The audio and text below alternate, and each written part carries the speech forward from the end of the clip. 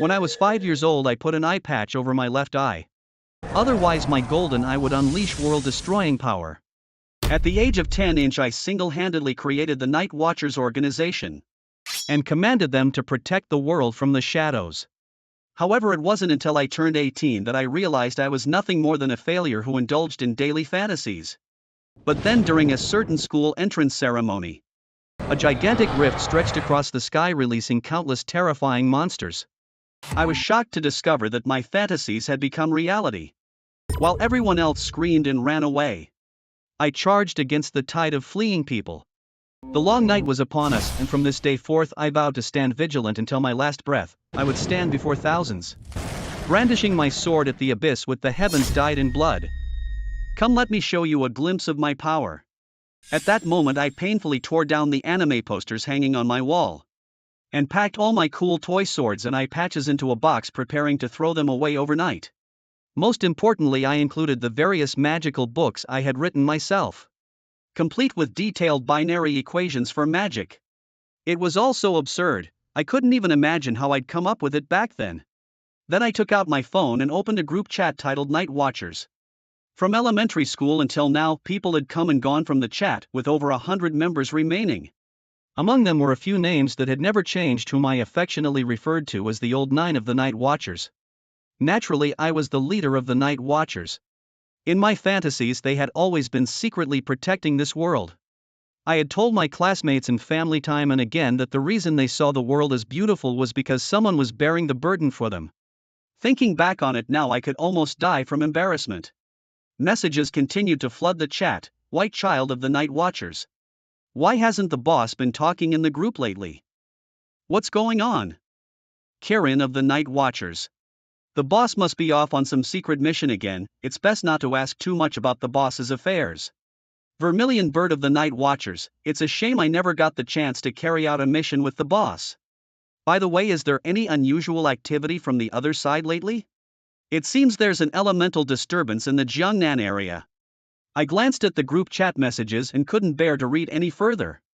I opened the management interface where a dissolve group button appeared. Just as I was about to press it with determination, the door suddenly swung open. A delicate young girl with a ponytail entered. Lu Jing, it's time to eat. She was my half-sister, who had awakened her S-level mage talent before the age of 16, in stark contrast to my mundane life. I had countless fantasies about awakening some incredible power, yet when I turned 16, no such awakening came. It was then that I began to gradually accept that I was just an ordinary person. Thanks to my sister Lu Shui's talents, I was able to attend a prestigious high school with her. In truth, I had no desire to attend such a school, even though I knew my grades might improve there. Relying on my sister's achievements felt like a blow to my pride. But that pride only existed in my imagination. After dinner, I returned to my room and gazed at the night sky outside the window. I had often fantasized about a beautiful girl kicking open my window and saying, "Hey kid, are you just going to sleep here? It's time for you to save the world." I once read a saying that the most significant growth in life begins with accepting your ordinariness.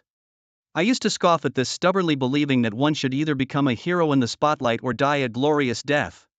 Being average was never an option, but now I suddenly understood that no matter how hard I tried, I would never become the protagonist under the spotlight. Even so, this world needs ordinary people. Otherwise, how would the protagonist stand out? The next morning, I went to Jiangnan High School with my sister Lu Shui. As expected, she attracted everyone's attention, while I, an unawakened ordinary person, remained unremarkable. I could already envision my future, attending a not-so-famous university, finding a decent job, getting married and having children. People would say I was lucky to have such a talented sister. And that wasn't so bad. The following week passed without much excitement. No beautiful girl threw herself at me, nor did any wealthy scion mock me, because they couldn't be bothered with someone like me. During that week, I got to know most of my classmates. The ones who left the deepest impressions were my deskmate Ma Jianyu, the red-haired Shin Chuiwei, and Tian Shiran, who was rumored to come from a wealthy family and was picked up every day by a Rolls-Royce. However, Tian Shiran once gave me a look of disdain, and I wasn't sure what I had done wrong. Ma Jianyu later explained that Tian Shiran had a bit of a princess complex and looked down on us unawakened students. This made me somewhat angry, so I didn't treat her kindly either.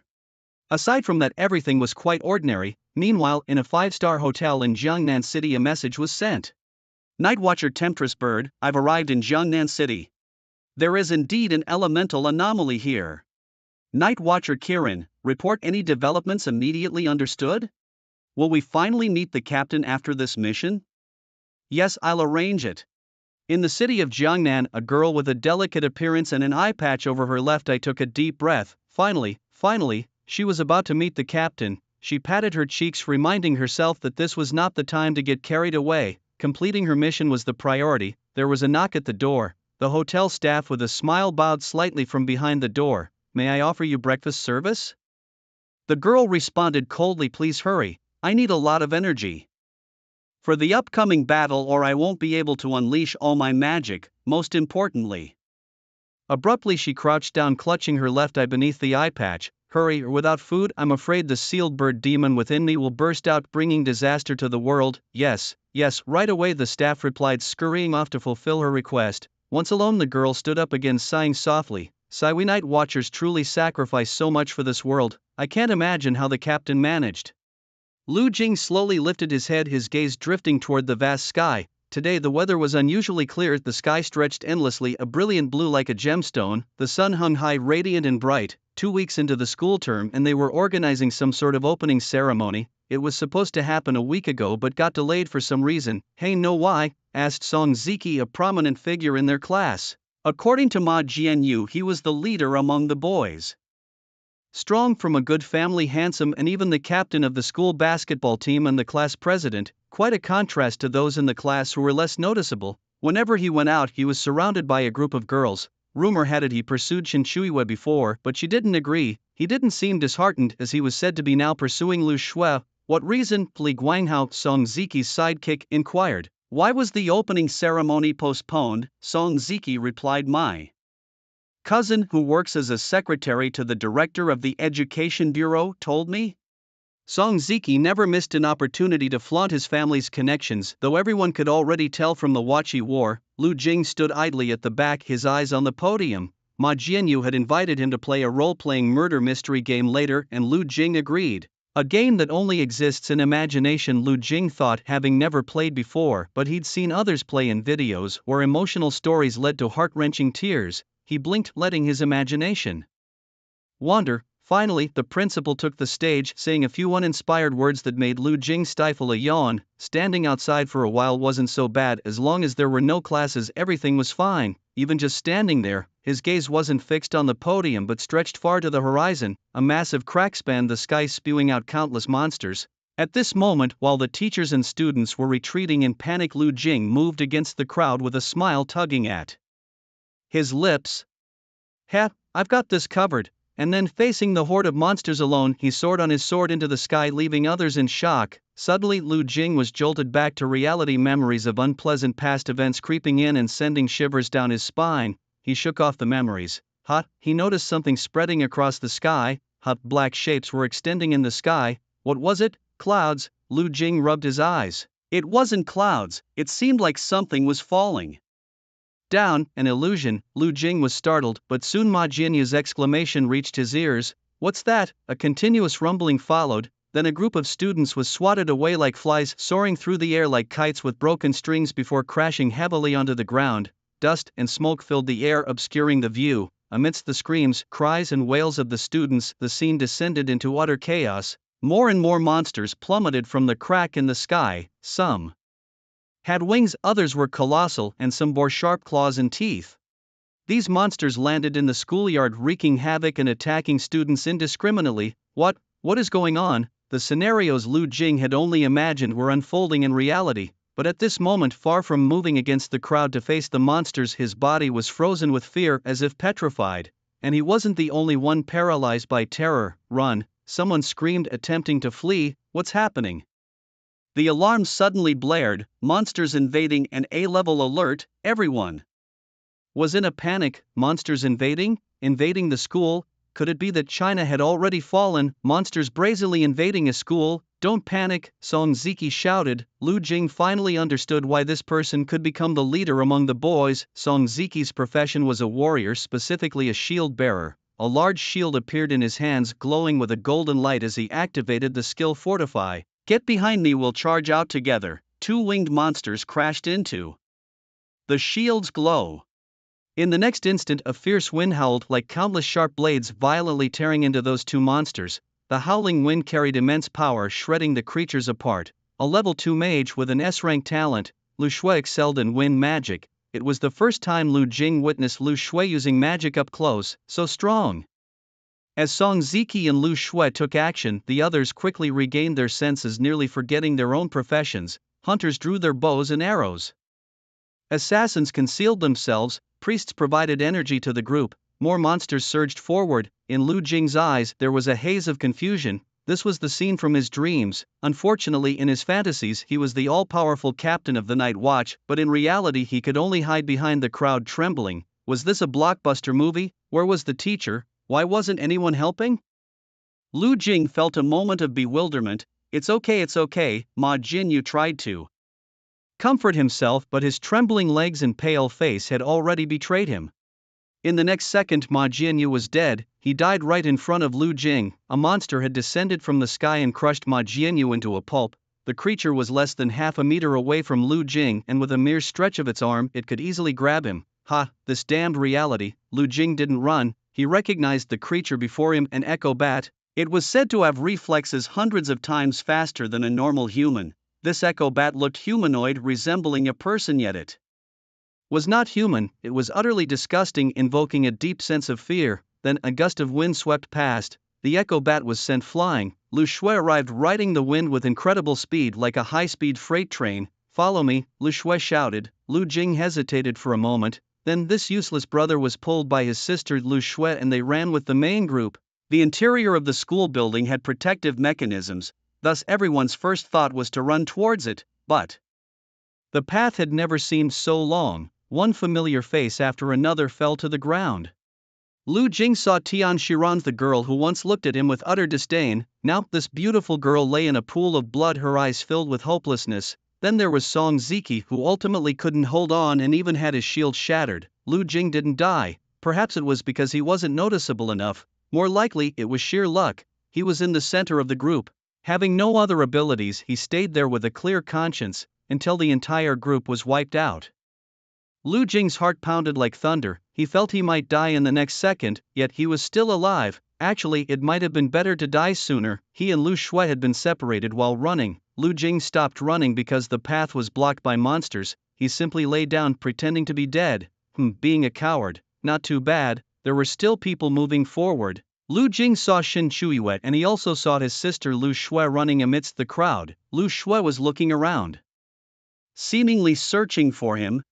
Lu Jing felt even more ashamed. Run, little sister, at least your brother won't be a burden to you. Brother, I am no hero, just a little loser who likes to daydream. Lu Jing suddenly felt pathetic. After living a fantasy life for over a decade immersed in his own world, he finally returned to a normal life only to face death so soon. How ridiculous. Even at death's door he couldn't be a hero. Yes, even at the end he couldn't. Magic depleted, Lu Shui looked at the monster before her and sighed silently. This was it. The warrior guarding her had been pierced through and she was next. Lu Shui cast a fleeting glance at the path to freedom, so close yet just out of reach. Her heart steeled with resolve. If escape was impossible, then self-destruction it must be. As a sorceress, she possessed a unique ability, the power to self-destruct using her own body as the ultimate weapon. Rising to her feet, Lu Shui made her decision. Even in death she refused to die without purpose. She would pave the way for others with her sacrifice. Standing tall, her figure exuded an aura of defiance as she pointed a single finger to the sky. Her gaze was fierce, a look that seemed to challenge the world itself. A powerful surge of energy erupted from within her, forming a vortex-like storm centered around her. The storm swept through the air, its howling winds echoing ominously. Nearby monsters felt the surge of unnatural power, their once ferocious eyes now filled with caution as they halted their attacks, warily observing their surroundings. Some let out low growls, a warning to their kin of the impending danger. The onlookers gazed in awe at Lu Shui, who had stepped forward so bravely. Or, are you trying to steal all the glory for yourself? Suddenly, a voice pierced through the tension. Lu Shue's movements faltered as she turned startled towards the source. It was Lu Jing standing amidst the heap of what seemed like fallen bodies. He raised his head slightly, spreading his fingers wide as he gazed at the sun. Today's sunshine is quite nice, perfect for stretching one's muscles. Well, let go of my sister. Attacking this school was the most foolish decision you've made. Don't you know who I am? Listen closely. I am the Night Watcher. The long night begins, and from now on I stand watch until death takes me. I shall stand before thousands wielding my blade against the abyss with the sky stained in blood. Lu Jing placed a hand on his forehead, a confident smirk playing on his lips. Come, let me show you all the power I possess, he declared passionately. Both monsters and the remaining survivors stood frozen, captivated by Lu Jing. Time seemed to pause, only Lu Shue seemed to grasp something, her mouth slightly agape. Brother, she whispered. As Lu Jing spoke, he stood with his back to Lu Shue and others, raising a little finger behind him. What? You're the sister I've never met, he teased. As my sister, you might be the unluckiest person in the world, he continued, recalling a time when little Lu Shue, barely reaching others' knees, looked up at him with wide, innocent eyes.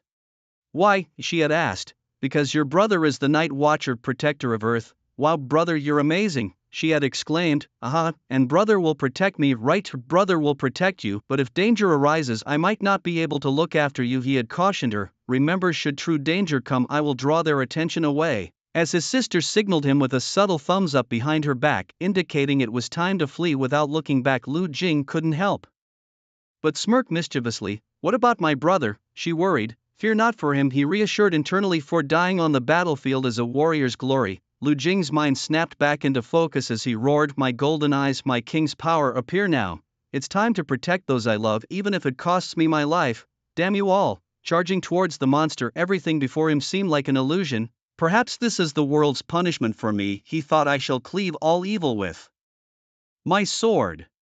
Do you think you can defeat me? Tremble, you ants. All things in this world are but a prologue, and I am its conclusion. Suddenly Lu Jing found a sense of peace. Indeed, only something fantastical suited him. He could never be just an ordinary person, so let me die gloriously, he mused. Run, my foolish sister. Let your useless older brother carve out a sliver of hope for you. At that moment 18-year-old Lu Jing seemed to see his 8-year-old self. They shouted in unison, Night Watchman Lu Jing reporting for duty. Danger, danger, the dungeon is collapsing. Unknown energy detected. Warning, warning, the dungeon is collapsing. Energy source detection failed. Energy data collection failed. Warning, warning, please evacuate immediately. Warning, system malfunction imminent. Boom, in the vast control room, a giant screen shattered into pieces. The teachers from the prestigious school, including the principal, were all stunned. It had collapsed. The expensive simulation they had set up was completely destroyed.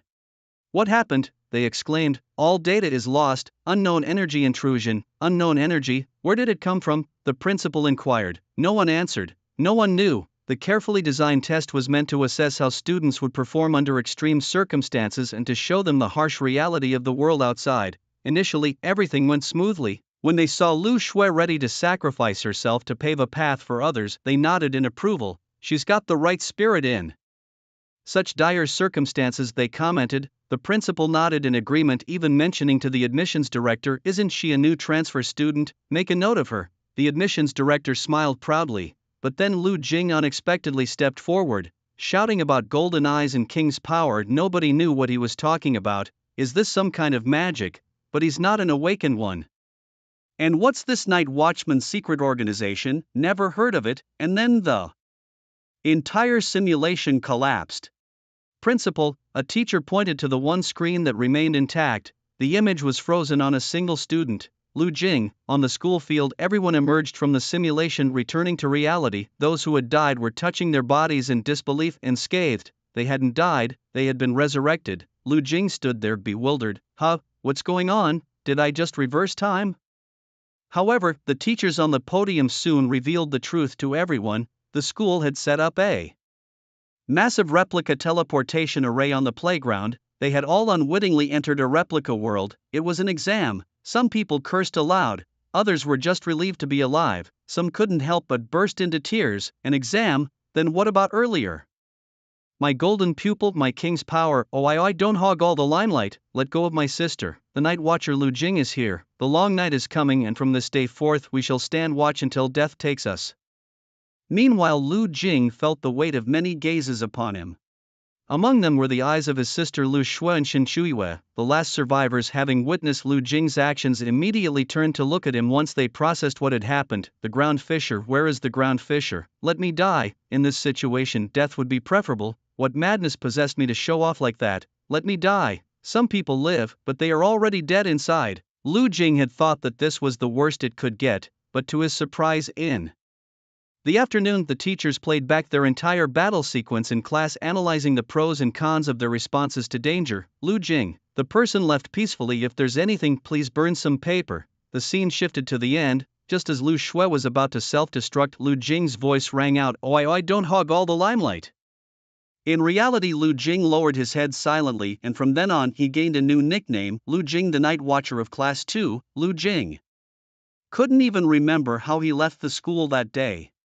He only recalled the wind being particularly noisy and the cherry blossom trees on both sides shedding their petals. Lu Shui walked ahead, turning back to look at him. What's wrong with you? You've been down all day. What do you think? At this moment Lu Jing felt lifeless. You used to be like this often. It's not the first time, Lu Shui said. Now, it's different. Lu Jing hung his head like a walking corpse, wondering if he could go home and tell his dad he wanted to quit school. Dad would break your legs, Lu Shui said calmly. Yeah, and transferring would be impossible too. Lu Jing was utterly desperate, chuckling bitterly, wishing he could leave this world. Lu Shui turned her head back. Silly brother, you were really cool today. Her voice was soft, drowned out by a passing bus. Lu Jing heard nothing. Back home he skipped dinner and lay in his room. Was he going to become a freak and outcast again? Who knew it was an exam? Damn it, he even believed it was real. How would he face his classmates tomorrow? Forget it. Lu Jing banged his head against the wall violently, trying to erase his memories this way. Yes, as long as he remembered nothing it would be fine. On the other side of the wall, it was a pink room. Lu Shui leaned against the wall, her delicate feet gently swinging. Should she wear tights tomorrow? She noticed many girls wore them and thought they looked pretty, but somehow they seemed a bit suggestive. Maybe she should ask her brother for his opinion. He always liked girls in tights. Thud thud, Lu Shui heard a sound against the wall. Since childhood, her brother's room always emitted strange noises. Either he was chanting spells, blasting loud music, or making odd movements, and the walls weren't exactly soundproof. Lu Jing tossed and turned but finally fell asleep around 1 a.m. Lu Jing wasn't sure when he woke up. It seemed like he had heard a noise, and when he turned his head he saw a silhouette at the window. Lu Jing had the habit of not drawing the curtains because he wanted to absorb the essence of the moon to replenish his magic.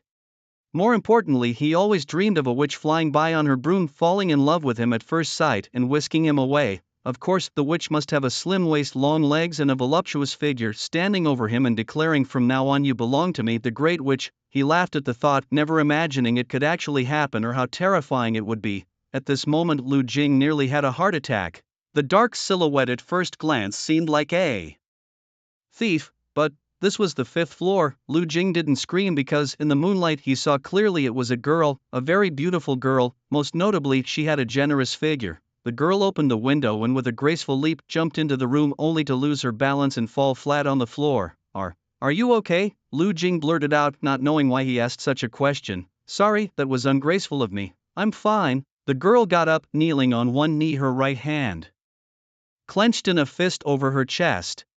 Night Watcher Gu Huanyao reporting to Captain. Lu Jing was silent for a moment. You just said your name was Night Watcher Gu Huanyao. Gu Huanyao. Lu Jing didn't recall this name, but he did use names from ancient texts like the Shanhai Jing when he named things.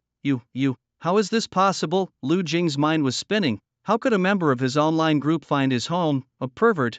No, she didn't look like a pervert. If anyone was a pervert, it would be him. For thinking so, how did you find my house? How did you know I was here? The girl smiled faintly. I happened to detect an element disturbance while you were undergoing a trial at a nearby high school, and in your effort to protect your sister you inadvertently revealed your true identity. I followed you here, hoping you would forgive my intrusion. So that's how it was. Wait, what on earth is an elemental turbulence? The girl explained. The 5 elements, metal, wood, water, fire, and earth, sometimes experience turbulence when 2 or 3 elements get mixed, creating elemental turbulence. Could it be that everything is real? Lu Jing's mouth dropped open, caught between bewilderment and excitement. He plopped down on the bed and slapped himself. Ouch, not dreaming. Wait, could this be some sort of test again? Lu Jing was still haunted by his last experience, but then again he thought surely they wouldn't chase him all the way to his home for a test. The girl looked up at Lu Jing with eyes full of admiration. Wait a minute. Lu Jing noticed something odd. What's with the eye patch over your left eye? He asked. My left eye is a golden eye. It's not something I show to others lightly, the girl replied. Lu Jing thought to himself, is this some kind of delusional fantasy? He recalled some unpleasant memories. Those who are unworthy can't witness my golden eye, but for someone like you, Captain, it's different. As she spoke, the girl slowly removed her eye patch. My golden eye is nothing in front of you, Captain. Excuse my rudeness. Lu Jing leaned back slightly, staring at the girl's left eye in shock. Gold, it was truly golden. His expression changed dramatically. The girl smiled smugly. So Captain, does my golden eye catch your interest? Is it all real, not just my imagination? Lu Jing leaned in to get a closer look at the golden eye he had dreamed of, so close. He didn't notice the girl blushing, her heartbeat quickening, being this close to the captain. Is this really okay? Lu Jing's frown deepened. Wait, this isn't just a colored contact lens, is it? Ouch. What are you doing? The girl clutched her head, crouching down with a pout. Lu Jing, irritated, asked, who exactly are you? Why did you break into my house in the middle of the night? Night Watcher Gu Huanyao. Ouch, it hurts. Honestly, Captain, I really am a night watcher. Let me show you my ID. The girl took out her phone and opened a group chat. Lu Jing started dialing. The police number is 11. Captain, please don't call the police. Night Watcher matters should be resolved internally. Lu Jing replied calmly, your real identity? A student, that's my hidden identity. Oh, so you really are a student. Name, Lin Mo. Which Mo? The Mo from Mutual Support in Adversity. Lin Mo smiled and shook her head, but that's just a cover too. Outsiders call me the king of the new generation, the coldest enforcer, the ace of the execution department. Ouch, you hit me again. So you're a student at High? Lin Mo replied, no. To be precise, starting tomorrow I will be. I'm here as a transfer student to complete a mission for my organization. So she's a transfer student. Lu Jing finally understood everything. Now get out of my house. Captain, can we talk a bit more? Out, or I'll call the police. Captain, Lin Mo pleaded. Out. Lin Mo had no choice but to step outside the window. Only then did Lu Jing realize she had used a rope to climb down from the rooftop to the 5th floor. That's so dangerous. Lu Jing was startled and quickly pulled her back inside. Are you an awakened? Lu Jing asked with unease. If it were an awakened, that would be a different story altogether. As a night watcher, how could I possibly be one of the awakened? The awakened are slaves to foreign deities, while we night watchers represent the gods of Huaxia. Lin Mo recited Lu Jing's past words with righteous conviction. Lu Jing just wanted to cover his ears. So she's like me and non-awakened. Lu Jing felt this was incredibly dangerous. Had he done something wrong? What if Lin Mo fell from the building today? Is there really someone more foolish than me in this world? And in the middle of the night too. She's a girl, and such a beautiful one at that. Although Huaxia's security is top-notch, you never know what might happen. Where do you live? I'll take you home, Lu Jing offered helplessly. At this hour the streets were nearly devoid of pedestrians, though there were plenty of vehicles on the road. Lu Jing considered hailing a cab for Lin Mo, but then remembered stories of late-night murderers disguised as taxi drivers. So reluctantly he got into a cab with her. Captain, what's my next mission? Lu Jing. Keep your voice down. Oh, I get it, stealth mode. After all, the outer demons are always watching us. Why do you keep hitting me? Soon the taxi arrived at their destination. As Lu Jing got out, he was greeted by the sight of a hotel. Lu Jing hadn't been in Jiangnan for long and wasn't familiar with the area. When Lin Mo mentioned the place earlier, he hadn't expected it to be a hotel, and not a small one either. It was a grand, luxurious hotel. How many stars is this? The night watcher Gu Huanyao returns home, Lin Mo said, clenching her right fist over her chest. Lu Jing paused. You live here? I'm staying here temporarily. It's my base for now. Night watchers can't have fixed locations. Otherwise, it's easy for enemies to ambush us. So she's a rich second generation. But are they always this foolish? Lu Jing didn't dwell on it. All right, you go on in. I'm off to bed, Captain. Aren't you coming in for a bit?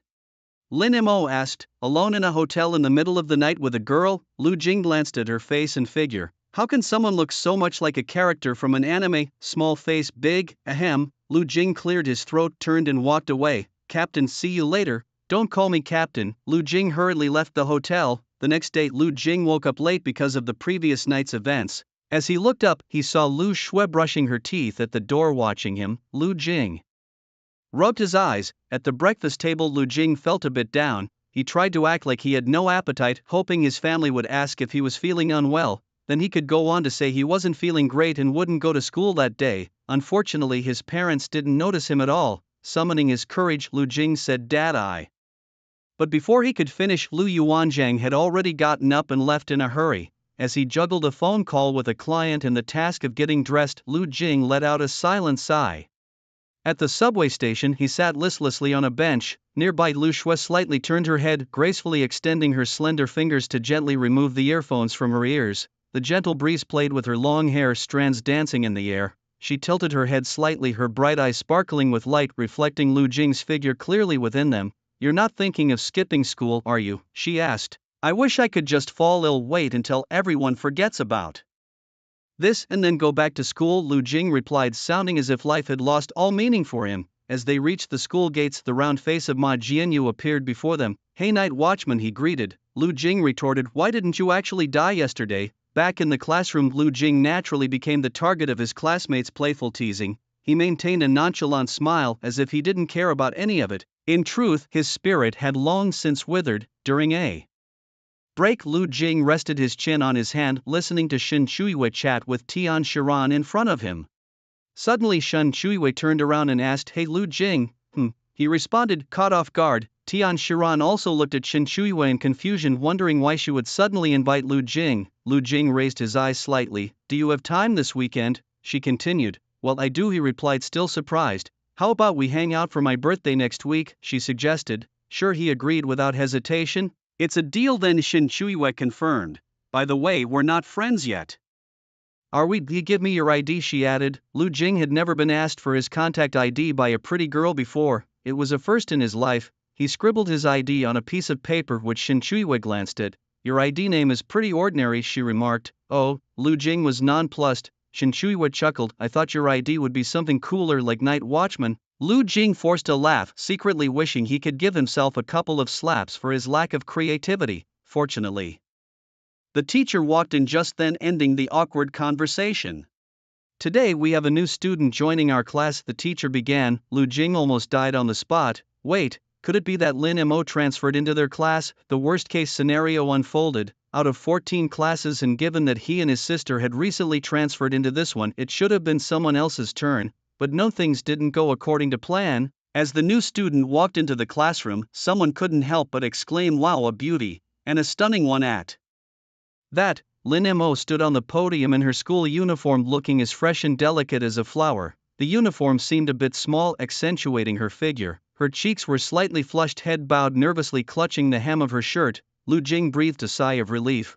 Oh, it turned out to be just a shy girl who didn't dare speak in front of a crowd. He had worried for nothing. "Lin Mo, don't be nervous, introduce yourself to everyone," the teacher gently encouraged. Hello everyone.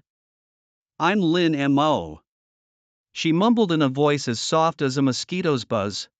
"Louder, your classmates can't hear you," someone prompted. "Yeah, speak up," another chimed in. There was a commotion below. The more nervous the beautiful girl became, the more excited these troublemakers got. "My name is Lin Mo," she said. "Which Mo?" someone shouted loudly. "It's the Mo and Lin Mo," she replied. "Are you an awakened?" Upon hearing this, Lin Mo's eyes suddenly turned resolute and she slowly lifted her head. "Lin Mo, non-awakened. Please do not tarnish my pure bloodline with the word awakened. I am the Night Watcher, codename Gu Huanyao. I inherit the will of the Chinese gods, bearing the mission to overturn the heavens. Under the dark night sky, like a brilliant star, I shine with endless light. My figure shuttles through time and space, engaging in fierce battles with evil forces. Every strike is a defense of justice, every move showcasing the power and majesty of the Chinese deities. With fearless courage and unwavering faith, I guard the peace and tranquility of the world." Lin Mo clenched her right hand into a fist and struck her chest. "The long night is coming. From now on we keep watch until death. I must stand before millions wielding my sword against the abyss, blood-stained skies." Lu Jing silently bowed his head, praying in his heart, "Don't recognize me, don't recognize me. I'm willing to trade 10 years of my life, Alright Lin Mo, your seat is over there. The teacher, having experienced many storms in life, quickly regained composure. Lin Mo descended from the podium. Lu Jing turned his head away. Don't recognize me, don't recognize me. Suddenly Lu Jing instinctively turned his head. Lin Mo collapsed beside him, clutching her chest with a pained expression. Lin Mo. The teacher was startled, thinking she was having a medical episode. Others nearby were about to help Lin Mo up when she waved her hand. Don't come near, danger, danger, what danger, she exclaimed. The Gu Wen Yao within me is crying out, what's happening? I had clearly suppressed it. There's something around here, some power that made the Gu Wen Yao sense it resonating. This power, I can't hold on. No, if the Gu Wen Yao emerges, humanity will suffer a catastrophe. Lin Mo covered her left eye, looking at Lu Jing with her right. It's you. I didn't expect to meet you here. Night Watcher Gu Wen Yao reporting to Captain. Lin Mo knelt on one knee, fist pressed to her chest. Lu Jing gazed out the window. What is life for, really? Sometimes death is a form of release. The bell rang. Captain, do you have any orders? No, just carry on with whatever you were doing. Lu Jing waved his hand. Does the captain need a drink? No. Coffee? No. Alright, then I'll go get water for the captain. Lu Jing was exasperated. I said no. Lin Mo scampered off happily. Lu Jing lay his head on the desk. My normal school life, it's been utterly destroyed. Lu Jing, do you know that beautiful girl? Ma Jianyu asked curiously. Not only Ma Jianyu, but everyone around also turned their gaze in that direction. I don't know her, but she said exactly the same lines as you, Shin Shuiwei remarked. Lu Jing remained silent. She's really pretty, but her behavior is a bit odd, someone commented. Lu Jing thought to himself, that's not just a bit odd, it's extremely strange. At that moment Lu Jing finally understood how others must have felt when they looked at him in the past. Hey, are you two online friends by any chance? Song Zhe asked curiously. Lu Jing responded vaguely, her shoes and watch aren't. Sheep Tian Shiran, who was the class's fashion representative and knew brands inside out, pointed out. Lu Jing had nothing to add, so he turned his head towards the window. That afternoon, their grade had classes cancelled. Everyone was taken to have their bodies examined, leaving them bewildered. Why suddenly check their bodies? Lu Jing was first laid flat and sent into a machine, then he stood in a circle for a full body scan. After that, they took a blood sample. The entire process took over half an hour. Lu Jing stepped out of the examination area, put his clothes back on, looking puzzled. At this rate, with so many people in the school, it would take a day or two to complete. But when he returned, he found his classmates had already finished their examinations. Why are you so slow? Ma Jianyu asked. I don't know, Lu Jing replied. How did you guys finish so quickly? Just a blood test and a quick scan. Then why did I have to go through so much? Lu Jing wondered. The lab results were already in. Blood test normal, body scan normal, energy scan normal, skeletal scan normal. The principal quickly received Lu Jing's personal information. His family's background was checked, with 3 generations on both paternal and maternal sides being ordinary people. After Lu Jing's father Lu Yuanjing divorced his mother, he married his current wife Gong Liang, and they had a daughter Lu Shui. Lu Jing lived with his mother until she passed away when he was 8, then he moved in with his father, stepmother and sister Lu Shui. His sister was discovered to have awakened at 15 with an S-rank talent, a mage. However, Lu Jing showed no signs of awakening even at 16, and this continued until he was 18. According to his former classmates and teachers, Lu Jing was a peculiar person. He liked to think about ethereal things and often quoted lines from anime and novels in dungeons. The principal nodded thoughtfully. So did we investigate in the wrong direction? It seems so, one of the staff members replied. The systems department is investigating the source of an unknown energy. It appeared once and disappeared without a trace. Now it seems likely that there was an error in the dungeon. Perhaps, the principal mused. Captain, wait for me. After school, Lu Jing planned to sneak away, but he couldn't evade Lin Mo. Lu Shui glanced back at Lin Mo. Ignore her, Lu Jing said. How do you even know her? Lu Shui asked. It's a long story, a fateful entanglement, Lu Jing replied helplessly. Captain, Lin Mo panted as she caught up. You truly live up to the title of captain, using the time law perhaps? It seemed like she was moving slowly, but in reality she was quite swift. It's just that you're too slow, Lu Shui remarked. Oh, Lin Mo looked up at Lu Shui, her eyes glinting with defiance. A mere awakened one dares to boast so arrogantly. Lu Shui raised an eyebrow, intrigued. What, merely an awakened one? Oh, things are getting interesting. Lin Mo took a step back, fixing her gaze on Lu Shui. Are you thinking of sparring with me?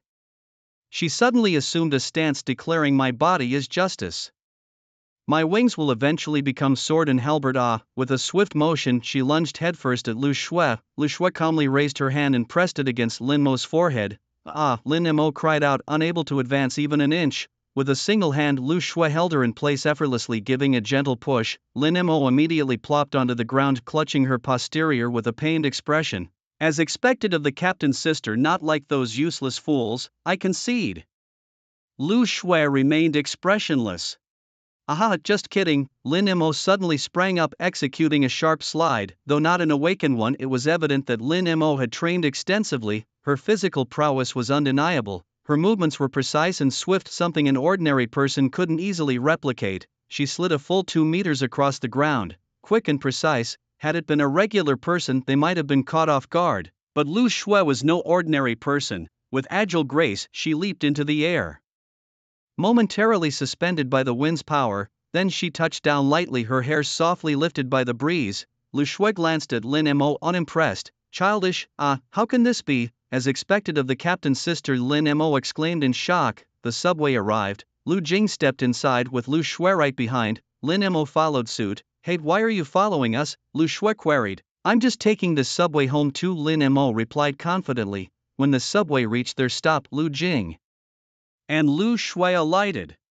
Once more Lin Mo trailed behind. As they reached their doorstep, Lin Mo asked, Captain, may I take a good look around your house? I was in such a rush yesterday that I didn't get a chance. Yesterday? Lu Shui frowned, glancing at Lu Jing. He sighed. No, you can't. Go back to where you came from, Captain, Lin Mo insisted. Also stop calling me Captain. Captain, she repeated, seemingly struck by a thought. In that case, I'll just move next door to the captain's house so I can see you every day. Lu Jing didn't respond to her antics, though he felt a bit uneasy inside. This young girl seemed quite wealthy. After all, would an ordinary person stay in such a high-end hotel? Coincidentally, as they were going upstairs, they encountered the neighbors across the hall, an elderly couple. Lu Jing casually asked, how long have you been living here? Oh, it's been years, nearly 20, they replied warmly. 20 years?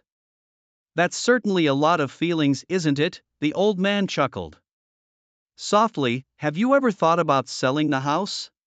Sell the house? The old man scoffed. I'd sell myself before I sell the house. Exactly, this house is like a companion. The longer you live in it, the more attached you become. His wife chimed in agreement. Besides, we the old couple are not short of money. We plan to live here for the rest of our lives. The old man added, I despise those who are blinded by money and would do anything for it. Only then did Lu Jing nod in relief. That evening Lu Jing saw the elderly couple with bright smiles on their faces following the moving company as they left this place for good. Very well, quite principled. Knock knock, Lin Mo. I'm the neighbor from across the hall. Lu Yuanjing sat in the living room puffing away on his cigarette. Gong Liang perked up her ears, listening intently to the sounds inside, her face full of curiosity. It was the first time since childhood that a friend of Lu Jing had come to their home, and even entered Lu Jing's room. Swear, what's going on? I don't know.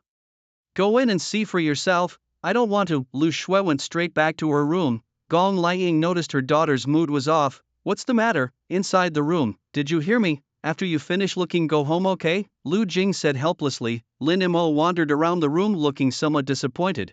Captain, have you hidden all your good stuff? I haven't. Lu Jing felt a bit guilty. I've found it.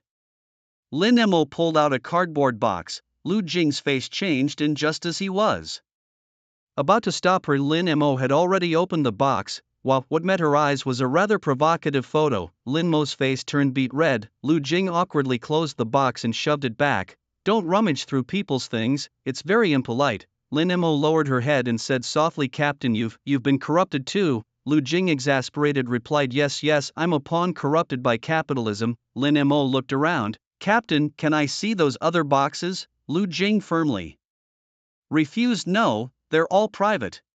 Now go home immediately. Captain, what about my next task? There's no task, just hurry home. Captain, Lin Mo pouted, looking so adorably mischievous it was almost against the rules. Lu Jing took a deep breath. All right, I'll give you a task now. What is it? What is it? Lin Mo asked excitedly. Remember to hide your identity in the future. Don't tell everyone I'm the captain of the night watch, understood?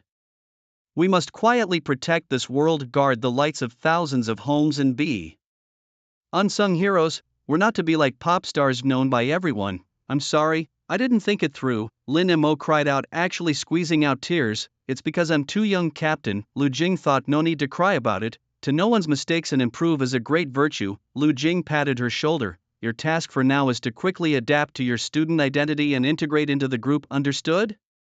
Do I have to mingle with those ordinary people, though it's difficult, but?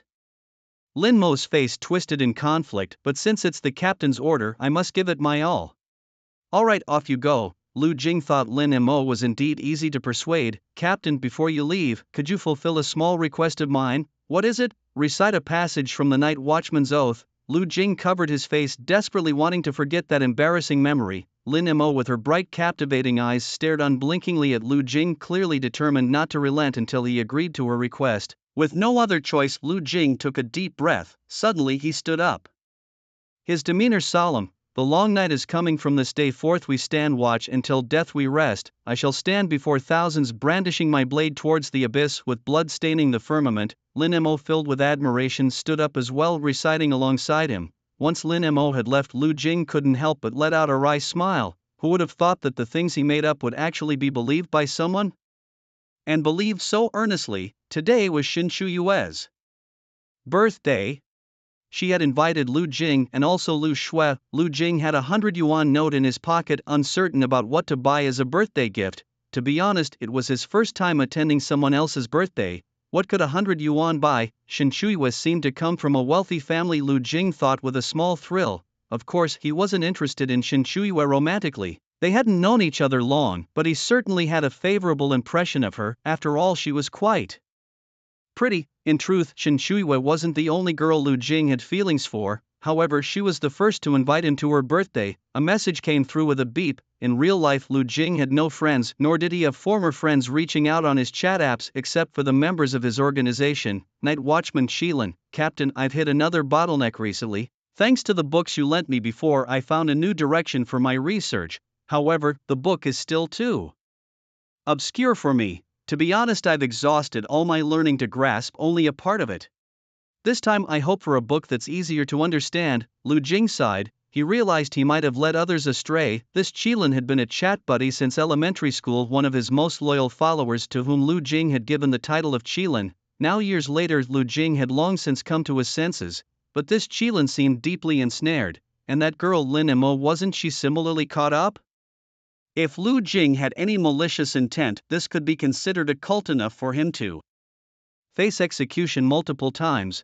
Will I not end up in hell after I die? Lu Jing murmured to himself. He really wanted to tell Qilin the truth, that all of it was fake. The books he showed him were made up, and those ancient texts, they were just his fabrications. What a chronicle it is. Sometimes Lu Jing truly admires the imagination and perseverance he had back then. He had written thick volumes, adding up to over 1 million words, complete with a path to divinity. Of course, since Lu Jing himself hadn't awakened, he disdained dividing into warriors or mage professions, instead crafting an entirely new system of his own. He used various mythical creatures from the classic of mountains and seas as prototypes. For instance, Lin Mo's Gu Huanyao. As recorded in the classic of mountains and seas, the Gu Huanyao, also known as the Night Wandering Maiden, was a heavenly emperor's maiden or ghost bird. It could absorb human souls, residing in phosphorescent, bright places. Gu Huanyaos often appeared at night. Clad in feathers, they became birds. Without them, they transformed into women. Lin Mo had inherited the legacy of the Gu Huanyao. This bestowed her with significant enhancements in power, life, and speed. Unlike awakened beings who needed spirit crystals, potions, and enlightenment to level up, in Lu Jing's setting, inheritors of these mythical creatures had to ignite their genetic spectrum, seek inheritance items, and search for ancient texts. At this moment, faced with the Qilin's inquiry, Lu Jing chose a cold approach, simply not responding. He walked into the subway station. Tap, tap, tap. Lu Jing suddenly frowned.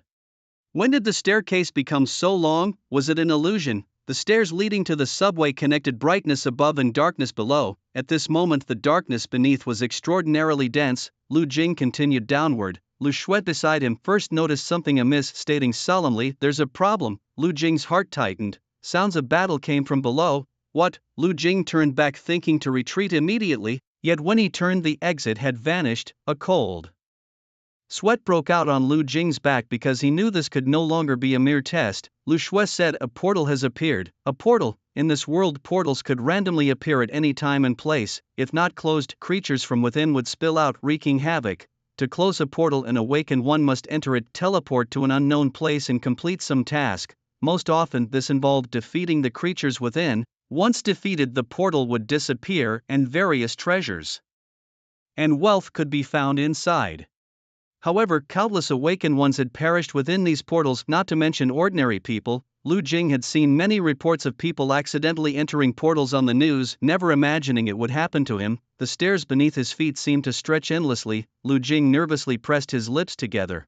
What to do now? Lu Shui said, once inside, unless the creatures are eliminated, there's no way out. Having participated in some low-level portal trials and being an awakened one herself, Lu Shui was naturally less flustered than Lu Jing. He twitched slightly at the corner of his mouth. Sounds of battle echoed below. Someone seems to have worse luck than us and is already engaged. Lu Shui quickened her pace. Wait for me, Lu Jing hurriedly followed. Hey, aren't you a mage who knows large-scale combat spells? I'm a life mage. In the subway station at this very moment, a massive white wolf appeared before the crowd. Several awakened individuals were taking turns attacking it. In the corners, dozens of ordinary people were trembling with fear. It was evident that these awakened ones had formed a makeshift team, likely stumbling into this place by accident. Bang! A warrior wielding a warhammer clad in cheap armor attempted to land a blow on the white wolf. However, the wolf easily dodged, retaliating with a swipe that sent the warrior flying. Thankfully, the warrior was resilient, able to withstand the hit. Had it been another profession, they might not have been so fortunate. If not dead, then certainly crippled. It's too fast. Is there an assassin? Someone shouted, but no one could pin it down, and the archer's attacks were all in vain. There was only one college student who was an assassin, but he was already out of commission, unable to keep up with the white wolf's speed. A man draped in a blue robe gripping a spear scanned the area behind him, noticing numerous ordinary people hiding in various spots. He cursed loudly. How did so many ordinary people get in here? The number of people who could enter a portal typically depended on the strength of the monsters within. Once too many people entered, the portal would automatically close, reopening only once those inside were all dead. Hence, the man's frustration at the sight of so many useless individuals. This must be a large portal to accommodate such a crowd, indicating the formidable nature of the monsters within. We can't hold on any longer, the spear-wielding man shouted. Priest, heal, I'll distract it. Warriors, look for an opportunity. We can't keep dragging this out. Being the strongest among them, he naturally took command. Just as he finished speaking, a flash of white light appeared before him. Not good, he thought, alarmed, as he quickly rolled to the side, thrusting his spear forward. Sure enough, the white wolf appeared right in front of him. Claws clashed with the spear, and he used the momentum to roll backward. His reaction was swift, but the wolf was even faster. This is it, he thought, knowing that if the claw struck, he would surely die. But just then, a breeze seemed to envelop him, carrying a magical essence. The spear wielder felt the wind beneath his feet, leaping backward with its aid. Not only did he dodge the attack, but he also raised his spear high, piercing the white wolf's left eye. Nice shot, he thought, quickly putting distance between himself and the beast, glancing toward the mage who had just intervened. Thank you, he nodded. Let's take it down together, Lu Shui said calmly. The white wolf, enraged by the injury to its eye, roared with a thunderous sound that echoed like a storm. As it moved, its claws traced arcs through the air, accompanied by a fierce wind. The concrete and steel pillars, once so sturdy, now seemed fragile under the wolf's assault. In an instant, the pillars were severed, sending debris flying everywhere like raindrops. The rubble, imbued with tremendous force, crashed into the surrounding walls and ground, leaving deep marks in its wake. Originally, Lu Jing, like everyone else, was hiding far away at the corner. However, this corner was evidently not safe, as it was a dead end. If the white wolf charged directly there would be no room for maneuver. Thus he cleverly concealed himself behind a pillar. As he watched the stones fly, he quickly ducked his head. Not far away, two young children were running toward him. They had been hiding elsewhere, but somehow as the white wolf fought, it came closer and closer to them. Amidst the thick smoke, a stone flew toward them. This feels like something straight out of a novel, he thought. If something's going to happen, could it not happen right in front of me? Lu Jing had no desire to play the hero. He considered himself a bit of a coward. When danger arose, he preferred to hide quietly, hoping that even if someone was killed, he could comfort himself by thinking that his help would have been worthless. After all, he was just a useless person, and his intervention would have been a waste of life. So better not to trouble the heroes. But Right in front of him there were two children and a flying stone. In that moment of hesitation, Lu Jing didn't know what he was thinking or what decision he had made. His body instinctively lunged forward, arms outstretched, tackling the two children to the ground, and then he regretted it. Why was he trying to be a hero? The stone grazed his back with a sharp hiss, causing Lu Jing to draw in a sharp breath. The tip of the stone left a red mark on his back. He was fortunate, indeed. Nearby, Jianta snorted coldly. Non-awakened ones are useless, can't even dodge a stone this small. Lu Jing glanced at him, feeling a surge of anger but lacked even the courage to express it. Out in the world, it's best not to cause trouble, especially at times like these. You wouldn't even know how you died. Lu Jing stood up, pulling the two children along, intending to find a safer place to hide once more. The greatness of humanity is the greatness of courage, a gentle voice suddenly remarked. The song of humanity is the song of courage, in a critical moment. Without hesitation, he had set aside his own safety to save two helpless children. Even though he was not an awakened 1-inch, the noble qualities he displayed were admirable. At this moment, a quiet voice spoke. It belonged to an elderly man wearing a hat whose steps were steady and powerful, as if time had left little trace on him. The light fell upon him, illuminating his silver hair, which shimmered with a unique charm. This silver hair did not make him appear old. Rather, it added an extraordinary coolness to his demeanor. His eyes were deep and sharp, revealing a wisdom and determination forged through years of experience. Jianta paused, resignedly saying, "Another non-awakened has come in." He couldn't detect any of the aura that would suggest this newcomer was an awakened one, even though there are distinctions in strength among awakened individuals. Yet, the moment they met, even in the vast sea of people, they could unmistakably sense that the other was an awakened one. The old man, rather than showing anger, offered a faint smile. What of being an awakened 1-inch or not being one?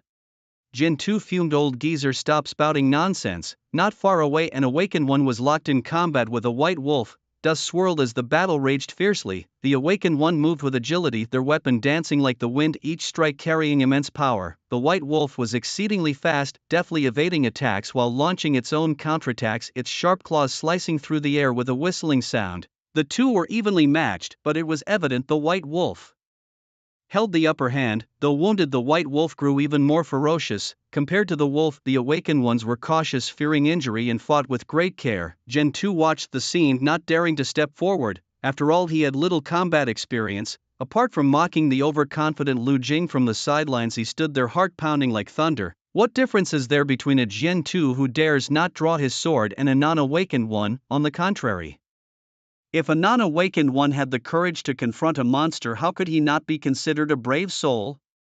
Unbeknownst to him, the old man had stood before him. Jin 2 was startled and lifted his foot to kick. "You old man courting death." The old man casually sidestepped the kick, effortlessly snatching the long sword from Jin 2's hand. He glanced at the white wolf not far away. This world is not just for the awakened ones. Those who fight for humanity are not limited to them. The old man was tall and imposing, clad in a loose robe that could not hide the solid muscles bulging on his arms. His face was kind yet solemn, and at that moment a sharp glint shot from his eyes. He raised his hand, took a step forward, the movement seamless and natural. The long sword in his hand was hurled forward, the blade gleaming like lightning as it sliced through the air. Buzz! The sword traced an arc through the sky, emitting a crisp ringing sound. With the sword's flight, a powerful aura surged from the old man. Almost instantly, a scream pierced the air. The sword struck the white wolf directly on the forehead, piercing the third eye that had remained hidden.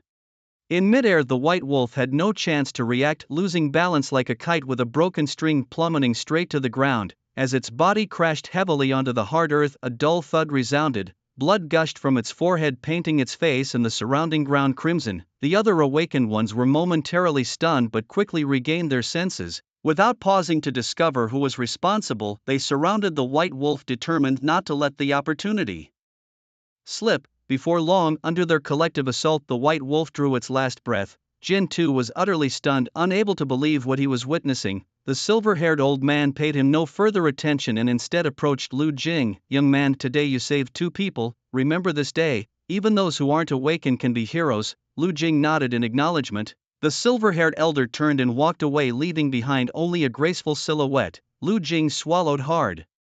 He had only seen such scenes in anime before, scenes he had often fantasized about. As an unparalleled master, he was mocked and underestimated, but he didn't care. he would casually solve the problems that no one else could and leave amidst the astonished gazes of others. How cool was that? Once the awakened ones snapped back to their senses, they looked around trying to find out who had delivered that fatal blow. But by then the silver-haired old man had already left, leaving Jian Tu standing there like a statue. After the white wolf was defeated, the group divided the treasures and items from the portal and left the subway. As they emerged from the station, a sudden rumble filled the air, followed by a speeding train. The windows reflected the surrounding scene, accompanied by a gust of powerful air and noise. Everyone breathed a collective sigh of relief. The two children Lu Jing had saved approached him. One offered his card and the other his favorite Ultraman toy. To them, these must have been their most treasured possessions. Lu Jing smiled, thinking how wonderful it felt to be a hero. "Thank you, uncle," they said, then ran off. "Hey, you two, stop right there," Lu Jing called. "Who are you calling uncle, you little brats?" Lu Shui glanced at Lu Jing's back. "Do you need to go to the hospital? A minor injury won't keep me off the front lines," Lu Jing replied. "Don't do such dangerous things again," Lu Shui insisted. "It was instinct to save them. I won't do it next time." "It's too risky," Lu Jing mumbled, still touching his back as if reliving the fear. Lu Shui lowered her head slightly and whispered, "You do it again because you're a fool, big brother." "Huh? What did you call me? Go to hell." The silver-haired old man stepped out of the subway, noting how noisy the wind was today. He took off his hat, basking in the sunlight. He glanced at his phone, but the anticipated message hadn't arrived. He sighed softly. Did the captain think him too foolish? Probably. The captain had such high expectations for him and had even entrusted him with a complete manuscript, yet he remained so clumsy. In the end, it was the captain's work that was too profound and obscure, utterly beyond his comprehension. Sighing again, the silver-haired man thought of his title, Qilin, bestowed upon him by the captain. 12 years ago, Qilin was just a retired soldier. He had survived countless wars, giving his all as a non-awakened person. He lost an arm but gained the title of hero. Originally, he thought the days ahead would be filled with tea and card games. From time to time he would reach out to his old comrades, reminiscing about the youthful days gone by. Ultimately, he thought he would live out his days peacefully. However, a routine health checkup revealed he had less than 3 months to live. Qilin felt that his life was coming to an end, but an unexpected online encounter changed everything. He stumbled upon an organization called the Night Watchers, a gateway to another world, a realm for those without awakened abilities, known as the Inheritors. Under the captain's guidance, he successfully received the Qilin inheritance, unlocking his genetic potential and searching for the Qilin's legacy. He diligently assisted the captain in all endeavors, yet to his dismay, for the past 6 months, the captain had rarely spoken within the organization nor assigned any missions or guided them in seeking the inheritance. As a result, the group nearly ceased recruiting newcomers, for without the captain no one knew how to obtain the inheritance. Thankfully, under the leadership of Qilin and other veterans, the organization did not stagnate. They speculated that the captain might be planning something significant, something that required such lengthy preparation. Unfortunately, the captain had not contacted them. Even his online presence had dwindled, with no updates on his social media or changes to his profile. Qilin longed to know the captain's situation, but neither he nor anyone else in the organization had much insight into the captain's life. Qilin pulled his thoughts back to the present, glancing at the sky. Storm clouds gathered, signaling impending rain. Unhurriedly he reached into his seemingly bottomless pocket as if venturing into another world. His fingers brushed against a mysterious object, which he slowly withdrew, a golden pocket watch. The watch possessed an irresistible allure, with its surface adorned with intricate gold trim and the dial etched in exquisite patterns and numbers, the hands moving with graceful elegance. It was like a precious piece of art, every detail showcasing unparalleled luxury and craftsmanship. Suddenly the rain poured down in a deafening roar, as if the sky had torn open, unleashing a waterfall upon the earth. With a soft click, Qilin stopped the pocket watch. The area around him seemed to have been enchanted with time. Hitting the pause button, the cascading raindrops froze mid-air like a breathtaking painting, stunningly beautiful. Wherever Qilin went, time would freeze in place. If you're reading this letter, I should already be dead. My name is Li Hu, this is my story. I am a follower of decay. Yes, we are called decay, though outsiders often label us as a cult, a term we reject. Those who awaken to the belief in decay unlock a unique ability. Their bodies decay, but with each degree of decay, their power grows stronger. Hence, they call us a cult and our deity of decay a heretic god. 5 years ago, the Decay organization discovered an extremely secretive force. as the cardinal of the Jiangnan branch. After 3 years of effort, I finally infiltrated this organization. This secretive organization is called the Night Watchers.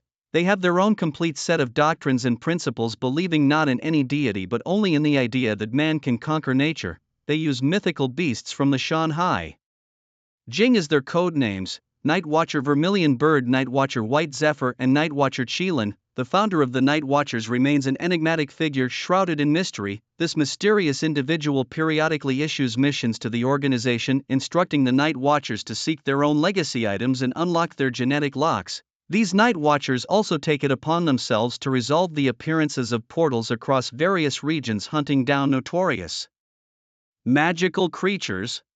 Over the years, through persistent investigation, I have uncovered the true identity of the Night Watchers captain. I am aware that embarking on this path may lead to no return, but I have no choice. The Night Watchers have already discovered my existence, and the decaying followers in the Jiangnan region have suffered their attacks. I shall face this concealed Night Watcher captain alone. All things decay, yet all beings are immortal. May my Lord bless me. Li, whose final words, "The rain," was pouring down heavily, creating a misty veil upon the ground. Lu Jing sat inside the restaurant waiting for today's leading lady. He held a gift box in his hand, resting his chin on the other as he watched the rain outside. Ma Jianyu asked, "What gift did you buy?" "A music box," Lu Jing replied.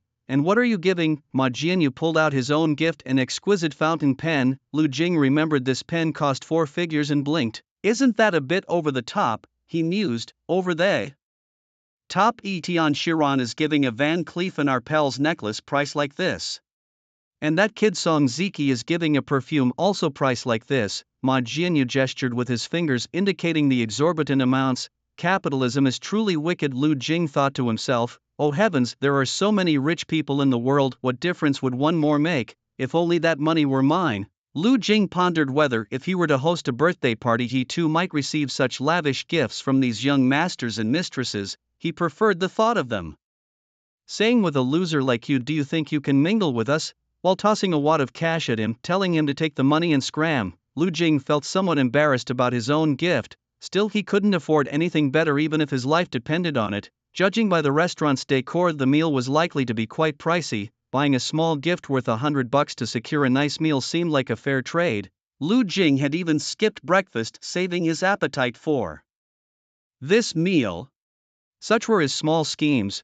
Lu Jing didn't know what Van Cleef and Arpels was. He hadn't even heard of it. He simply marveled at the vast disparities in the world. Back in his small county town, he hadn't noticed. It was only after coming to the big city that he realized how different he was from others. Lu Jing took a small sip of his drink, careful not to consume too much.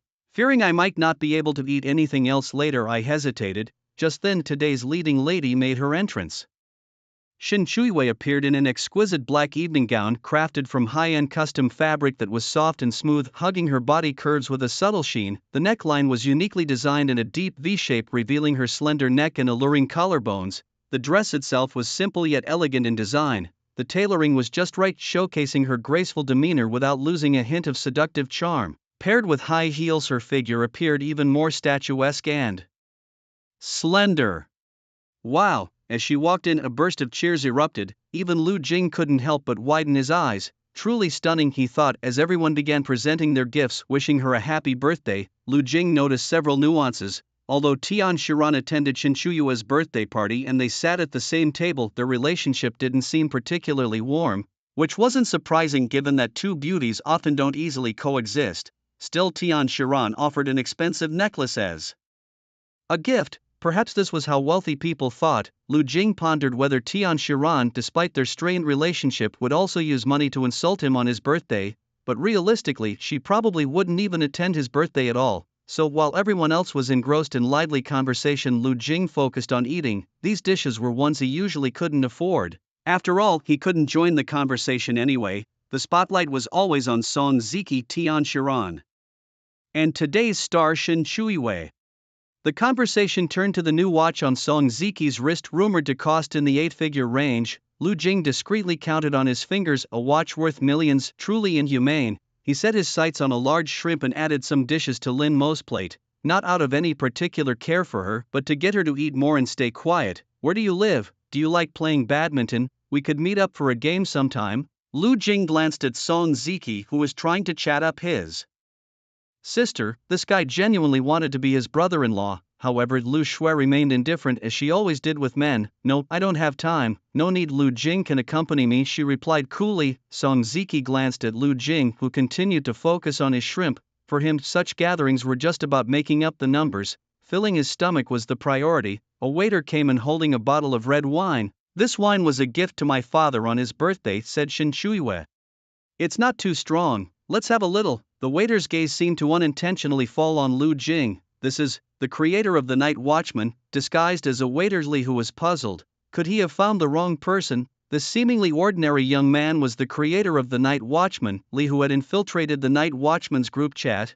Using his skills, he quickly cracked all the information about the group leader and learned about his whereabouts. However, when Li Hu stood face to face with the opponent, he hesitated. Was this really too simple? Indeed, it was too simple. The opponent's account hadn't set any privacy. With a little technical knowledge and some analysis, it could be cracked, leading to the extraction of the opponent's real name, home address, and so on. But could someone capable of establishing such a massive and mysterious organization be so careless? Allowing their identity to be easily discovered, even hosting group chats on a platform like QQ seemed absurd. Until Li Hu stood before the person, he initially thought about meeting the individual in person to understand their intentions. Who would have thought this person was just an ordinary high school student, seemingly unremarkable, the kind who could easily blend into a crowd, scheming, unseen, a fierce look in their eyes, even less so. However, they did eat remarkably fast. Could this be considered a special trait? 3 people combined couldn't match his eating speed. Moreover, he surprisingly used his left hand to hold chopsticks, eating with both hands. My goodness, a glutton. Li Hu panicked. This was a trap, or rather, just a diversion. What to do? He had no way out. Yes, the decayed followers in the entire Jiangnan region had been uprooted by the Night Watchers. He could be killed by the hidden Night Watchers at any moment. Even his final showdown was turned into a mockery. Ha! Li Hu suddenly laughed, though it was a bit melancholic. The people in the private room heard the laughter and looked at him, wondering what was amusing the waiter. All things rot, yet all beings endure. Li Hu, like an enraged tiger, suddenly drew a short knife and swiftly chopped off his own left hand. Instantly blood spurted like a fountain, startling everyone present. Li Hu's gaze was fierce as he stared directly at Lu Jing. A decoy or a trap, it didn't matter. Die. At this moment, Li Hu had nothing to lose and took the boy in front of him as a scapegoat. Huh? Lu Jing, with traces of shrimp still on his lips, looked innocently confused, and then time froze. Not all time, but the time in the entire private room. The splattering blood, Li Hu's fierce face, the bewildered expressions of the people in the room. Together it formed an extraordinarily striking image. With a steady rhythm, Qilin stepped in, glancing at Li Hu. So troublesome, isn't it? A traitor should stay put immediately. Why come here? What now? As a decayed follower, are you dabbling in terrorist activities? Qilin extended his hand, lightly tracing Li Hu's neck with a sharp blade hidden in his palm. The blade sliced across his neck, yet no blood flowed. He didn't even bother to ask what Li Hu intended to do. Just a few hours earlier, the Watchman had launched an operation in the Jiangnan region. The decay cultists entrenched there had long been a thorn in the side of the local government. They lurked in the shadows, recruiting followers and wreaking havoc in the name of the deity of decay. Despite several crackdowns, the government had seen little success. But today the cultists were uprooted entirely. Numerous hidden churches they used as bases were set ablaze. None of the 4 bishops in Jiangnan were spared. Aside from the misguided common followers, all the decayed devotees were slain. Their fate was sealed the moment they planned to strike against the Watchman. Qilin had come this time to deal with Cardinal Li Hu. Qilin withdrew his hand, preparing to leave with Li Hu's body, when he suddenly frowned. His gaze fell on Lu Jing amidst the crowd. Lu Jing smirked. Hey! We meet again, sir. Qilin was taken aback. Observing his surroundings, time hadn't stopped but had merely slowed down immensely. It appeared frozen due to the extreme slowness, yet Lu Jing could talk and smile, indicating he was unaffected. Qilin's lips curled slightly upward. Young man, it seems we're fated to meet. Indeed, indeed. Lu Jing nodded repeatedly. In his heart he thought, since we're fated, perhaps you could spare me. Rest assured, I won't breathe a word. Of course, shouting or panicking now would be foolish. Qilin wasn't in a rush to leave. Instead, he gave Lu Jing a once-over. Their first meeting confirmed the boy's character and the second his talent. To remain unaffected by a time manipulation device was impressive. coupled with their twice-in-a-day encounters, Shilin would have certainly recruited him into the Watchman without hesitation in the past, but now. Shilin hesitated for a moment, then asked, "Young man, would you like to learn some skills?" Shilin's words reminded Lu Jing of a line from a Stephen Chow movie. "Young man, I see you have extraordinary bones, a martial arts prodigy destined to save the world. Would you like to buy this basic manual? If you're interested, come to room 202 at the Hillman Hotel on Guangming Street tomorrow. I'm staying there for now." With that, Shilin left with Li, whose body not even recognizing Lin Mo. This was understandable, as within the organization, apart from a few individuals, most did not know each other or rules set by their captain. Once Shilin departed, time resumed its normal flow. What just happened? Where did everyone go? Was it an illusion, a collective hallucination? Shuyu, was that a performance you prepared? The group erupted into a cacophony of chatter, their expressions akin to having seen a ghost. Only Lu Jing stood there in a daze, taking quite a while to return to his senses. A scenario straight out of an anime was actually unfolding in his own life. His heart thundered in his chest. Fate truly had a sense of humor. He had always believed he was destined for greatness, only to be doused with cold reality. You're just a nobody. Yet as Lu Jing began to adjust to an ordinary life, destiny pulled him back up, saying with a grave tone, "Young man, you're a hidden gem, gold wrapped in mud. So, how about it? Want to save the world with me?" The next day at the Hillman Hotel, Lu Jing felt a little uneasy. He wondered if he was about to encounter some kind of pervert. Did they just want to see his fair complexion and trick him into something? The thought crossed his mind. What if that old creep liked young people? Lu Jing shook his head. If that were the case, considering the man's strength, he'd better clean himself up and just comply. Inside the opulent room of the Hillman Hotel, Lu Jing marveled at the luxury. How much did this place cost per night? He couldn't fathom why anyone would choose this over a 50 yuan a night motel just for sleep. Kirin had just finished bathing, draped in a robe, sitting on the bed. Lu Jing was flustered. A bath? Why would you take a bath for no reason? Instinctively he reached back to touch his own behind.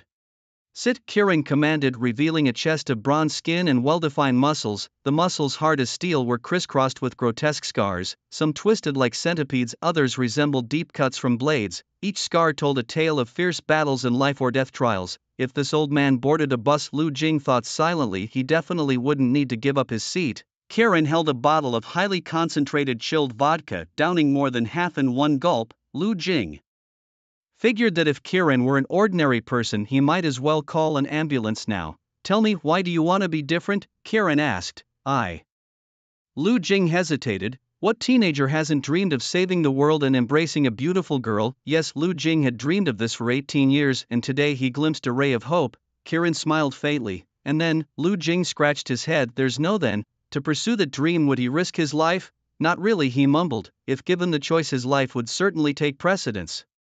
"You're honest," Kirin remarked. Lu Jing was afraid of lying and getting caught only to be punched to death by this old man. "So, am I accepted?" Lu Jing asked. "Still on probation," Kirin replied. "Pass the assessment and you'll be accepted, but I must tell you, you're about to enter a different world. It's mysterious and dangerous." Lu Jing hesitated briefly, then nodded. "Then I wish you smooth sailing. What should I do now?" he asked. The Qilin carefully took out an exquisite black box from his robe and gently lifted the lid. Inside, a small vial lay quietly, roughly the length of a finger. The vial was entirely transparent, but the liquid within shimmered a dazzling golden yellow, flowing like liquid gold and emitting a mysterious glow. "Injected into your body. How much power you can unleash in the next 3 months depends on your own skills." "What do you mean?" Lu Jing asked a bit nervously. "It can enhance your potential. To maximize its effect, you must strictly follow the training schedule during these 3 months. Lu Jing took the schedule handed to him. 3-kilometer runs, push-ups, sit-ups. That was just the plan for the first 2 weeks. As he read further, the regimen intensified. 10-kilometer runs, 30-kilometer runs, 50-kilometer runs. "If you want to be stronger than the awakened ones, you need to work harder than them," Qilin stated. Lu Jing nodded, as if he could already see the hope of becoming stronger. Qilin took out the vial and injected it into Lu Jing's arm, slowly administering the liquid. "It will be uncomfortable, bear with it." Lu Jing gritted his teeth, but aside from the initial prick of the needle, he felt nothing unusual. Qilin looked up at Lu Jing, meeting his gaze. "Feeling anything strange?" Qilin asked. "No." Qilin increased the pace of the injection. "How about now?" "Still nothing," Lu Jing replied. Qilin paused in silence, then swiftly pushed the rest of the liquid into Lu Jing's body. if you feel unwell don't hold back. Well, I don't feel uncomfortable, Lu Jing said. After waiting a while longer, Qilin asked, no other sensations? No. Did I get a fake dose? Impossible, Qilin asserted confidently. He recalled his own first experience with the injection, how unbearably painful it had been, and that was with an undeveloped formula. The current version had been refined through countless iterations, significantly more potent than before. How could there be no sensation? You're not just toughing it out. No, Lu Jing replied calmly. Qilin paused before saying, you're different. Lu Jing felt a flicker of hope in his heart. Go on.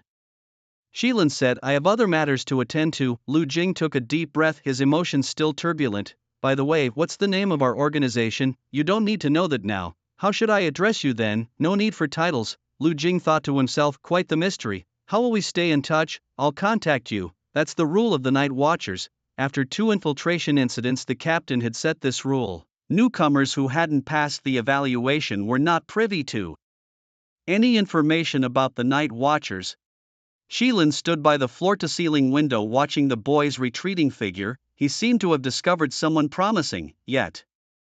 Qilin glanced at his phone again. The captain still hadn't replied to him. He couldn't help but feel a bit agitated. In private chats he shared with Zhu Bei's and other Night Watchers about having spotted a new talent. Besides the main group, there were many smaller group chats among them. Of course, they weren't using a regular chat group. Years ago, someone had specifically created an app for the Night Watchers to communicate, ensuring their conversations couldn't be spied on. The captain, however, was oblivious to this and continued to insist on using the old chat group. Watcher by Zay. The captain's not around and you're still recruiting newbies. Watcher Zhu. Qilin, have you resolved the issue in Jiangnan? Watcher Qilin. It's taken care of. Found a promising talent, but it's a shame we missed out. I'll explain it to the captain once he shows up. Watcher Zhu. Still no news from the captain. Watcher by Zay. What secret mission has the captain been on these past 6 months? Why hasn't he told us anything? Watcher Zhu. And why should he? Watcher by Zay. Say that again. Looking for a fight, are you? Ignoring by Zay's provocation, Zhu turned to Qilin, including Gu Huanyao and the previous 2, that's 3 who haven't accepted the legacy. Watcher Qilin. I know. What can we do without the captain? Watcher by Zay. Quick. Check the captain's space. Suddenly Qilin's eyes lit up. The captain had updated his space. Qilin hurried to check. The post read, this world isn't as simple as I once thought. I used to think I was too naive, but it turns out I wasn't wrong. The world is. The image attached was of a somber-looking anime character, face partially covered. Qilin paused. What had the captain uncovered? Could it be another truth powerful enough to change the world? The group chat erupted. Dozens of hidden Night Watchers emerged.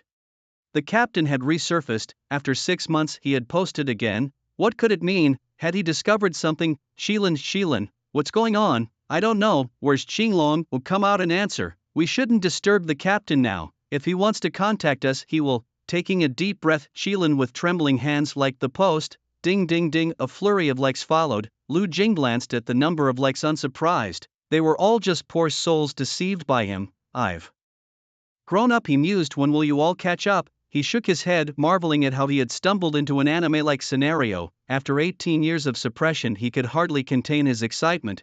Today ordinary folks are truly happy, he thought as he skipped home. Upon arriving, he found the house empty. With his parents away, Lu Xuen knew it was time to head to school for training. Masterfully, he turned on the music, jumped onto his bed, and began to dance. I am who I am, a unique firework.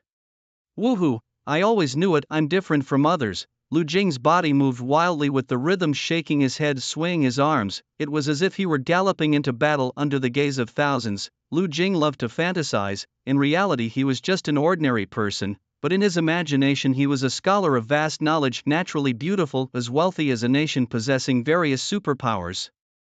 In short, he imagined himself as someone exceptional, astonishing everyone around him. He knew this wasn't healthy. People said it was a kind of psychological disorder, but for someone as average as him, it was the only way to find a bit of happiness. Lu Jing, a voice suddenly came from outside. Lu Jing looked over, startled to see Shen Chuiwei and Lu Shui standing outside his room. He blinked in surprise. Meanwhile, Kirin sat in a room with his eyes closed, his consciousness linked to another space. The watcher Kirin opened his eyes, facing 3 other shadowy figures, Watcher by Zay, Watcher Zhu, and Watcher Qinglong.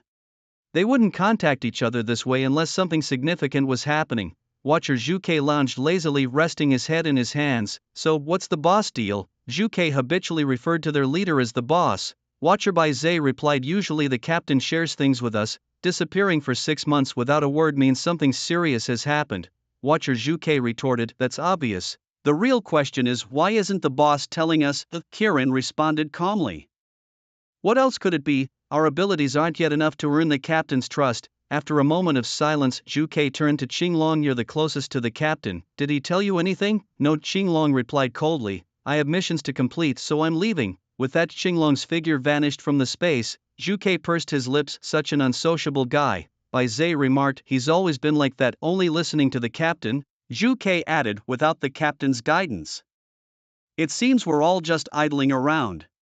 Kirin said, that's why I'm focusing on training new recruits. Bai Zhe inquired, how's the new recruit doing? Kirin replied, I've administered the D-level serum to him and he seems unaffected. Zhuke asked, not a single reaction. Kirin confirmed, none. If after 3 months the serum is fully assimilated, I'll prepare to administer the B-level serum directly. Serum? What is serum?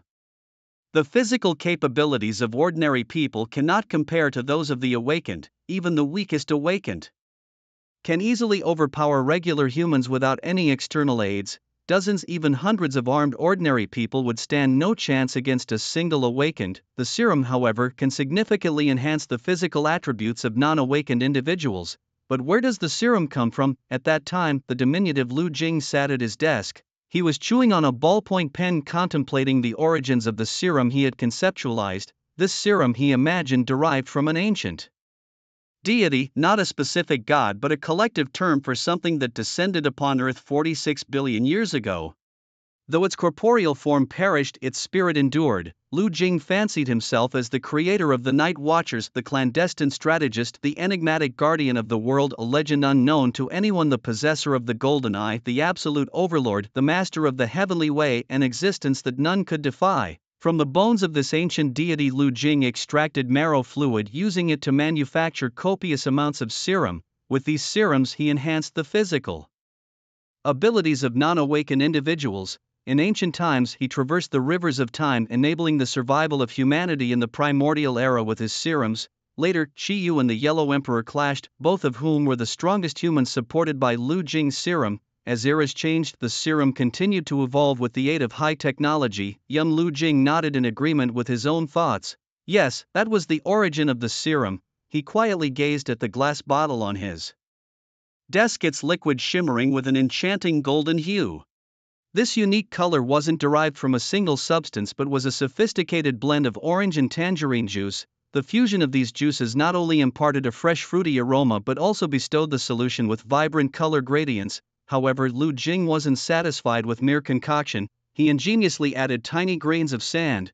These grains, like stars, speckled the golden juice, imbuing the entire solution with a sense of sedimentation as if it held endless stories and secrets. Ah, a perfect piece of art. Young Lu Jing let out a low laugh akin to a devil's whisper. Things were getting interesting. Young Lu Shui, standing behind the door, silently closed it. At that moment, Lu Jing glanced around his room. It was still relatively tidy. Nothing inappropriate had been seen, but why had Shen Shui suddenly come to his house? How embarrassing. Just thinking about his earlier demeanor made Lu Jing feel awkward. Shen Shui seemed to be discussing something with Lu Shui in the other room. Lu Jing placed the training schedule devised by the silver-haired elder in a prominent spot in his room. Running, first on the list was running. He changed into sports attire and headed out. Lu Jing started running in the neighborhood. His physical fitness was quite impressive. From a young age he had held himself to strict standards. Although he was an otaku, this did not stop him from constantly exercising. After all, in Lu Jing's mind he was a man destined to save the world at any moment. Therefore he placed great importance on his physical training. How fast! As Lu Jing ran he felt light on his feet as if he were flying. Wow, he ran faster and faster, feeling as if he were about to take off. Then, in a moment of carelessness, he dashed across the road. Upstairs, Lin Mo was resting her face in her hands, squinting her eyes as she watched Lu Jing. No wonder he's the captain, even his usual running speed is so fast. The next second, bang, a car hit him. Lu Jing was thrown 3 to 4 meters away. The driver hurriedly slammed on the brakes and rushed out of the car in a panic. Are you okay? Lu Jing glanced at the car's license plate and calmly got up. He thought to himself that his speed just now was a bit too fast and he couldn't stop in time. The car wasn't going very fast, probably around 30 miles per hour. Lu Jing felt a bit of soreness in his arm and noticed some bruising where he was hit, but he didn't feel much else. Are you alright? Do you need an ambulance? The driver, white-collar worker looked anxious. I'm fine. Lu Jing waved his hand, swiftly running off. As expected of Captain Lu, Lin Mo's eyes sparkled like peach blossoms. So handsome, Lu Jing started running again, on the school track in the neighborhood whether it was day or night. Across the wall, Lu Shui could always hear Lu Jing's heavy breathing. She figured Lu Jing was either lifting weights in his room or doing sit-ups and push-ups. Lu Shui rested her chin in her hand, skillfully lifting a corner of the poster on the wall. There was a small hole there through which she could see Lu Jing's room. Sure enough, her brother was doing push-ups again. This had been going on for months. Does he have abs now? Lu Shui was a bit surprised. Her brother's physique had improved so much in just a few months. By now Lu Jing had developed a six-pack. His body was muscular and every muscle displayed perfect lines and contours. He was shirtless and his once fair skin had turned bronze. He lay flat on the ground, hands behind his head, legs bent. His abdominal muscles were taut and his movements were smooth and powerful without any sign of sloppiness. Then he slowly lowered his body, feeling the stretch and contraction of his abdominal muscles. He rose again, repeating the motion. Each rise and fall was accompanied by the spray of sweat which had already soaked the ground beneath him. 11,021. Lu Jing counted his repetitions, his voice calm and firm. His breathing was steady and deep, like an unceasing machine continuously generating power. His gaze was focused and resolute, filled with a desire and determination to challenge himself. Lu Jing was a peculiar person. He could bury his head in writing millions of words for an elusive fantasy, scrimp and save to buy what he thought were cool toy weapons. While children his age were playing, he could immerse himself in pondering various nerdy mantras alone. Even when everyone despised him, when he faced cold violence or even school bullying, he would inwardly mock, fantasizing that he possessed mysterious powers capable of saving the world or vanquishing half of humanity with a mere wave of his hand. Only he had sealed the demon within himself, quietly guarding the world. Even when humiliated or bullied, he would not easily strike back. However, those teenagers, caught in the throes of youth, had no idea what they had truly gotten themselves into. Lu Jing comforted himself as he got up from the corner of the restroom, wearing his uniform now covered in footprints. Under the gazes of others, he strutted away as if the person who had been beaten up wasn't him, but rather he had single-handedly taken down a crowd. He always maintained an optimistic mindset and a determination to put in 12 times the effort in everything he did. Now he was naturally justified in doing so. For the plan mentioned by Qilin, he executed everything meticulously. Once he set his mind on something, he would see it through to the end, even if it meant hitting a dead end. At times this was a flaw, but it could also be a strength.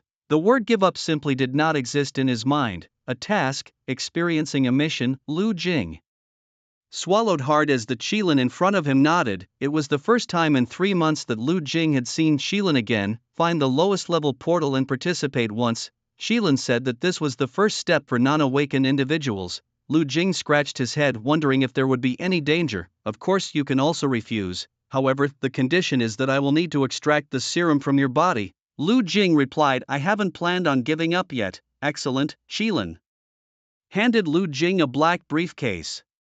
What's this? A combat kit? Lu Jing was surprised. A combat kit? Qilin explained, it unlocks with your fingerprint and will pop open with a light touch. Lu Jing opened the briefcase, finding its contents neatly arranged. 3 black and gold short blades, a first aid kit, a compass, a black wrist-worn device, and an aluminum box. The box contained, but was not limited to, a small bottle of water purification tablets to purify water sources in the mission world if no water source is available temporarily. A silver lighter, 5 energy bars which were extremely caloric. 1 energy bar could almost replace an average person's 3 meals a day, and a pack of chocolate candies for sugar replenishment. This is the most basic equipment Qilin introduced to Lu Jing. The black gold short blades were named Dasha Longke. There was a special switch on the box. Press it and the 3 Longke would extend from the side of the box, allowing you to engage in combat at any time. Qilin also picked up the black metallic object from the box. This is called the Faith Wrist, which can shoot a grappling hook for climbing.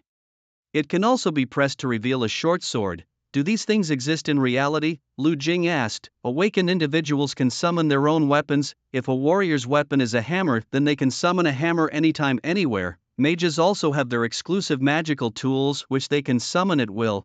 As for non-awakened individuals, even if they have serum to enhance their physical abilities, what about weapon choices? Non-awakened individuals cannot use magical artifacts. In the narrative of a mystical world where the creation of magical weapons is essential for survival, the young inventor Lu Jing embarks on a remarkable journey of innovation. He understands that the key to crafting effective weapons lies in their ability to inflict damage on formidable creatures known as demons. Drawing inspiration from ancient texts like the Classic of Mountains and Seas, Lu Jing selects a unique material combination, gold and jade, which he ingeniously fuses with iron to create the extraordinary gold-jade iron. This alloy becomes the standard for the weapons wielded by the Night Watchers, the guardians against these monstrous threats. However, Lu Jing recognizes the challenges that come with combating such creatures. Weapons might suffer damage in battle, necessitating warriors to carry multiple arms, which poses practical challenges. More so, only the awakened ones can receive the priest's magical healing, a privilege not extended to the non-awakened. The awakened, with the priest's support, need not worry about sustenance either. A young Lu Jing deep in thought sighs heavily at the complexity of the situation. Despite his efforts, he feels the inheritors he has created are still not as powerful as the awakened ones. Reflecting on the efficient storage of the investigator's weapons, Lu Jing is struck with inspiration and sketches out a tactical briefcase. This briefcase contains essential equipment, weapons, food, and medical supplies, forming the basic gear for any mission. Years of refinement transformed the tactical briefcase into an advanced piece of technology loaded with additional features. Lu Jing, now older, holds this black case with palpable joy, knowing it can double as armor against attacks, even absorbing the impact of a rocket launcher. The special metal on its surface dissipates energy, protecting its holder from internal injuries. As Lu Jing marvels at his creation, his mentor Qilin observes with a gentle smile reminiscent of his own youthful days filled with ambition and dreams. May you achieve victory in your first battle, Qilin wishes as Lu Jing nods with determination. Before Lu Jing departs, Qilin collects a sample of his blood to test its compatibility with a D-grade serum. The results, displayed minutes later, astonished Qilin. With a mouthful of tea, he sprays in disbelief. Lu Jing's blood has achieved a perfect 100% fusion with the serum. Such a result is unheard of, leaving even the seasoned Qilin, who has weathered countless battles, in a state of shock. 100%, impossible, he exclaims, eyes wide with disbelief. No matter how much you mix serums, achieving a 100% effectiveness is impossible. Kirin remembered that his own fusion rate with a grade D serum was 92%, surpassing 90% was already considered an extremely high standard. Only Qinglong had managed to achieve a 95% fusion rate. Kirin suddenly smiled. His judgment of people was indeed spot on. He shared the results with the group chat consisting of Suzaku, Baizei, and Qinglong. Night Watcher Suzaku, 100%. Did you tweak the data? Night Watcher Kirin, these are the real numbers. Night Watcher Baizei, how is it possible? How could it reach 100%? Night Watcher Kirin, I've discovered a prodigy. That's why he felt nothing when the serum was injected. Night Watcher Baizei, have you informed the captain? Night Watcher Kirin, not yet. I want to let him pass the tests first and then surprise the captain. Night Watcher Suzaku, 100% fusion. Tisk tsk, wait till you try the grade C serum. Kirin couldn't suppress the upward curve of his lips. He had a hunch that this young man named Lu Jing might bring unexpected changes to the Night Watchers organization. This child might become a dazzling star for them. The captain would surely be thrilled. Lu Jing walked down the street with a tactical briefcase, feeling like a mysterious agent, suspecting everyone might harbor ill intentions towards him. He glanced at his phone, which had a special app downloaded by Kirin. It allowed him to know the location and level of any appearing portals at any time. Many awakeners used this app. However, Lu Jing was not an awakener and didn't have the permission to download it. As he scrolled, he saw many portals lacking a healer. Teams with powerful warriors offering equal division of all rewards except for monster drops team up for 5-man dungeons needing 2 more members, any class except healers, and looking for close combat warriors. Lu Jing kept swiping through the information trying to find a solo dungeon near him. It seemed a bit challenging. Suddenly his eyes lit up. A solo dungeon appeared 68 kilometers away. Level, E-grade dungeon. Dungeons are generally classified into 5 levels, A, B, C, D, E. An E-grade dungeon is the lowest, indicating the presence of dangerous elements. E-grade corresponds to awakener levels 1 to 5. According to people online, there are also S-grade dungeons. However, those high-level dungeons are not just about killing monsters, they are called trials, because within them you never know what you might encounter. Some missions require surviving in the dungeon world for over a month, solving zombie crises in an unknown dimension, or even dealing with evil spirits. In short, they are diverse. Even the most experienced awakeners don't have assured victories. Of course, these things had little to do with Lu Jing right now. At this moment he didn't care about the expensive cab fare. Worried that the simple quest might be snatched up by someone else, he quickly hailed a taxi and headed straight for the portal. "Young man, are you an awakened?" the taxi driver asked, glancing at the deep blue portal not far away. "No, I'm not," Lu Jing replied. "If you're not an awakened, what are you doing here?" The driver inquired further. Lu Jing offered a faint smile and got out of the car with a certain flair, much like a protagonist in a movie about to head into battle. With a suitcase in one hand and the other in his pocket, he walked with a confident stride. "Hey," the driver called after him. Lu Jing waved a dismissive hand without turning back. "You should leave. This place isn't for you. You haven't paid your fare yet," the driver reminded him. Lu Jing paused for a moment. "How much is it?" $15. 15. That's steep. That's the going rate. I only have $10 on me." "You only have 10 and you still took a cab?" "I don't usually take taxis. It's an emergency today," Lu Jing explained. Moments later he stood once again before the portal. Taking a deep breath, he stepped inside. Only afterwards did Lu Jing realize how bold he had been. Ignorance is fearless. An E-level quest typically requires an awakened between levels 1 to 5. However, regulations state that for a solo quest one should at least be at level 5 and must be an elite in a combat profession. Solo quests are unpredictable. The risk of injury or death is extremely high. This means that most of his peers, including Lu Shui, were not qualified to enter a solo quest according to the rules. Yet here was non-awakened Lu Jing carrying a suitcase given to him by someone almost entirely unfamiliar, walking right into a solo quest. Beep beep. Qilin had installed a tracking system for Lu Jing. "You found the portal so quickly." Qilin was a bit surprised. From Qilin's perspective, there was no deadline set for Lu Jing, meaning he had plenty of time to strategize, conduct thorough research and choose a strong, reputable team to join for a mission with a low danger level simply to gain experience. Qilin didn't expect Lu Jing to charge in wielding a knife to slay demons. In fact, Qilin never required Lu Jing to personally kill a demon. Of course, no sane person would think that just having a knife means they could conquer anything in their path, especially without learning even the basic techniques of using one. Qilin never imagined that such a person could exist in this world, and yet Lu Jing had entered a solo quest alone. Qilin quickly pulled up the location where Lu Jing disappeared and found the portal on the corresponding map. The word solo quest left Qilin feeling a bit dizzy. The Qilin closed its eyes and took another look. Yes, there was no mistake. It wasn't just failing eyesight. This youngster truly believed that wielding a blade made him invincible, and he dared to face a solo dungeon on his own. The Qilin threw the tablet onto the ground in exasperation and leaned back helplessly on the sofa. What was going through this boy's mind? Was it filled with glue, or had he simply watched too many cartoons? As Lu Jing stepped through the portal, it sealed shut behind him. He found himself enveloped in darkness with only a lone thatched hut ahead. The night sky was moonless, blanketed in endless darkness. A light breeze brushed against his cheek, bringing a chill, but more so a sense of eerie terror.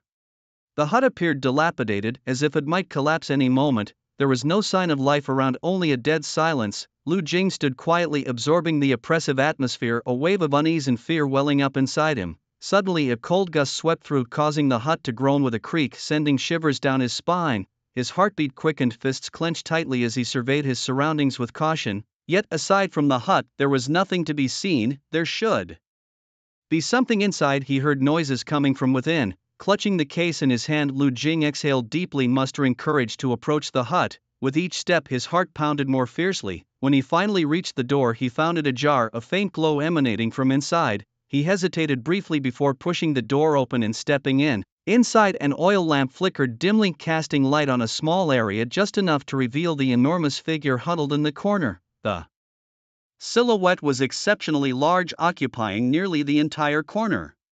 As its outline became clearer, it turned out to be a pig. No, to be precise, it was a humanoid monster with a pig's head. Its body was extraordinarily massive, like a small mountain standing there. The pig demon's appearance was horrifying, its face covered in coarse hair, its eyes glowed with a blood-red hue with traces of blood still on its mouth. At this moment it was crouched beside a mutilated corpse, its mouth stained with fresh blood and chunks of flesh as if it had just finished a gruesome feast. Witnessing this scene, Lu Jing felt a chill run up his spine. The pig demon turned its head, its crimson eyes fixated on Lu Jing. In the next instant, bam! An entire side of the thatched hut along with the earthen wall was smashed through. The pig demon's figure burst out. Lu Jing barely managed to shield himself with the briefcase, holding off the pig demon's savage charge, and was sent flying 4 or 5 meters away before hitting the ground and skidding further. Awesome.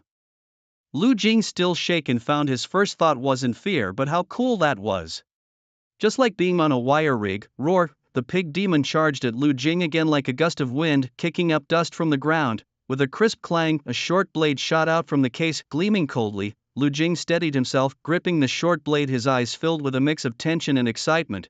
Bring it on! Lu Jing let out a loud shout. This scene, he had seen it before. Of course, it was in a dream in his fantasies. Those countless life and death struggles had now become a reality. As Lu Jing sidestepped, narrowly avoiding the pig demon, his short dagger pierced the creature's hide, but the skin was too thick and the blade too short. It felt like he was trying to stab into a swamp and the dagger got stuck. Lu Jing almost got dragged away by the pig demon, but fortunately he let go just in time. Landing steadily, Lu Jing looked at the blood spreading on his hand. It felt so real. Nope, this was reality. Lu Jing pressed the switch again and a second short dagger emerged from the side of his case.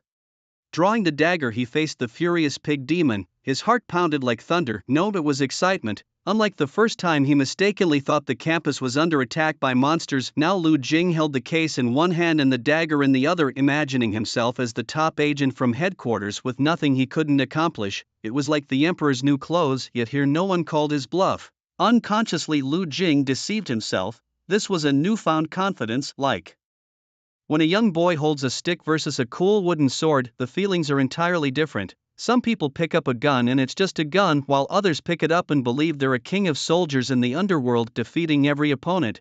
Pick up a sword and they imagine themselves as a martial arts master with unparalleled swordsmanship. Get on a motorcycle and they think they can do all sorts of flashy stunts. Bang! The grass hut was completely overturned and Lu Jing took cover under a large tree. The next moment the tree was snapped in half. The sound of a whistling slap echoed in his ears. Lu Jing rolled nimbly on the ground, narrowly avoiding the hit. Thrilling, exhilarating. 3 months ago he definitely wouldn't have been able to dodge it, but now. Lu Jing's lips curled into a slight smile. He shot out like an arrow, taking the initiative to attack. In reality, even if he had taken the D-class serum, done push-ups and long-distance runs without professional training, he couldn't have such reflexes. Long-distance running, push-ups, sit-ups wouldn't turn you into someone as strong as One Punch Man. If at this moment Kirin told Lu Jing the truth, that his best chance was to run, though he couldn't leave the instance, it would at least keep him alive a bit longer. Lu Jing would surely be scared stiff, let alone be able to maneuver around with the pig demon here. The pig demon clapped its hands together with a thunderous sound, clamping down on the dagger in Lu Jing's hands just a few centimeters from its face. Competing in strength was futile. Lu Jing had no intention of competing in strength.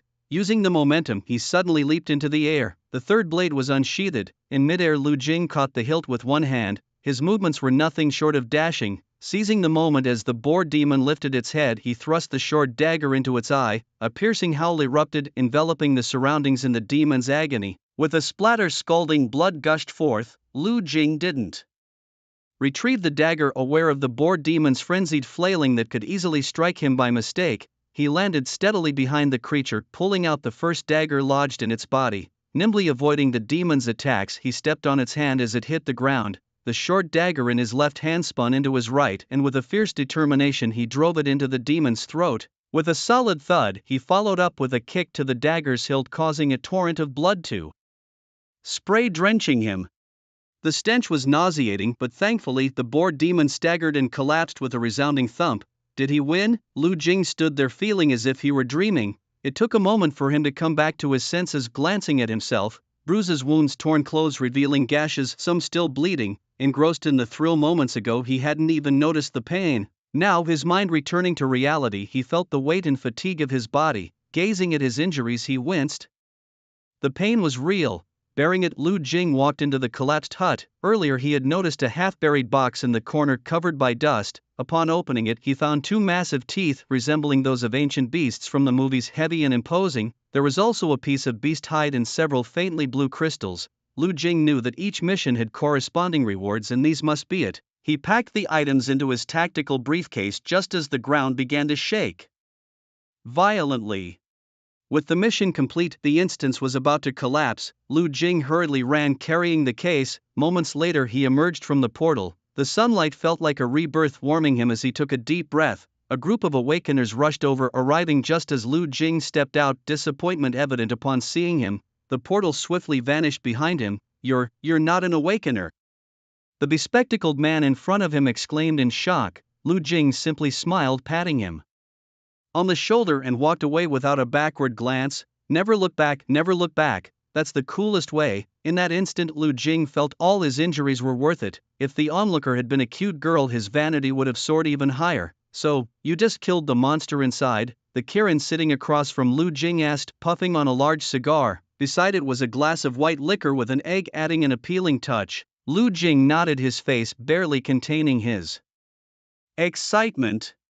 The serum was truly incredible. I made a big leap, then swiftly flashed, and then drew my blade to strike. Shilin gave Lu Jing an appraising look, pondering over him. If it weren't for the trackers showing that Lu Jing had indeed ventured into the dungeon and returned with spoils, Shilin would have thought the young man was exaggerating without a script. "How do you plan to handle these?" Lu Jing asked, pointing to the loot he had brought back. "Non-awakened individuals can't use these items. The organization will help you process them and convert them into contribution points," Shilin replied. "What can you do with contribution points?" Lu Jing inquired. "Everything," Shilin said. "As long as it's legal, anything you want to achieve, the organization can help you with." Lu Jing nodded in understanding. Shilin extinguished his cigar with his bare hands, down another mouthful of liquor, his eyes shining brightly as he fixed his gaze on Lu Jing. "Kid, you know what? You're quite something." Lu Jing smiled, thinking to himself, "I believed in this for over a decade, almost gave up. Fortunately you appeared in time." Shilin continued, "You've handled the D-level serum well. Next, I'm planning to inject you with a B-level serum. However, according to the rules, injecting a serum above B-level requires another person's consent. We'll need to go to the organization's headquarters. Do you have time soon?" "I have classes," Lu Jing replied, scratching his head. "Then let's do it this Saturday," Shilin decided. "I should head back," Lu Jing said, standing up. He still had meat in the fridge to take out, and tomorrow was Monday with homework yet unfinished. He bid farewell to Shilin. Lu Jing walked home excitedly. Shilin watched Lu Jing's silhouette, squinting his eyes. "Captain, I have significant news to report." Shilin sent out the message. Lu Jing, still in high spirits, suddenly received a private message from Night Watcher Shilin. "Night Watcher Shilin, Captain, I have significant news to report." Lu Jing, in a good mood today, glanced at the group chat. Wow, the messages had already reached several thousand. He didn't open the group chat, lost in thought. Some of these people had been with him since elementary school. To say there was no bond was impossible. They had been fooled by him for so many years. He had awakened in time, but they were still deeply entangled. Lu Jing sighed deeply. He looked at the tactical suitcase he was carrying, gritting his teeth. He couldn't just disappear without a trace. He couldn't be so irresponsible. No, he had to complete the assessment and formally join this mysterious organization, to become stronger in a short time and then rise with his good brothers. They deserved no less after following him for so long. Lu Jing made a silent vow to himself. He replied, "Trust me, I will make everyone better. I won't just give up like this."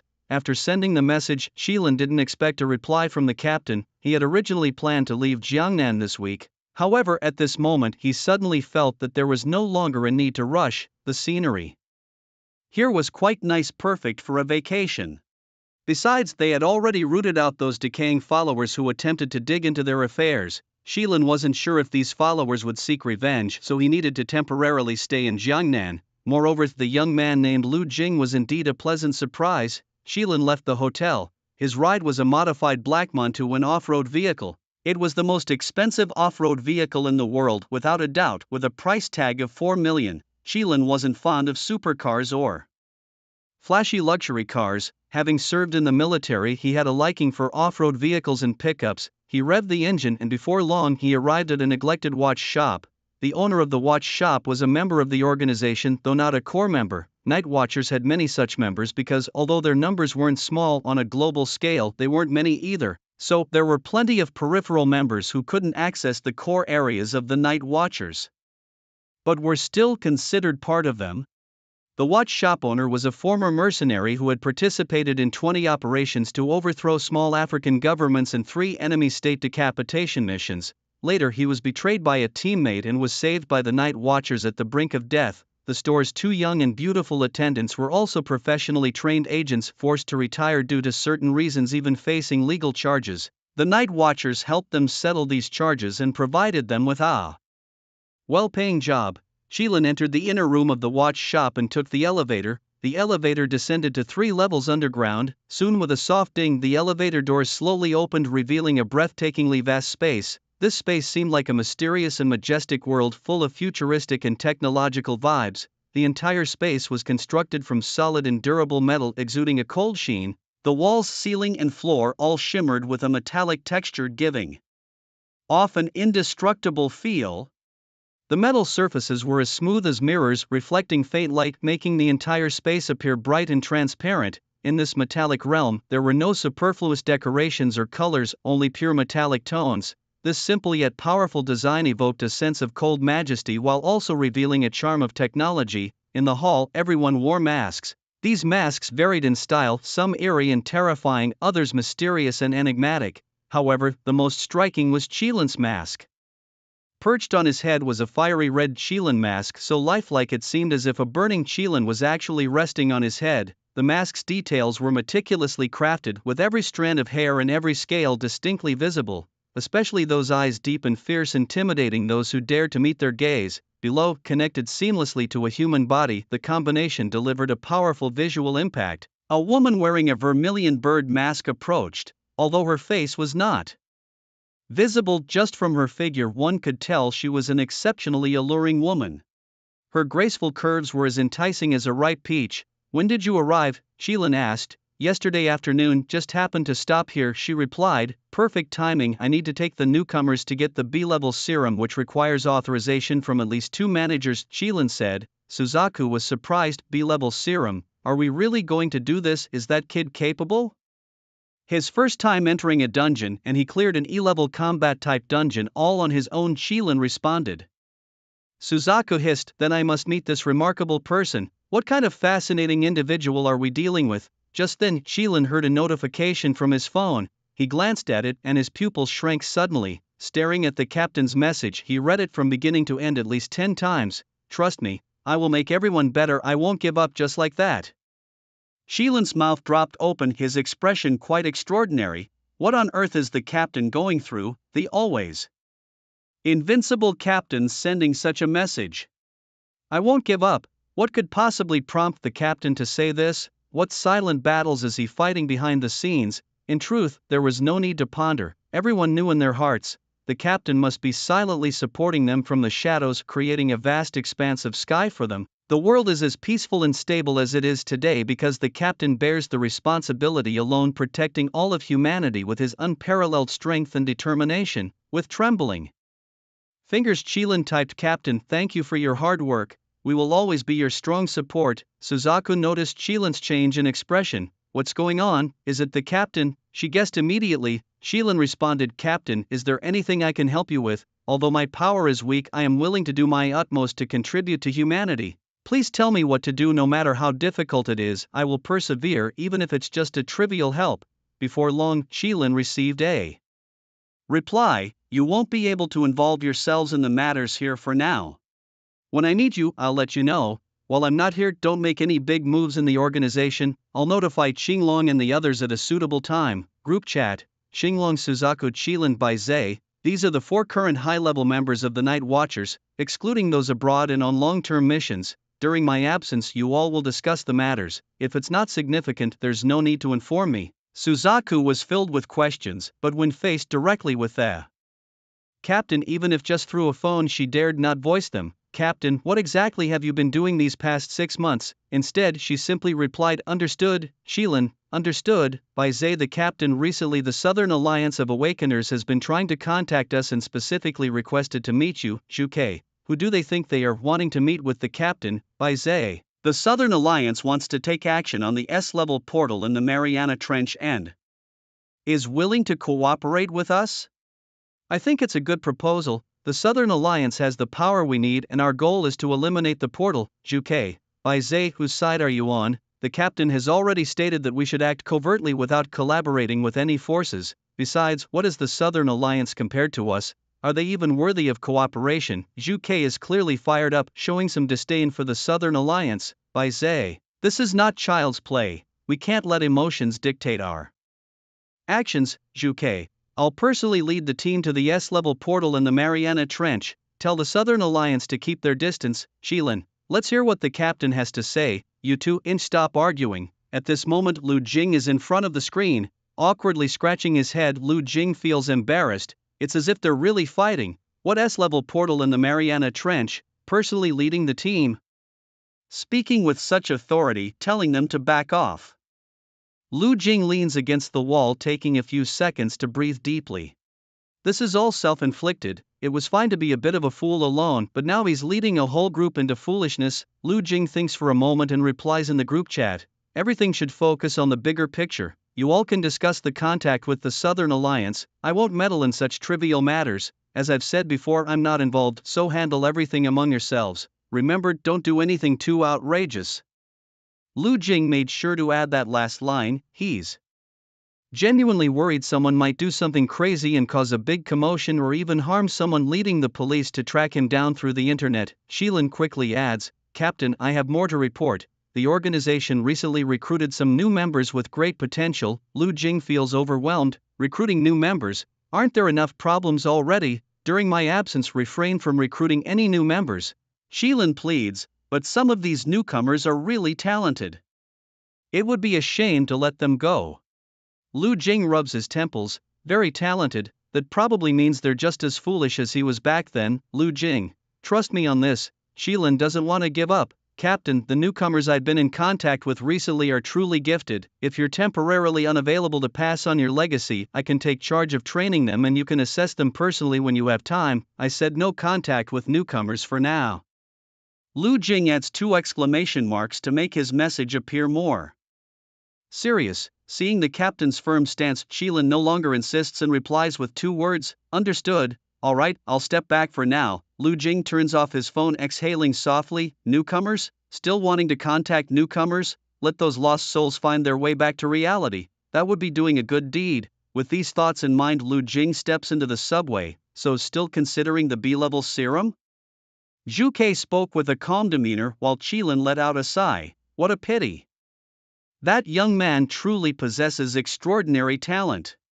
Zhu replied nonchalantly. Even if he is a piece of gold, the world is already resplendent and often doesn't lack a single piece of gold. Shilin shook his head. Without any training, he's just an ordinary student who managed to clear an E-level dungeon with a tactical briefcase. Such courage, determination and skill are rare. Zhu shrugged. The leader has already spoken. Do you intend to defy his orders? Of course, Shilin wouldn't do such a thing. For the Night Watchers, the captain is an untouchable authority. It's really a shame though. The captain used to be so enthusiastic about recruiting new members. What's changed now? He wouldn't even explain his reasons. Zhu said, the captain has his own considerations. Not telling us is for our own good. Although Shilin understood the captain's stance, he continued to mutter about what a waste it was, that Lu Jing was indeed a rare talent among thousands. Zhu glanced at Shilin. If you're reluctant to do it, I'll arrange for someone to erase his memory and extract the serum from his body.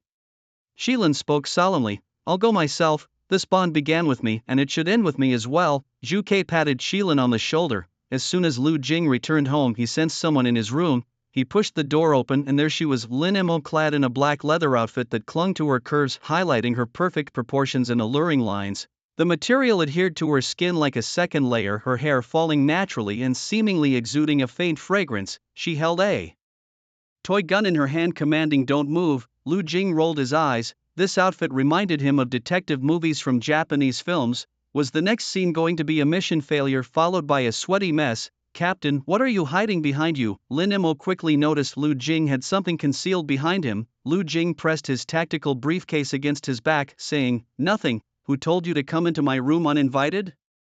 Get out. Hey, Captain, I have something to report to you, Captain.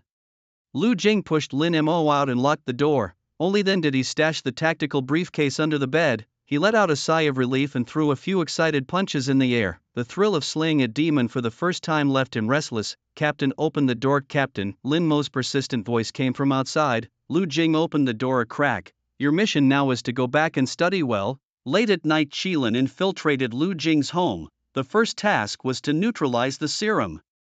Qilin took out a vial of red liquid. Once injected, it would neutralize the serum within an hour, erasing its effects. Within 3 hours, all the enhancements the serum had granted Lu Jing would be completely wiped, returning him to an ordinary person. The final step was to erase his memory. Qilin placed a pair of smart VR glasses on Lu Jing. A message was sent to the technician on the other end. Everything was ready. The technician immediately began to work his magic. The night watchman Meng Mo closed his eyes.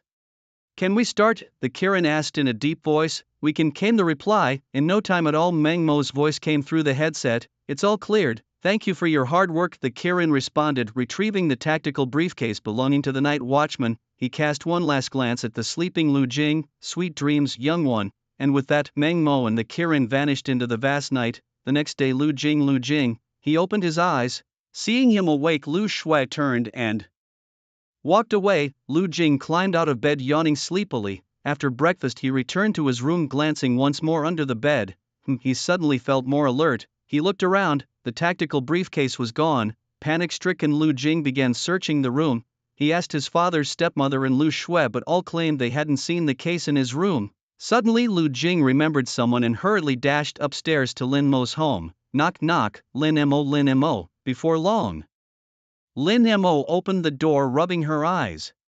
Captain, she said, still in her pink cartoon pajamas, looking half asleep. Where's my stuff? Lu Jing delivered a playful chop to her head. Ouch, she yelped, clutching her head and looking at him pitifully. What stuff? Did you come into my room last night? No, she replied. Since you sealed your windows every night a month ago, I can't get in anymore. True, Lin Mo used to use ropes from upstairs to sneak into Lu Jing's room, but Lu Jing thought it was too dangerous.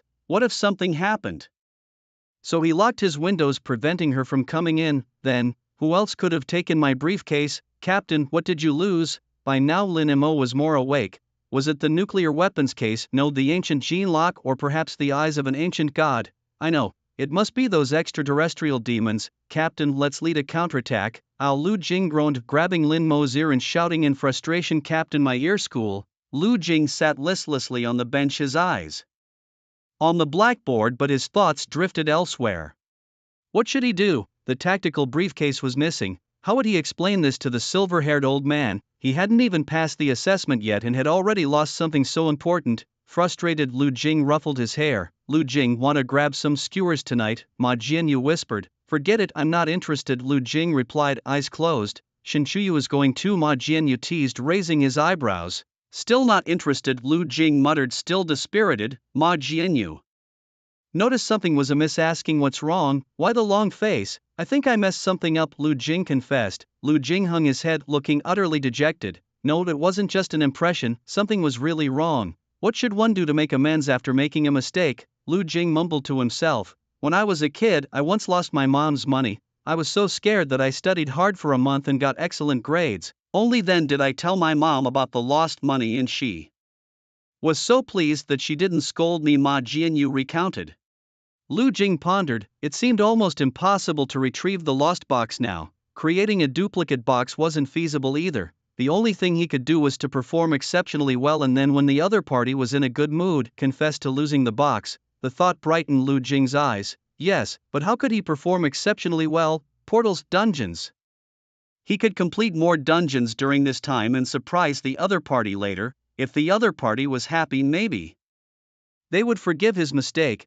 After school, Lu Jing used an app on his phone to search for nearby portals. He couldn't enter solo dungeons anymore. He thought for a moment. He didn't have any weapons. Going into a solo dungeon would be suicidal, so he could only try multiplayer dungeons. But there was another issue. Lu Jing wasn't an awakener. No team would want a non-awakener to join them. Lu Jing spent over an hour sending and replying to messages, all of which ended in rejection. Just when he was about to give up, a message suddenly lit up. Non-awakener? Yes, can help carry luggage but no share in resources. Okay, Lu Jing replied immediately. Without hesitation he caught a cab straight to the portal location. This portal was in the suburbs. Lu Jing borrowed 50 yuan from Lu Shui, not caring how he'd get back later. The portal required a team of 5. By the time Lu Jing arrived, the other 4 were already there, 3 men and 1 woman who seemed to be a priest based on her attire. The team leader was a warrior wielding a gun named Li Duozhua, appearing to be in his 30s. Why would a non-awakener want to enter a portal? Li Duozhua asked. Lu Jing scratched his head. I want to see the world. Are you still a student? Yes. Li Duozhua chuckled, extending his broad hand to pat Lu Jing on the shoulder. You're in decent shape. You won't have a problem carrying the luggage, right? No problem. We'll try to protect you, but if anything happens, it's not our responsibility. Lu Jing nodded again and signed the electronic contract. All right, let's get moving, urged the yellow-haired mage. The 5 of them entered the portal one after another. Lu Jing carried 2 large backpacks and a bag in each hand, trailing at the back. The portal slowly vanished, revealing a forest. This was a low-level dungeon, so they didn't need to find their way. There was a path right under their feet, and following it would naturally lead them to encounter monsters. It was said that in more advanced dungeons one had to actively seek out the monsters. Sometimes it takes months to traverse through a portal, Lu Jing thought to himself as he followed the team forward. What's your name? A hunter wielding a short dagger suddenly struck up a conversation with Lu Jing. Lu Jing, you look like a student. Why would a non-awaken come to a dungeon? Curiosity, Lu Jing replied. The hunter chuckled. Kid, this isn't a place for fooling around, it's a place that takes lives. I'm not afraid. Haha, the ignorant are fearless, be careful, just. Then the hunter suddenly warned. Hunters have the keenest senses, often the first to detect danger. Buzzing, insects, a swarm of black insects, bam! Meanwhile, Huang Mao the mage was the first to chant a spell. A dazzling light shot out from his palm, creating a breach in the black tide. Li Duozhua, wielding a spear, stood at the forefront as a warrior, his spear whirled, launching a skill to block the first wave of the black insects' attack. The rest of the team immediately joined in on the assault. The black insect swarm was quickly annihilated. Those remaining were no longer a threat and were picked off by the assassin. Impressive, Lu Jing thought to himself, witnessing the scene. Their coordination was seamless, suggesting they had been a team for a long time. Could a non-awaken truly hope to keep up with them relying solely on the human body? The group continued marching forward. Bright sunlight filtered through the gaps in the leaves, creating patches of dappled light and shadow. The grass on the ground was lush, like a green ocean, with the breeze stirring waves of greenery. The vibrant green was so vivid it made one doubt if such a beautiful color truly existed. Flowers dotted the grass, colorful and vibrant, like a stunningly colorful painting. Everything was so unrealistically beautiful, like being in a dreamlike fairyland, completely out of place with the real world. So beautiful, said the female priest. She couldn't resist taking out her camera to capture the scene. There are awakeners who specifically follow teams into dungeons with the primary purpose of capturing various photos. It said some have even won the Pulitzer Prize. Just as the female priest pressed the shutter button, a shadow flashed across the photo. She was slightly taken aback. With a swift motion, a slightly red dagger pierced into the priest's neck. The wielder wasn't human but a rabbit covered in red fur. The red rabbit, in a single burst of energy, beheaded the priest. It aimed directly for the priest in the group, knowing well the priest's strong regenerative ability, and took the head off with one swift motion. Watch out! Xiaohe, Huang Mao unleashed a magical laser from his hands. However, the red rabbit was incredibly fast and the laser only hit the grass, leaving several holes. A cold gleam flashed suddenly. The red rabbit kicked off with its legs, leaping into the air, and once again came stabbing straight at them. Huang Mao the mage was completely unprepared for such speed from the opponent. In the blink of an eye, a deadly threat loomed near the hunter's throat. At the last possible moment, the hunter brandished a short knife, deflecting the attack. The red rabbit, thwarted, swiftly retreated. The yellow-haired mage, realizing the danger, conjured flames in his hands. The red rabbit vanished into the underbrush. A rustling sound, something was wrong. Only then did they notice the surrounding darkness was pierced by pairs of crimson eyes. Unlike the red rabbit that had initially ambushed them, these ones were unarmed, yet their presence was anything but ordinary. This wasn't the difficulty level of the dungeon they expected. The yellow-haired mage's face turned pale. Damn it, Li Duozhua cursed. Where's the logic? In these portals the unexpected is the only constant. What do we do now? With Xiaohe dead, if we battle here, even if we win, we won't stand a chance against the boss. the hunter responded without a healer. Our fight against the boss is hopeless, who knows what might happen next? Li Duozu exchanged a quick knowing glance with the yellow-haired mage. Got it. The mage nodded. We'll split up and run. I'll use my taunting skill to draw the creatures to me. Lu Jing was momentarily stunned. Not far from him lay the body of the priest Xiaohe, her eyes wide open in disbelief. It was the first time Lu Jing had seen someone die so brutally before him. People could really die in these dungeons. With that, Li Duozu brandished his spear, clearing a path. Spear skill 1, stone cracking cloud piercer. Boom. The light of the spear expanded suddenly. Run!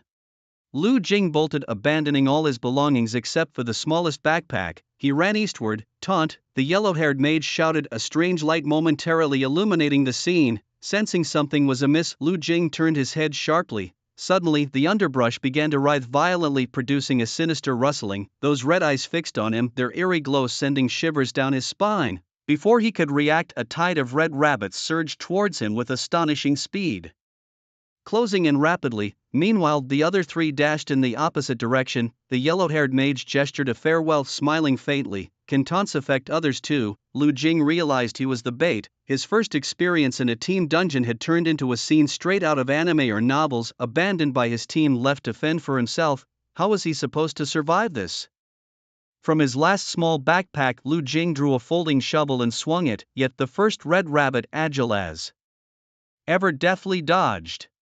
Its sharp claws swiped at Lu Jing. Lu Jing's mind hadn't caught up yet, but his body had already reacted instinctively. He leaped backward just in time, the claws grazing his neck, narrowly avoiding the fragile blood vessels. That was too close. There was no time to breathe a sigh of relief as more red rabbits swarmed toward him. He couldn't help but recall the tragic fate of the female priest earlier. Most critically, by his side he had only a folding shovel without a decent weapon in sight.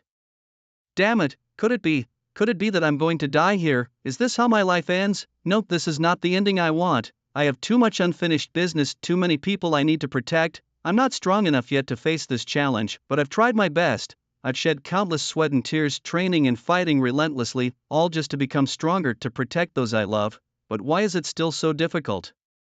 Did all my efforts go to waste? Suddenly Lu Jing clutched his head in anguish. Nope, it can't be. I believe I can overcome these challenges and find a way out of this predicament, because I have faith and promises made to those I love. I cannot lose, cannot fall here. Even in the face of overwhelming odds, I must grit my teeth and persevere, because I know if I give up, everything loses its meaning. So no matter what, I have to keep moving forward, never admitting defeat. Come on, what doesn't kill me will only make me stronger. Lu Jing howled towards the sky. The mightiest red rabbit blinked, looking at Lu Jing in confusion. From a distance, Li Duozuo and his companions heard Lu Jing's voice and exchanged puzzled glances. This guy, what's he shouting about? Shouldn't there be cries for mercy or screams of pain at a time like this? Thump, thump, one red-eyed rabbit after another lunged at Lu Jing. There was no escape. He swung the folding shovel, accumulating more wounds on his body, yet his speed only increased. Swing, stab, block. Lu Jing's eyes grew brighter. This was it, the feeling of finding life in the face of death, the thrill of surviving against all odds. My fate is mine to decide, not heaven's, even if there's a bottomless abyss ahead. With a swift motion, the leader of the Red Rabbit Pack, the first one to strike, attacked once more. The thin red short blade pierced Lu Jing's chest. Pain surged through him as he fell heavily backward, hot blood spraying out. Lu Jing's gaze became even more fervent. Discarding the shovel, he gripped the sharp short blade tightly with both hands. You think you can kill me? Lu Jing roared. In anime, it always seemed that with such a desperate roar, the protagonist could unleash unparalleled power, and in that roar, amid the astonished eyes of the red rabbits, Lu Jing accomplished the impossible, disarming them barehanded. Lu Jing pulled the red short blade from his chest, gripping the hilt. Instantly, everything felt different. What was in his hand? A sword. Holding a sword, he was a peerless swordsman.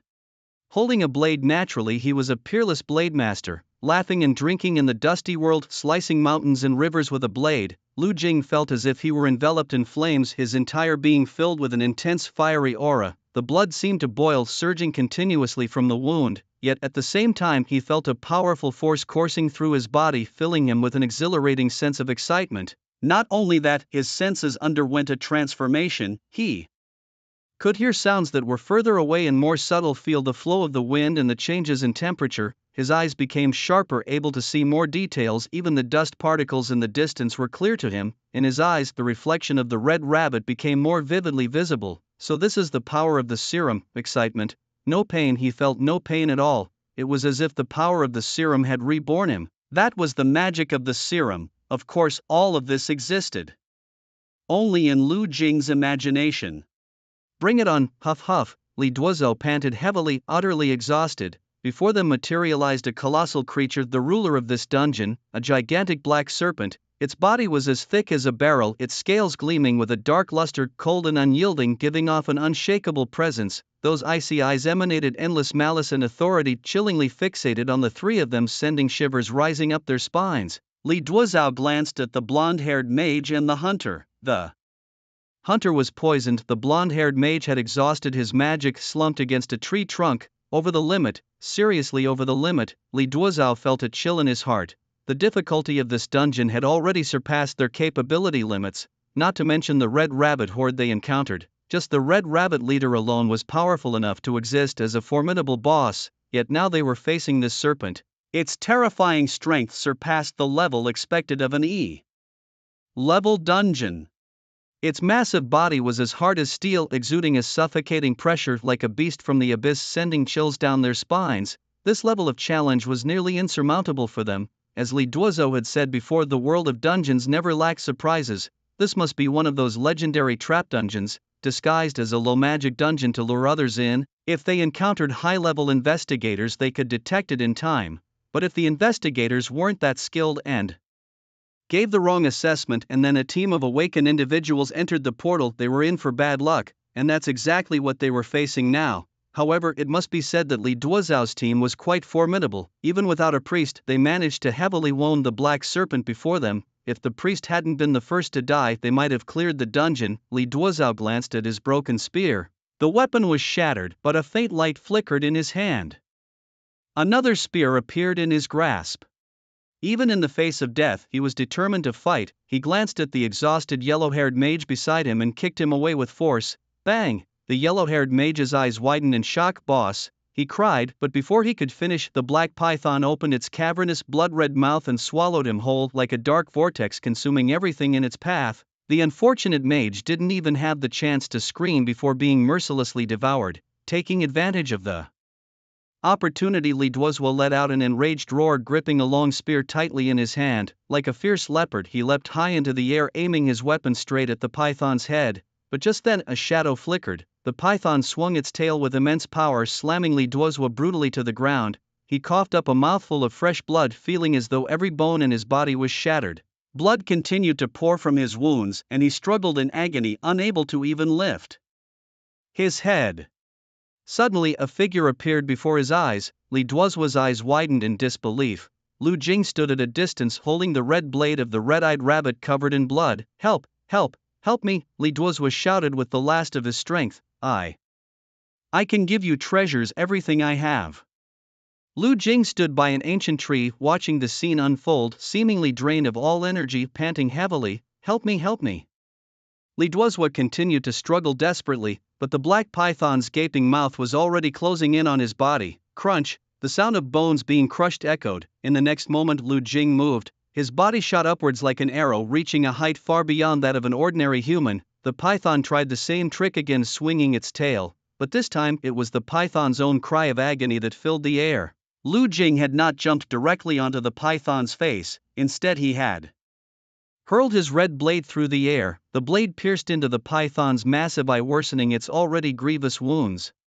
Lu Jing landed on the snake's tail mid-air, using it as leverage to leap again. He grasped the red blade and the slaughter began in earnest. A wicked smile played on Lu Jing's lips. This land is already under my dominion, pitiful beast. Remember this with your body. The sharp red blade sliced through like a bolt of lightning, driving into the python's eyeball with brutal force. Instantly, a heavy scent of blood permeated the air. The sound of skin and flesh being ripped apart resounded throughout the space. Lu Jing, wielding the red blade with sparks flying, remained steadfast despite the python's frantic struggles, landing on its head. As the python attempted to slam its head into the ground to shake him off, Lu Jing swiftly withdrew the blade and ran along its body. The screech of tearing flesh echoed again, accompanied by the sensation of meat being ripped asunder. This time, the red blade was sharp enough. It slid down the length of the python's back as though it intended to cleave the creature in two.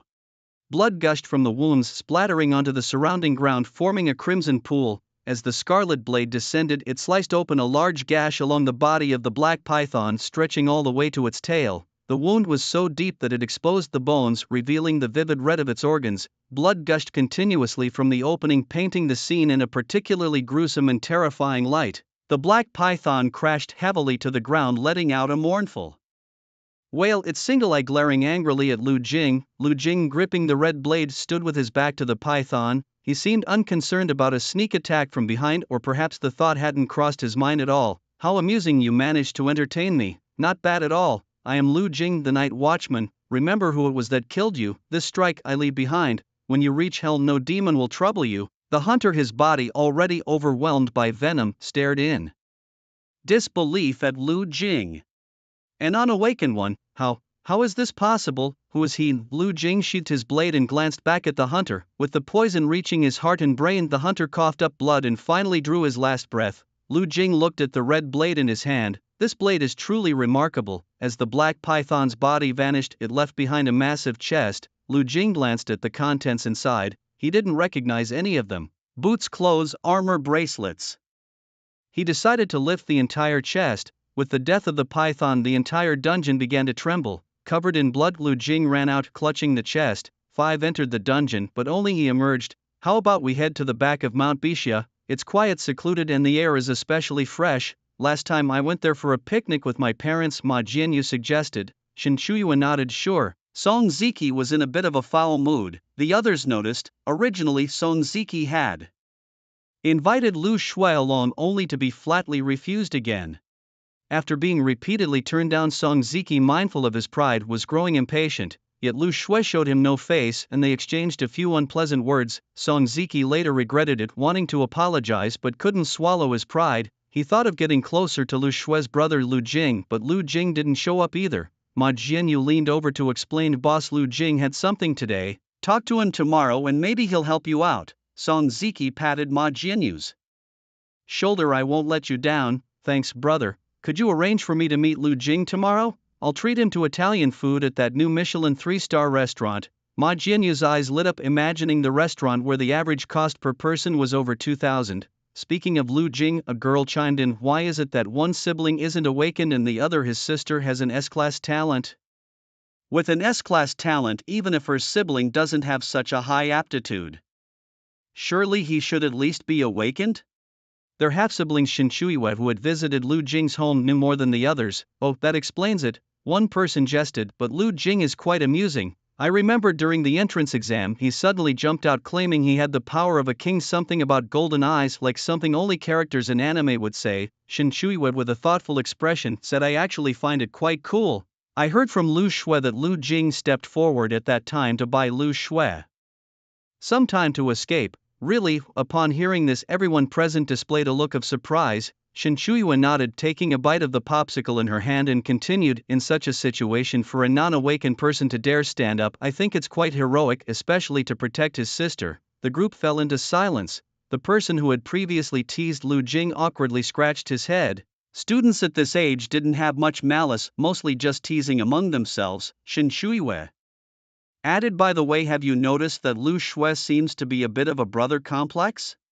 Ah, this remark once again evoked expressions of surprise from many. Lu Shui has a brother complex? No way, Lu Shui is so aloof. Exactly, she just calls him Lu Jing when she sees him, never brother. Except for going home together after school, they barely talk in class. Shen Chuyue shook her head. I just feel like Lu Shui cares a lot about Lu Jing. Listening to this, Song Ziki couldn't help but ponder, seemingly contemplating how to win over this future brother-in-law. The group continued to chat. Just then a figure suddenly appeared not far away. The figure appeared out of nowhere, not coming from the end of the road but suddenly emerging halfway. The portal vanished behind Lu Jing, who was covered in blood and holding a large box, leaving bloody footprints with each step. Lu Jing, everyone was shocked to see him. Lu Jing, how did you enter the portal? Shen Chuyue was the first to react. It was clear Lu Jing had emerged from the portal, and judging by his appearance he seemed to have just been through a fierce battle.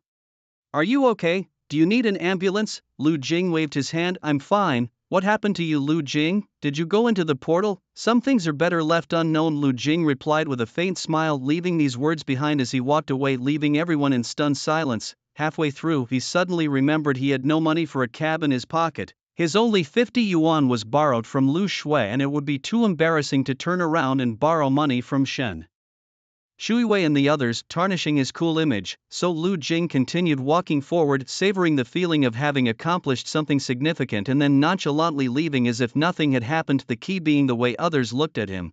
Once he was far enough, he pulled out his phone and opened Huabei. Armor, shoes, snakeskin jacket, snake bone bracelet, red blood knife. Each of the loot he had taken from the dungeon, he found corresponding images for online. The most valuable among them was the red blood knife. Among every million red-eyed rabbits, there's only a slim chance of obtaining a red blood blade. Its rarity makes it extremely valuable, with many yearning to collect it. The red blood blade is notable for two special attributes. First, it possesses no magical power, making it suitable for any profession, which is why someone without magic like Lu Jing can wield it. Second, it lacks special portability. Most awakened individuals can summon their equipment out of thin air except for some unique items like the red blood blade. Regarding its characteristics, it enhances damage and is extraordinarily sharp with no other special traits. Lu Jing looked at the red blood blade in his hand, deciding it could temporarily serve as his weapon in battle. As for the other items, apart from the snakebone bracelet, he couldn't use them since they required one to be awakened to be effective. The snakebone bracelet boosts the holder's physical attributes. Although the increase is minor, it can still benefit non-awakened individuals. Thus, Lu Jing acquired two treasures, the snakebone bracelet and the red blood blade. He sealed the rest of the items in a box, intending to showcase his achievements to the silver-haired elder the next time they met. Lu Jing, your delivery has arrived, Lu Shui curiously asked as she glanced at the two large packages Lu Jing had ordered online. What are these? A sandbag and the other one. It's best you don't know, Lu Jing replied cryptically. Lu Shui shot him a glance, then don't make a racket in the middle of the night. I heard these things can make noise now, so you'd better plug in your headphones. Remember, your sister lives next door. Consider your young sibling. Can you think of something normal for once? This is for my sword practice, Lu Jing retorted. Lu Shui raised an eyebrow. Where'd you get the money? Huabi, he admitted. After considerable effort, Lu Jing assembled the two items, a sandbag and a wooden dummy. One was for practicing punches and building strength, the other for honing his sword skills. Lu Jing crossed his arms, smiling to himself. Lu Shui remarked indifferently, so, you're being silly again? You don't understand, Lu Jing shot back. You're secretly protecting the world. I know you've mentioned it thousands of times, Lu Shui sighed. Out, Lu Jing fumed, shooing Lu Shui out of his room before starting his practice. Unsure of how to proceed, he searched for tutorials online, training earnestly. Would it help? Perhaps a little, but overall not much. It was akin to a young child learning martial arts from online videos, earnestly trying to emulate them. He thought he could take on 10 people by himself, and with a bit more practice he might just become a martial arts master. In reality, he was still just a little kid, but he firmly believed he had already succeeded. Lu Jing was the best example of this. Hey, ha, he ha. Lu Shui listened from the next room to the sounds coming from Lu Jing's room. Why had her brother returned to this state again? The next day, as soon as Lu Jing arrived at school, he was bombarded with questions from Ma Jianyu. What happened yesterday? You came out of the portal covered in blood and scared me to death. What were you doing? Why didn't you reply to my messages? Lu Jing smiled faintly, leaning his hands on the desk, his knuckles supporting his chin, eyes deep and thoughtful. Some things are better left unknown. What things? Ma Jianyu pressed. I told you, it's better if you don't know. Lu Jing shook his head. When Xin Shuiwei walked into the classroom, she also cast a curious glance at Lu Jing. Why aren't some girls wearing skirts today? Lu Jing suddenly noticed a blind spot. Did you forget about the long-distance run this afternoon? She reminded him. Lu Jing remembered, there was a PE class that afternoon. Of course, for those who had awakened special abilities, PE was more like a combat class. For those who hadn't, it was just basketball and leisurely walks. Compared to them, they seemed like old grandpas. Ma Jianyu said, wait for the boss to treat us to dinner tonight. Which boss? Lu Jing asked. Song Ziki, of course. He wanted to treat you to a meal anyway, but he probably wanted to do it another day, just you two. Today's for the run, huh? Lu Jing showed a puzzled expression again. Ma Jianyu explained, every time there's a run the boss takes first place and then treats us to a meal. not just running even exams or battles. As long as the boss wins he treats us. Really, then I feel like we might not get dinner today. Why? Because I'm going to make my move today, Ma Jianyu thought. Lu Jing had been acting strange lately. It was as if he had become a different person. How to describe it? A mysterious confidence. The old Lu Jing was somewhat of a wallflower and edge character, average-looking, introverted, too shy to talk to girls. Ma Jianyu always thought Lu Jing could be his little sidekick. As the big brother, he felt it was his duty to let his sidekick experience youth together, so he'd take him to karaoke, various gatherings. But at some point Lu Jing's demeanor suddenly changed. It was an internal transformation, not a fade. It was like someone bragging so much even they didn't believe it, just stubbornly arguing. But Lu Jing was different. His confidence seemed innate, nearly hidden before and now coming to light. Plus, over the past few months, Lu Jing had grown quite a bit. He was vaguely taller than Ma Jianyu now, and his physique had become more robust. You could see it even through the slightly loose school uniform. In the afternoon it was time for the long distance run test. First up were the boys. The long-distance run was usually predictable. Song Ziki always took first place. A warrior by profession, he was strong enough that even Zhang Qincha, an assassin, couldn't outrun him. Song Ziki was ready to unleash his strength. Casting a glance at Lu Shui standing among the girls not far away, he exhaled deeply and then glanced at Lu Jing beside him. In the warm evening air, Lu Jing was asked to join for dinner, but he waved off the offer. It wasn't a rejection though, it was more like a subtle push to his younger brother to keep practicing. As the starting gun fired, Lu Jing shot from the starting line like an arrow released from a bow. His legs powered through with force and his arms swung with minimal motion. The wind roared past his ears as his speed increased. Each stride was powerful and rhythmic, making him feel as though he was one with the earth beneath him. With a determined and focused gaze, he fixed his eyes on the track ahead, driven by a single thought: to surpass himself and race to the finish line. How is Lu Jing suddenly running this fast? Someone wondered aloud. At this speed, he'll run out of energy in no time, Tian Shiran huffed. Everyone knew that Lu Jing wasn't an awakened one. Starting with such explosive energy would surely see him fall behind later. Lu Shui seemed indifferent, as if she didn't care at all. But Lin Mo was there shouting loudly, "Go boss, you're the best." Of course, the boss she referred to was Lu Jing. He didn't let her call him captain, so she settled on calling him boss instead. Lin Mo was bold, unabashedly cheering for a boy in front of everyone on the field, which led many to speculate that she had feelings for Lu Jing. After all, she made no secret of her admiration for Lu Jing at school. Strangely, no one knew what she admired about him. With her looks, Lin Mo had no shortage of admirers, many of whom didn't care that she wasn't an awakened one. Yet she maintained a cool distance with everyone else, always aloof. Despite her enthusiasm for Lu Jing, she was known for her cold demeanor towards others, so much so that she had no friends to share lunch with anymore. If not for her striking beauty, she might have been considered an outcast. Tian Shiran, dressed in shorts and her hair tied in a ponytail, glanced at Shen Chuiyue and then at Lu Shui. In the past, only Shen Chuiyue could match her speed, but now Lu Shui had joined the ranks. Even though Lu Shui was a mage, she was a follower of the wind, able to harness its power. Boss, boss. Lin Mo's enthusiastic shouts interrupted Tian Shiran's thoughts. With a frown, Tian Shiran glanced disapprovingly at Lin Mo. No matter how much you shout, your boss won't catch up to Song Ziki. But Lin Mo paid her no mind. Tian Shiran's eyes returned to the track where she noticed Lu Jing running alongside Song Ziki. Had he already been lapped once, or was it twice? But soon Tian Shiran realized something was amiss. Lu Jing's speed was actually matching Song Ziki's. Huh? What's going on? Shen Chuiyue muttered, slightly agape. Is Lu Jing really that fast? I remember seeing him run on the track often, but to keep up with Song Ziki, she pondered. Maybe Song Ziki hasn't used his full strength yet, she speculated. Song Ziki glanced sideways, surprised to see Lu Jing keeping pace with him. It was the first time his usual companion Zhang Qinchai wasn't the one beside him, but instead it was a non-awakened one. Song Ziki was taken aback. Trailing behind the two, Zhang Qinchai wore an expression of utter bewilderment. Where had this kid sprung from? Initially, they all thought that if Lu Jing could hold on for half a lap, it would already be impressive, yet now he had completed 2 laps. Over the past few days, many classmates had indeed witnessed Lu Jing's relentless physical training, even to the extent of squeezing a hand gripper during class. Was this the result of his training? Not bad at all. Finally, Song Ziki noticed that Lu Jing's breathing was becoming irregular. Inwardly, Song Ziki couldn't help but breathe a sigh of relief. after all he was still a non-awakened one. No matter how long he trained in terms of physical strength, he was far inferior to an awakened one. Song Ziki turned his head with a smile. Sorry, I'm going to speed up now. Just as he was about to accelerate, he suddenly saw Lu Jing also flash him a smile. Not bad, thanks for running with me this far, but now I'm going to speed up. What? Song Ziki was taken aback. Lu Jing suddenly changed his posture, placing his hands behind his back and leaning forward, a smile playing on his lips.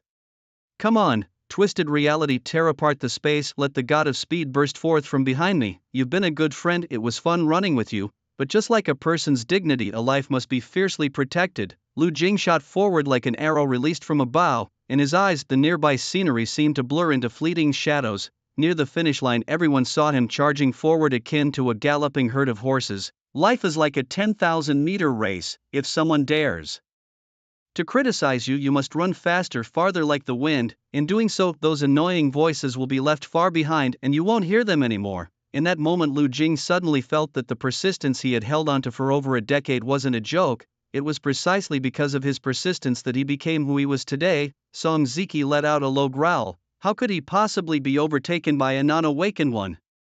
Absolutely not. Magic exploded under Song Ziki's feet. Warrior skill, muscle enhancement, and he too accelerated abruptly. The bodily enhancements brought by the warrior profession were beyond what a non-awakened one could compare to. So fast, someone exclaimed uncontrollably. In the blink of an eye, Song Ziki had closed the gap with Lu Jing. Lu Jing sensed the footsteps behind him and smiled slightly. You're quite good, but if you want to defeat me, what I mean is you still need more practice. Lu Jing suddenly turned his head, a smile tugging at his lips. Song Ziki was startled. He hadn't expected Lu Jing to turn his head at that moment, a move that would obviously reduce his speed. Song Ziki sensed a hint of disdain in Lu Jing's eyes, but it wasn't disdain for him. Song Ziki was sure that look was one of disdain for everyone. Gritting his teeth, Song Ziki thought, I'll see how capable you really are. Lu Jing's speed gradually decreased and Song Ziki overtook him. Song Ziki smirked disdainfully, clearly feeling the effects of his own adrenaline. Lu Jing lightly murmured to himself, something for nothing, 100% fusion, 12 times boost. Before Song Ziki could even process what was happening, a deafening boom erupted next to him. Bang! The sound was so loud it seemed as if the entire world was trembling. In the blink of an eye, Lu Jing had dashed past the finish line with the speed of a teleport, his figure dazzling under the sunlight. Song Ziki's eyes widened in disbelief as he watched the incredible scene unfold before him. It was as if Lu Jing had cheated. Lu Jing had taken first place, ending Song Ziki's reign in long-distance running for the first time. Without waiting for the crowd to question him, Lu Jing nonchalantly reported his time and left. He didn't even feel particularly tired, pondering to himself about the miraculous effects of the serum, coupled with his extraordinary innate potential, something the silver-haired elder had personally acknowledged, and his confident mantra. He thought, how could great things not be achieved? Ahaha! Lu Jing laughed, holding his forehead. Light is me. Darkness is also me. Only Lin Mo was moved to tears of excitement. Lu Jing noticed the changed looks his classmates gave him, which was entirely within his expectations. He propped his head with his hand, gazing out the window, leaving only a side profile to the others. Boss, Lin Mo's excited voice rang out as she couldn't resist rushing over. Lu Jing pushed her away with a single motion. Go away, don't interrupt my solitary charm. Boss, you were amazing. Lu Jing tried to suppress a smile. Song Ziki walked in, looking at Lu Jing with a complex expression. As soon as the bell rang, Ma Jianyu told Lu Jing that Song Ziki wanted to invite him to dinner. Just me? Ma Jianyu nodded. Lu Jing thought, just because I outran him, it shouldn't be necessary, right? I still have things to do. Normally Lu Jing would have gone, especially for a free meal, but now he had to focus on completing his mission. Otherwise, how could he explain the loss of the tactical suitcase to the silver-haired elder? Lu Jing quickly told Lu Shui he had to leave school. Lu Shui frowned slightly, watching his departing figure. The crisp, melodious sound of the school bell echoed across the campus, its resonance lingering in the air. Students packed their bags and left the classroom in droves. Some walked in groups of 3 or 5, their laughter ringing out along the way. Girls in pretty dresses swayed their skirts with the breeze, drawing many eyes. A boy sped past on a bicycle like the wind, leaving a dashing silhouette behind. Boarding students leisurely sat On the playground sipping sodas, basking in the sunset glow on their shoulders, reveling in the beautiful moments. Meanwhile in the combat room some continued to train relentlessly, their clothes soaked in sweat, yet they persisted. It seemed this was what youth was meant to be. In some quest instance, rumble, Lu Jing gripped a red sword in his reverse hand, his gaze sharp and fierce. Before him stood a black three-eyed wolf. How did we end up encountering a three-eyed black wolf? Isn't this kind of black wolf something you might encounter only once in 10,000 times? The mage leading the team grumbled in frustration. They've been running dungeons for years and have never faced such an unexpected event. Though their strength wasn't formidable, as social awakeners without national or familial support, they relied on meticulous caution and incremental efforts to grow stronger. Yet today they met with an unexpected incident. The usual black wolf transformed into a three-eyed black wolf, doubling its combat strength. They were completely overpowered, unable to fight back. In the end, even the non-awakener who was merely helping to carry the luggage had to step in. This non-awakener, isn't he a bit too strong? A companion suddenly remarked. The team leader mage snapped back to reality, looking at the young figure with astonishment. So fast? Lu Jing was in midair with no foothold and no way to dodge. Meanwhile, the three-eyed black wolf was already lunging at him, its bloodthirsty mouth open wide, sharp fangs ready to tear him to shreds. Priest, buff him! The team leader mage shouted. I can't, he's a non-awakener, the priest yelled back. He had already tried but couldn't apply any buffs to Lu Jing. At this critical moment, the team's assassin wanted to step in, but his injuries made him too slow to keep up. However, just when the situation seemed dire, Lu Jing suddenly displayed astonishing agility and reaction speed. In midair, he executed an incredible spin with graceful elegance akin to a deadly dance, clutching a red long sword that gleamed with a chilling light. His spin was precise, driving the blade into the three-eyed black wolf's body. With a squelching sound, the blade plunged deep into its flesh. Bright red blood gushed out, splattering into the air. The three-eyed black wolf howled in pain, its eyes filled with shock and despair. As they crossed paths, each felt the murderous intent emanating from the other. Lu Jing's face was splattered with the wolf's blood, his gaze cold and resolute. The wolf fell to the ground, convulsing as life ebbed away. The outcome of this life and death struggle left everyone in shock. They witnessed a young non-awakener performing such a high-difficulty, elegant spin and a precise strike in midair, successfully slaying the three-eyed black wolf. Lu Jing stylishly sheathed his sword and turned away. In the face of overwhelming strength, nothing else mattered. Feel the pain, understand the pain. Captain, who on earth is he? How am I supposed to know? After exiting through the portal, Lu Jing collected his share of the spoils. Originally he wasn't entitled to any spoils, however, after witnessing his strength, the team automatically shared the loot, giving him 40% out of the 6 portions. Lu Jing did not refuse. Just as he was about to leave, he was suddenly called by the mage known as Piggy Hero, who wore a mask resembling a little pig, probably some kind of equipment. Master, are you talking to me? Lu Jing turned his head. Master, are you interested in joining us for a dungeon run? Zhu Zhuxia asked cautiously. Lu Jing hesitated for a moment and then nodded. Sure, he agreed, because finding solo dungeons was always difficult. Most teams wouldn't choose non-awakeners and it took time to communicate with others. Having a few teammates to join would be ideal, plus Zhu Zhuxia and the others seemed decent enough. I'll find a portal nearby, Lu Jing said. As soon as he said this, everyone was stunned. They had just exited one portal and now they were about to enter another. Was this a game of 996? Lu Jing thought entering a portal meant going through one and then immediately heading to the next. After all, he had to go to school during the day and his time was limited. He couldn't return home too late at night either. The silver-haired old man could contact him at any moment, so he had to make the most of his time and complete the portal tasks in a short period. But for these awakeners, the basic principle was to enter a portal once every 3 days. Sometimes it was even once a week. The group looked at each other, unsure of what to do. Their leader Zhu Zhuxia hesitated to speak. Could it be that all experts played like this? With this doubt, no one raised any objections. After all, Lu Jing had already shown his strength and the three-eyed black wolf was a rare type of monster. The loot was highly valuable. There's a 4-person portal nearby, is that okay? Lu Jing looked up. The 3 nodded in unison. Yes, it's fine. The big-faced cat said to Zhu Zhuxia from his walking posture. He must be a top expert. Zhu Zhuxia nodded in agreement. Lu Jing walked with his hands in his pockets, not watching where he was going. A non-awakener with such flair. It was the first time they'd seen one in their lives. Tisk, did we encounter some national level agent? Look at those skills. Hey, his back is still bleeding, isn't it? Is he alright? I can see bone. Doesn't he feel pain? Listening to the chatter behind him, Lu Jing's mouth twitched slightly. His back was burning with pain, having been slashed by the three-eyed wolf earlier.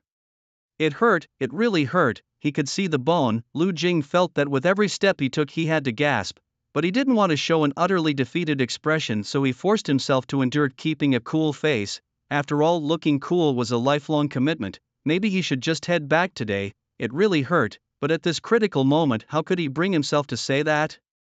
When the four reached the portal, they found another team already there, by principle whoever arrived first got the portal. Were they too late? Zhu Zhuxia didn't mind too much, as there were plenty of such portals around. At this point, someone from the other team turned around. Yo, long time no see. Zhu Zhuxia recognized the person as someone from the Changlan Guild. Zhu Zhuxia gave a lukewarm greeting and was about to leave to find another portal. Who would have thought? Li Chaoxian from the Changlan Guild suddenly remarked, "This is a twin teleportation gate, the so-called twin teleportation gate has two entrances intimately connected like twins.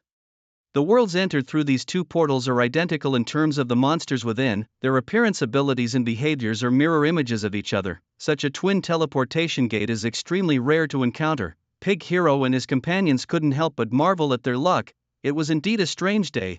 First, they came across a three-eyed black wolf, an occurrence with odds of 1 in 10,000, and now they faced a twin teleportation gate. Li Chaoxian proposed, "Since it's a rare encounter, why don't we make a wager?" Pig Hero asked. "Wager on what?" "The usual, half of the spoils," Li Chaoxian replied. Pig Hero sniffed but didn't respond immediately. Instead, he glanced at Lu Jing. There wasn't exactly a feud between them and the Changlan Guild, but there had been a few skirmishes. In earlier bets, they had lost more than they had won. Sensing this, Li Chaoxian noticed Lu Jing and exclaimed, "An unawakened one? You brought an unawakened member?" Big Face Cat straightened his back and retorted, "Watch your words. So what if he's unawakened? Our team can still leave yours in the dust." "Boasting, are we? Then let's compete." Big Face Cat and Pig Hero brimmed with confidence, firmly believing that Lu Jing was a 1 in a million expert. Besides, his status as an unawakened person made him even more enigmatic, keeping others oblivious to his true prowess. At that moment, Lu Jing was thinking, "It hurts, it really hurts. Feel the pain, know the pain, understand the pain." Noticing the group's slightly disheveled appearance, Li Chaoxian suspiciously asked, "Did you just finish a quest?" Pig Hero boasted, "That's right, but you don't need to worry about that." Li Chaoxian laughed, uncertain of where their confidence came from. "Alright, it's settled then. When you lose, don't use this as an excuse. A real man keeps his word." Pig Hero and Li Chaoxian sealed the deal with a high five. Then Pig Hero looked expectantly at Lu Jing. After all, his confidence stemmed entirely from Lu Jing. Meanwhile, Lu Jing's mind was consumed with pain. He wished his phone would ring, even if just an alarm, so he could pretend he had something urgent and leave. "Master, you're back." The team's priestess Xiao pointed out, "Master, your back is bleeding black blood. It seems you've been poisoned." "Poisoned? That three-eyed black wolf was toxic." "Hey, it's nothing," gritted Lu Jing, saying, "Let's go." With that, Lu Jing was the first to step through the teleportation gate. Li Chaoxian and the others from the Changlan Guild watched this unfold, puzzled. Why did it seem like this unawakened person was the leader? As the teleportation gates slowly vanished behind them, they found themselves in front of a long train car. The train was speeding along. The group was taken aback. Even Big Face Cat, Pig Hero and Xiao rarely encountered such a scene. The scene of an E-level dungeon is typically set in places like forests and caves, rarely featuring elements with a modern technological feel. However, when such elements do appear, it usually indicates that the dungeon is far from ordinary. Some have once claimed that the more advanced the modern technology within a dungeon, the higher the difficulty level. This theory was later debunked, as people soon discovered medieval S-level dungeons. Nevertheless, to some extent, advanced technology does suggest a high likelihood of encountering a challenging dungeon. What's going on here? Isn't this supposed to be an E-level dungeon? Big-faced Cat was feeling a bit panicked. Their current condition was far from ideal. The subway before them was indistinguishable from the ones they usually took, and the people inside looked exactly like real-world individuals. A notification appeared before everyone. "Welcome to Kunchi City. In 5 minutes, a zombie crisis will erupt. Please protect your lives without leaving the subway." Note: without magic resistance, avoid getting injured by zombies. A zombie's attack will deplete magic resistance until it's entirely gone. Antidotes and various potions to remove negative effects can heal Wounds inflicted by zombies. Antidotes are hidden within the carriage. All members must clear the level. All members must clear the level. The four exchanged glances. This meant that if any one of them died, the remaining three would automatically fail the challenge. What kind of nonsense is this? And these ridiculous rules? Big-faced Cat exclaimed angrily. Piggy Warrior, maintaining his composure, said in a deep voice, "After all, it's just an E-level dungeon. With such conditions, there should be corresponding mechanisms. This level's difficulty definitely won't be too high." Hearing this, the other three nodded in agreement. "Is the whole carriage going to be filled with zombies?" Ah Xiao pondered aloud. Lu Jing then suggested, "Let's run to the end of the carriage, chase everyone out, and take over the last carriage. That way we only need to guard one door, which will significantly reduce the pressure." The others agreed without hesitation. With time running out, the four of them pushed through the crowd and sprinted toward another carriage amidst a chorus of curses. "Move aside, get out of the way." The four pushed past the people blocking their path and dashed through the carriage, knocking others off balance and eliciting a barrage of complaints. "Are you trying to get us killed? What are you doing? These people, are they really NPCs?" Observing their faces and expressions, they seemed exactly like real-world individuals. Lu Jing frowned. What kind of strange world was this dungeon? But there was no time to ponder such questions. Tick-tock, tick-tock. The sound of a clock urged them to hurry, heightening the tension. "Move out of the way." Their carriage was in the middle, and it took considerable effort to reach the end. Although the distance wasn't long, the carriages were packed with people. Finally, they reached the last carriage. According to Lu Jing's plan, they needed to drive the NPCs into another carriage since they didn't know who might turn into a zombie. This way they only needed to defend the last carriage, making things much easier. Piggy Warrior summoned his weapon. As an archer, he shot an arrow. The arrow, imbued with a special kind of magic, emitted a sonic wave that forced everyone to cover their ears in shock. "Get out, all of you, get out," roared Zuzuxia. The crowd paused, their eyes fixed on him with expressions of surprise, anger, and confusion. Zuzuxia drew his bow again, the arrow this time striking someone in the leg. "Out," he commanded. Cries of pain and gasps filled the air as the crowd began to rush towards the front carriage. Zuzuxia, bow in hand, urged them on. "Go, hurry." Big-faced Cat gave a wave with one hand, deploying Hunter's Trap. As a hunter by profession, he excelled in tracking and setting traps. The Hunter's Trap was a basic skill for hunters. He then threw out a paralyzing seed. Time was running short. Meanwhile, Ah Xiao pushed the crowd from behind with all her might. Lu Jing inhaled sharply, the searing pain across his back unabating. But now wasn't the time to worry about that.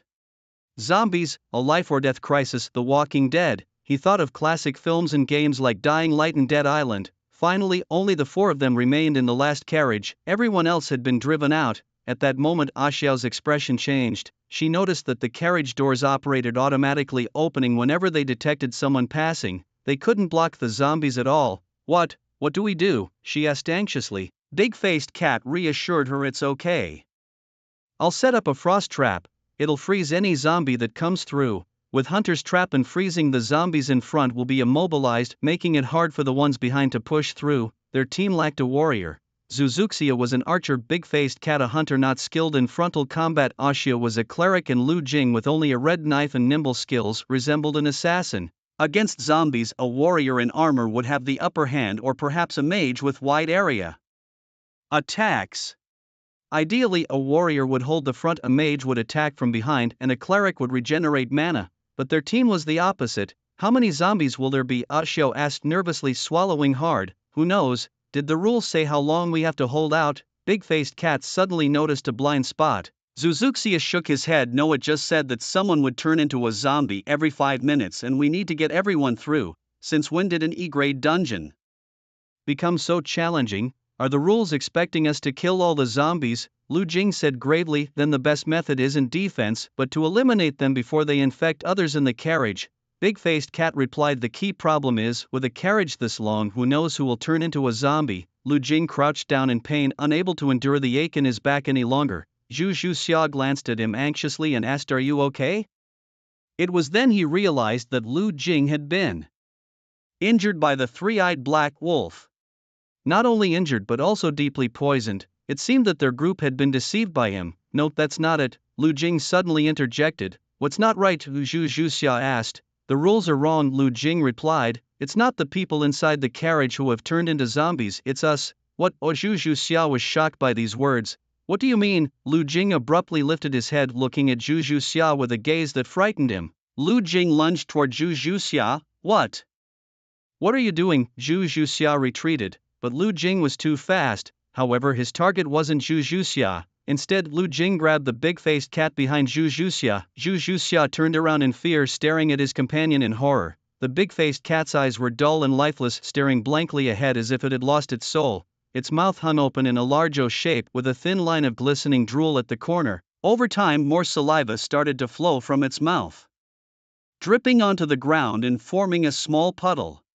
This appearance was eerily similar to zombies in movies, sending chills down one's spine. It emitted a creepy growl from its mouth. Zhu Xiao then looked at A Xiao. A Xiao was exactly the same as the big-faced cat at that moment, as if undergoing some kind of mutation. However, being a priest, A Xiao had stronger resistance and still retained a bit of consciousness. Help, help, help me, I feel so strange.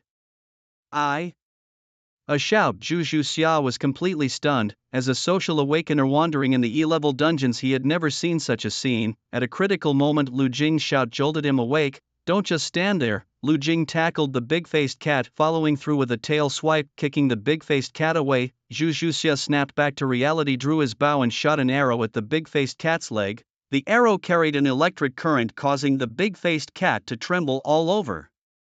What on earth is going on? Zhu Xiao couldn't understand why they, as awakeners, would turn into zombies. Lu Jing quickly explained, do you remember the last two sentences of the rules? I forgot a long time ago, Zhu Xiao replied, justifying himself. The rules told us there is an antidote hidden in the carriage, but why would it know we would definitely get infected? It didn't mention the conditions for passing the level, it only said, please all pass, so the ones turning into zombies are our companions. We need to use the antidote to turn them back into humans to pass the level. Zhu Xiao cursed loudly. Great master, what do we do now? Where's the antidote? Lu Jing was frustrated. You really don't want to use your brain at all, do you? The hint for the antidote: fatty rice blooms, amusing snacks kids love. What does that mean? Lu Jing answered, popcorn. Popcorn. The antidote is popcorn, Zhu Xiao asked. Lu Jing felt an overwhelming urge to slap some sense into him. Get your head out of your heels and think for a second.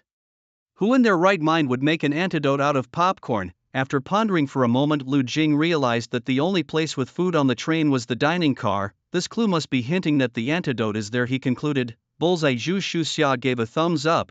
You handle those two.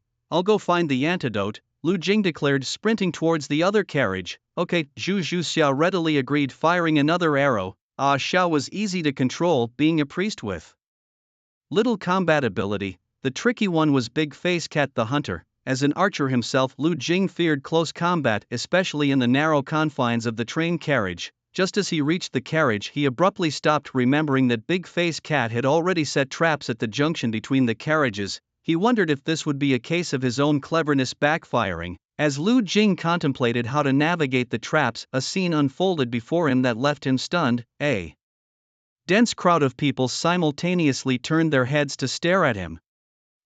Lu Jing had a foreboding feeling. The next moment it became reality. Why aren't you? Zhu Xiao was about to urge Lu Jing to hurry and find the antidote, but turned around dumbfounded. The crowd in the other carriage was staring at them with vacant eyes. Then, in unison, they began to move step by step towards them. With each step, they emitted a low growl, a sound that seemed to call from the depths of hell, sending chills down one's spine. They've all turned into zombies. Zhu Xiao's face turned pale. Is this the difficulty level of an E-tier dungeon? Is this even reasonable? Their companions had turned into zombies, and soon, except for the two remaining awakeners, everyone in the carriages became zombies. We're doomed, Zhu Xiao said in despair. There couldn't be a worse situation. Lu Jing, holding a red blade, recalled something someone once told him. Never say give up. Disasters always follow one after another. That's the way of the world. Do you think just shouting for help will make a hero descend from the sky to save you? Big mistake. We can only rely on ourselves, as it has always been. If I die, it only proves I'm just that kind of man. The plan has changed, Lu Jing continued. The two of us will find the antidote and lure Big Face Cat and Ah Xiao over there. Zhu Xiao was shocked, watching Lu Jing's back. So cool, even at a time like this he can say something like that. Zhu Xiao felt his fighting spirit reignited. As the zombies entered the carriage, they triggered the traps left by Big Face Cat. The zombies were instantly paralyzed. Seizing the opportunity, Lu Jing leaped into the air, his right foot landing precisely on a zombie's head. Using the zombie's head as a foothold, he gracefully leaped forward like a bird sprinting swiftly. During this process, several zombies tried to reach out and grab Lu Jing, but his reaction was swift. The glint of his knife flashed through the air, slicing through the reaching hands in an instant, leaving the zombies no chance whatsoever. Then Lu Jing leapt gracefully, landing steadily on the railing atop the train. Peering down at the sea of zombies below, an intense rush of excitement and adrenaline surged through him at that moment. It was a peculiar feeling. Unlike other monsters, these zombies evoked a completely different sensation in Lu Jing. It was like playing a game where he could easily defeat those massive, powerful bosses without any pressure or tension. However, when playing survival games, the sight of a dense horde of zombies would inexplicably instill a chilling fear, making one feel horror-struck. This was because these zombies were more human-like, creating a deeper resonance. Lu Jing stepped on the head of the last zombie and moved into another carriage. Fortunately, these zombies weren't particularly strong. Although they had turned into zombies, their bodies remained essentially human. At most, they were unafraid of pain, but if you severed their heads or legs, they would still lose their combat ability. Lu Jing was about to replicate his strategy when unexpectedly a dark shadow swiftly flashed by as he jumped. "Watch out!" Piggy Hero shouted. Startled, Lu Jing found his ankle suddenly ensnared by a dark figure. Upon closer inspection, it was a zombie's head, its neck stretched long like a rubber person. Without time for shock, Lu Jing swiftly brought down his knife. The zombie's head hit the ground and Lu Jing found himself back on the railing. Looking down, he was covered in goosebumps. He saw the zombies rapidly mutating, their bodies twisting and deforming as if manipulated by some mysterious force. Some zombies swelled to colossal sizes, resembling moving mountains. Others had hair spreading rapidly like waterfalls, covering their entire bodies, obscuring their faces. Some had muscles swelling as though injected with air, hard as iron and full of strength. Even more astonishing, some grew gigantic wings from their backs, stirring powerful gusts with each flap. These mutated zombies had become significantly more powerful, clearly more challenging to deal with than ordinary ones. Piggy Hero almost lost his footing, nearly falling. He was on the verge of tears. "Is this really an E-level dungeon?" Lu Jing exclaimed. "Awesome, so awesome." He took a deep breath, gripping his red knife tightly, facing the countless zombies before him. "Come on." With that, he leapt forward, a leap of faith. At this point, hoping to pass through the carriage unscathed was unrealistic. The only option was to carve a bloody path through. "If I am weak, then let them destroy me. Otherwise, I will ensure their demise." Lu Jing smirked. Clearly, the zombies couldn't comprehend his words at that moment. Boom! Lu Jing charged into the horde of zombies. Piggy Hero stood frozen at the back. He must be a monster. These zombies, they're not the real monsters. No, the true monster is Lu Jing. Just a moment ago he seemed on the verge of collapsing from the wounds on his back, but now, wielding a blade, he charged straight into the horde of undead. Even the most heavily armored shield warriors would hesitate to take such a risk, yet Lu Jing. Swish, swish, swish. Severed arms and hands fell from the sky, and heads as large as basketballs rolled across the ground. These zombies felt no pain, but once their heads were severed, they lost all ability to fight. Lu Jing suddenly flipped over, jumping up once more. Arrows rained down like a storm, striking the spot he had just vacated. Meanwhile, the zombie, which had evolved wings, had successfully completed its transformation. It spread its wings and let out a piercing howl, "Oh!" with a red blade clenched in his teeth. Lu Jing grabbed the ankles of two zombies with his hands and hurled them away. Bam! He then dashed towards the bird-like zombie. Zhu Xia had missed twice with his arrows. It was incredibly fast. "Will you be able to dodge this one?" His meteor shower arrow had a wide range, and the birdman folded its wings. The arrows all struck its wings. The birdman faltered in midair. This brief pause immobilized it. Lu Jing seized the moment, leaping up with unrelenting momentum. As his red blade aimed for the birdman reacted swiftly, but due to its earlier pause, it couldn't evade Lu Jing's strike. Lu Jing's crimson blade pierced straight into the birdman's chest, splattering a spray of blood. The birdman let out a harrowing scream. "Oh!" Despite its immense vitality, the birdman struggled fiercely, flapping its wings and tangling with Lu Jing. Lu Jing delivered a headbutt. Bam! He then extracted his red blade and plunged it into the creature's throat. Lu Jing dragged the birdman to the ground as more zombies closed in. With deft movements, Lu Jing weaved through them, the red blade in his hand gleaming with a chilling light. "Damn!" he's practically a superhero. Zhu Zhuxia thought that if anyone claimed Lu Jing hadn't awakened some superpower, they wouldn't believe it for a second. The plan has changed. Lu Jing glanced back, noticing the zombies were all fixated on him, leaving Zhu Zhuxia alone. Stay here, I'm going to get the medicine. Zhu Zhuxia, being an archer, wasn't adept at close combat.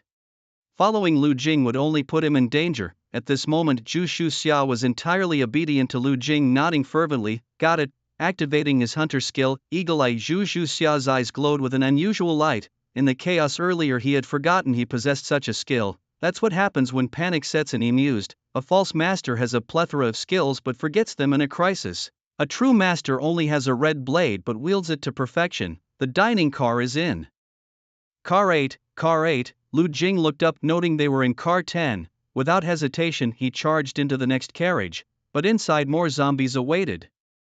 Be careful. In a tense and rapidly changing scene, Piggy Warrior urgently sounded the alarm. The zombies in the next two carriages had already completed their full evolution, becoming evidently more powerful. Is this an E-level dungeon? Piggy Warrior cursed under his breath. He made a silent vow. If he survived this ordeal, he'd retire for sure. The world of dungeons was indeed bewildering.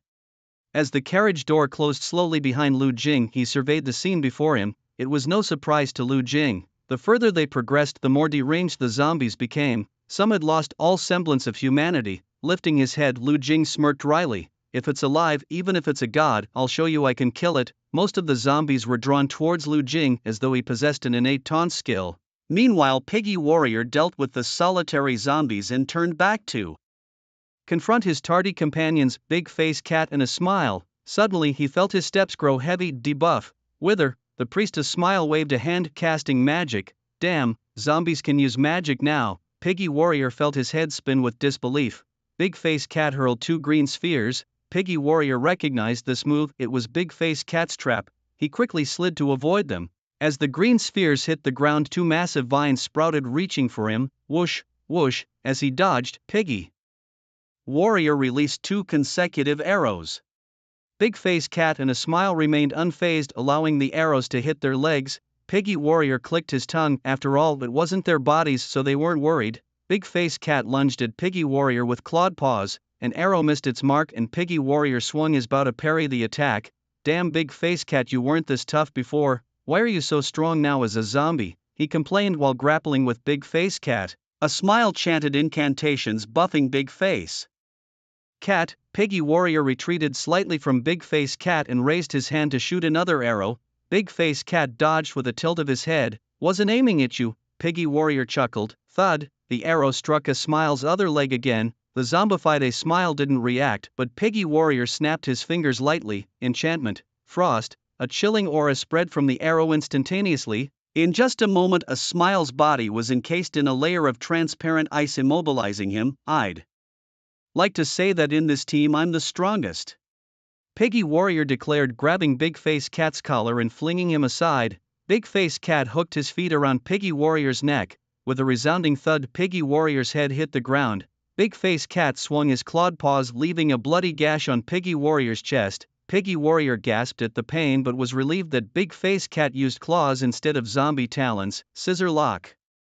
Ignoring the wound, Piggy Warrior quickly locked Big Face Cat in place. This move you taught me, he exclaimed, kicking Big Face Cat away and flipping like a swallow to retrieve his fallen bow and arrow. Big Face Cat was just a step away, claws poised, while Piggy Warrior's bow was almost pressed against Big Face Cat's face. This shot would go straight through the skull. If the big-faced cat dies, the mission automatically fails. However, there seems to be no time to ponder such matters in this situation. The deadly claw was just a step away from slicing off Piggy Knight's head. As a fragile archer, Piggy Knight certainly didn't have much defense capability. The only healer, Ah Shao, had already turned into a zombie. It's either you die or I survive. So instinctively, Piggy Knight released the bowstring with a resounding thud. The arrow whizzed past Big-Faced Cat's cheek just as its claw was about to sever Piggy Knight's head. The arrow trailed a grappling hook which timely wrapped around Big-Faced Cat, pulling it backward and slamming it against the edge of the carriage. The hook seemed to have a mind of its own, trapping Big-Faced Cat. Piggy Knight gasped for breath. Scared me to death. He had temporarily restrained both Big-Faced Cat and the zombie Ah Shao. Hastily, he used his eagle eye to survey Lu Jing's situation. Lu Jing's predicament was dire. inside the carriage a muscle-bound zombie had seized him. His only weapon, the red knife, lay on the ground with zombies continuously swarming around. Lu Jing couldn't break free easily. The zombie in front of him was nearly tall enough to burst through the carriage roof, brimming with explosive muscles, holding Lu Jing's body in one hand. Crackling sounds echoed as his bones seemed to be rapidly crushed. His body was riddled with wounds left by the zombies. According to the rules, he was about to transform into a zombie too. He was crushed and then thrown to the ground by the muscle zombie. A horde of zombies crazily surrounded him, tearing at his body. Lu Jing did not give up easily. He exerted all his strength to reach out, trying to grasp the red knife just a short distance away. However, just as he was about to touch the handle, a group of zombies clamped down on his arm. The strength of these zombies was astonishing. They pulled at Lu Jing's arm as if they intended to rip it from his body. In the next moment, a heart-wrenching scream pierced the air. Lu Jing's arm was brutally torn off. Blood gushed out, staining the ground a vivid red. Lu Jing screamed in agony, his eyes filled with despair and fear. Yet he stubbornly refused to give up, struggling desperately to reach for the red knife as if it were his lifeline. Knife, knife, he mumbled, his voice growing weaker. The zombies piled on him like a human pyramid, pressing him down layer by layer. It's over. Piggy Knight, witnessing this scene, is slumped to the ground in despair. He should never have clung to such a slim hope. With so many zombies, even hunters capable of dealing with D-level instances would find it overwhelming. Let alone, they were just barely able to handle E-level instances. Even the most formidable non-awakened ones are ultimately mere mortals. Knife, knife. Lu Jing's voice grew fainter. His body was being torn by countless cold hands, every inch of his skin being mercilessly gnawed away. The unsettling sound of chewing filled his ears, a chilling crunch that sent shivers down the spine. They ravenously devoured Lu Jing's flesh, mercilessly stripping away his life bit by bit. He struggled to fight back, but found himself powerless. His body was beyond his control, at the mercy of the zombies that surrounded him. Knife, knife. A zombie grabbed Lu Jing's head, seemingly intent on tearing off this delicious morsel. Whoosh, knife. With a furious shout, the zombie's stack like a human pyramid exploded like a lit powder keg, scattering severed limbs and chunks of flesh in all directions, painting the entire carriage a deep crimson. Lu Jing's severed arm transformed into a double-edged blade, gleaming coldly and sharp enough to cut through anything. A black substance, alive in its own right, swiftly enveloped Lu Jing's stump, merging seamlessly with his body. Lu Jing let out a cry of pain and fury, echoing throughout the room and rattling the eardrums of anyone who heard it. His gaze was filled with murderous intent as he fixed it on the remaining zombies, as if he wished to devour them alive. Piggy Knight watched the scene unfold through his eagle-eye vision, frozen in fear. He's turned into a zombie. Lu Jing has clearly mutated, just like those other zombies. But there was something different, something off about Lu Jing's eyes. Unlike the hollow, lifeless stares of other zombies, his eyes burned with rage. Kill! Lu Jing swung the sharp blade in his hand. The muscular zombie swung its massive arm at him. The blade flashed coldly, severing the muscular zombie's arm with ease. Blood dripped from the blade's tip. Lu Jing charged forward, stabbing and slashing until the muscular zombie was utterly defeated. He didn't forget to pick up the red knife that had fallen to the side. Knife, knife. As Lu Jing retrieved the red knife, his arm miraculously reverted to its original form. The previously severed limb regenerated anew. He rummaged through the dining carts, scattering snacks and drinks across the floor. 2 glass vials rolled onto the ground. Antidotes, he had found them. Lu Jing picked up the antidotes, holding the red knife in one hand. With a low growl, he turned and charged back into the fray. Zombies blocked his path, but Lu Jing plowed forward through the horde, his strength even greater than before. He carved his way out of the encirclement with ease, as if slicing through vegetables. By the time he made it back to the last carriage, Piggy Knight was stunned. Lu Jing had truly fought his way out of the zombie horde. There was no finesse, only sheer power and speed. Zombies clung to both of his arms, their teeth sunk deep into his flesh. More zombies latched onto his back and legs, desperate to tear Lu Jing to pieces. Catch! Lu Jing tossed the antidotes to Piggy Knight. Hurry, he shouted. Piggy Knight was sweating bullets, feeling that Lu Jing needed the antidotes even more.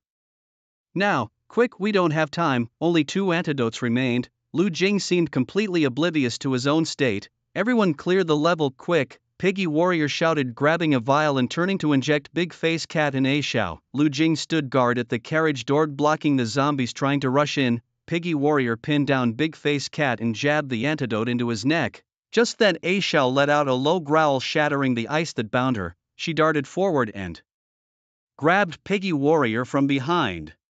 As soon as Piggy Warrior finished injecting Big Face Cat, A Xiao had him by the throat. Damn it, the worst case scenario is that I'm infected too, he thought. In that critical moment Piggy Warrior extended a finger. The enchanted ring on his finger activated, freezing A Xiao in place. He quickly jabbed the antidote into A Xiao's thigh. With the injection, clarity returned to A Xiao and Big Face Cat's eyes. But Piggy Warrior didn't breathe a sigh of relief. The rule was everyone must clear the level. There were only 2 antidotes. Now Lu Jing was infected too, which meant they were doomed. However, just then the speeding train suddenly came to a halt. Zombies froze in their tracks, then disintegrated into countless specks of dust, vanishing into the air. I got an arrow in my leg and everything hurts, Big Face Cat wailed. A Xiao clutched her leg, groaning, I got an arrow in my leg too.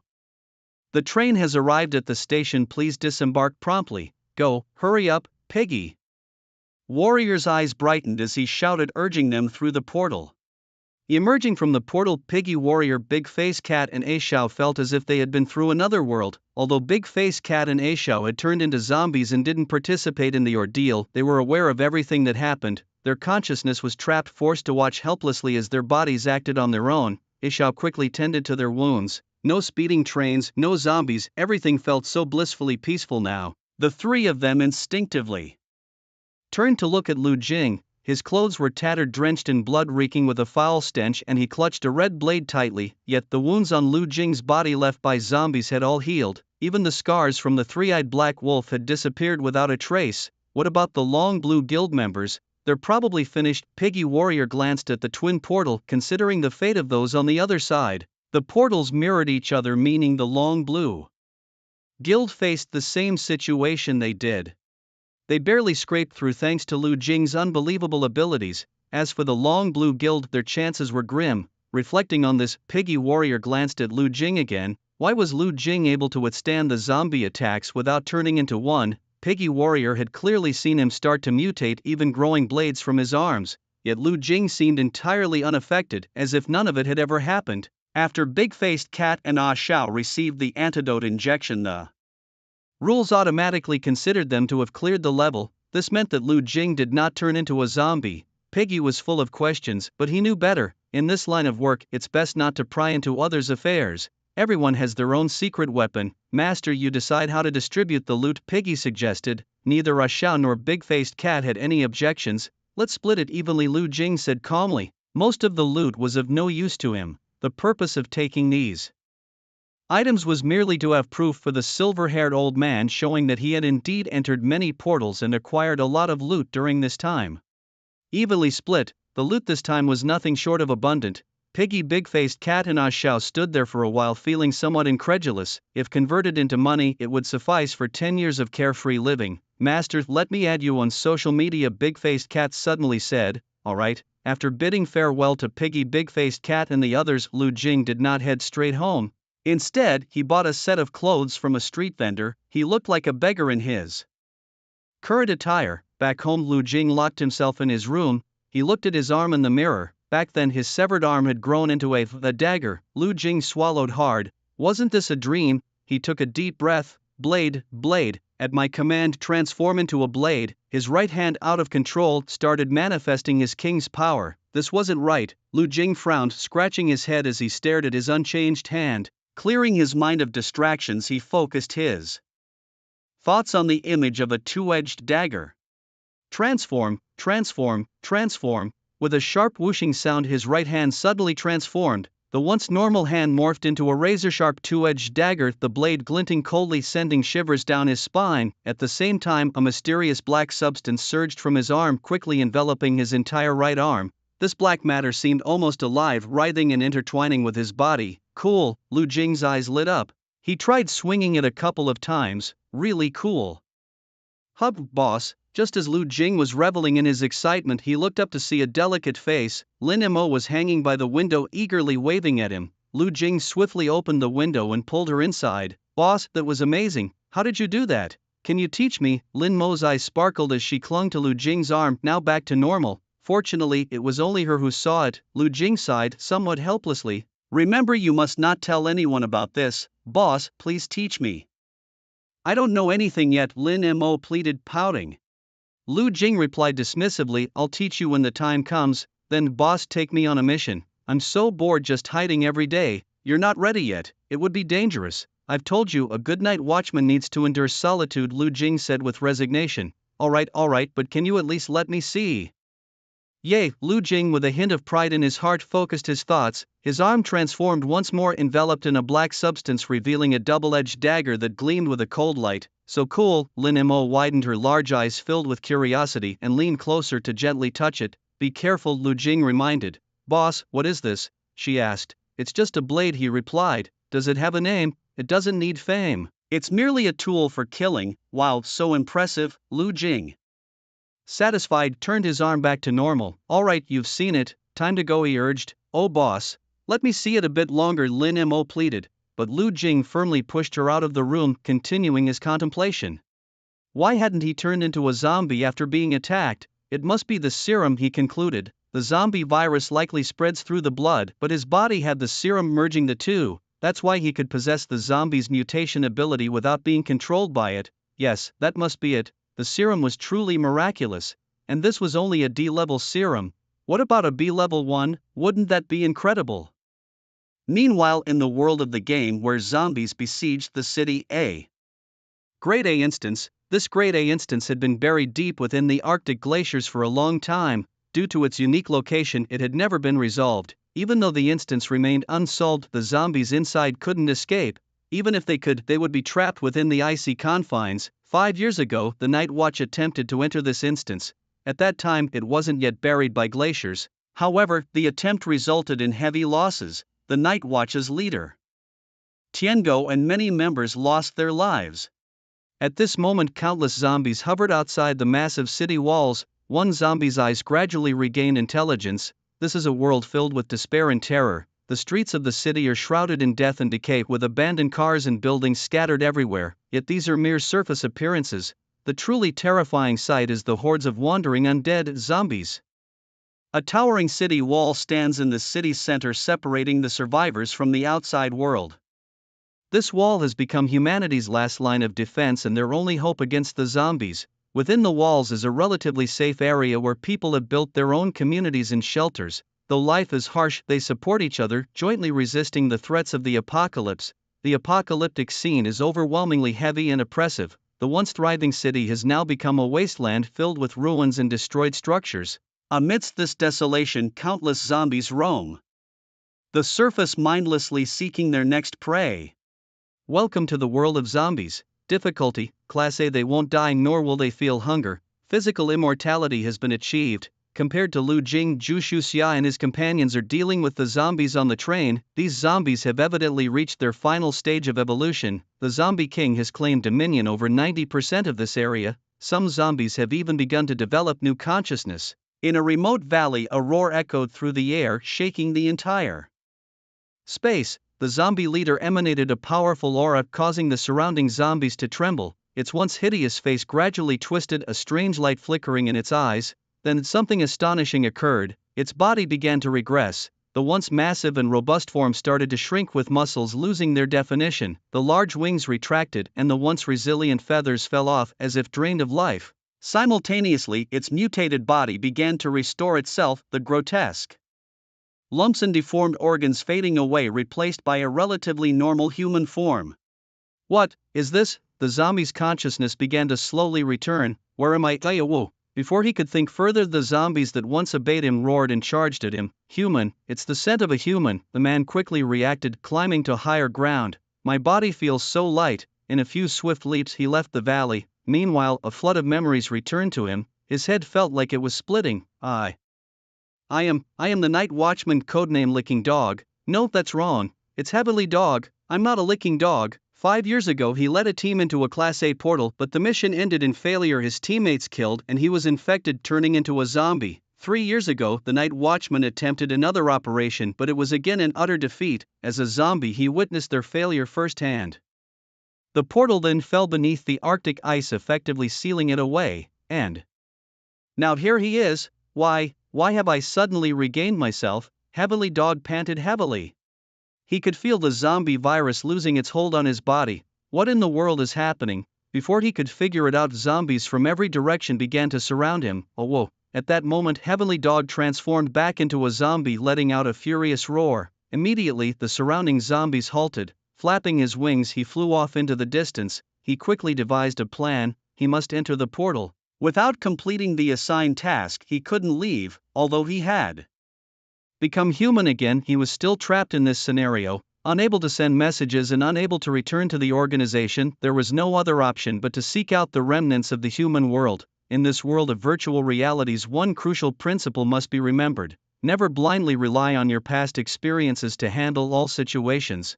This world is filled with mysteries and dangers, and its rules might be entirely different from the real world. Each instance has its unique characteristics, traps, and challenges. Just as there are no two identical leaves in the world, there aren't two identical instances either.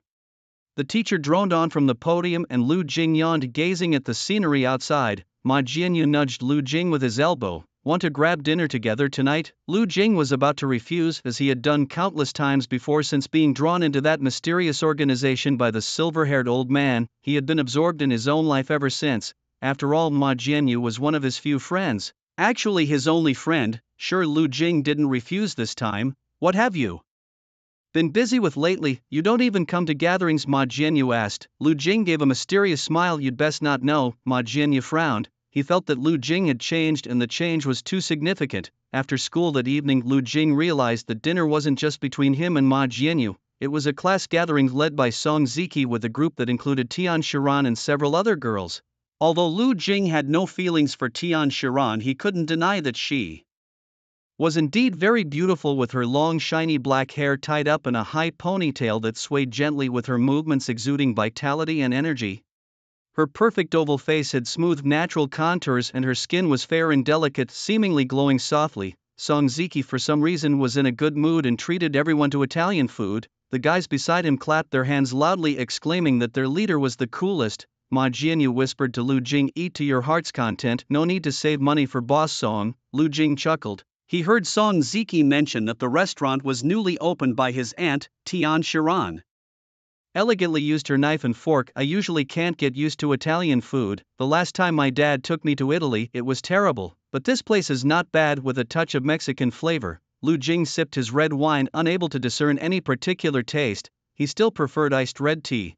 As for the Italian food, he couldn't tell if it was good or bad, since he wasn't paying for it anyway.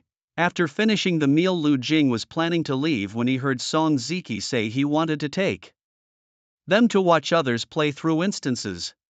Lu Jing's interest was piqued immediately. Watch others enter instances? My car can only fit 2-inch, Song Ziki said, having brought out a family sports car. In this era, getting a driver's license was easy and one could drive at the age of 15. However, Lu Jing never had the chance, and he wasn't interested in driving either. He couldn't recognize most of the cars on the road. But when he saw Song Ziki's black sports car, he immediately understood why most guys liked cars. They don't fancy ordinary cars, they have a penchant for sports cars. So cool. As Lu Jing came to his senses, he realized that several cars were already filled. It wasn't just Song Ziki, others had also driven out. Lu Jing and Ma Jianyu stood there awkwardly. He contemplated leaving first. Song Ziki suggested, why don't you take a taxi? You know the place, right? Ma Jianyu nodded. Yep, I know. I'll reimburse you for the fare. Just then, the roar of an engine suddenly echoed from the street side. A white supercar appeared, and Lin Mo, sitting in the car, removed her sunglasses. Boss, your chauffeur is late. By the way, this Ferrari has 4 seats, including the driver. Lu Jing almost forgot that Lin Mo was also a super rich second generation. She always acted so silly that he tended to overlook her status. If it weren't for attending the same school, he might never have had the chance to meet her. Everyone's eyes swiftly turned towards them. Lin Mo personally opened the car door for Lu Jing, bent slightly, and made a welcoming gesture exuding elegance. Lu Jing couldn't help but feel a surge of vanity at that moment. However, he quietly reminded her of something. Lin Mo looked down. She was wearing a simple white tank top with a jacket draped over it. Known for her stunning figure, her posture revealed more than intended. Blushing, Lin Mo quickly straightened up and shut the car door. Where are we heading? She asked. Just follow them, Lu Jing replied. Okay, Song Ziki grumbled as he started the car. Lu Jing's so lucky, he's got a rich girl infatuated with him. Some couldn't hide their envy. When do you think Lin Mo will win Lu Jing over? Someone asked. That's easy. Tian Shiran crossed her arms. They say it's easy for a woman to pursue a man. But they're both non-awakened. Someone consoled themselves. Soon they arrived at the location Song Ziki mentioned. A crowd had already gathered. In the square's center stood a massive screen displaying footage of awakened individuals battling monsters from a replica world. What's this? Lu Jing wondered. Ma Jianyu explained, this is a live broadcast. Awakened ones are fighting inside the portal. They parked their cars and stepped out one by one. Song Ziki said, this is an awakened team on a mission. My cousin is among them. He's left school and goes on missions almost weekly. Later we'll head to his bar for some drinks and have him share his experiences. Most of the teachers at our school haven't entered a replica world in ages. Exactly, someone chimed in. Your career teacher might never have worked in the field themselves, going straight from graduation to teaching. Boss, what level is your cousin as an awakened one? Someone asked. He's a 6th tier awakened with an A-level talent, just a year older than us, Song Ziki replied. Cool. Song Ziki smirked with satisfaction. The battle within the portal continued. This was a large-scale portal with more than 30 people venturing into the instance. Why are there so many people? Ma Jianyu wondered. Sometimes portals can have a few hundred people, but you shouldn't enter those lightly, they're dangerous. Tian Shiran explained, adding, of course you wouldn't have the chance to enter such a portal anyway. Ma Jianyu scratched his head, laughing sheepishly. With you guys around we aren't afraid at all, he said, putting an arm around Lu Jing's shoulder. Humph. Tian Shiran said no more and continued watching the awakened ones fighting in the instance. Just then Lu Jing spotted a familiar figure. Fat Cat?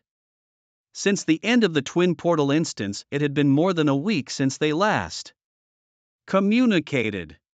Fat Cat and his team had maintained a pace of clearing an instance once a week. However, this pace was far too slow for Lu Jing. Consequently, he had been completing instances on his own these past days. This large instance was resolved smoothly. Before long, everyone emerged from the portal. Wow, after the last experience, I find E-level instances too easy now, Fat Cat remarked to a Shao. A Shao shrugged, then go through it again as a reward. No need for that, Fat Cat hurriedly replied. That incident had left quite a shadow on him. Hey, we meet again. Fat Cat and a Shao looked up simultaneously. Master, what a coincidence. Meeting familiar faces here made Lu Jing quite happy. After all, they had shared life and death experiences. Master, what brings you here? Fat Cat asked. I'm here with friends, Lu Jing replied. Fat Cat gave Lu Jing a once-over. Lu Jing was still wearing his school uniform, not having changed out of it yet. Master, you're a high school student? Fat Cat and a Shao were both taken aback. Fat Cat recognized the school uniform. Cousin, Song Ziki's voice came from behind. The world is really small, he mused at the bar. Fat Cat was recounting his team's battle experiences to everyone. Song Ziki glanced between his cousin and Lu Jing, puzzled about how they knew each other. Fat Cat was eloquent, though their team primarily focused on E-level instances.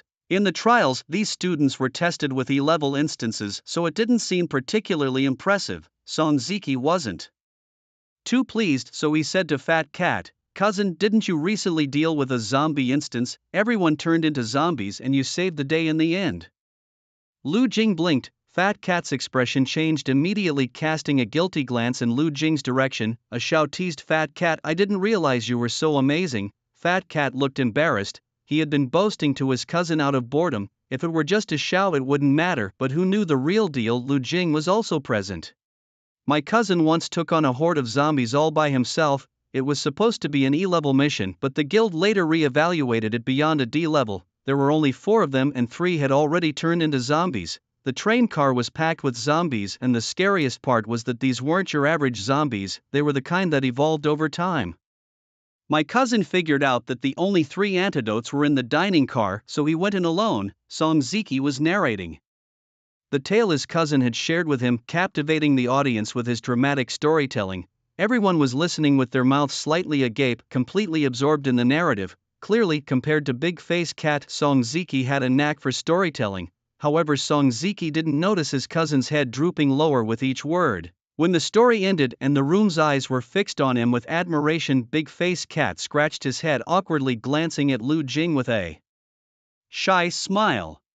Luckily, Lu Jing had no intention of exposing him. Cousin, you're amazing, Tian Shiran said, now calling Big Face Cat Big Brother. This admiration for strength is universal, regardless of gender. Ma Jianyu's eyes were alight as if he had just watched a blockbuster. "Cousin, can I be like you someday?" he asked eagerly. "You're a non-awakener," quipped Li Guanghao, a classmate standing nearby. "Stop dreaming. In a dungeon you'd be the first to die, just because you hear other people's stories.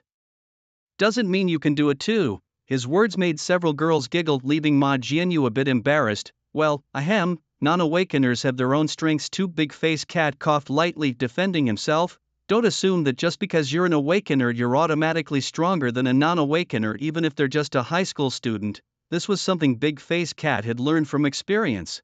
However, Song Ziki and the others assumed he was simply trying to comfort Ma Jianyu, so they didn't pay much attention.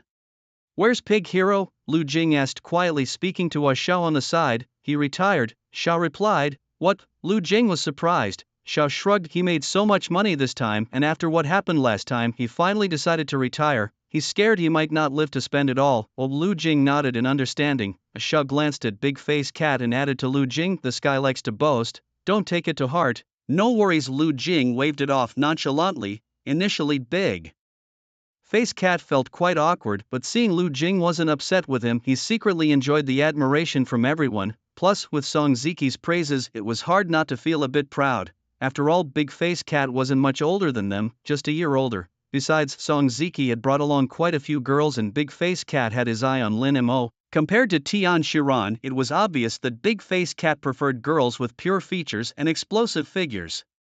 Unfortunately, despite his interest in striking up a conversation, Lin Mo seemed indifferent. "If you guys have any internship assignments, you can come find me next time," Tian Shiran reminded him, adding, "Cousin, she's a non-awakener." Oh. Big Face Cat was completely lost in his romantic fantasies. Lin Mo stood with her hands on her hips. "I don't play with awakeners. I've got my own leader," she declared before darting over to Lu Jing and grabbing his hand. As usual, Lu Jing shook her off, but Lin Mo merely seized a corner of his shirt, puffing out her chest with pride. Tian Shiran scoffed disdainfully. Concerned that Big Face Cat might lose face, Song Ziki told him, "Cousin, don't mind her. She's got some issues." It seemed universally agreed that Lin Mo had a few screws loose. After all, who in their right mind would cling to someone with no money, no background, and not even an awakener, especially when Lin Mo was a beautiful woman with both wealth and looks? Nothing about it seemed right, leading everyone to conclude that Lin Mo indeed had some mental quirks. "Don't talk nonsense." Unexpectedly, Song Ziki was scolded by his own cousin. Big Face Cat glanced guiltily at Lu Jing. Not only had he been caught bragging, but the girl he fancied at first sight turned out to be the girlfriend of a powerful figure. Big Face Cat felt his standing in the eyes of the master had plummeted to an all-time low. At this moment, a commotion erupted at the bar's entrance. The group glanced over but paid little attention, assuming it was merely two drunkards causing a scene. "Let's play something," someone suggested. "We can't just sit here and drink, can we? Dice, finger-guessing games. I want to play the King's Game." Ultimately, under Song Ziki's suggestion, they decided to play dice. The rules of the dice game, while simple, were not overly complex either. However, Lu Jing confessed he didn't understand. He had never played dice games except for Monopoly. Ma Jianyu explained the rules to Lu Jing. Each person has 3 dice, shakes them, and then views their own. You then call out, guessing how many of a specific number there are collectively. After calling, everyone reveals their dice, and the winner is determined, with the loser drinking. Lu Jing understood, but wasn't particularly interested. Moreover, he sensed Tian Shiran and the others weren't too keen on including him, so he sat at the bar chatting with Xiao for a while. Seeing this, Big Face Cat set down his dice and joined them. "Cousin, you going to the bathroom?" "You guys carry on playing." The scene piqued the curiosity of those watching. How had Lu Jing become so chummy with Song Ziki's cousin and Xiao? Li Guanghao asked Song Ziki, "Boss, does your cousin know Lu Jing?" "I saw them chatting before." "Who knows?" Song Ziki replied moodily. "Forget them, let's focus on our own game." "Master, think we could team up for a dungeon next time?" Big Face Cat asked tentatively. Lu Jing nodded. "I've been soloing dungeons lately and would like to try a group one again." Lately? It had only been a week. Big Face Cat exchanged a glance with Xiao. The master didn't seem to rest at all. Most teams only entered a portal once a week. No more than twice, they said. But from the sound of Lu Jing's words, it seemed like it never really stopped. As a few people chatted, the commotion at the door grew more intense and the crowd of onlookers swelled. Lu Jing listened carefully for a moment. "Where's the door? Why can't we get out?" "Is there some event going on at your bar?" he asked. We don't." "No," a staff member stammered. "Let us check with the boss." Don't think I'm clueless about your tricks, you staged this on purpose. Have someone record from the shadows to prank passers-by, right? Call your boss right now, or I'm calling the police, a man bellowed, his voice laced with impatience and anger. What are you doing? Another man shouted, his tone turning increasingly menacing. Open the door for us now. The waiter, sweating profusely, kept explaining to the crowd at the door, it's not that I don't want to open it. The door, it just vanished somehow. It turned out the bar's door had mysteriously disappeared, replaced by a solid wall, as if there had never been a door there at all. As time passed, more and more onlookers gathered, speculating that it might be a prank orchestrated by the bar owner. Shouts and curses erupted sporadically from the crowd. The waiter, at a loss, went to find the manager. The manager soon arrived, initially muttering under his breath about the new waiter being an idiot for not being able to open a door, but upon arrival he too was dumbfounded. Where's the door? What the heck? The manager looked around bewilderedly. The back door. Use the back door, he instructed. Though confused, he quickly found a solution. The bar had more than one exit, there was a back door and escape routes. However, soon someone shouted, manager, the back door's gone too and the escape routes are blocked. The waiter's shout caught the attention of many in the bar, who turned their focus to the commotion. The doors vanished. Big Face Cat turned his head, curious. Just then someone else shouted, the door's open.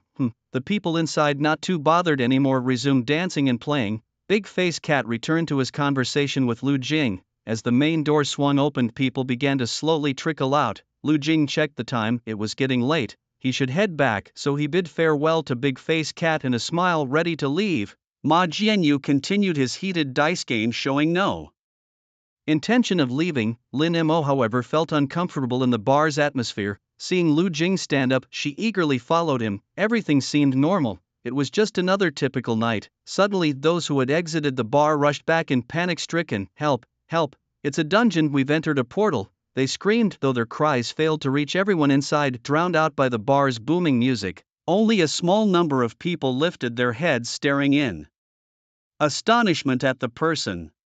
Was this a prank? Are there any awakened ones here? Quickly go save them. Lu Jing was momentarily stunned, but then swiftly reacted, being the first to rush out. As they stepped out of the bar, they discovered that the scene outside was completely different from before. The once bustling and lively city had turned into a wasteland, with abandoned vehicles and trash scattered across the streets. The air was filled with smoke and the scent of burning. In the distance, buildings were engulfed in flames, the fire lighting up the entire night sky. More frighteningly, various mutated monsters appeared on the streets. Some had bizarre appearances, with sharp spikes covering their bodies. Others had wings, allowing them to fly in the air. These creatures emitted low growls that sent chills down one's spine. Shouts of alarm came from behind. Many people had walked out of the bar, visibly shocked by the scene before them. Suddenly, a message floated before their eyes. Please leave the bar within 5 minutes. Determine the number of participants for this instance.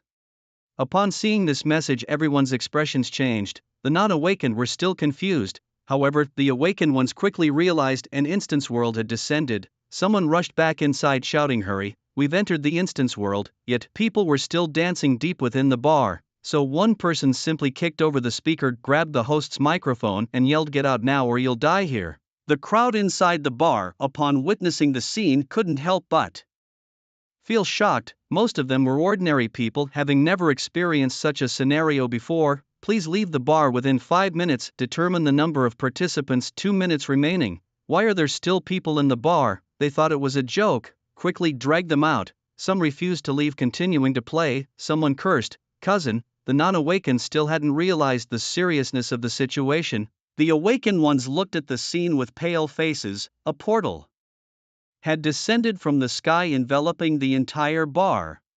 The odds of this happening were even smaller than a meteorite perfectly hitting above the bar. Moreover, this portal hadn't been inspected by examiners, so who knew what level it was? This meant they might encounter an A-level instance. Of course, the best case would be an E-level instance. The probability for either was 1 in 5, but no one thought they'd be that lucky. An instance descending from the sky couldn't possibly be just E-level. Damn it, someone cursed. 5, 4, 3, 2, 1. As the countdown ended, the participants were confirmed. Inside the bar, young men and women were still joyfully playing a game of passing paper with their lips. Someone glanced around as, are you okay? They all went out. A boy named as, lounging comfortably, said dismissively, no worries, a bunch of fools.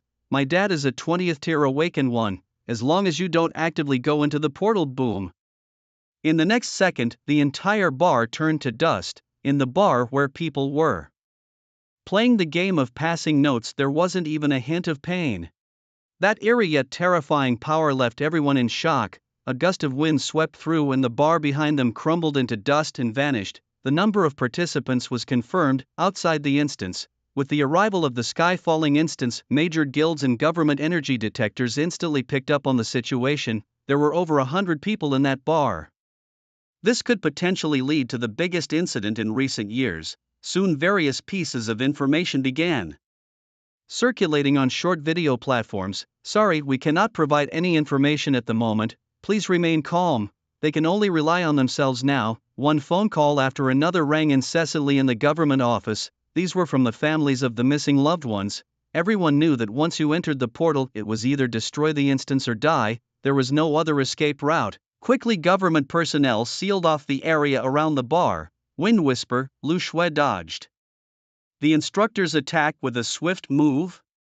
Shin Shuiwa looked at Lu Shui in surprise. Just a few days ago, Lu Shui couldn't break this move. How did she find a solution so quickly? Truly worthy of an S-level talent. Lu Shui then rapidly chanted a magical incantation. Not bad, not bad. Even after the battle ended, the instructor couldn't help but praise her. Lu Shui picked up the energy drink to replenish herself.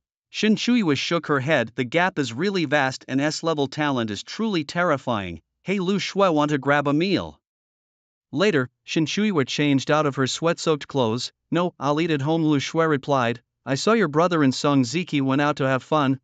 Lu Shui responded nonchalantly. I just checked my social media. It seems like they're drinking at a bar, Shin Shuiwa said in a casual tone. Why do you and your brother communicate so little? It feels like you're not close at all. Lu Shui was silent for a moment. It's okay. We just talk less as we grow up. Is that so? Is it always like this? Shin Shuiwa, being an only child, couldn't quite understand. Breaking news. At 7:12 p.m. tonight, at the Heoxianglai Bar on Huangquan Road, there was a large-scale forced portal transportation with over 100 people currently trapped. Family members are urged to contact the police as soon as possible. Forced transportation. Lu Shui looked at the words on the news, thinking how such a small probability could occur. And in a bustling bar no less. I wonder how many people will die this time. Shin Shuiwa murmured to herself, Heoxianglai. Shin Shuiwa's face suddenly changed, and she stood up abruptly. Song Ziki Tian Shiran, they went to Heoxianglai Bar's Lu Jing is there too. Lu Shui paused for a moment, then calmly took out her phone.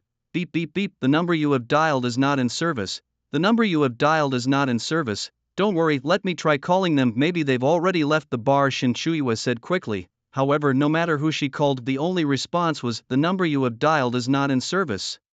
Lu Shui put down her phone, paused for a couple of seconds in contemplation, and then dashed out of the training room. In no time, she found herself in the office of the supervising teacher. Lu Shui, why haven't you left yet? The teacher asked. Serge, my brother, he might be in danger. Can you help me? Lu Shui's lips trembled slightly. Once a portal is closed, it can only be opened from the inside. Even non-awakeners understand this. By now, a perimeter had been set up around the bar, and the crowd that had gathered in response to the news was packed tightly. The last time a teleportation event involving over 100 people had occurred was a decade ago. The crowd was filled with desperate family members, some weeping, others pleading with the government to save their children. Lu Shui stood amongst them, her legs shaking. If the government was helpless, what could the school possibly do?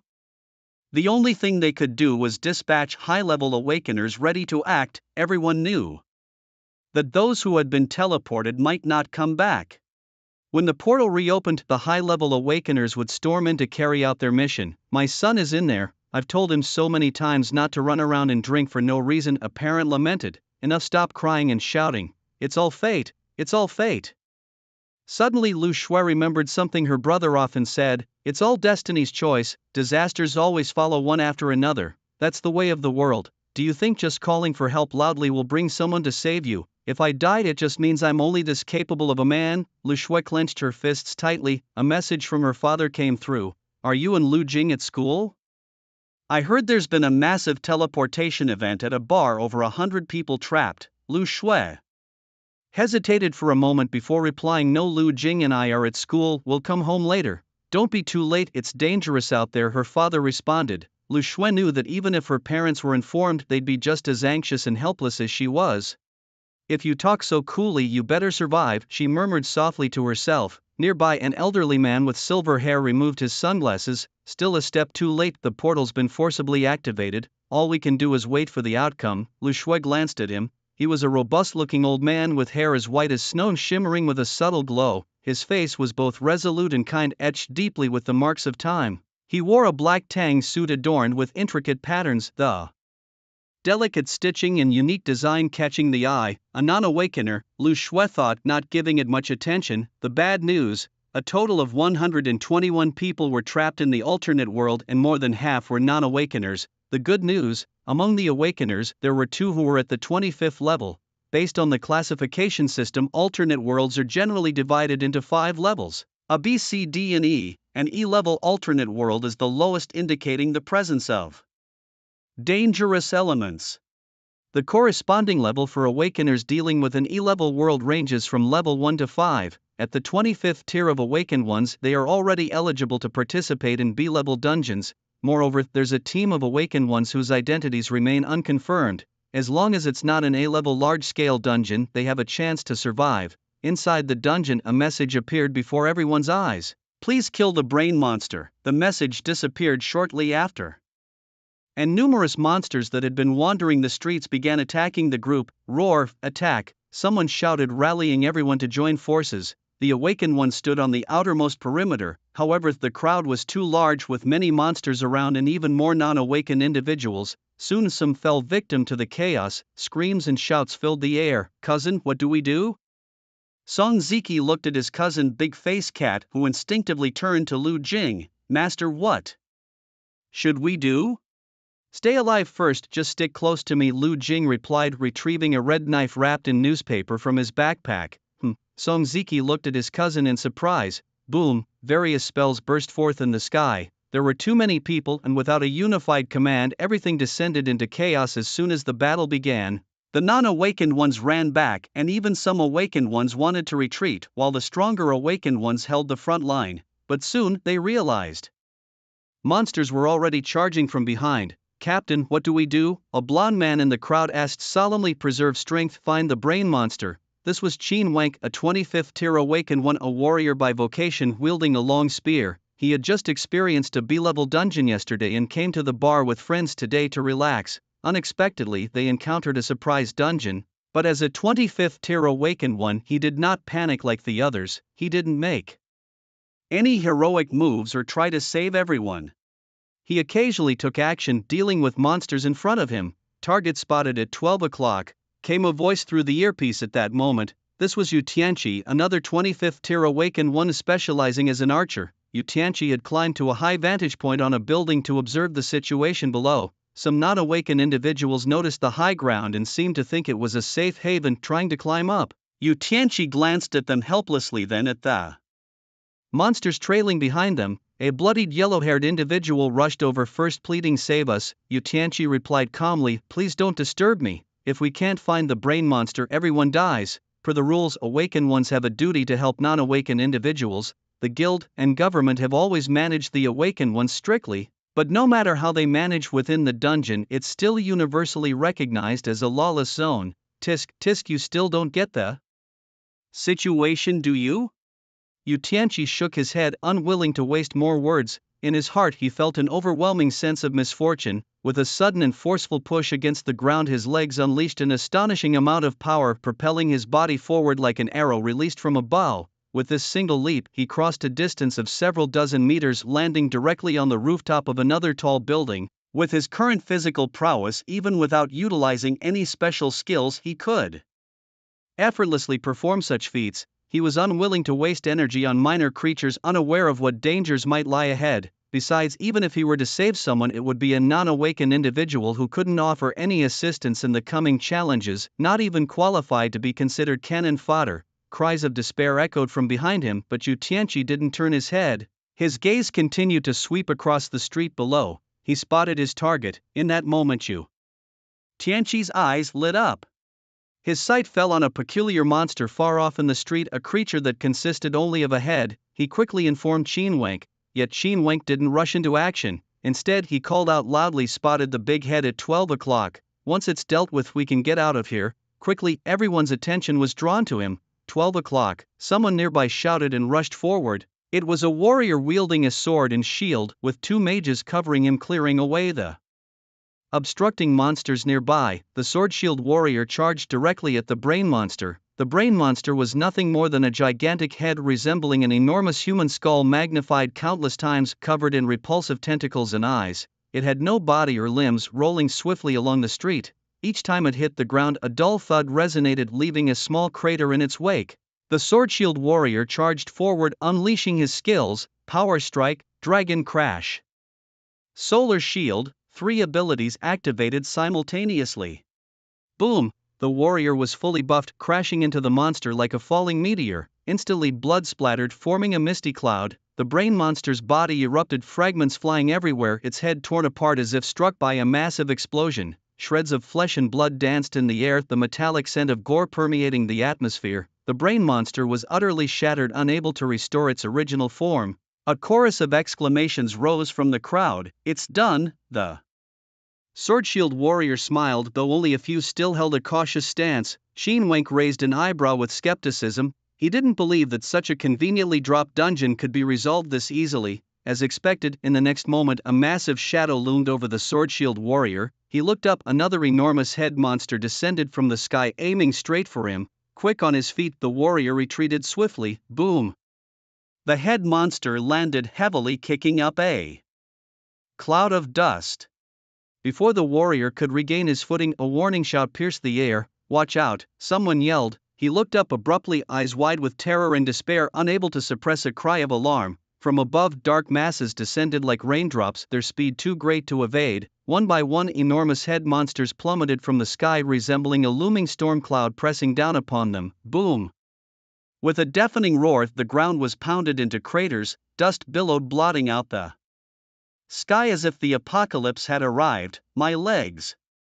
The screams of terrified people echoed. Some were smashed into pulp, blood splattering everywhere, a sight too gruesome to bear. The luckier ones managed to cling to life, but their lower bodies were crushed, rendering them immobile. In such an environment, even survivors couldn't escape the clutches of death. Some stood hopelessly beneath the shadows, watching the scene unfold with hearts filled with fear and anger. Realizing there was no escape, they chose to express their discontent one last time.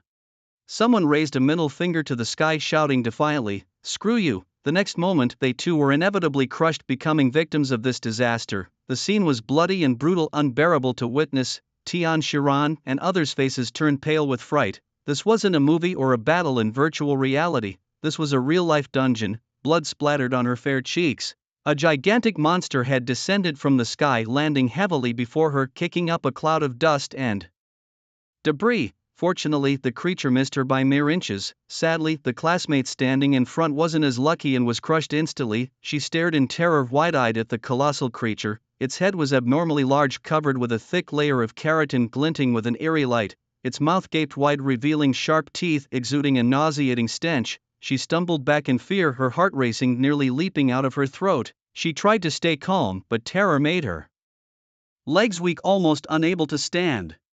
In that moment, everything the teacher taught seemed forgotten. With a squelch, the monster's head let out a painful sound. Lu Jing, wielding a red knife, sliced through the creature's eyes. It roared in anger, its head rising from the ground, leaping 2 or 3 meters high, aiming straight for Lu Jing. The red knife in Lu Jing's hand was suited for assassins, but against such massive monsters it was a bit inadequate. With a swift slash, the monster was cleaved in two. Lu Jing single-handedly wielding the blade, the sharp double-edged knife stained with blood, Lu Jing sliced through the monster, his gaze sweeping the surroundings. The mission was to eliminate the eye monsters, but who knew there would be so many? No wonder there were so many participants in this dungeon. Lu Jing glanced at the classmates crushed into pulp, frowning slightly, feeling a pang of sympathy. After all, they were classmates, having shared several months together, now reduced to this state. There was no time to grieve. Lu Jing's figure flickered as he swiftly cleared the nearby monsters. Compared to the red knife, his mutated magic blade was more intimidating against these large creatures. Lu Jing's feet glided, landing in front of Ma Jianyu. Ma Jianyu's head was buried in the dirt at that moment. It was unclear whether he had done it himself or had been forcefully thrust into the ground. Lu Jing pulled him out. Ma Jianyu was startled by Lu Jing's appearance. Lu Jing had no time to explain and shouted to Big Face Cat. Big Face Cat organized them. Got it, Big Face Cat responded without hesitation. Song Ziki and his group were mostly awakeners and several among them were quite powerful, however, they lacked a leader at this moment. Warriors on the perimeter, spread out in a triangle formation, mages and healers inside. Big Face Cat bellowed, assembling everyone from Ego into a makeshift team. The group rallied at Big Face Cat's command. Song Ziki faced the massive brain monster charging towards them, holding his shield with steady breaths. He slammed the shield into the ground, setting up a defense, successfully blocking the brain monster's first onslaught. Behind him, Tian Shiran and another mage immediately launched their attacks. Streams of magical light struck the brain monster, yet its defense was astonishingly robust as it continued to roll forward. Suddenly, a flash of blood-red light appeared. The brain monster's enormous, grotesque head was instantly struck by a fierce blade aura, exploding like a shattered watermelon, sending flesh flying. Lu Jing stood silently amidst the bloody mist. He gently wiped the blood from his eyes, revealing a pair of cold and resolute eyes. Still gotta put on a show. You'll all see how insignificant the world looks in my eyes, he shouted. Thunder half-moon slash. He leaped up, soaring 4 or 5 meters high, and swung his sword down fiercely. Before the world's end sees that last lightning, the soul trembles. Another cycle of 100,000 years, to see you again. Ignite the flame of belief. The mission flashes. Let me polish the dignity of life in the universe, he mused, though there was no music to accompany him. Yet for Lu Jing the scene was still quite exhilarating. Kill! Another brain monster was cleaved in two by Lu Jing's blade. Lu Jing didn't pause. The more he killed, the sooner he could complete the mission. Well, that's Lu Jing, the crowd exclaimed, eyes wide. What is that thing on his hand? The blade connected to Lu Jing's body was particularly eye-catching. Isn't he a non-awakener? Could he have hidden his identity and actually be an awakener? Li Guanghao asked in surprise. Song Ziki retorted irritably, fool, have you ever seen an awakener look like that? Oh, boss, you're the coolest, Lin Mo shouted. Stop daydreaming. Didn't your school teach you how to position in skirmishes? Open your eyes wide or you'll die without knowing how you died, Big Face Cat roared. Now was not the time to be distracted. Xin Wenk weaved through the brain monsters with his spear in hand. His speed was fast enough, and with a swing of his spear he cleared the area of brain monsters. These brain monsters, aside from the initial wave of their landing attack, caused massive casualties. In reality, their movements are quite slow. They have strong defenses, yet their offensive capabilities are not impressive and their methods of attack are rather simplistic. They can only bite with their mouths or use their heads as weapons to ram into things. Awakening individuals with a bit of experience can handle them with ease. Indeed, after enduring the first wave of impact, many awakeners began maintaining formations, working in groups of 3 or 5, cooperating to slay the brain monsters. These creatures are not very intelligent either. One person can draw their attention while another awakener takes the lead in attacking, easily defeating them. Before long, what was once a swarm of brain monsters was reduced to a field of corpses. Xin Wenk put away his red spear, lightly crouching down on the traffic light at the intersection, his gaze scanning the surroundings. If this was all there was to it, then this would be a rather foolish instance. The brain monsters had just descended from the sky, crushing all the surrounding original monsters. It wasn't just the challengers who were crushed, but even more so the other monsters, and after the brain monsters fell, they started devouring the other monsters. Self-slaughter, how ridiculous. Xin Wenk rubbed his chin with his fingertip, but soon he realized something was amiss. There were no longer any living brain monsters in sight, yet the instance hadn't shown a mission completion message. Everyone began searching everywhere. After a long while there was still no sign of anything. Could this be a hide-and-seek game? The final task was actually to find the last hiding brain monster. Gradually, everyone started to get a bit impatient. Some even went as far as to blow up the buildings by the street. Someone suggested starting a fire to burn everything down and force the last brain monster out. But soon others opposed, saying it wouldn't be worthwhile if they ended up burning themselves instead. Foolish brain monsters. Some even thought they could curse the monster out of hiding. Despite everyone's efforts, the instance world plunged into darkness and they still couldn't find this last brain monster. Some people simply sat down to conserve their energy. Lu Jing's arm had healed and he chose a spot to sit down. He seemed to think that blindly searching further was pointless. Lin Mo was boasting to Song Ziki and Tian Shiran about Lu Jing's strength. To be honest, though it was somewhat gratifying, Lu Jing felt a bit embarrassed by it. The big-faced cat and a Shao huddled Close to Lu Jing, wanting to ask the expert what to do next, Lu Jing didn't know either. His gaze fell on the large clock in the center of the street, tick-tock, tick-tock. In the silent center of the street, that massive clock stood like a silent guardian, emitting a crisp and rhythmic sound every second without pause. As time passed, the atmosphere grew increasingly tense and expectant, as if aware that the impending moment held a special significance. The ticking echoed through the air, starkly contrasting the surrounding stillness, instilling a sense of mystery and unease. The minute hand crept slowly, mere seconds away from pointing to midnight. At that moment it felt as if the entire world held its breath, anticipating some unknown transformation. Boom, boom, in the quiet street where only the clock's sound prevailed, a heavy thud suddenly broke the silence. The people who had long exhausted their tempers were now caught by surprise. The sound immediately captured everyone's attention. A figure everyone had been eagerly awaiting appeared, a gigantic brain creature bouncing across the ground. Its body was enormous, far surpassing other brain monsters, almost in a league of its own. On this creature's massive head was but a single giant eye occupying the entire head, as if it could take in everything at a glance. "It's here," someone shouted with excitement. No one felt fear, they all longed for its appearance, for without defeating it, they couldn't leave this place. Besides, they had already wiped out the previous brain monsters. Seeing this brain creature now just made it seem like nothing special. "Kill it, don't let it escape," shouted the two warriors closest to it, one wielding a sword and the other an axe. They charged forward, their skills landed on the brain creature almost simultaneously, but the giant eye closed and the attacks had no effect. The creature leaped high, aiming to crush the two warriors. With a rumble, its speed was not fast, allowing the warriors to dodge just in time. Dragon's Breath, a spell attack was launched. The casting mage was of a high level and the flames were relentless, yet soon the brain creature reappeared unscathed, the skin not even scratched. Such strong defense. The crowd began to attack in turns. The warriors swung their weapons, engaging the creature in close combat. Mages recited incantations, unleashing powerful magic. Archers bent their bows, shooting arrows from afar. Priests chanted healing spells to restore their comrades' magic. Assassins darted around, searching for the perfect strike opportunity. Hunters laid traps while commanding their pets to join the fray. For a moment the battlefield was a dazzling spectacle of skills and spells intertwining. Each attack carried formidable power, striking the brain creature, yet as time ticked by, these attacks finally started leaving wounds on the creature. The good news, there were wounds. The bad news, there weren't many and they weren't fatal, barely affecting the creature's movements. Yu Tianqi too tried shooting a few arrows with no effect. He was somewhat taken aback. If others could cause damage, his arrow should have an effect. After all, Yu Tianqi, like Qin Wenk, was a level 25 awakener, one of the highest ranked and strongest individuals among them. In the battle against the brain monster, the sharpshooter's individual attack power was clearly higher compared to the warriors and mages. Yet, while others managed to inflict some damage, his arrows failed to even scratch the surface. Something was amiss. Yu Tianqi furrowed his brows, using his eagle eye ability to scrutinize the brain monster's condition. Just then Qin Wenk's voice resonated. "I figured it out."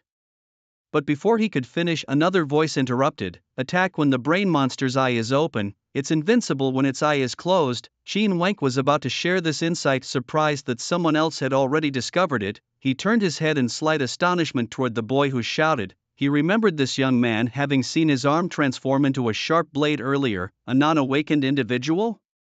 Qin Wenk hissed softly, impressed by the boy's keen observation. The crowd, hearing Lu Jing's shout, quickly reacted and retreated. The brain monster continued to bounce leisurely on the ground with its eyes tightly shut. Thud, thud, thud. After a while, its single eye slowly opened. Now, a fierce shout broke the silence. The rejuvenated crowd launched their attack simultaneously. Lu Jing stood on the periphery, his gaze sharp and unwavering. As expected, when the brain monster's eye closed again, although their assault didn't destroy it, they did manage to inflict more wounds.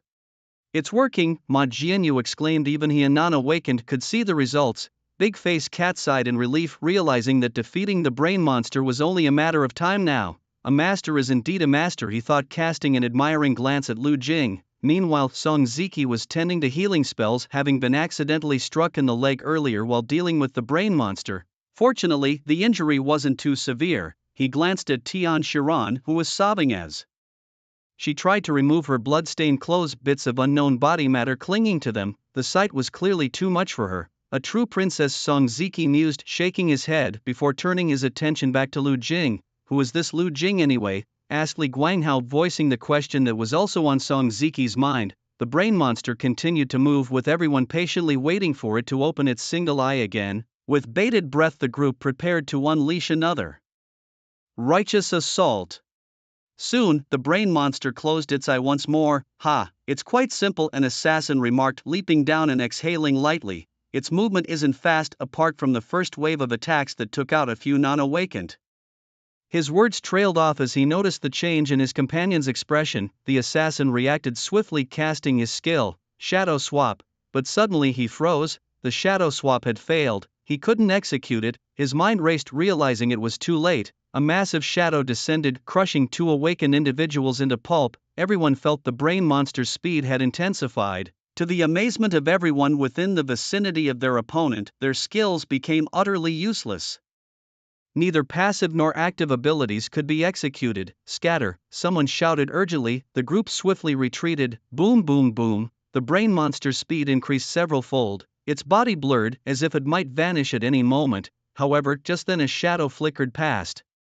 A long spear ignited a blaze far from the brain monster, the flames roaring and illuminating the entire battlefield. With a forceful throw, Qin Wank launched the spear as if tearing through the void, carrying unstoppable might and power towards the brain monster. The strength of a 25th tier awakener was unparalleled by others. The spear traced a brilliant arc through the air like a falling meteor, splitting the air as it went. The tip of the spear gleamed coldly, as if it could pierce through any obstacle. The brain monster sensed the threat. It tried to dodge but found escape impossible. The spear was too swift, too strong, leaving it no place to hide. Thud, a howl of agony erupted. The power of this strike surpassed all previous damage inflicted by several times. The spear pierced through the brain monster's single eye. Following closely was an arrow that tore through the sky. Under the full force attack of two 25th tier awakeners, the brain monster could only let out a wail of pain.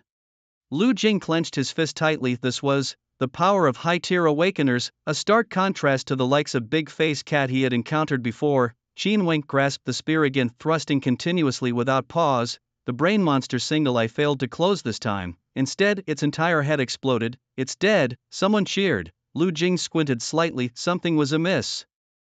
Qin Wank's expression was also off. The brain monster's head burst open, scattering flesh and blood everywhere, forming a gruesome rain. The stench was nauseating, making the scene incredibly horrific. However, Qin Wank didn't believe the victory was so easily achieved. From the blood mist, a new creature emerged. Its body was a strange green, like a demon crawling from the abyss. It resembled a human in shape but possessed an entirely different aura and appearance. Its skin looked like leather soaked in venom, exuding a pungent odor. Its muscles, like rising mountains, were full of power and menace. Each muscle seemed to pulse, ready to unleash astounding strength at any moment. The creature's eyes glowed red, revealing a cruel and bloodthirsty desire. Its mouth opened, showing sharp teeth that could easily tear apart any foe. Its hands and feet were extraordinarily strong, with nails as sharp as knives. Before it could even let out a roar, Qin Wank's spear struck again. The deadly 18 strikes came almost instantaneously, turning the green creature into a pincushion. Yet in a mere moment, the green creature's body restored itself. Boom, an arrow to the head. From a distance, Yu Tianqi's arrow transformed the head of the green creature into a mist of blood, only to regenerate in the blink of an eye. Qin Wank swung his spear, finding himself at a loss against this peculiar foe. Typically 99% of such creatures would perish instantly once decapitated, but this one. The green monster suddenly sprang into action, its massive fists swinging with a fierce wind, targeting Qin Wank. His expression shifted as he nimbly retreated, his body moving like lightning to evade the blow. Yet the creature's assault was relentless, pursuing him with ceaseless punches. Each strike carried immense power, causing the surrounding air to tremble. Boom! A thunderous crash echoed as the beast's fist struck the ground, creating a massive crater. Dust and debris filled the air, as if the entire world quaked. From a distance, Qin Wank watched the creature's movements, a hint of worry creeping into his heart. Swish, swish, swish. Unperturbed, Yu Tianqi continued to shoot arrows at the green monster, which neither dodged nor avoided, allowing the arrows to rain down upon it. Frustrated, Yu Tianqi cursed, feeling as if he were merely performing acupuncture on the creature. Suddenly, the green monster's speed increased dramatically, charging towards Qin Wank like a specter, fists howling in the air. Qin Wank's expression changed as he hurriedly defended himself, but the Creature's strength was overwhelming, knocking him back several meters. His body traced an arc in the air before crashing heavily to the ground, a cloud of dust rising around him. It's getting stronger so quickly, Qin Wenk thought in alarm. This creature was growing more powerful with time. Howling, the green monster lunged again, leaving Qin Wenk no time to catch his breath. With a sudden slash, green blood sprayed from the creature's neck, splattering the ground. Its grotesque head was mercilessly severed by Lu Jing, who descended from above with a red blade. Landing steadily on the ground, despite losing its head, the green monster did not die, its wounds regenerating at an astonishing pace. It swung its fists in rage, aiming a fierce punch at Lu Jing, who swiftly sidestepped the attack. With deft movements, Lu Jing wielded his red blade like a nimble serpent, slashing across the creature's body. Each cut was precise, leaving deep gashes. Yet, the monster's regeneration was formidable, healing as if it had never been injured, not an awakened one. Qin Wenk exclaimed, thrusting his spear through the creature. The two exchanged a glance, and together they launched a coordinated assault from both sides. From afar, Yu Tianqi provided precise arrow support. The remaining awakened ones could only watch from a distance, unable to intervene except for the priests who could offer healing within their range. It's too strong, they thought in awe. It was clear as day. This was no longer a battle they could participate in. The combat prowess of these three individuals in front of them far surpassed anything they could muster. Lu Jing, was he truly this powerful? Ma Jianyu gulped, staring dumbfoundedly at the scene unfolding before him. Perhaps the most shocked were Lu Jing's classmates, who interacted with him regularly. Each one of them stared wide-eyed and open-mouthed at Lu Jing, who was now engaged in a fierce fight with the green demon. On any other day, Lu Jing would have been elated. This was the very moment he had always fantasized about, normally overlooked and unremarkable in his class and family. Everyone assumed he was just an ordinary boy. Yet, in reality, he possessed the ability to astound the world at critical moments. Of course, when he used to voice such thoughts, others dismissed him as delusional. However, right now all Lu Jing felt was the fierce pounding of his heart. The oppressive aura emanating from this green demon was unlike anything he had ever faced in previous scenarios. The more he fought, the stronger it became. There seemed to be no way to vanquish it. With his right hand transformed into a blade, a black substance spread as he sliced off the demon's right arm. Qin Wenk then used his fists to cripple the demon's legs. Finish it in one blow, Qin Wenk shouted. Lu Jing wasted no time, gripping a red blade in his left hand to decapitate the foe. Get back, came the urgent shout from Yu Tianqi atop the building. Sensing imminent danger, Lu Jing retreated without hesitation. Having worked alongside Yu Tianqi for years, Qin Wenk instinctively knew what was coming. Star Shatter Strike. With a thunderous roar, a brilliant beam of light streaked across the night sky like a meteor, dispelling the surrounding darkness in an instant. This light, like a burning star, radiated immense heat and energy, illuminating the entire battlefield. Under this dazzling brilliance, everything appeared so small and fragile. In that radiant glow, Yu Tianqi unleashed his ultimate technique as an archer. The arrow shot forth like a brilliant meteor, carrying an overwhelming force and might, seemingly intent on consuming the entire darkness. It whistled through the air with a deafening roar, charging towards its target. Meanwhile, the green demon, having lost its limbs to Lu Jing and Qin Wenk, was utterly defenseless against this fatal blow. It could only watch helplessly as the arrow, brimming with colossal energy, thundered towards it. In an instant, the arrow's formidable power engulfed the demon entirely. It didn't even have time to let out a scream before being reduced to ashes, vanishing into nothingness. Smoke billowed thickly in all directions. Lu Jing stepped out of the smoke's reach, his gaze intense. For some reason, a troubling thought crossed his mind. The law of no harm through smoke, but if it could still resurrect after all this, then there truly would be no solution. As the green demon turned to ash, a black orb appeared where it once stood. This is a self-destruct mechanism. Qin Wenk was the first to consider this possibility. Lu Jing, thinking along the same lines, instinctively retreated further. In the previous solo dungeon, there was a creature that self-destructed upon death. Suddenly, with a soft poof, the body and limbs of the green creature rapidly extended from a black bead. The speed was astonishing, leaving no time to react. In the blink of an eye, it had reassembled itself. Hull, damn it, Qin Wenk couldn't help but curse. Lu Jing's expression also changed. It's so hard to kill. Lu Jing felt a gust of wind pass by, sensing danger, but his body couldn't keep up. From a distant building came a rumble as the entire rooftop was crashed through by the green creature. Following that was the sound of a massive explosion. That was where Yu Tianqi the archer was stationed. The green creature had not only grown stronger but also smarter, knowing who to eliminate first. Simultaneously, Lu Jing and Qin Wenk realized they needed to assist Yu Tianqi, but before they could move, a shadow was tossed down Yu Tianqi's head. Qin Wenk's eyes widened in rage. Lao Yu, 25th rank awakener. Yu Tianqi had fallen. The green creature curled its lips into a cruel, mocking smile. Why does this thing seem more human? Lu Jing inexplicably thought. Damn you! Qin Wenk roared, his spear gleaming coldly. The three figures clashed fiercely, sparks flying like a magnificent fireworks display. Their movements were as fast as lightning, dazzling the eyes. The ground shook with booming sounds and massive cracks spread like a spider web. Cars, utility poles, and various objects on the street flew into the air. Some drew arcs before crashing down heavily, while others were shattered by sheer force. The scene was chaotic, with others fleeing in panic, terrified of being caught in this terrifying battle. It was a battle of a completely different level. Qin Wenk, consumed by anger, no longer cared about the depletion of his magic and stamina, yet as the green creature grew stronger, his combat speed began to lag. Surprisingly, it was Lu Jing, a non-awakener, who took on the main offensive role. Aura. Qin Wenk looked at Lu Jing in astonishment. Lu Jing made strange sounds, continuously swinging his right-hand sword, while his left hand thrust the red blade without pause. Though he was clearly right-handed, his left-hand movements showed not a hint of awkwardness. It seemed Lu Jing had long forgotten his natural habits. Holding the red blade in his left hand, he felt no unease. The green creature fought more fiercely, yet Lu Jing held his ground, his eyes growing brighter and more focused. Initially, he just thought he looked cool, showing off in front of his classmates, feeling quite impressive. At this intense moment, Lu Jing was fully immersed in the battle. Bang, huh? He was momentarily distracted, staring blankly at his severed arm.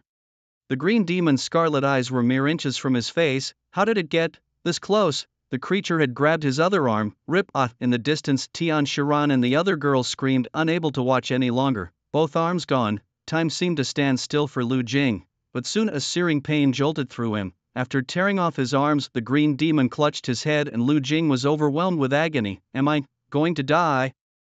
It felt as if his head would be crushed or torn off any second. Qin Wenk muttered special artifact, as if preparing to unleash a powerful move, but it was too late. The opponent was incredibly strong. Where does a protagonist face such a boss right at the start? Lu Jing thought. Usually the hero levels up by defeating smaller foes before confronting the final boss. I'm so unlucky. His consciousness began to fade. If destined to be weak, perhaps dying wouldn't change anything. Suddenly a powerful shout broke through. Night Watcher Lin Mo is here, do not harm my master. The voice jolted Lu Jing awake, and a flash of blood red appeared before him. Lin Mo, wielding a red blade, appeared, slicing off the green demon's hand. Captain, don't give up. A hero breaks through despair no matter what. Lin Mo charged with Lu Jing's red blade but was struck by a powerful punch sent flying several meters, his body slightly deformed, mouth full of blood, life or death uncertain. Then another cry of anger erupted. This time from Lu Jing himself. A surge of black substance erupted from his body, swiftly covering his severed arms, pulsating as though alive. In an instant the black material enveloped his arms, forming a hard shell. Then it transformed into a pair of razor-sharp claws, each finger elongated and sharpened, gleaming ominously, as if capable of tearing through anything. Lu Jing's face twisted, a clear sign of a zombie's evolution. With precise precision, his claws slashed into the green demon's head, severing it effortlessly. The creature's head rolled to the ground. Swift as lightning, Lu Jing continued his assault, his claws targeting the demon's body. Each swipe produced a sharp whistle in the air. With the demon's agonizing screams, its body began to fall apart. As Lu Jing relentlessly swung his claws, the creature was torn into pieces, flesh flying. A black bead was revealed once more. Get back. With a final swipe, the bead was exposed again. Get back, Qin Wenk shouted. They couldn't allow the green demon to regenerate again, otherwise none would survive. Qin Wenk gathered all his strength into his arms. He hurled the long spear with all his might. This time, Qin Wenk held nothing back. As the spear flew, a powerful aura erupted, fierce and scorching like a volcanic eruption. Boom! With a thunderous roar, the spear traced a dazzling arc through the sky. In its wake, a blazing inferno rapidly spread, transforming the area into a sea of fire. The flames roared intensely, threatening to incinerate everything in their path. The space around them became surreal, with waves of heat rolling outwards like turbulent ocean waves, spreading in every direction.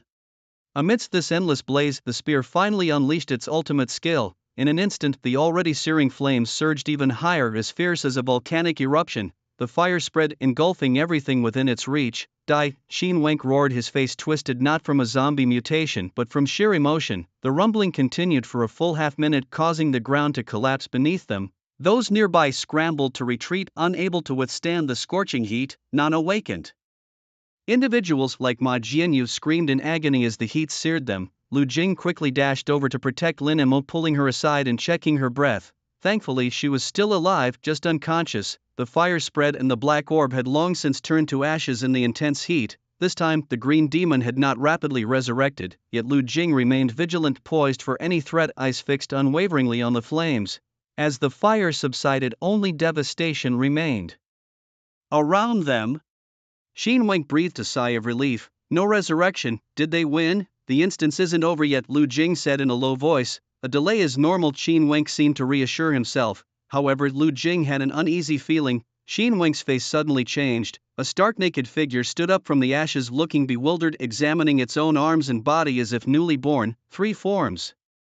The brain monster, the green demon, and finally, it had transformed into a human, the closest Lu Jing and Xin Wenk felt their hearts sink. Is there no end to this? Lu Jing murmured. I feel like this thing has completed its ultimate evolution. Xin Wenk gritted his teeth. This form doesn't seem threatening. The figure had no hair, was completely naked, not even a scrap of clothing. It was neither male nor female, possessing characteristics of both. A neuter, a blend of both genders. It was baffling, yet possibly the most powerful, Lu Jing noted as the naked figure continued to inspect itself, eyes filled with confusion.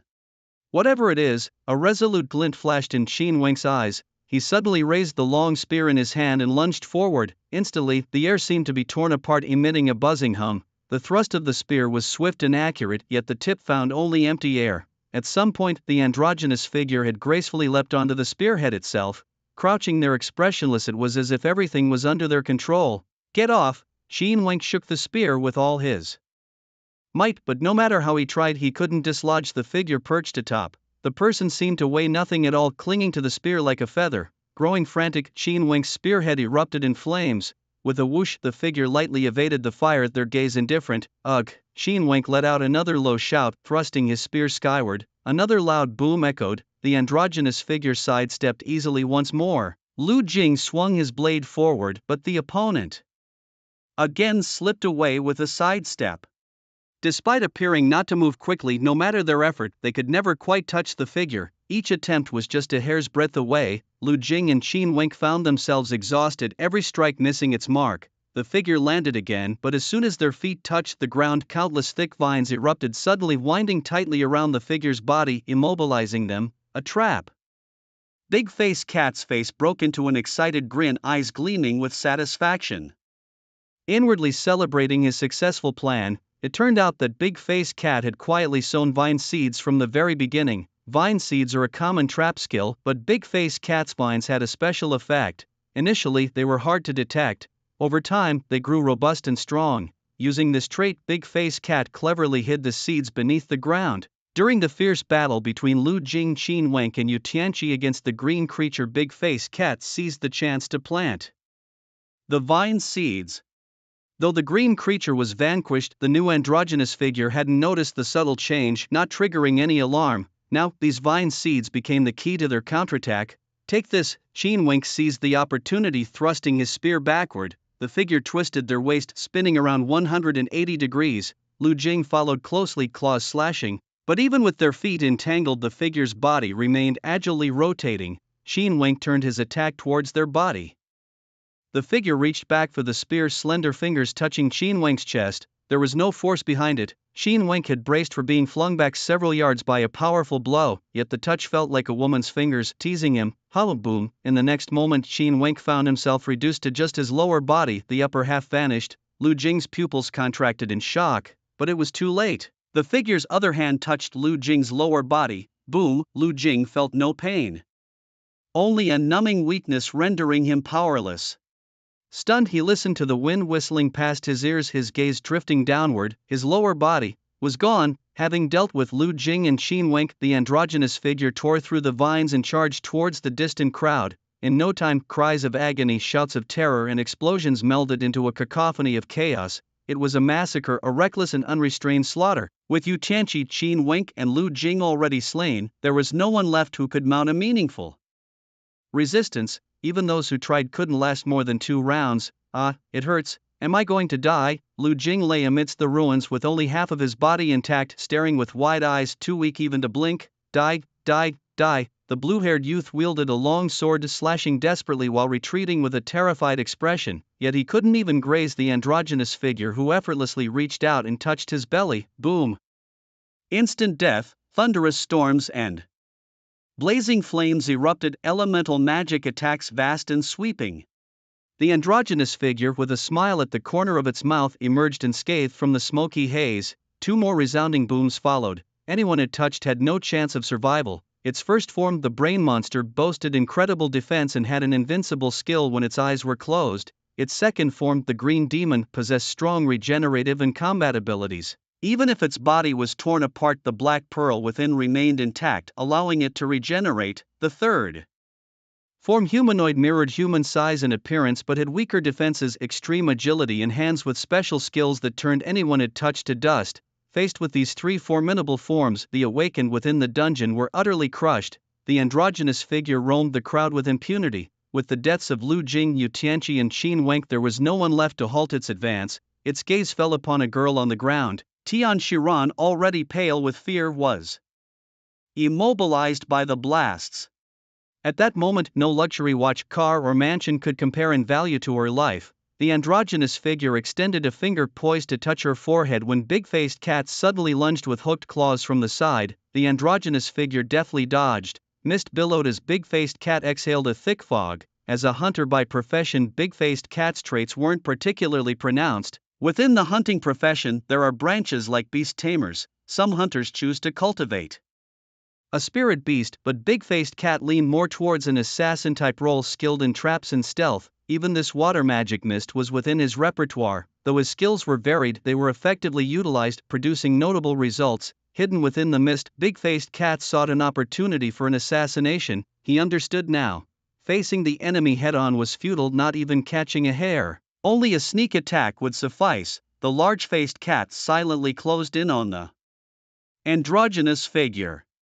The figure stood motionless in the mist, not making any sudden moves, which was exactly what the large-faced cat had hoped for. Holding its breath, the cat crept closer and closer, until suddenly the figure spun around, a sinister smile playing at the corners of their mouth. Alarm bells rang in the cat's mind, but it was too late. The cat swung its hand, clutching a short dagger, but as expected, it missed its mark. The androgynous figure reached out, and the large-faced cat quickly retreated, wildly brandishing the dagger to try and fend off the opponent, but instead of pushing them back, the cat's arm was seized. Bang! The large-faced cat grunted as its arm vanished, but there was no time to dwell on the pain. Survival was now the priority. Just as it prepared to use its capture skill with the other hand, the figure vanished from sight. Simultaneously, a chilling sensation crawled up the cat's spine as the figure reappeared behind it. This was the end. Boom! A tremendous explosion erupted from behind, shaking the ground.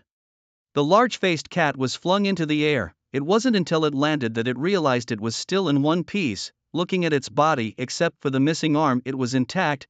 Disbelief filled its eyes as it saw 2 figures tangled in the dissipating mist. It was Lu Jing, the great deity. Shao exclaimed in shock. Lu Jing, who was presumed dead, had reappeared. Miraculously, his body, once severed, had come back to life. Lu Jing now exuded a strange aura. His skin turned a dull, lifeless gray, and his eyes glowed with a crimson light reminiscent of a demon from hell. His hands transformed into sharp claws, slashing through the air, each swipe accompanied by a howling wind. The androgynous figure looked somewhat disheveled, dodging left and right, trying to evade Lu Jing's relentless onslaught. Lu Jing's speed and strength had seemingly increased dramatically, his attacks raining down like a storm, leaving the figure struggling to catch a breath. The figure remained focused on Lu Jing, searching for an opening to strike.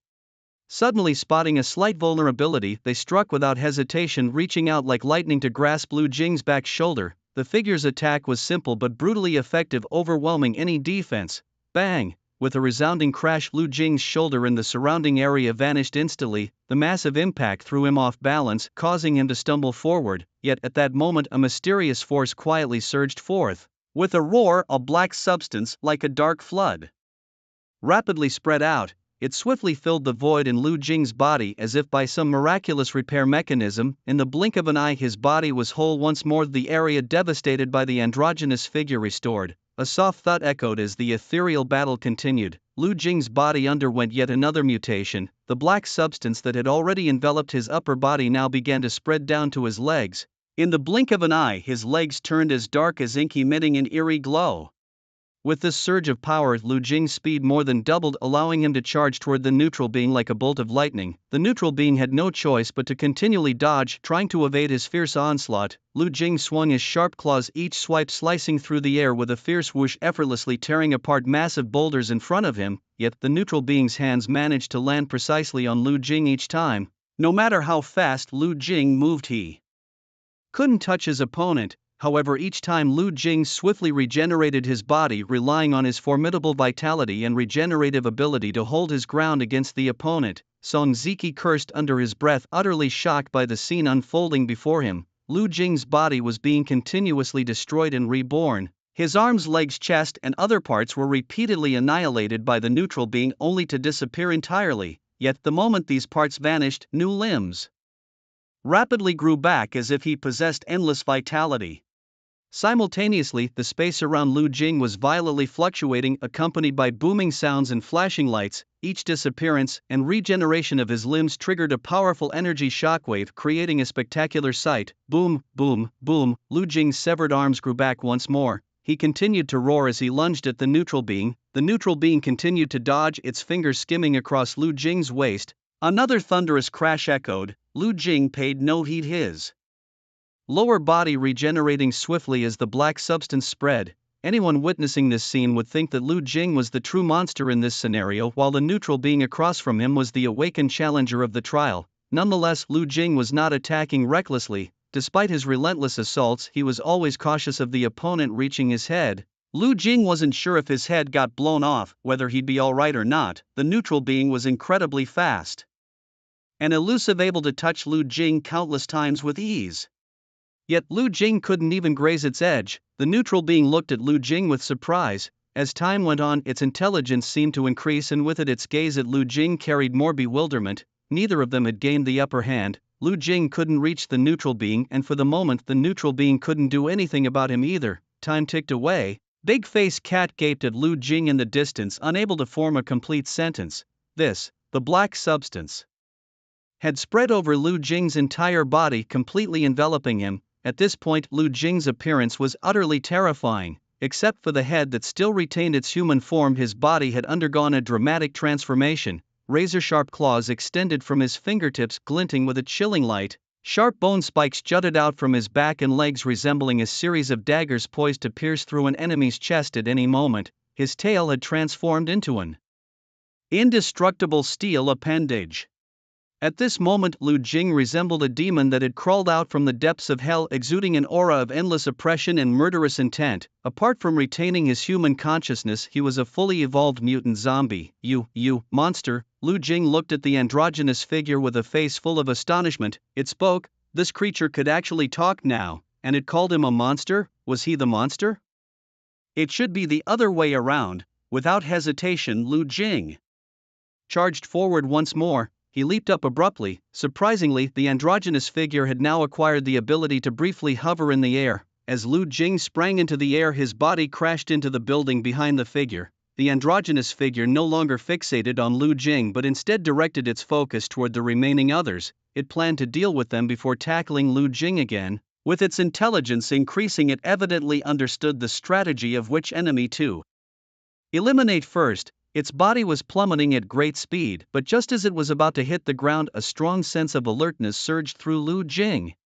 Without hesitation, he whipped his head around, his gaze as sharp as a falcon's. A thick black tentacle emerged from the darkness, wrapping around him like a devil's arm. This tentacle was entirely pitch black, its surface covered with tiny granules and fuzz, as if it belonged to a terrifying creature from the abyss. At the end of the tentacle was a shadowy figure. Lu Jing, finally caught you. Lu Jing abruptly retracted the tentacle. The androgynous figure was uncontrollably pulled towards Lu Jing. In this critical moment, the figure pressed its hand against Lu Jing's tentacle. bang, the tentacle emitted a loud noise and vanished completely. The opponent's abilities were also evolving. Lu Jing was stunned. Initially, touching a person's body would trigger a mechanism, now even touching his tentacle could activate it. Indeed, Lu Jing's guess was correct. As time passed, the androgynous figure was becoming a more powerful and intelligent entity. Its body continued its momentum towards Lu Jing, reaching out its hand.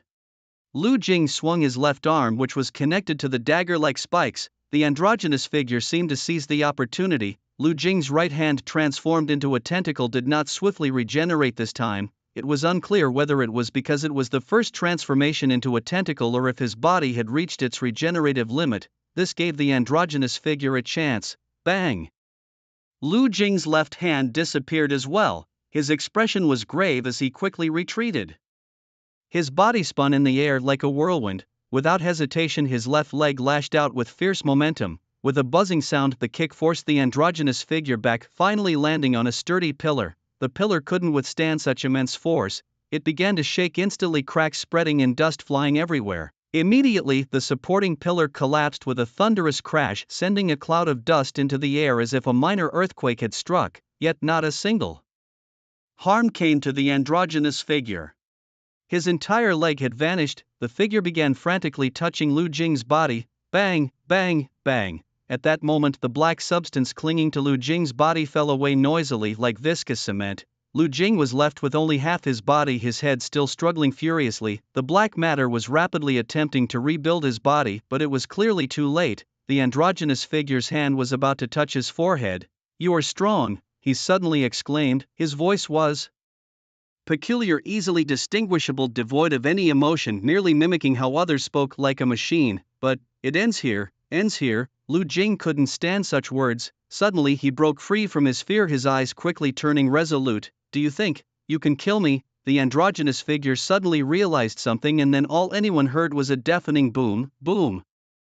Inside the building, the black substance exploded like a bomb containing boundless destructive power.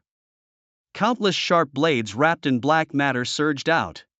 They were like a violent storm of metal, mercilessly crashing into everything around. The entire building shook violently under this terrifying onslaught, the incredibly sturdy walls and pillars unable to withstand such tremendous destructive power. The blades effortlessly pierced through layers of obstacles, riddling the entire building with holes. The once solid structure now seemed on the verge of collapse, ready to fall at any moment. "What the heck is this?" Big Face Cat exclaimed. "This looks like the work of a god." Night fell, and the city streets were brightly lit. Circles of people gathered. It had been 5 hours since the dungeon descended, yet there was still no news from within. Police maintained order, and many people were already in despair. Every passing second was torture for them. Lu Shui tightly gripped her phone. This staunch materialist, who had never believed in ghosts or gods, was now sincerely praying to every deity she could think of. A vendor pushed a food cart nearby, calling out to sell his wares.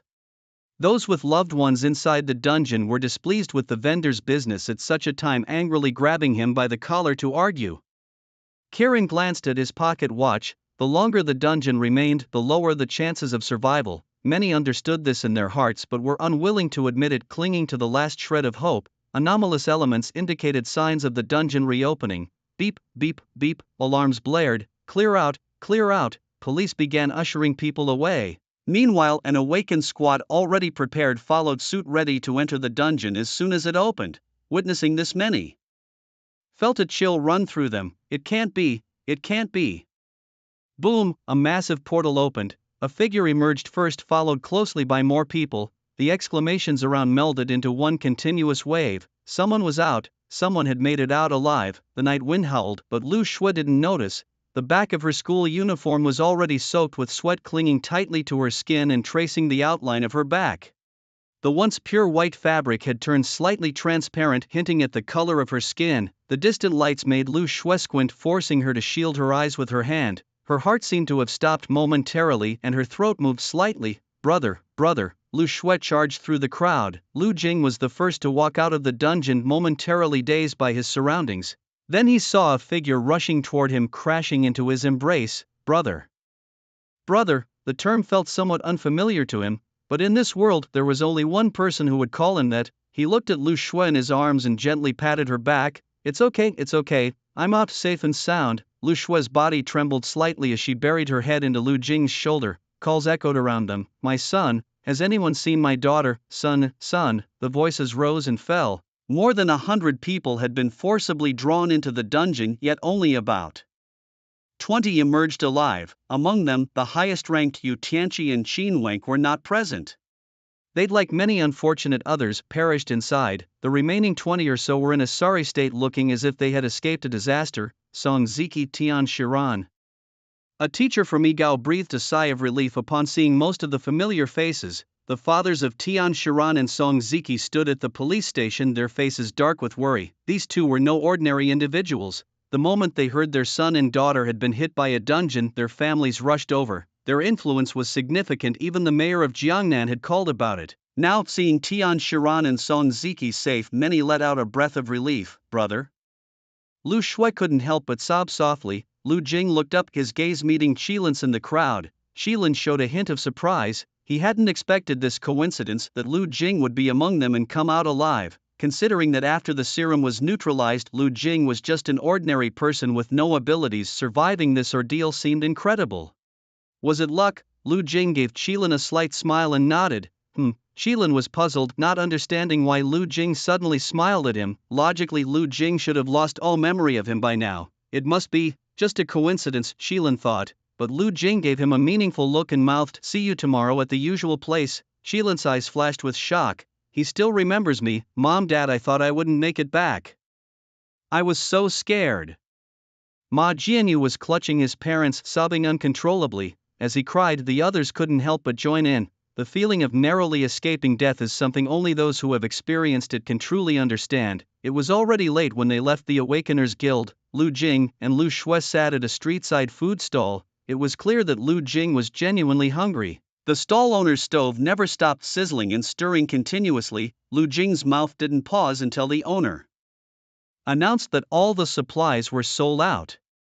Only then did he stop. Phew, I'm exhausted. Lu Jing let out a long breath. Being a hero certainly isn't easy. After playing the hero, now he could only enjoy snacks at a roadside stall. Lu Shui paid the bill and they headed home together. I told Mom and Dad we're staying at a classmate's tonight, so don't mention getting trapped in the instance when we get back, Lu Shui advised. Okay, Lu Jing nodded. His hands stuffed into his pockets, head drooping, hair a mess, and yawning repeatedly. At that moment, a young man just exiting an internet cafe looked the same way, except he had a cigarette in his mouth. He acknowledged Lu Jing with a slight nod of respect, a fellow gamer, but soon his gaze turned to envy and jealousy. How does someone with such a beautiful girlfriend end up spending the night at an internet cafe? What happened exactly? Lu Shui asked. Why does everyone say you saved them? Didn't I tell you?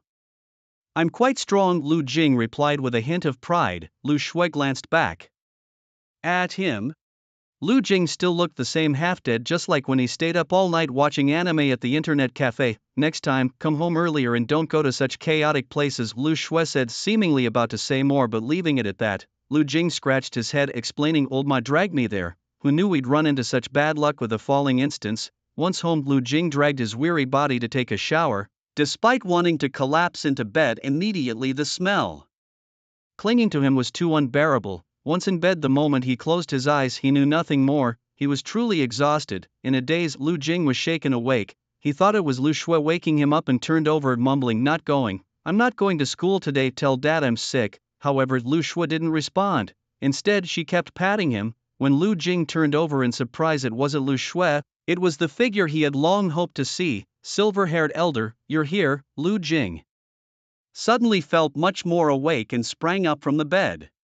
Qilin sat on a chair, smiling at Lu Jing. Do you still remember me? Huh? This question left Lu Jing momentarily puzzled. He wasn't suffering from amnesia. How could he forget the other person? Qilin squinted, muttering to himself. It seems the Dream Eater's dream-devouring technique didn't work on Lu Jing. How could that be? Lu Jing, feeling slightly embarrassed, scratched his head, thinking perhaps the elder had come to admonish him. After all, he had lost the tactical briefcase, so he was the first to pull out the suitcase he had hidden under the bed. Phew, this was the trophy I gained after entering the portal. Lu Jing opened the case. Kirin fixed his gaze and saw the suitcase packed with all sorts of items. These were the spoils Lu Jing had collected from the missions. The first thing that caught the eye was a pile of crystals shining with a strange light. They came in various colors and shapes, emitting powerful energy fluctuations. These crystals could be used to enhance strength, forge magical artifacts, or trade for other precious resources.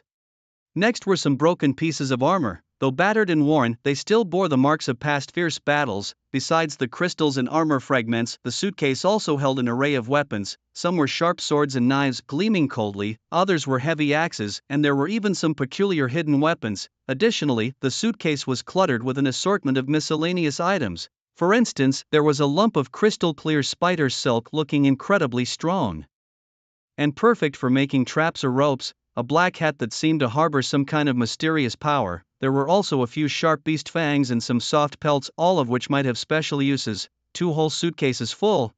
Where did you get these? Kirin asked. Got them from entering dungeons, Lu Jing replied. You went into dungeons before? Yes, mostly alone. I've joined a few multiplayer dungeons, Lu Jing answered. Kirin had a peculiar expression. Lu Jing continued, oh, and I discovered something strange about the serum. The serum had stopped working, Kirin already knew. In the next second, Lu Jing's hand suddenly underwent a bizarre transformation. What was once a normal hand gradually turned sharp, morphing into a razor-like blade. A mysterious black substance spread from his arm, quickly covering the entire hand, making it look eerie and menacing like the hand of a demon from hell. The serum and the zombie virus have caused a chain reaction in my body, Lu Jing explained. Kirin was baffled, despite being a seasoned veteran who had crawled out of countless deadly situations, faced extraordinary scenes, and witnessed powers not of this world. Originally, nothing could provoke such a reaction from him. Serum, zombie virus. Lu Jing then briefly recounted his experience of entering the twin portal dungeon and encountering the zombie scenario. I suspect that the serum in my body reacted with the zombie virus, causing a mutation, Lu Jing said confidently. Otherwise, he wouldn't still be alive now, and he certainly wouldn't have gained such mutated power. Plus, my vitality is incredibly strong. I once lost the lower half of my body, yet I could still regenerate. Oh, and arms and thighs that regenerate endlessly. This was the unexpected ace in completing the mission. Shilin nodded thoughtfully, internally feeling a bit frantic. Serum. What serum could possibly be left in your body? I've already extracted it all. As for a chemical reaction between the zombie virus and the serum, absolutely impossible. The serum has been thoroughly studied over several generations by the organization. If it could indeed react chemically with the zombie virus, someone else would have discovered it long before Lu Jing. Many team members who had received the serum still succumbed to the virus in the zombie scenarios, losing consciousness and becoming part of the undead horde. Yet, the reality of Lu Jing stood before him. Looking at the mutated Lu Jing, Qilin's expression was complex. Who on earth was this person? Without any formal training, he ventured into the scenario alone with just a bottle of D-grade serum. His weapons were stolen and he didn't even consider the risks of getting injured inside. He just barreled through. He merged with the zombie virus, his body mutated, yet his mind stayed clear. Now he possessed an extraordinary level of regenerative ability. As Lu Jing returned to his normal appearance, he noticed Qilin's strange expression. Scratching his head, he sheepishly said, I guess you know by now that, well, I sort of lost the tactical briefcase. I swear I don't know how it happened. I remember leaving it under the bed, but the next morning it was gone. Could it be that our rivals stole it? Saying that, Lu Jing added fiercely, if I find out who did it, I'll make them regret it. Qilin remained silent. It was him who took it. But now wasn't the time to dwell on that. It seemed Lu Jing not only retained his memory but also did not lose the effects of the serum. For some unknown reason his body evolved, making him mistakenly believe that a strange chemical reaction occurred between the serum and the zombie virus.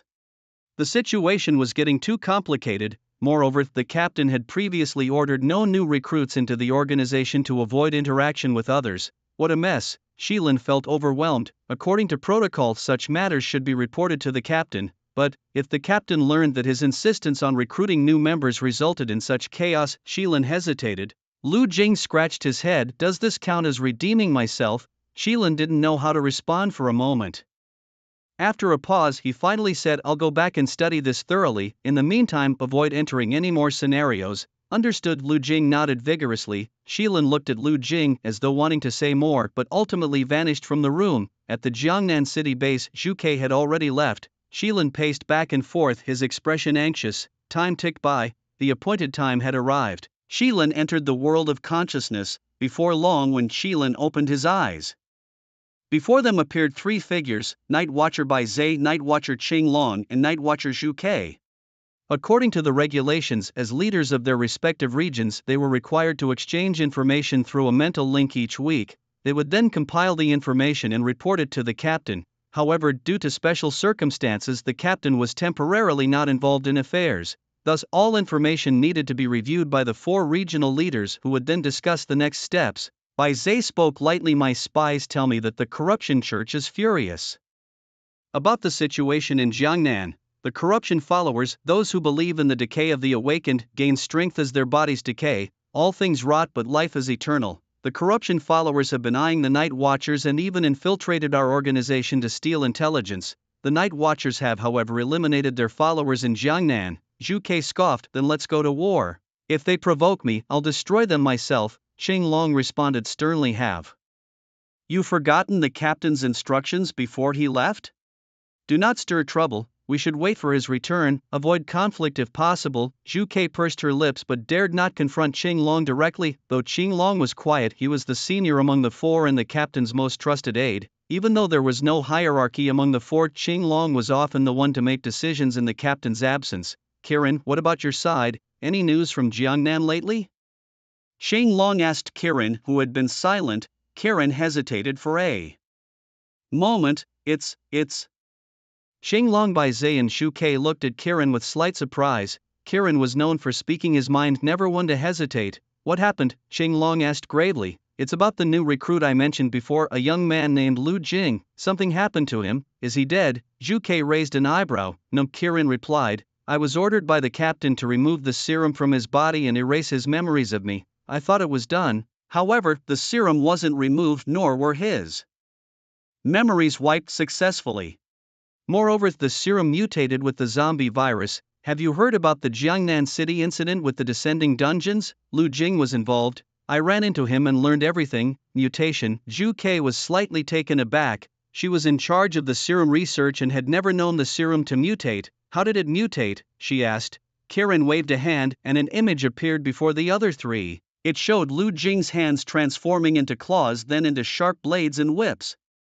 Black matter spread over his body like it was alive. After the mutation, Lu Jing's strength increased dramatically and he gained extraordinary recovery abilities. Even if half his body is destroyed, he can regenerate quickly. Qing Long, Zhu Ke and Bai Zhe fell silent. At first I couldn't believe it either, but the evidence is right here. This young man is indeed exceptional, Kirin said. Suzaku thoughtfully rubbed his chin. I'll head to Jiangnan and conduct a comprehensive examination on him.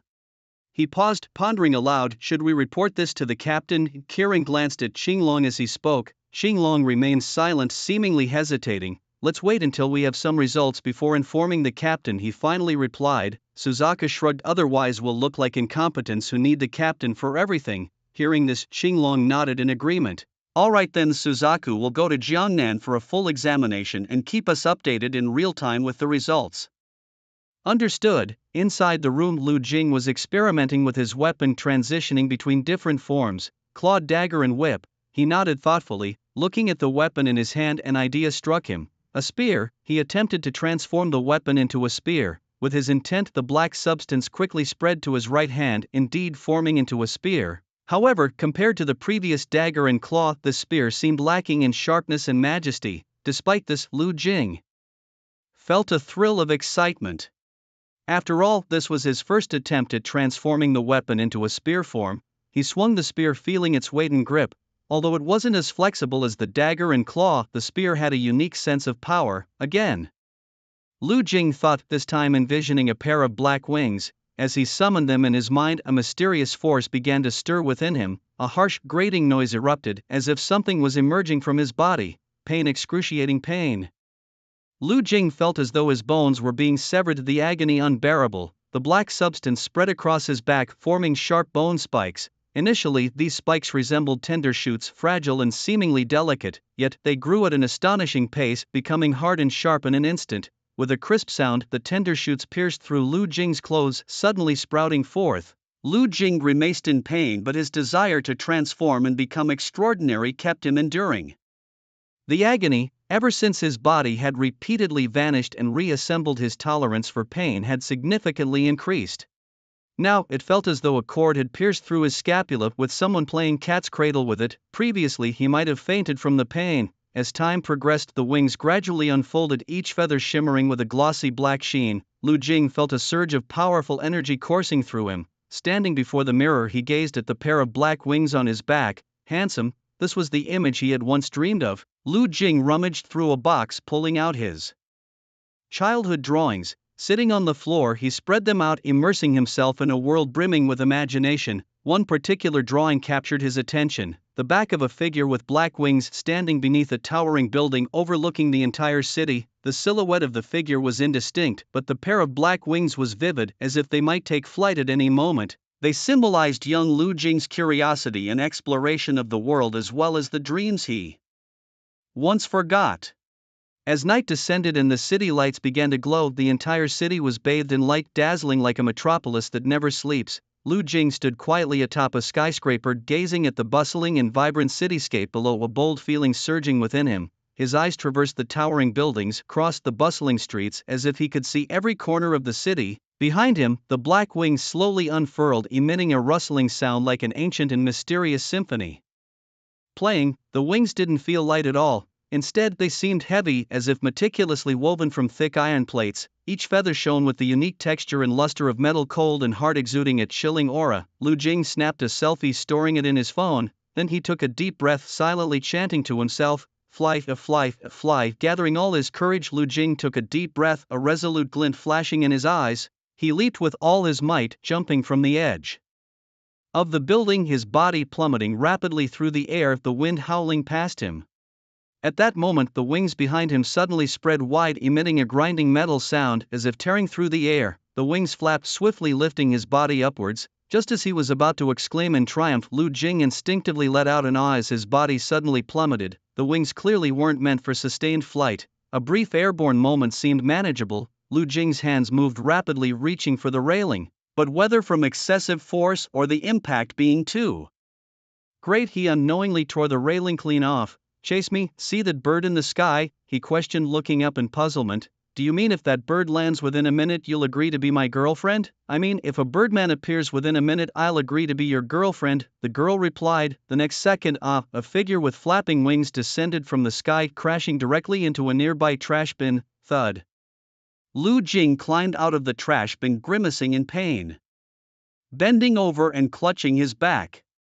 "Sorry for the intrusion," he mumbled, swiftly fleeing the scene with his pair of large wings, leaving the two of them in stunned silence. The next day at the dining table, his stepmother Gong Liang chattered incessantly about the recent rise in pork prices. "Xiaoshuet, isn't there a monthly exam today?" Gong Liang abruptly shifted the topic. "Yes," Lu Shui nodded. Gong Liang's face immediately lit up with delight. For awakened individuals, even placing highly in monthly exams could earn a substantial bonus, a form of financial support for outstanding students. "Do your best in the exam," Father Lu Yuanzheng called out. Lu Shui nodded. "Lu Jing, you also need to do well, aim for a second-tier university at least. You can't just settle for a vocational college," Gong Liang added, casting a glance at Lu Jing, offering a gentle reminder. She didn't want old Lu to feel she was favoring one child over the other. "Okay," Lu Jing replied, as he usually did, nodding in agreement. It didn't seemed dismissive, but it was clear he wasn't overly concerned. "Here's some pocket money." Lu Yuanzhang pulled out 2 10-yuan notes, which the siblings shared equally. Lu Jing stuffed the money into his pocket. Gong Liang switched to everyday matters. "Is old Lu working late again tonight?" "Yes, it's so busy," Lu Yuanzhang replied. Lu Jing thought to himself that even superheroes have to deal with mundane family life. After breakfast, Lu Jing and Lu Shui left home together, heading towards the subway station. Not long into their walk, Lin Mo's voice called out from behind. "Hey, wait up." Lin Mo was sprinting over, a piece of bread hanging from her mouth. Lu Jing turned his head, thinking this scene was straight out of an anime. The perpetually late heroine, bread in mouth, ready to collide with the protagonist at the next corner. Lin Mo caught up, rubbing her eyes. "I woke up late today." Lu Jing was already accustomed to Lin Mo's persistent presence. After all, he couldn't shake her off. In some ways, he felt it was the consequence of his past actions, including the antics of the Night Watcher group members like Qilin and Qinglong. "Boss, do I have any tasks today?" Lin Mo asked eagerly. "Just focus on your exam," Lu Jing replied nonchalantly. "Boss, teach me some combat skills." I want to be as awesome as you. Lin Mo's admiration for Lu Jing had only deepened after their recent adventure. You're still too young, Lu Jing teased. Hey boss, Lin Mo started again. Lu Jing, hurry up. Lu Shui was already walking briskly ahead, her brothers and Lin Mo's conversation trailing behind her. She glanced back, irritated to see Lu Jing. Lagging, huffing, she walked back to grab him, pulling him along. What's the rush? Lu Jing protested. We won't be late. I need to buy something. Hurry up, Lu Shui insisted. Wait up. Lin Mo quickly finished her bread while Lu Shui fumed internally. This Lin Mo girl was truly infuriating, always hanging around her brother. In the classroom, as soon as Lu Jing entered, he felt the intense gaze of his classmates. Ma Jianyu, amidst a group, was recounting tales like a storyteller but stopped as soon as Lu Jing appeared. There was no need to guess what story Ma Jianyu had been telling, how Lu Jing had turned the tide in their recent adventure, rescuing everyone from dire straits. Many classmates had been there that day and most had been lucky enough to survive. This gave Lu Jing a secret sense of satisfaction, though he couldn't show it. Instead, he felt awkward walking with an uncomfortable gait. Returning to his desk, Lu Jing noticed something unusual. Inside his desk was a beautifully wrapped box. He wondered. Ma Jianyu leaned in close to Lu Jing's ear and whispered, Tian Shiran's gift to you is probably her way of repaying you. After all, you saved her before. Lu Jing nonchalantly placed his backpack down. Memories of his high school days floated back, vividly recalling which girl had secretly left gifts in his desk. Then he would deliberately ask aloud, who put this gift in my desk? Was it a mistake, or is it for me? The whole act required feigning ignorance with a voice as loud as possible to showcase his superiority, feeling smug inside. At that time, Lu Jing had scoffed in disdain, though secretly envious and bitter. Pretend all you want, he would think. He remembered how it was trendy to exchange apples on Christmas Eve. Lu Jing had none, so he bought one himself, flaunting it on his way to school. Then, in front of everyone, he would toss the apple away, declaring Chinese people don't celebrate foreign holidays. I don't even want this. Back then, he thought himself quite foolish. In this moment, Lu Jing felt a similar urge to act like his former classmates. A proud famous girl had given him a gift. He wanted the whole world to know. But this was just a fleeting thought. Lu Jing planned to open the gift when he had some free time to see what it was. A gift from Tian Shiran was unlikely to be cheap. He glanced at Tian Shiran, who happened to look his way at the same time, their eyes meeting briefly before she shyly averted her gaze. After class, Lu Jing found a moment when no one was watching, stealthily unwrapping the gift box like a thief, aware that he couldn't easily explain if someone found out. Since Tian Shiran had discreetly placed it under his desk, she probably didn't want others to know. Lu Jing didn't want to embarrass her either. Inside the box was a silver Omega watch. Ma Jianyu's eyes lit up. Wow, she's really generous. This model must cost over $1 million. She's loaded. Lu Jing examined the watch, maintaining a calm exterior but feeling astounded inside. More than $1 million, just like that? The $10 in his pocket suddenly seemed trivial. Ma Jianyu suggested, Tian Shiran is quite pretty. If you make a move now, you could win her over in no time. How vulgar, Lu Jing retorted, trying to sound philosophical. The world is unsettled. How can one settle down? In the past, Ma Jianyu might have thought Lu Jing was just acting crazy, but now he wanted to applaud Lu Jing, looking at him with admiration. Help me return it to her, Lu Jing said, handing the watch to Ma Jianyu. What? You're giving it back? Ma Jianyu was stunned. What do you take me for? Defeating monsters is just what heroes do. I don't need her to repay me.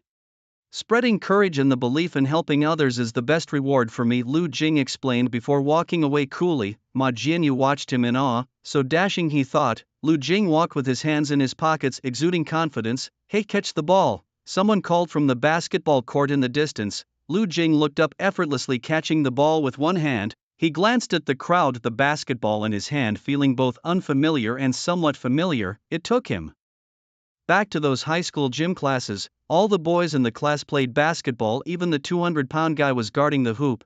But he, being the odd one out, was assigned by the gym teacher to the sidelines, tasked with retrieving stray balls. In the heat of summer, while others played and the remaining girls watched, he ran back and forth like a fool, helping to pick up the balls. Lu Jing clearly remembered that afternoon. The oppressive air was stifling, making it hard to breathe. From the distant flowers came the incessant chirping of cicadas, as if narrating the heat and irritation of summer. The sound of basketballs hitting the ground echoed across the court. Shadows danced under the sun and sweat soaked through their clothes, yet they ran and jumped energetically, reveling in the joy of the game. each successful shot was met with cheers from the sidelines. Lu Jing watched the girl he liked, who in turn was watching the school heartthrob. To say he liked her wasn't wrong. After all, which teenage boy didn't have a crush on a pretty girl? Which one didn't harbor a secret affection? Lu Jing fetched the ball. He scurried over, wiping the sweat from his brow, and tossed the ball back from one end of the court, then resumed his position, waiting for the next stray ball. Inside, Lu Jing felt frustrated, contemplating rebellion, considering facing off with the gym teacher. He thought about letting the ball go and just walking away without looking back, but seeing the teacher's sun-darkened face, he dared not say or do anything, fearing he'd be reported to the class teacher.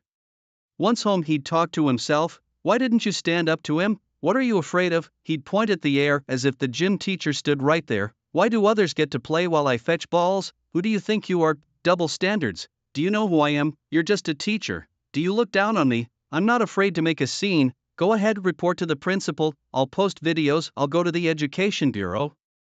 Now you want to beg me? Too late. Once he'd vented his emotions, Lu Jing felt much better, lying on his bed looking at the ceiling, pondering the future, thinking about what was to come. In truth, apart from daydreaming, his first 18 years were no different from anyone else's. As his thoughts faded away, throw the ball back, someone shouted again. With a sharp whoosh, the basketball shot from Lu Jing's hand like an arrow, tracing a nearly perfect arc through the air as if meticulously calculated, heading swiftly towards the hoop. Everyone instinctively held their breath, eyes fixed on the rapidly spinning ball. Under their watchful gazes, it landed squarely in the basket, producing a crisp, satisfying clang. A sudden gasp rippled through the crowd. Lu Jing turned and walked away. Hey, wanna play some ball? Called out a voice from behind. Without turning back, Lu Jing waved his hand dismissively. Today was the day of the monthly exams. For those students who had yet to awaken, it meant nothing more than facing a few test papers. However, for the awakened ones, this exam was far more formal and grand. With the potential for significant events, rumor had it that the awakened students would be taken by helicopter to the mountains for their exams. All the senior students were gathered on the field behind the school, a bustling crowd, each face alight with excitement and anticipation. They chatted among themselves, filled with curiosity and questions. Are we going to enter a dungeon? A boy asked, his voice tinged with both nervousness and eagerness. Of course, otherwise why else would they bring us here? It's surely more than it seems. With a helicopter involved, what's really going on? Ma Jianyu, a non-awakened, felt detached from the excitement around him. He turned to look at Lu Jing. Jing, it's a shame not to showcase your abilities. Many in our class see you as an idol now. Keep it low-key, Lu Jing replied coolly. As a member of a mysterious organization, he preferred to stay under the radar. The silver-haired elder had also advised him to keep a low profile. However, Lu Jing's wish to remain inconspicuous was not shared by everyone, especially not by Lin Mo. Teacher, take me and my boss too, okay? Lin Mo exclaimed. What? My boss? Lu Jing, the guy who handled that unexpected dungeon at the bar? You don't know about it? He's the one who resolved it. If anyone should be praised, it's him. My boss is modest. Even 25th tier awakened ones couldn't handle it, but my boss took down the demon alone. What? Song Ziki and the others, they were just cowering in a corner. Song Ziki's face darkened with embarrassment. The teacher looked exasperated. Lin Mo's words, though exaggerated, were mainly true. Cowering, well, that was pretty much how it was. In the dungeon he was practically useless, but it wasn't his fault. Even the 25th tier awakened ones perished and he was just a high school student. Except for that prodigious Lu Jing, Lin Mo continued to argue energetically with the teacher. They can all testify. Ask Song Ziki, Tian Shiran, any of them. I can testify, Ma Jianyu chimed in weakly. The teacher glanced at him but paid little attention. Just then the director of studies approached, cutting through the crowd to stand beside Lu Jing. With a kind smile, he asked Lu Jing, do you want to participate in the assessment? That night, when it was known that students from their school were trapped, the high-ranking officials had all gone to the scene. After the dungeon was cleared and the survivors went to the Awaken Association to file a detailed report, the school's leadership had learned some of the situation. Technically, both 25th tier awakened ones had perished. From the reports of everyone involved, it was concluded that an unawakened individual named Lu Jing had managed to kill the boss in the dungeon, turning the tide and completing the mission. The members of the guild were left utterly baffled. If it weren't for the strangely consistent reports from all the survivors, they would have surely suspected the reports of being fabricated. After the incident, the Guild of Awakened Ones considered subjecting Lu Jing to a physical examination, suspecting he might be an awakened one whose awakening had not been previously detected for some reason. However, Lu Jing refused this test, recalling the abnormal energy readings during his entrance examination. The school administration had reasonable suspicions that Lu Jing was hiding something. All eyes were now on Lu Jing, making him feel somewhat uneasy. Many were confused, not understanding why the dean suddenly asked a non-awakened individual if he wanted to participate in the assessment meant for the awakened ones. Lu Jing met the dean's gaze head-on. In the distance, the principal and vice principal also looked on. Some noticed the atmosphere had grown tense. At that moment, the first helicopter began its descent. The thunderous roar of its massive rotor blades echoed across the field, whipping up a fierce wind. The deafening noise made flags near the field flutter wildly. People looked up in surprise. As the helicopter approached, they could clearly see it was equipped with various weapons and devices. Most striking were the missile launchers and rocket pods hanging under the short wings on either side. It was an armed helicopter. Some gasped in astonishment. "Our school is so extravagant," someone exclaimed. Under the astonished gazes of the crowd, the armed helicopter drew closer. This was no ordinary passenger helicopter, it was a heavily armed chopper boasting a massive frame, thick armor and powerful weapon systems. Once it landed steadily on the field, the rotor blades began to slow down and eventually stopped spinning. The hatch slowly opened and a tall woman stepped out, saluting the crowd. A collective wow escaped from the onlookers. The woman was like a movie star, capturing everyone's attention. She wore stylish black sunglasses, adding an air of mystery and allure. Her tall, elegant figure resembled that of a runway model, draped in a classic office lady skirt suit that perfectly showcased her professional demeanor and feminine charm. Her long, shapely legs were encased in sheer black stockings that shimmered enticingly. Her hair, slightly curled, swayed gently with her steps like a gentle breeze. Her face was sharp and exquisite, with the distinctive contours and refinement typical of Western beauty, suggesting she was a mixed-race beauty. Her presence immediately captivated everyone present. "This isn't one of our school's helicopters," someone loudly informed the principal. Clearly, from the principal's furrowed brow, it was evident that he was also unaware of this development. The woman paid no heed to the principal and walked straight through the crowd.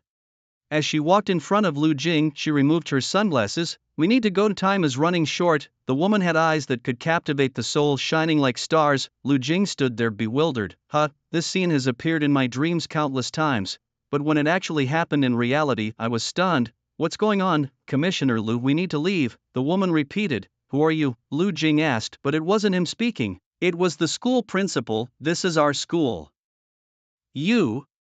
As the woman pulled out her credentials, the principal's words got stuck in his throat, astonished by the woman standing before him. "Sorry, it's an order from above, I'm just following orders. Commissioner Lu needs to come with me now," she said with a slight smile. Without further ado, she reached out and pulled off Lu Jing's school uniform. In utter confusion, Lu Jing was stripped of his clothes. The woman casually tossed the uniform to the sunglasses-wearing man behind her and then handed Lu Jing a set of expensive black coat.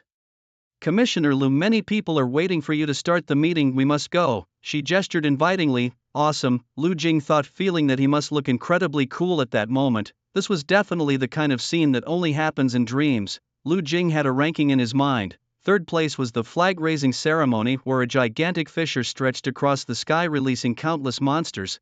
Teachers and students were all running back. Lu Jing smiled faintly and moved against the crowd. He then transformed and instantly defeated the monsters, shocking everyone at the school. This had already happened before, but it turned out to be just a test, which caused Lu Jing considerable embarrassment. The second-ranked scenario was the current situation. All the elements were present. A helicopter, the entire school watching, a beautiful assistant, and a black coat. Even the lines were exactly the same. "Commissioner Lu, we must depart." The tone implied he was about to save the world. The tall woman draped a black coat over Lu Jing. "One question," Lu Jing whispered. The tall woman was taken aback, expecting Lu Jing to ask who she was or why he had to go with her. Instead, his first question was, "Can I come back tonight?" The tall woman didn't actually know Lu Jing at all. In this situation, even if she were taking him to hell, Lu Jing would follow her without hesitation. After all, being cool is a lifelong pursuit. "We'll see," she replied. Lu Jing turned and left.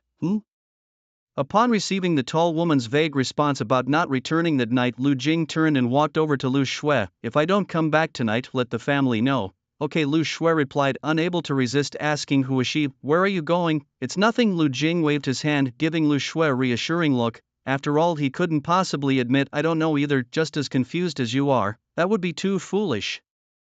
There won't be any danger, right? Lu Shui's brows furrowed slightly. No, don't worry, who knows if there will be any danger, Lu Jing thought aloud. He walked back, escorted by the tall woman amidst the shocked gazes of his classmates and teachers, and boarded the armed helicopter. As Lu Jing climbed to the highest point, he suddenly turned back to glance at the crowd behind him. He particularly focused on some of the pretty girls like Shin Chuiwei, whom he had a slight crush on. Her eyes were full of admiration as she looked at him. This was the effect he wanted. Lu Jing admitted to himself that he was undoubtedly a typical person, someone who loved to show off. At this moment, Lu Jing's eyes reflected a complex emotion. To others, he seemed as if he was about to embark on a life-and-death mission. Then with determination, Lu Jing boarded the helicopter. Boss, take me with you, Lin Mo shouted from below. Lu Jing ignored him. With a deep rumbling sound, the armed helicopter began to rise slowly, its rotor speed increasing, producing a deafening roar.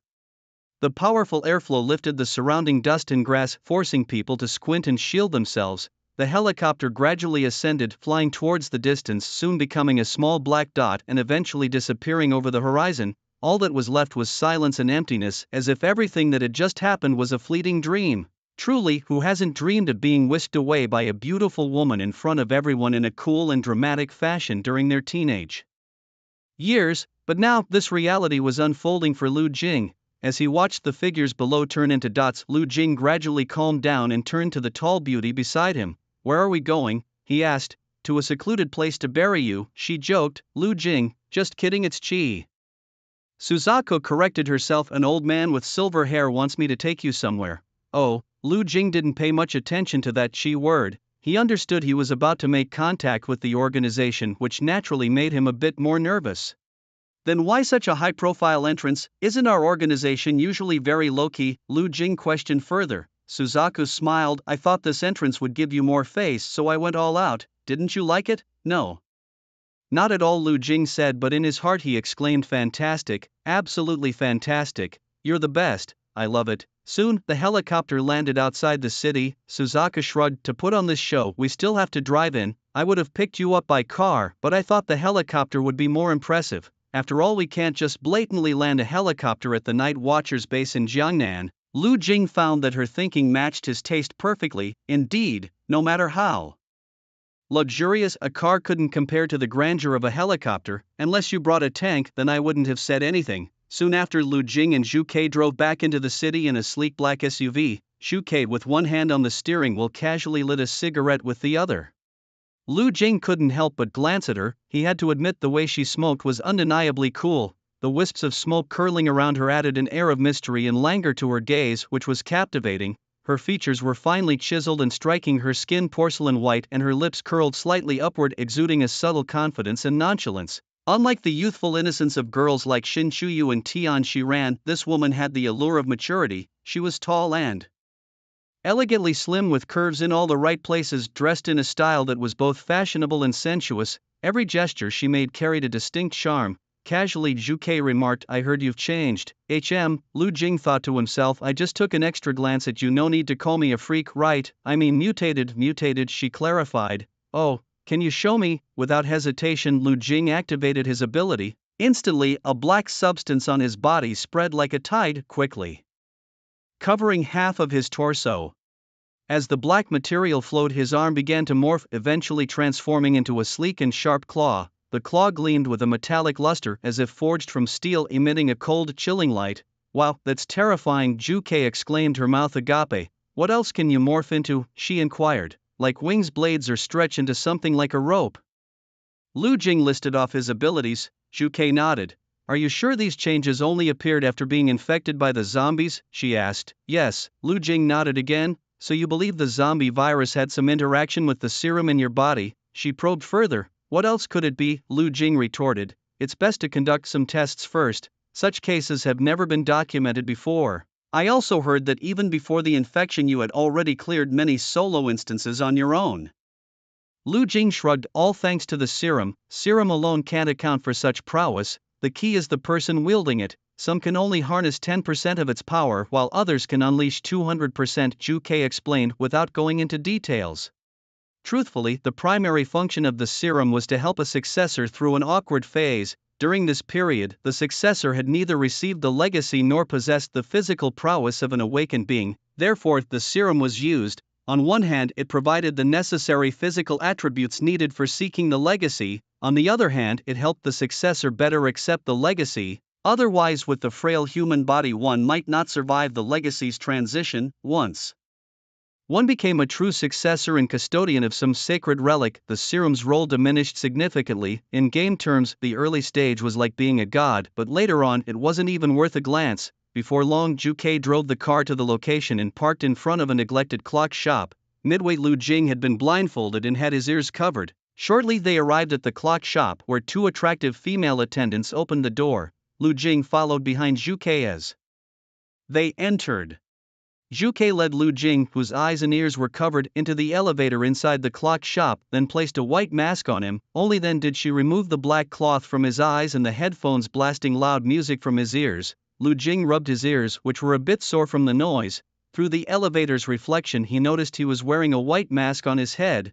Meanwhile, the mask atop Zhu Chue's head was even more striking, resembling the head of a lifelike phoenix. The feathers were delicate as silk, shimmering with a dazzling brilliance, as if a real phoenix were standing there. Each feather was intricately detailed, its opulence astonishing. Lu Jing couldn't help but take another look, then glanced at his own mask in the mirror. It seemed a bit plain. "What is this place?" he asked. "Our secret base," Juke replied. "Cool," Lu Jing thought to himself.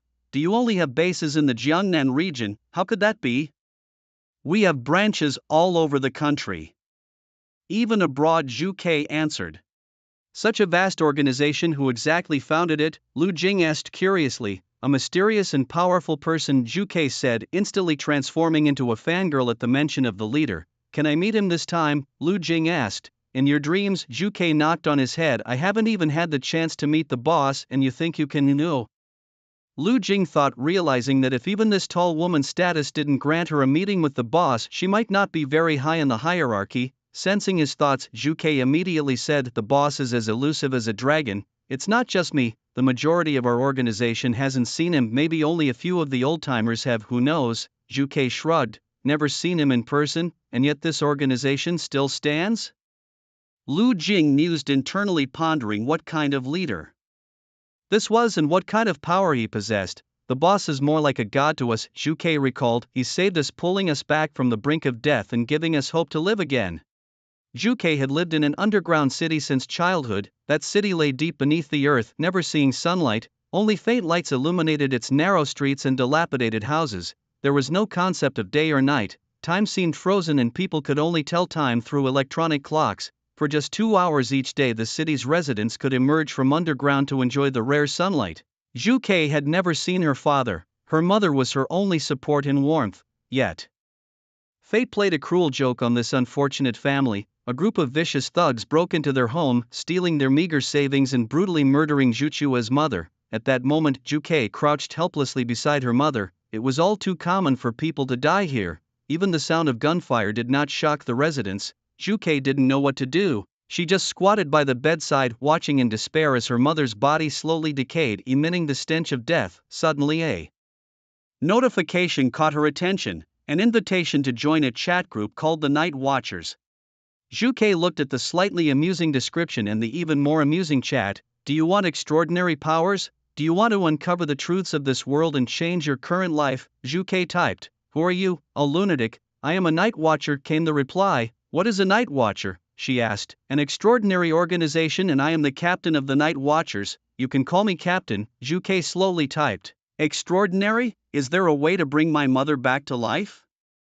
There was a pause on the other end, just as Juke thought they wouldn't be able to answer. "Revive her, of course, but the price is steep," Juke responded without hesitation. "I'm willing to pay any price." "Give me your soul," the voice demanded. "Take it," Juke replied without hesitation. "Good, the contract is in effect." The large words displayed on the screen made Juke a bit nervous. "Prepare the following items: a contract paper, a feather pen made from crow or vulture feathers, an animal blood." The instructions continued. Juke admitted, "I can't find any of those things. There was a brief silence before the voice replied, "That's fine without them." Juke was increasingly convinced that she was dealing with a fraud. How could something so serious be handled so casually? Yet, the other party didn't seem to care and sent an audio message directly. "From this day forward you are my servant, your soul is now mine, and in exchange I shall grant you unparalleled power. Rise again like a phoenix as brilliant as the dawn, sharing a glow more radiant than dawn and redder than sunset with my servant." The voice sounded like a child trying to disguise their voice, further convincing Juke that she was being toyed with. However, as soon as she finished listening to the audio, she suddenly felt an irresistible force surge within her, as if bound by some mysterious magic. At that moment, she felt her body was no longer under her control, as if invisible hands were gripping her tightly, rendering her immobile. As time passed, Juke felt a strange energy being forcibly extracted from her body.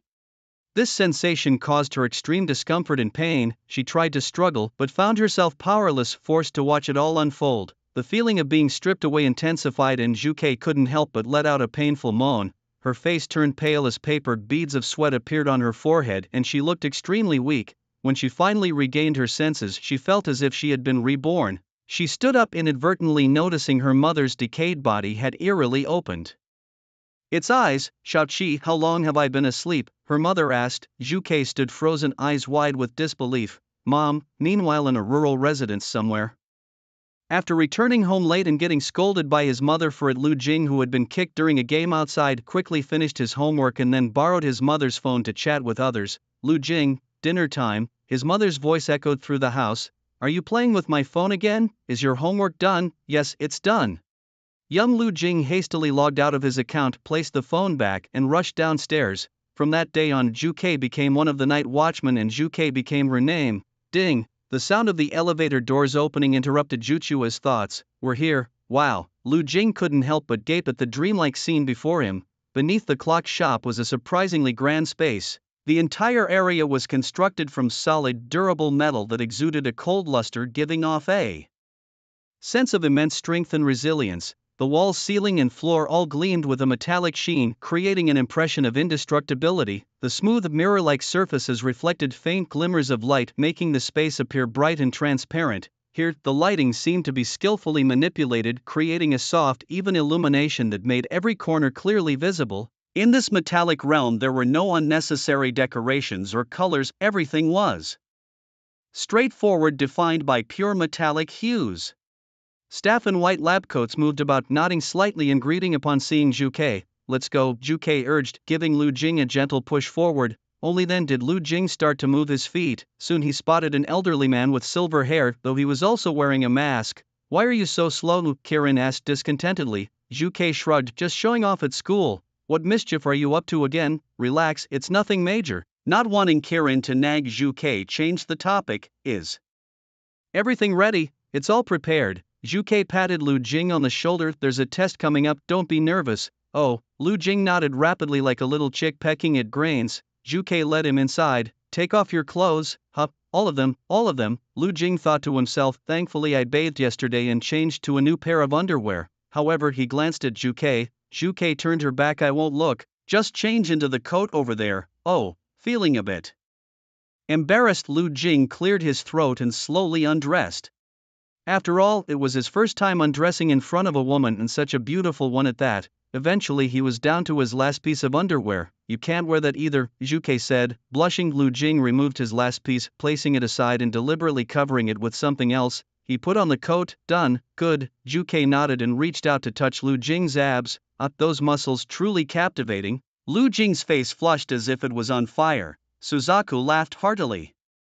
"Seeing your reaction, it's clear you've never had a girlfriend. Our organization allows relationships, a special permission from the boss. Don't worry, there are plenty of beautiful women here, you can take your time choosing. Though beauties like me are rare," Suzaku said with a smug smile. Anyone who had seen her wouldn't doubt the truth in that statement. Suzaku was indeed strikingly beautiful. What followed for Lu Jing was a comprehensive physical examination, far more detailed than the last. With a series of beeps, a cacophony of sounds erupted as various machines whirred to life, emitting dazzling lights and intense vibrations. Caught within, Lu Jing felt a scorching wave of heat envelop him, as though he were trapped inside a furnace, almost unbearable. "Tsk, nothing out of the ordinary." Suzaku arched her elegant brows. if I hadn't seen it myself it'd be hard to believe he holds something special. That's the most abnormal part, remarked Sheelan. Everything seems normal yet he isn't. Should we report to the boss the captain's current situation? I suppose it's not looking good. Let's not bother him with these trivial matters. Sheelan spoke in a deep voice. But what about this young man? Sheelan paused in silence. Since the physical exam shows nothing, we could test his inheritance. Inheritance, Suzaku frowned. By rules, only those about to become full-fledged watchmen can undergo the inheritance test. Special circumstances, special treatment, Sheelan insisted. Suzaku hesitated for a moment, then shrugged. Fine, but if anything happens, don't drag me into it. Sheelan chuckled. Don't worry, this old man won't need you to take the fall. Bring him out. Further tests are likely pointless now. Inheritance, accepting an inheritance is a crucial destiny-defining sacred ceremony for every watchman. Only through inheritance can they truly gain immense power and wisdom, thus bearing the responsibility of safeguarding world peace and tranquility. However, the power of inheritance can only be bestowed by the leader of the Watchmen, a figure of legendary stature. This individual is not only the founder of the mysterious organization but also the revered spiritual leader. In the early days, the Watchman system was undeveloped, with rules and procedures still in the exploratory phase, somewhat chaotic, yet over time the process of inheritance has become extremely rigorous and structured. Each inheritance is meticulously selected and tested to ensure only the most outstanding and potential Watchmen are entitled to receive this precious gift. Currently, there are 18 available inheritances waiting for those destined to claim them. Lu Jing found himself in a space shrouded with a mysterious aura. Beneath him lay a platform formed by massive interlinked ion chains. These chains glistened with a cold light as if whispering ancient and forbidden tales. As the white-coated technician activated the machine, an invisible force enveloped Lu Jing in an instant. The surroundings began to warp and twist, and Lu Jing felt his consciousness sinking into a fog, becoming increasingly unclear. He struggled, desperately trying to stay awake, yet the force was astonishingly strong, persistently tugging at his thoughts, pulling him inexorably toward the depths of the unknown. Analyzing the energy waves could determine his potential. The greater the recognition from a powerful legacy, the greater his potential, Juke contended. Among the existing legacies, who do you think would acknowledge him? She inquired. It's been over a decade since Zhulong was discovered, and it has never acknowledged a master since, the Kirin responded gravely. Do you think it's him? Zhuke asked, slightly surprised. Perhaps, if Zhulong does acknowledge him, we must report this to the captain, Kirin replied. In his hazy state, Lu Jing seemed to be in a chaotic world with a mysterious and oppressive aura permeating the air. He struggled to open his eyes, but all he could see was endless darkness and indistinct images. Despite this, Lu Jing keenly sensed the presence of many beings around him. Their auras intertwined, and Lu Jing tried to discern their forms, but the surrounding gloom thwarted his efforts. Nevertheless, Lu Jing could distinctly feel the power emanating from these creatures. It made him uneasy, yet it also sparked a deep-seated curiosity and desire to explore within him. He took a deep breath, attempting to calm himself. Focusing his mind, he tried to perceive everything around him through the mist. Gradually he began to adapt to the darkness, eventually sensing the positions and movements of those beings, reaching out. Lu Jing tried to grasp 1 inch, but it suddenly darted away. He then started to swim, finding himself in what felt more like a pool. Water surrounded him, though he didn't need to hold his breath. Remembering his limited swimming techniques, Lu Jing opted for dog paddling. Why aren't they coming towards me? He wondered, feeling a twinge of doubt. Have none of them acknowledged me? Determined, he resolved, if you won't come to me, then I'll come to you. With this decision, Lu Jing swam towards the source of the auras. Instantly those mysterious presences scattered in all directions. Lu Jing pursued relentlessly. Outside, Juke, Kirin and the staff watched the scene unfold with wide eyes and open mouths. Huh, what's happening? Are they playing eagle catches the chicks? Juke mused. Why do these legacies react to Lu Jing as if he's some kind of monster? Have they all rejected him to this extent? Zhulong, Juke exclaimed, pointing. Following her gaze, Kirin looked on. Among the legacies discovered so far, Zhulong was one of the most ferocious, even rivaling the notoriously fierce and violent White Tiger legacy. Ever since the discovery of the Candle Dragon over a decade ago, many inheritors have been injured in the process of passing down its legacy. There was even an incident where a life was nearly lost, causing other inheritors to keep a safe distance of 800 miles from the Candle Dragon. It remained alone, entrenched in the southeastern corner, while the rest dared not approach. But now many inheritors were being pursued by Lu Jing, forcing them to head southeast. Compared to the candle dragon, Lu Jing seemed far more terrifying, so frightening that none wanted to get close. "The candle dragon is moving," the Qilin said in a deep voice, accompanied by a deafening roar. The once dormant candle dragon in the southeast began to stir. Its massive body stood like a small mountain, emitting a mysterious glow. Its ferocious head was raised high, and its sharp claws sliced through the air as if threatening to tear the world asunder. But before it could roar, it sensed Lu Jing behind the many inheritors. In the next moment, the candle dragon joined the chase, running alongside them. For a while, it was a game of chase. Before long, Lu Jing stopped. Moving within felt like carrying 1,000 pounds on his back. Exhausted, Lu Jing panted heavily, his chest heaving. Eventually, he left the place. When he opened his eyes, he found himself back at the center of a giant metal pedestal. Lu Jing scratched his head in disappointment. Did I fail? Well, the Qilin nodded. "It's not exactly a failure," the vermilion bird consoled. "This was just a test, don't worry." Lu Jing's disappointment was swept away. "All right, I'll send you home." The vermilion bird glanced at the time. With his eyes covered, Lu Jing sat in the car, and before long he was home. "Here for you." As he was about to leave, the vermilion bird handed Lu Jing a tactical briefcase. Excited, Lu Jing opened it. Inside were 3 black and gold daxia long case short knives, a first aid kit for Faith wrists, a compass, water purification tablets, a silver lighter, all standard issue from the organization. He had lost his last tactical briefcase, and it had been a source of guilt for Lu Jing. The vermilion bird, cigarette in mouth, said, "Wait for my message." "Understood." Without further words, the vermilion bird hit the accelerator and sped away. Lu Jing. He turned to see Lu Shui staring at him. "So soon? Finished the exam already?" Lu Jing was puzzled. Normally, the school would provide ample time to complete all the subjects. Moreover, this time they had even used helicopters, such high-end transportation. "Where did you go?" Lu Shui ignored Lu Jing's question and directly asked. "I went to talk to a friend." "What friend?" "Secret." "About what secret?" Lu Shui angrily hit Lu Jing with a book. Lu Jing frowned. "What are you doing? Next time, if something happens to you, no one will care," Lu Shui said, then ran off. Lu Jing muttered, "This little girl's temper is getting worse." Back home, Lu Jing asked Ma Jianyu and learned that Lu Shui hadn't taken the exam, having left halfway through. "Hey, what's wrong?" Lu Jing said to the other side of the wall. There was no sound from the other side. He knew Lu Shui could hear him but was deliberately silent. Angry about what? "Are you feeling unwell? Do you need to see a doctor?" Lu Jing murmured softly, wondering to himself if it was that time of the month. "Go to hell, you pervert," came Lu Shui's angry voice, accompanied by the sound of something hitting the wall. Lu Jing shrugged. "Is she hitting puberty?" he mused silently. Hiding the tactical briefcase he held under his wardrobe just to be safe, layering it with thick clothes. Suddenly his phone rang. "Night Watchman Kirin." "Captain, it's about the new recruit from last time. This recruit is a bit special, and now it's too late to back out. This is my fault, and I'm willing to accept any punishment." Lu Jing rubbed his forehead with a hint of helplessness. "Too late to back out? What does that mean?" he thought, realizing it might be a teenager trapped in the throes of adolescence, someone led astray without knowing. What a sin, bringing another innocent soul to the wrong path. He pondered for a moment before replying, "Forget it, handle it yourself, but don't go too far." Lu Jing hoped that once the turbulent period of adolescence passed, the person would naturally come to their senses. "Just don't do anything illegal," he thought, fearing a dramatic leap from the 18th floor could happen. Night Watchman Kirin. "Understood, it won't happen again." "Yes."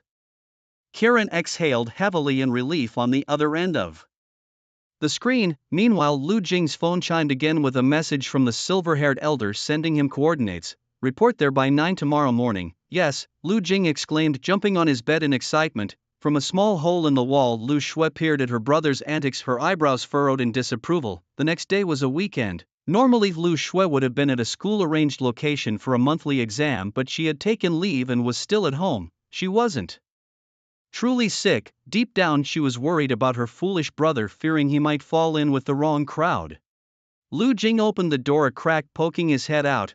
"I won't be back for lunch. Maybe order takeout for yourself." "Where are you going?" she asked. "I have something to do," he replied without elaborating. "Okay, are you feeling unwell? Do you need to see a doctor?" "No need," Lu Jing replied curtly, closing the door behind him and heading out. He arrived at the location the silver-haired elder had given him, a villa district in Jiangnan. The area was beautiful, serene, yet exuded a sense of luxury and prestige. but as he approached the entrance, security stopped him. They were diligent in ensuring only residents could enter this upscale community. Clearly Lu Jing was not recognized as one of them. Without a pass card from the elder, he had to find another way. Spotting an unguarded spot, he glanced at the more than 2-meter-high wall. With a powerful leap that required almost no run-up, he vaulted over it effortlessly, tactical briefcase in hand, landing smoothly on the other side. Lu Jing glanced around and finally located apartment number 12. Standing before the apartment door, he instinctively adjusted his collar. Just as he was pondering how to make a good introduction, the tightly shut door creaked open, revealing a petite figure stepping out. She wore black knee-high socks that snugly wrapped around her legs, accentuating their slender length. Her top was a loose white shirt paired with a blue pleated skirt which swayed gently with her movements. The girl had twin ponytails, her hair cascading like a waterfall over her shoulders, bobbing slightly as she walked. Her face bore a sleepy and lazy expression, yawning languidly as if she had just woken up. Behind her 3 more people emerged. Who are you?" the girl with the twin ponytails asked, scratching her head. "I'm the new recruit," Lu Jing replied. "Oh." The girl nodded and called out, "Captain, the new guy's here." A man with a scar on his left cheek approached Lu Jing, giving him a once-over. "Lu Jing, yes, that's me, Xiao Lihao," the man introduced himself, extending his hand. Lu Jing reached out to shake it. "Nice to meet you. We're members of the Jiangnan Squad's reserve team. We received word yesterday that someone would be joining us. On behalf of the Jiangnan Squad, welcome to the team." The so-called reserve team consisted of unofficial members who had not yet undergone the legacy process. To join the Night Watchers, one must spend a certain period in the reserve team and earn merits to be selected for the formal team and receive the legacy. "Oh, there's no need to come out just to greet me," Lu Jing said modestly. "You've got it wrong. We're heading out on a mission," said a man wearing a hat behind them. "Is it convenient to join you on the mission?" Xiao Lihao invited Lu Jing. Lu Jing hadn't expected that on his first day with the squad he would be going on a mission. Nonetheless, he happily agreed. "Sure, it's convenient." On the way, Lu Jing got to know the members of the squad.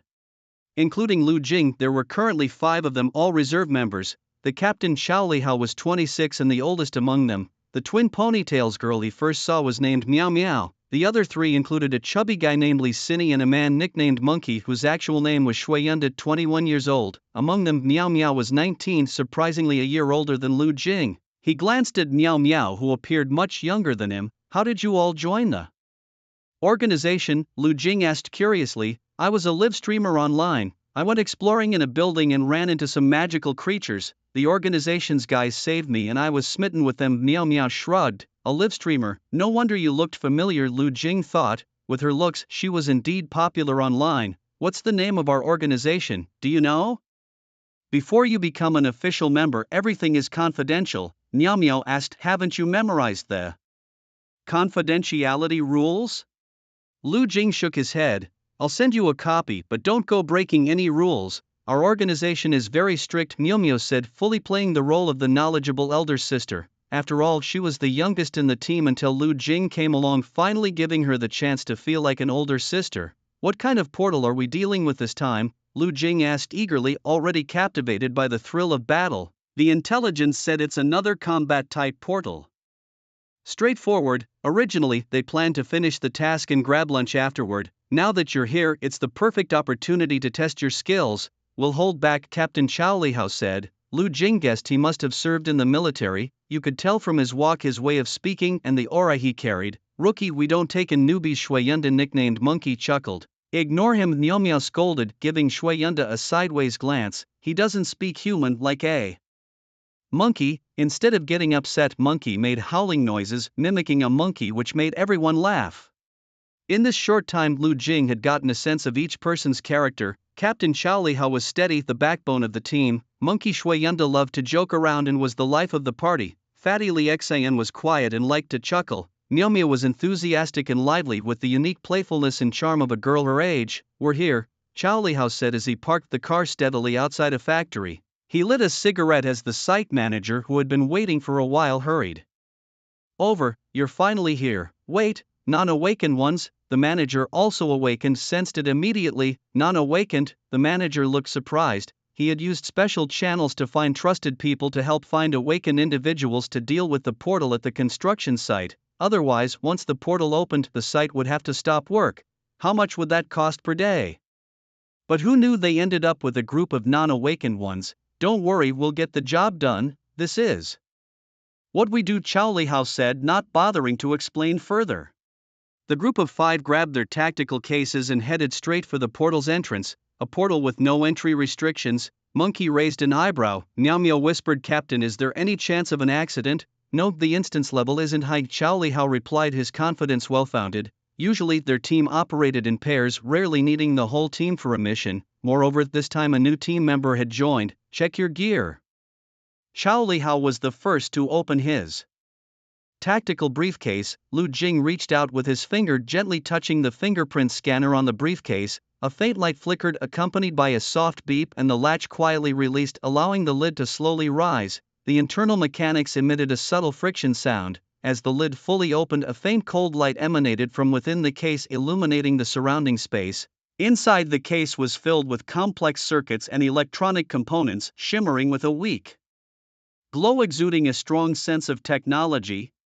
Everything's here, Lu Jing echoed. Moving with the team is awesome, let's go. Chow Li Hao took the lead and the others followed in single file. Lu Jing was the last to enter the portal. The cold wind cut like a knife, using the earth as a chopping block and treating all living beings as fish on the board. Snow flew for miles, turning the sky into a great furnace, melting everything into silver. In such severe cold, everything seemed to lose its vitality and energy. Lu Jing glanced around and found themselves on a mountain path. Beneath their feet was a winding trail.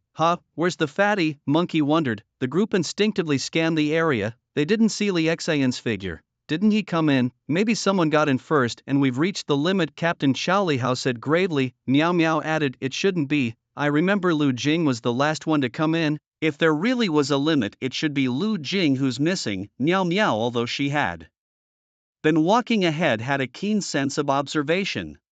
Perhaps there are other conditions. This situation is rare but not unheard of. Chow Li Hao offered a reasonable explanation. Stay alert. The 4 of them each unlocked their Desya dragonfinches, holding their short blades ready for combat at any moment. Typically, as soon as they entered a dungeon, minor monsters would come to harass them, yet after waiting for a while, there was no movement. At this moment, Li Xian hadn't entered the dungeon. With no retreat, the group could only proceed along the narrow path. Step by step, they walked for almost half an hour. Surprisingly, they hadn't encountered a single monster, and the 4 of them couldn't help but feel uneasy. Clearly something was off about this dungeon. Finally, a different scene unfolded before them. A village. Lu Jing gazed into the distance, spotting a village nestled amid the snowy landscape. It seemed forgotten by time in this frozen world of quiet and mysterious. Chow Li Hao suddenly halted. The others instinctively stopped as well.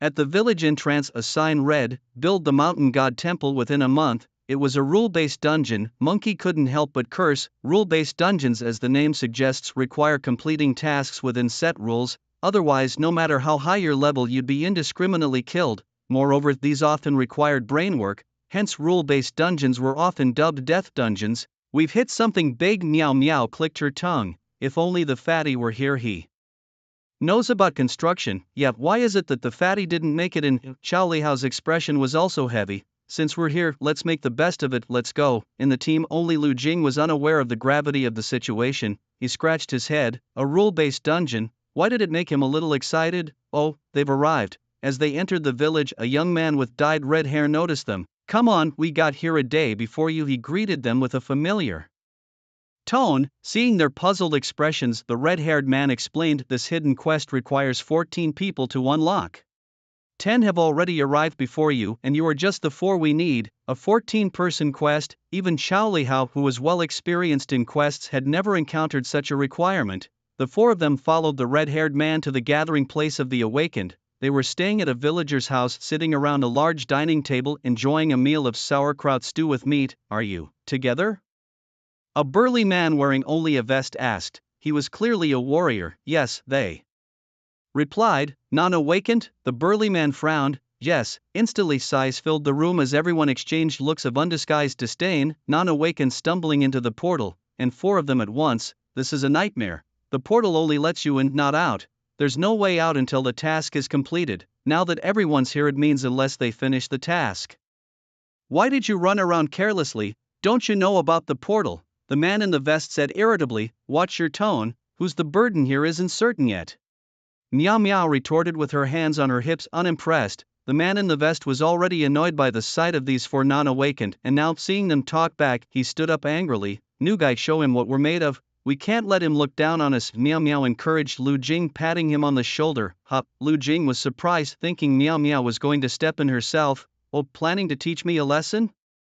The man in the vest sneered. All right, cough, cough. Now's not, cough. The group turned to look at the man speaking, who was draped in a coat, his face pale, speaking in fits and starts. The man in the vest rolled his eyes dramatically. Great, a bunch of useless people, I'm really out of luck. Let's start by sharing information. Xiao Lihao suggested, trying to take control of the situation. Get lost, the man in the vest dismissed him outright. It was clear that the others also held no regard for the non-awakened among them. Xiao Lihao didn't respond verbally but silently placed his tactical briefcase on the ground. Suddenly he moved like a phantom, swiftly closing the distance. In the blink of an eye his fingers were mere inches from the vest man's eyes, a terrifyingly close proximity. The man in the vest was startled by this unexpected turn of events. Xiao Lihao's fingers hovered just inches from his eyes, capable of blinding him with a slight push. The man in the vest froze, cold sweat trickling down his spine. Xiao Lihao calmly stated, now let's verify our current situation. Everyone exchanged glances, and even a fool could see that this non-awakened holding a briefcase wasn't just an ordinary person who stumbled into the portal by mistake. On the contrary, it seemed more like a national-level secret agent mission. Coughing lightly, the pale man said, we arrived a day earlier than you, but it was already quite late when we got here, so we don't know much. According to the setup, this village has a mountain god. Under the protection of this deity, the villagers can avoid calamities. However, due to a violent earthquake, the mountain god's temple was destroyed, so we need to rebuild it before the 100 ghosts invade the village, which is in a month. Only then can we successfully clear this stage. Meow Meow rubbed her chin with her fingertips, contemplating. Sounds relatively simple. Do we have anyone here who knows about construction? After all, building a mountain god's temple isn't something you can just do without some knowledge. The pale man hesitantly raised his hand. He coughed weakly. Oh boy, Lu Jing feared he might cough up a lung at any moment. Sorry. I was cursed during the last mission clearance, so that's why I'm like this. Then don't run around causing trouble. The tank top guy glanced at him. We need wood to build the temple. Where can we cut wood in the village? Xiao Lihao asked. The east of the village, someone replied. The village chief said only the wood from the east can be used to build the temple. You haven't eaten yet, have you? After we eat, let's all head to the east. Outside, it was bitterly cold with heavy snow pouring down and the wind slicing across their cheeks like knives. Inside, they crowded together, eating sauerkraut stewed blood sausage. This scene made Lu Jing feel both thrilled and cozy. The thrill came from not knowing what might happen in the mission. The coziness came from a large group gathered together eating sauerkraut blood sausage, bringing a sense of security. After eating, the group set out for the east of the village. The cold was biting, chilling them to the bone. Even the awakened ones were shivering, so they had to return to borrow thick cotton jackets from the villagers. Only then did they set off again. Walking for about half an hour, in the distance they spotted the mountain at the eastern end of the village. Just as they were about to start climbing, Xiao Lihao, who was at the front, suddenly stopped. Do not turn back while climbing. A huge signboard appeared before them. Do not turn back while climbing. Another rule appeared. Everyone take note. Xiao Lihao shouted. Lu Jing pursed his lips, staring at the bloody words on the sign. Excitement coursed through them as they mentally prepared to start the climb. At first everything seemed normal, but as they continued, Lu Jing keenly sensed a strange gaze boring into his back, watching him intently. The feeling grew stronger, as if an invisible specter had quietly attached itself to him, unsettling his heart. This eerie sensation was spine-chilling, compelling him to turn around to see who might be secretly watching him. Do not turn back while climbing. Lu Jing could only suppress the urge to turn, forcing himself to continue climbing. However, the more he resisted, the stronger the impulse became, like a hand clawing at his chest, causing him great discomfort. Lu Jing had no choice but to focus intently on the people ahead, willing himself not to think about it. At this moment, it was likely that everyone else felt the same way. The man walking ahead of Lu Jing was named Gao Mingyuan. He was a high school teacher specializing in combat studies. Beyond teaching, he would often venture into dungeons with a few close friends. This time was no different, except they had inadvertently stumbled into a rule-based dungeon, which left him feeling uneasy. His rank was high enough and he considered himself quite capable. However, he had little experience dealing with rule-based dungeons. Gao Mingyuan, a voice called out from behind him. Gao Mingyuan instinctively turned his head. He murmured as he glanced back at Lu Jing, "You called me."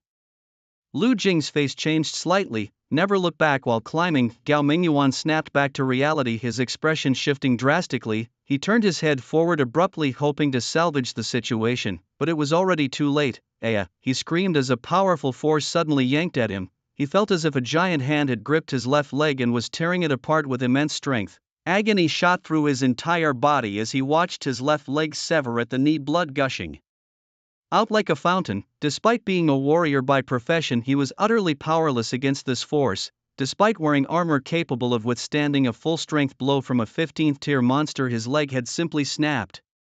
Then that mysterious force came for his arms. Gao Mingyuan watched in horror as his arms were mercilessly ripped from his body, torrents of blood pouring from the stumps. "Aya!" He collapsed to the ground, his howls of pain piercing the heavens. He couldn't comprehend how this was happening. It was as if an invisible force was at work around him, pushing him ever closer to the brink of death, leaving him utterly defenseless. "Help me! It hurts! Help! Help me! Aya! It hurts! Save me!" Gao Mingyuan's screams seemed to echo from the very depths of hell, reverberating through the air and chilling the spine. Each cry was like a sharp blade, deeply stabbing into the hearts of all who heard. Everyone was petrified by the sudden horror unfolding before them, their bodies as rigid as ice, unable to move an inch. Though their hearts were filled with terror, none dared to look back at what was happening. Yet the harrowing screams lingered with them, echoing endlessly in their ears, driving their heartbeats into a frenzied rhythm.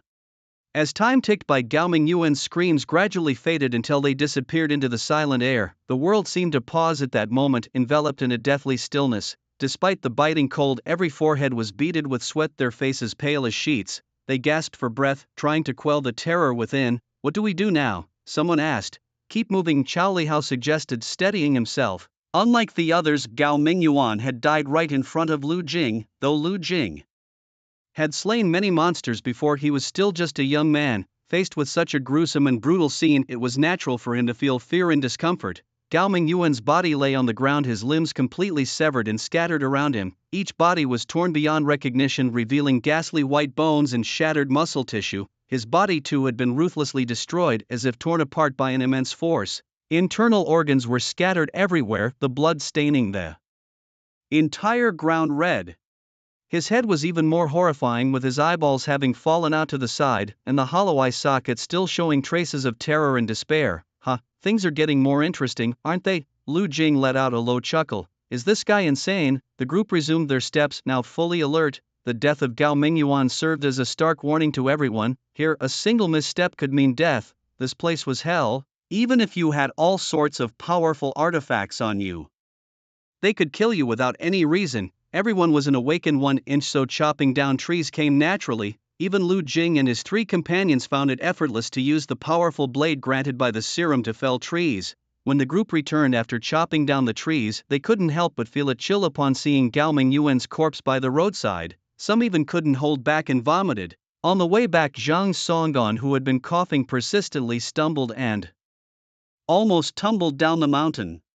The vest-clad man looked at him with disdain. "This physique, and he's entering the dungeon. Good thing this is a rule-based dungeon." Chao Lihao had the monkey carry Zhang Songgon back all the way. Chao Lihao had his own considerations. Zhang Songgon was the only one in the team who understood architecture, and if something happened to him, it would be troublesome. Upon returning to the village, Zhang Songgon had already completed the architectural plan for the mountain god's temple by yesterday evening. Only a few details remained to be added. Everyone set about finding tools and repairing the wood. While the work seemed simple in theory, it was anything but easy in practice. Without Zhang Songgon's constant guidance, the temple would surely remain unbuilt. The only issue was Zhang Songgon's breathlessness. Even though he hadn't lifted a single piece of wood, Chao Lihao had Lu Jing fetch him a stool so he could sit and direct the work, bundled in thick cotton clothes with 2 hot water bottles inside to provide some relief. With such a constitution, even an ordinary person was 8 times stronger than him. One could only imagine the curse he had suffered as an awakened one. After a day of toil, the temple didn't even have a basic frame, just some upright timber. They intended to work through the night, as no one wanted to linger in the dungeon longer than necessary. And with a rule-based dungeon, no one dared to be sure they wouldn't accidentally trigger a rule. Gao Mingyuan was the best example, after all. Everyone was an awakened 1 inch, and going several days without sleep was no issue.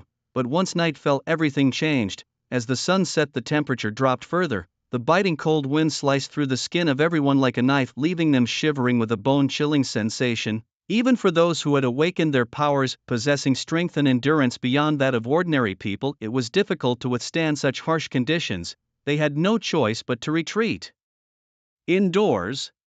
Damn it, this is crazy, muttered the vest-wearing man, shaking off the snow clinging to him. Previously he could run around in temperatures as low as -30 degrees, playing snow volleyball bare-bottomed. He even had the stamina to dive into icy waters and swim. Now he couldn't stand being outside for just a short while. Chowley seemed much calmer. It must be the restriction of the rules, or else we could work through the night and complete the task quickly. Let's hope there are no more surprises. The vest-wearing man's name was Fan Jiu. He was a professional warrior at level 20. Although his profession was that of a warrior, in finer classification he belonged to the class of knights, a profession that came with a spirit pet. It was humorously referred to as the Royal Knight because this profession not only had the characteristics of a warrior but also incorporated the trait of a hunter who could nurture spirit pets. This was why Fan Jiu could be so brash. As the night deepened, the north wind howled. Everyone had come in groups, and naturally they chose to sleep with their respective small teams. Lu Jing and his group of 4 squeezed into one room. The bulb inside was lit and the 4 of them chatted idly, each contributing to the conversation. Lu Jing, snuggled under the covers, felt this was quite nice. It was filled with a sense of security. It reminded him of watching horror movies with friends as a kid, everyone scared out of their wits. By night, they all huddled on the warm Kong. Inside, in the outer room, the adults were playing cards and chatting, accompanied by sunflower seeds. Boss, I feel something's off. Could the task really be this simple? Just building a temple? Meow Meow questioned. Let's adapt as we go. In any case, stay alert and give it your all, came the reply. Understood. Chao Lihao glanced at Lu Jing with a hint of apology. I initially thought of bringing you along to get some practice, but I didn't expect to encounter such a rule-based instance on your first try.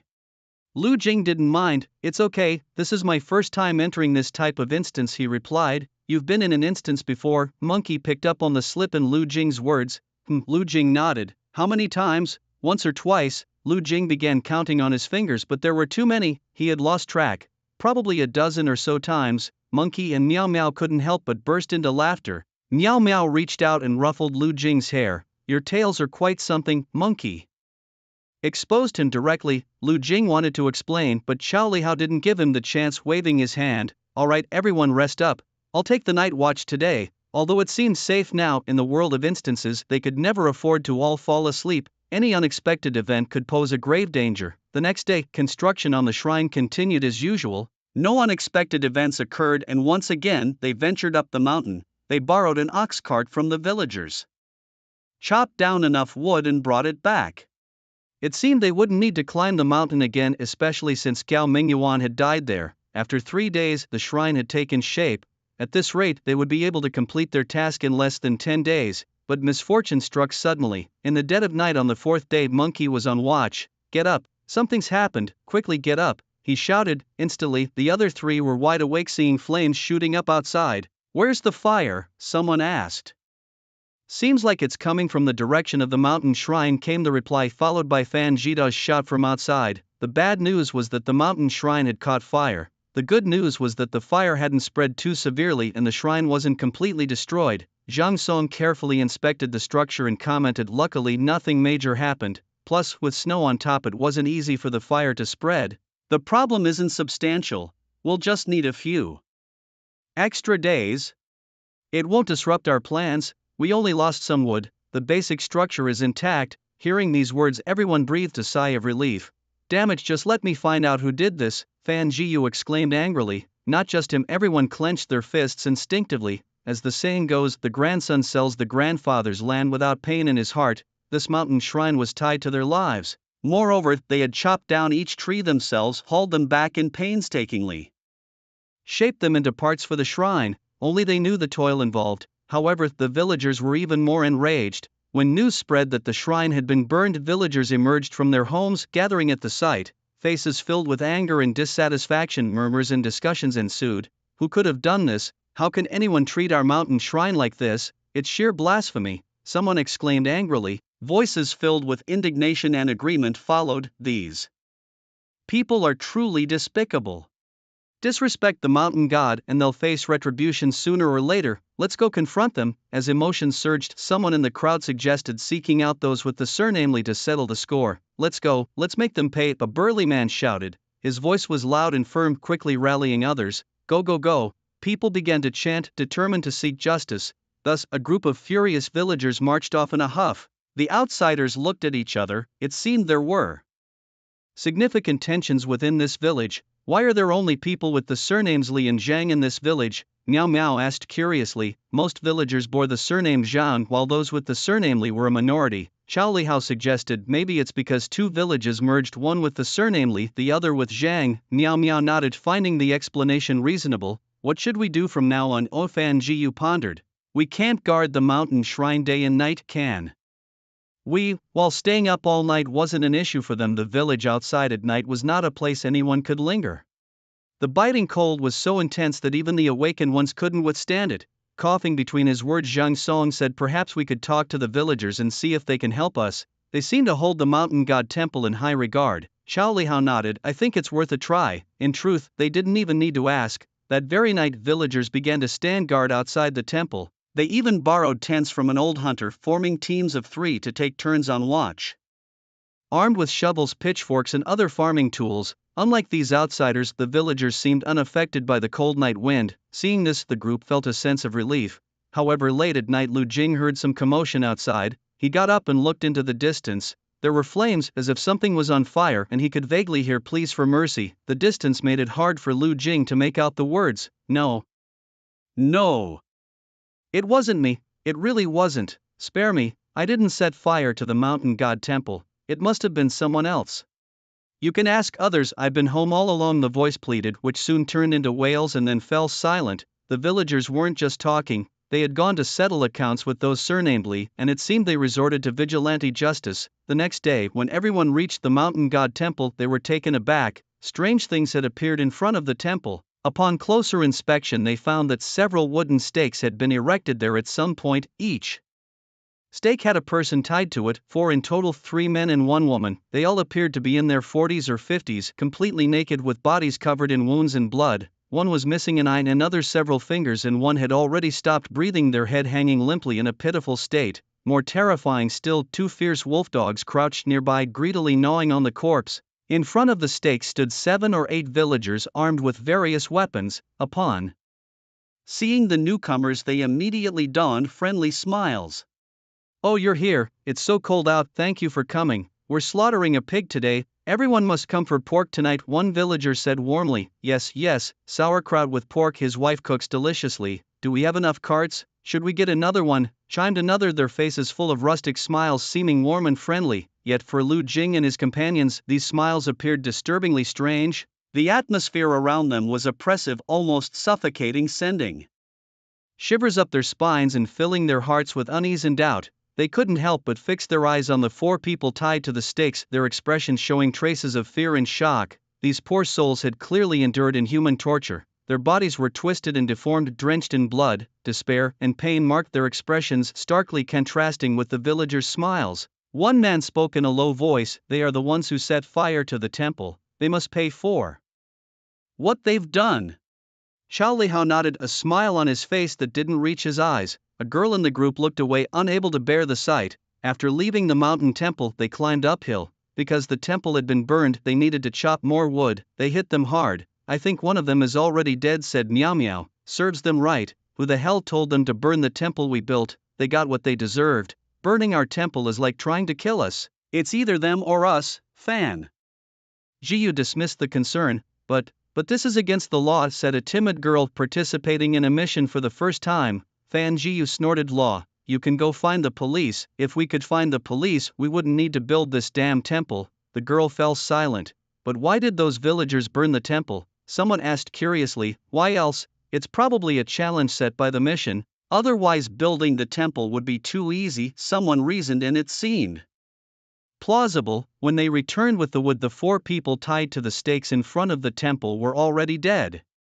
After a night of torture, their bodies were covered in wounds. It was the coldest month of winter and they had been stripped naked for a day and a night. It's a wonder they hadn't died sooner, yet the villagers refused to move the bodies, claiming it would deter those with ill intentions. Whether it deterred others was uncertain, but it certainly frightened Lu Jing and his group. By the end of the night, the bodies had frozen into ice sculptures. The sight of 4 human ice statues was enough to startle anyone with a weak constitution. Though everyone had seen corpses before, they were not killers by nature. The scene was unsettling. During a break, Chao Lihao organized a tour around the village, hoping to uncover other hidden rules. Lu Jing teamed up with Miao Miao and they headed toward the village center. Stretching lazily, Miao Miao said, "This mission is so boring, I'd rather get straight to the action. I'm not good at using my brain." Lu Jing chuckled. "By the way, did you really say you've participated in over a dozen missions?"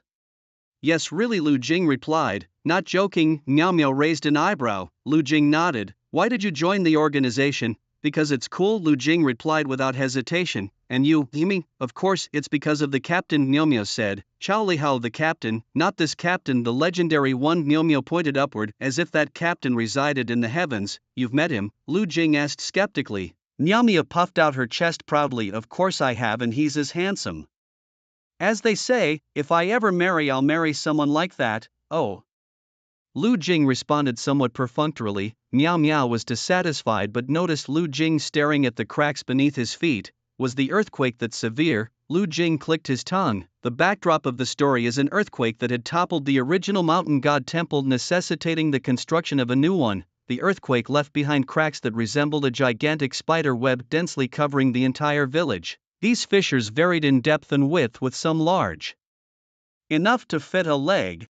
Especially near the village center, the cracks grew larger. In some areas, the ground had split open completely, forming deep ravines that were difficult to cross. Other places merely had slight depressions, but enough to make one's heart race. These cracks not only damaged the village's roads and houses but also transformed the once familiar homeland beyond recognition. Villagers had to cautiously avoid these fissures, seeking safe paths. As they moved forward, a familiar sign loomed ahead. Red letters warned, "Do not approach the shrine in the village center." Lu Jing and Miao Miao exchanged a glance and discovered another rule. "Let's take a look," Miao Miao suggested. Lu Jing pointed at the rule. "Not inside, just around it," Miao Miao clarified, and Lu Jing did not insist further. If their team leader Chao Lihao were present, he would surely stop them. But 2 young people together can always come up with good ideas, and they quickly reached the village center. An old tree stood at the village center, with the shrine not far from it. A few villagers chatted in front of the shrine. As soon as Lu Jing and Miao Miao appeared, they attracted attention. A kindly-faced man in his 40s approached them. "Do you have any business here?" "Nothing much, just wandering around," Miao Miao replied cheerfully, undaunted. "Didn't you see the warning sign when you came over?" Lu Jing feigned ignorance. The middle-aged man continued. "Outsiders aren't allowed near the shrine. It's a village rule, and we hope you understand." Throughout the conversation, the man's face maintained a kind smile. Miao Miao suddenly realized and apologized. "We're really sorry, we didn't notice." "No worries, you can explore anywhere else in the village freely." Thus Lu Jing and Miao Miao had to turn back. Lu Jing glanced back and saw the man had returned to his seat. These people seemed not just to be chatting but more like standing guard protecting the shrine. "How strange," Lu Jing remarked. "Why? If it's taboo, why didn't anyone warn us when we went up the mountain to cut trees? But here, there are people guarding it, as if afraid we'll enter." Upon hearing this, Miao Miao furrowed her brow slightly but soon relaxed. "Don't overthink it, this village has plenty of oddities." Just as Miao Miao finished speaking, a woman in her 30s brushed past them. Beside her, another person of similar age remarked, "Mother, slow down." Lu Jing and Miao Miao both showed a hint of surprise on their faces. "Mother?"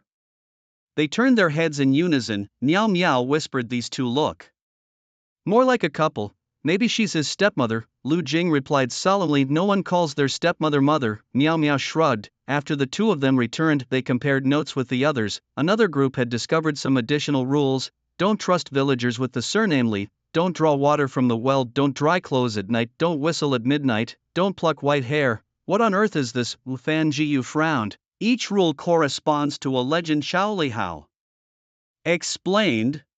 "This village has many supernatural events, which is why we have the mountain god and why we were asked to build a shrine for it. Luckily, these rules are quite absurd. Otherwise, if we accidentally triggered one, it would be bad," a girl named Tian Kujiu said with lingering fear. Clearly rule-based scenarios were unfamiliar to them, no one had a mature strategy for handling them. Fortunately, this rule-based scenario was suitable for beginners. Rules like not drying clothes at night or not whistling at midnight or not plucking white hair are unlikely to be triggered unless one is particularly unlucky. Just be careful, Chao Lihao reminded them, and then inquired Zhang Songgan about the progress of the mountain god's shrine. Zhang Songgan said that at the current pace it would be completed in a few days with just a bit more polishing. Hearing this, everyone breathed a sigh of relief, feeling victory was near. At night Lu Jing couldn't sleep. The events of the day seemed increasingly strange the more he thought about them. His sixth sense vaguely sensed something was off. Miao Miao, who was on watch that night, saw he was awake and asked curiously, "What's up? Can't sleep?" "Yeah, something feels strange," Lu Jing replied. "What's strange?" Miao Miao inquired. "I want to check out the ancestral hall," Lu Jing confessed. Miao Miao frowned. "Are you crazy?" "No, it's just that the ancestral hall seems odd. During the day I learned a lot and every other rule has its own legend, but the one about staying away from the ancestral hall is shrouded in mystery. And yet there are villagers guarding around it as if they're afraid of us going in." Lu Jing shared his concerns. Miao Miao squinted, reassessing Lu Jing from head to toe. Initially she thought Lu Jing was just a newbie in scenarios like this, needing guidance on what to do, but clearly she was wrong. This guy, like herself, was a rebellious teenager in his prime. In the deep of night, two figures ran one after another through the silent village. The countryside wasn't like the city with its bright lights and bustling noise. The nights here were always exceptionally quiet and mysterious, especially at this moment. The whole village seemed to be enveloped in a thick layer of darkness, evoking a sense of inexplicable loneliness and fear. The stars in the sky appeared larger and brighter than ever. As their footsteps fell on the snow, they couldn't help but make a sound. The wind howled intermittently, slicing through the thickest of winter coats. Despite the layers, it felt as if the chill could pierce through to the bone, urging one to quicken their pace. "We're almost there," Lu Jing assured. The pair passed a warning sign as snowflakes continued their gentle descent, blanketing the village in pristine white. Curiously, the ground around the warning sign remained untouched by snow, a stark contrast to the surrounding landscape. The blood-red characters on the sign stood out even in the dark. "Do not approach the ancestral hall at the village center, a clear warning to all who might dare to trespass." Miao felt a shiver of apprehension.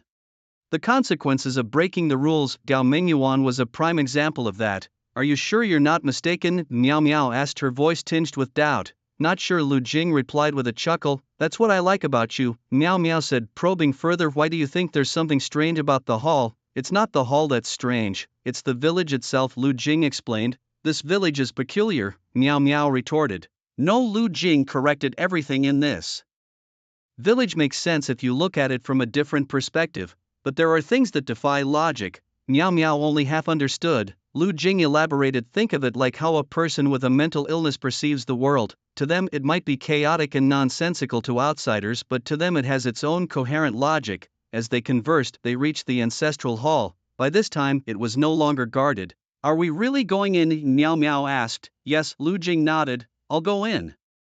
You wait outside."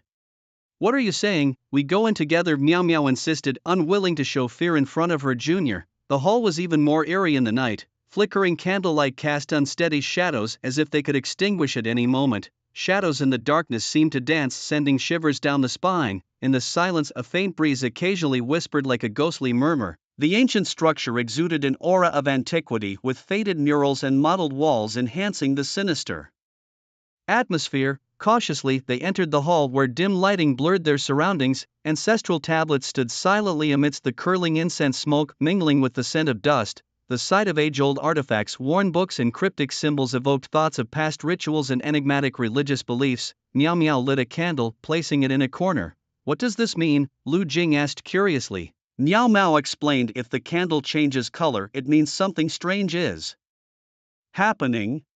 The color change can also indicate the level of danger." "Isn't this straight out of a tomb raiding novel?" Lu Jing's eyes brightened with interest. "It does sound like it, but that's how these tools work. Practical tools are the best tools," Miao Miao replied. Lu Jing shone his flashlight around. The hall contained all the expected items: a name plaque, ancestral portraits, a double bed, lamps, hall couplets. There seemed to be nothing out of the ordinary. Miao Miao glanced at the candle she had placed in the corner of the room. it hadn't changed color. It was strange. If there was nothing unusual, then why weren't they allowed near the ancestral hall? Lu Jing's gaze fell upon something hanging from the ceiling beam. What's that? He wondered aloud. It should be the family genealogy, Miao guessed. How do you know? She asked. In villages, genealogies are often hung in the beams of homes because there's no study to store them in and to prevent them from being damaged by mice or moisture. Hanging them is a way to show reverence, and it keeps them away from water and fire as well, Lu Jing explained. So they're usually wrapped in oil paper and hung up, not easily opened. You know all that? Miao was surprised. Grandpa told me when I was little, Lu Jing began to say, but Miao had already leapt up to the beam, quickly untying the rope and bringing the genealogy down. Lu Jing took it from her and began to flip through the pages. It contained all the essentials, a brief on the origins of the surname, summaries of the early generations and detailed accounts of each ancestor, their basic information, family relations, deeds and contributions, all meticulously arranged by lineage. Why does this genealogy only have people with the surname Li and Zhang? Lu Jing noticed a discrepancy. At that moment Miao brought down another genealogy. As Lu Jing reached for it, he immediately noticed a different texture. This Zhang genealogy seems to have been renewed, he remarked. Yes, and it's thicker, more elaborate. Miao nodded. That makes sense. Most villagers now have the surname Zhang and those with the surname Li are few. Lu Jing opened the Zhang genealogy. Any anomalies? Miao asked. Lu Jing shook his head. None that I can see at the moment. Miao turned her head again to the candle in the corner. This hall seems fine, so why aren't we allowed in? Shoo, someone's coming. Miao's face suddenly changed as she quickly blew out the candle. Who would come to the ancestral hall in the dead of night? Only a ghost would. A man in his 40s grumbled, flashlight in hand, as he scanned the hall. Luckily for Miao and Lu Jing, he was too sleepy to notice the missing genealogy. The man yawned repeatedly, scanned the area one last time, then headed outside. The dark night highlighted the two large red lanterns in front of the hall. With his head down, the man suddenly paused and quickly turned back into the hall. Oh, Miao and Lu Jing fought at the same time. The footprints in the snow were glaringly obvious and they had no way to erase them. They hoped the snow would cover their tracks by morning, but they hadn't expected anyone to visit the hall at this hour. The man shone his flashlight carefully this time. Lu Jing and Miao held their breath, hiding behind a table. The man frowned, muttering, could it have been left from earlier today? Lu Jing could see the man's legs getting closer, noticing a tear in the thick cotton pants. Lu Jing stared at the pattern on the pants beneath. Louis Vuitton, even the folks in the village are this fashionable. The man sniffed, deciding not to dwell on it any longer. Both Lu Jing and Miao simultaneously breathed a sigh of relief. The man shut the heavy door of the ancestral hall, the brass ring on it clanging crisply. He tucked his hands into his sleeves, slightly bowed his head, and his hunched back resembled a curved bow. He slowly, deliberately made his way back each step, crunching the snow beneath, echoing like the earth's sigh. The man suddenly realized something was amiss. Where was the genealogy book? Inside the hall. No wonder it felt like something was missing. Turning swiftly, he retraced his steps with urgency. Boom, boom, boom. He pushed the door open again and returned. The flashlight beam swept across, and there, hanging on a beam, was the genealogy book. A false alarm. The man scratched his head vigorously, convinced he was overthinking. He muttered under his breath, cursing the disturbance late at night. After he left, Miao perched on the beam, wiped the sweat from her brow, a result of the tension. They were seconds away from being discovered. Lu Jing emerged from the shadows. After waiting a bit longer to ensure there was no more movement, the two began to carefully examine the area again. Once confident there was nothing else, they retraced their steps back. Footsteps echoed outside. Two figures, one after the other, entered the house. Team leader Chao Lihao and Monkey were in another room. Lu Jing and Miao, not wanting to wake them, brushed the snow off their clothes in the corridor. Miao exhaled, her voice trembling from the cold. Clearly she was frozen. Looks like it was a wasted trip. Didn't find anything, she said. Quite the opposite. I think we were right to go, Lu Jing replied. What do you mean? We went to the ancestral hall and found nothing. Isn't that odd? Miao was sharp, quickly catching on. But the rules clearly say not to go near the hall. Lu Jing nodded. Maybe we just got lucky, Miao said. I can't quite put my finger on it, but something feels off. What's off? Lu Jing pondered. The ancestral hall feels wrong. But what's wrong with it? I can't pinpoint it. If the rules were as strict as iron laws not to be violated, then surely one of these rules was flawed. Why deliberately keep them away from the hall? What was hidden there? 2 genealogy books. Lu Jing couldn't make sense of it. At this moment footsteps approached. Zhang Songgan, draped in a coat, walked in. "Is something up?" Miao Miao asked. "No, just saw you coming back when I went to the restroom." "Did something happen?" Zhang Songgan replied with a gentle cough. Lu Jing, maintaining a natural demeanor, said nothing much, just took a stroll. "Oh." Zhang Songgan didn't press further. Miao Miao and Lu Jing exchanged a glance. "All right, let's get some sleep. We've got work tomorrow." And so the night continued. The community continued their efforts to build the temple. Zhang Songgan, a top student from the architecture department, certainly lived up to his reputation. Under his guidance, the temple was swiftly constructed with precision and finesse. Despite having suffered a fire, the construction was completed more than 10 days ahead of schedule. The mountain god temple was finally erected. Not only was it completed, but it also met with the villagers' satisfaction. All that remained was to move the mountain god into the new temple, and everything would be concluded. The heavy burden on everyone's minds was lifted. On the eve of moving the mountain god from the old temple to the new one, the entire village was enveloped in an atmosphere of celebration. The villagers eagerly prepared for this significant moment. They slaughtered pigs and sheep, cooked delicious meals, and prepared fine wine. As night fell, the village was ablaze with light and bustling with activity. Villagers gathered around bonfires, their laughter and joyous chatter echoing through the night sky. As they savored the delectable food, they exchanged tales and legends about the mountain god. As some of the key contributors to the temple's construction, Lu Jing and his companions felt the warmth of the villagers' hospitality. There were so many villagers. Lu Jing glanced around. On typical days, these villagers rarely stepped outside. It was uncommon to see them all gathered like this. It seemed every villager had come. "Come on, let's drink." Fan Jiu, already having drunk quite a bit, threw his arm around Xiao Lihao's shoulder.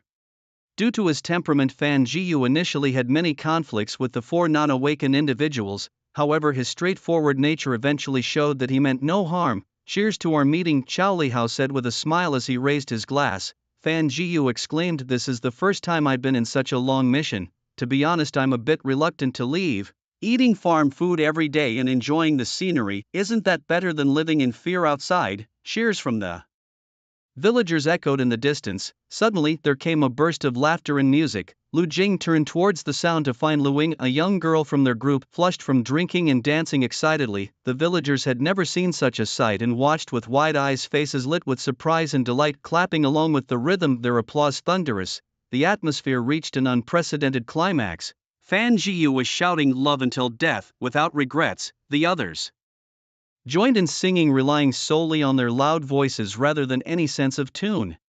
Thus far, nothing untoward had happened. Xiao Lihao stood beside Lu Jing, thinking perhaps he was overthinking things. Since the party began, Lu Jing had been silently observing everything. Miao Miao had already informed Captain Xiao Lihao about her situation with Lu Jing. Xiao Lihao sensed that Lu Jing might be feeling disappointed and frustrated because his judgment had not been validated, so he approached to offer comforting words. "It's best if nothing happens, but caution is always wise. Better safe than sorry." He patted Lu Jing on the shoulder. "This replica world is peculiar, to say the least. Sometimes rules aren't triggered for reasons unknown, or some conditions aren't met." Lu Jing, however, didn't pay much attention to the comfort offered. Instead, he said, "Look, that man just called that woman his daughter." Xiao Lihao followed the direction of his finger. The man appeared to be around 30, certainly not older than 35, while the woman seemed to be in her 20s. "What's the issue?" Xiao Lihao asked, hinting that the age gap seemed oddly small. Lu Jing continued, "And that person who looks like he's in his 50s is being called grandfather by a man in his 30s. That couple over there, they're actually mother and son, plus that young man in his 20s has children who look the same age as him." Lu Jing pointed out each observation. From the start, he had been scrutinizing the people around them. Xiao Lihao's brows furrowed in thought. This wasn't just a case of someone looking older or younger than they really were. "What are you implying?" Lu Jing replied, "They all have the surname Zhang. Isn't that strange? Over the past few days, I've talked to several villagers with the surname Li, and their ages seem perfectly normal. That man is named Zhang Dali, according to the family records. He should be 46, yet he doesn't look a day over 36. Xiao Lihao frowned, "But he looks barely 36. Lu Jing nodded, pressing on, "Then there's Zhang Xuanhai. The records say he's supposed to be 52, but does he look it? And Zhang Yi, do you know how old she is? She should be 20, but she looks well over 30.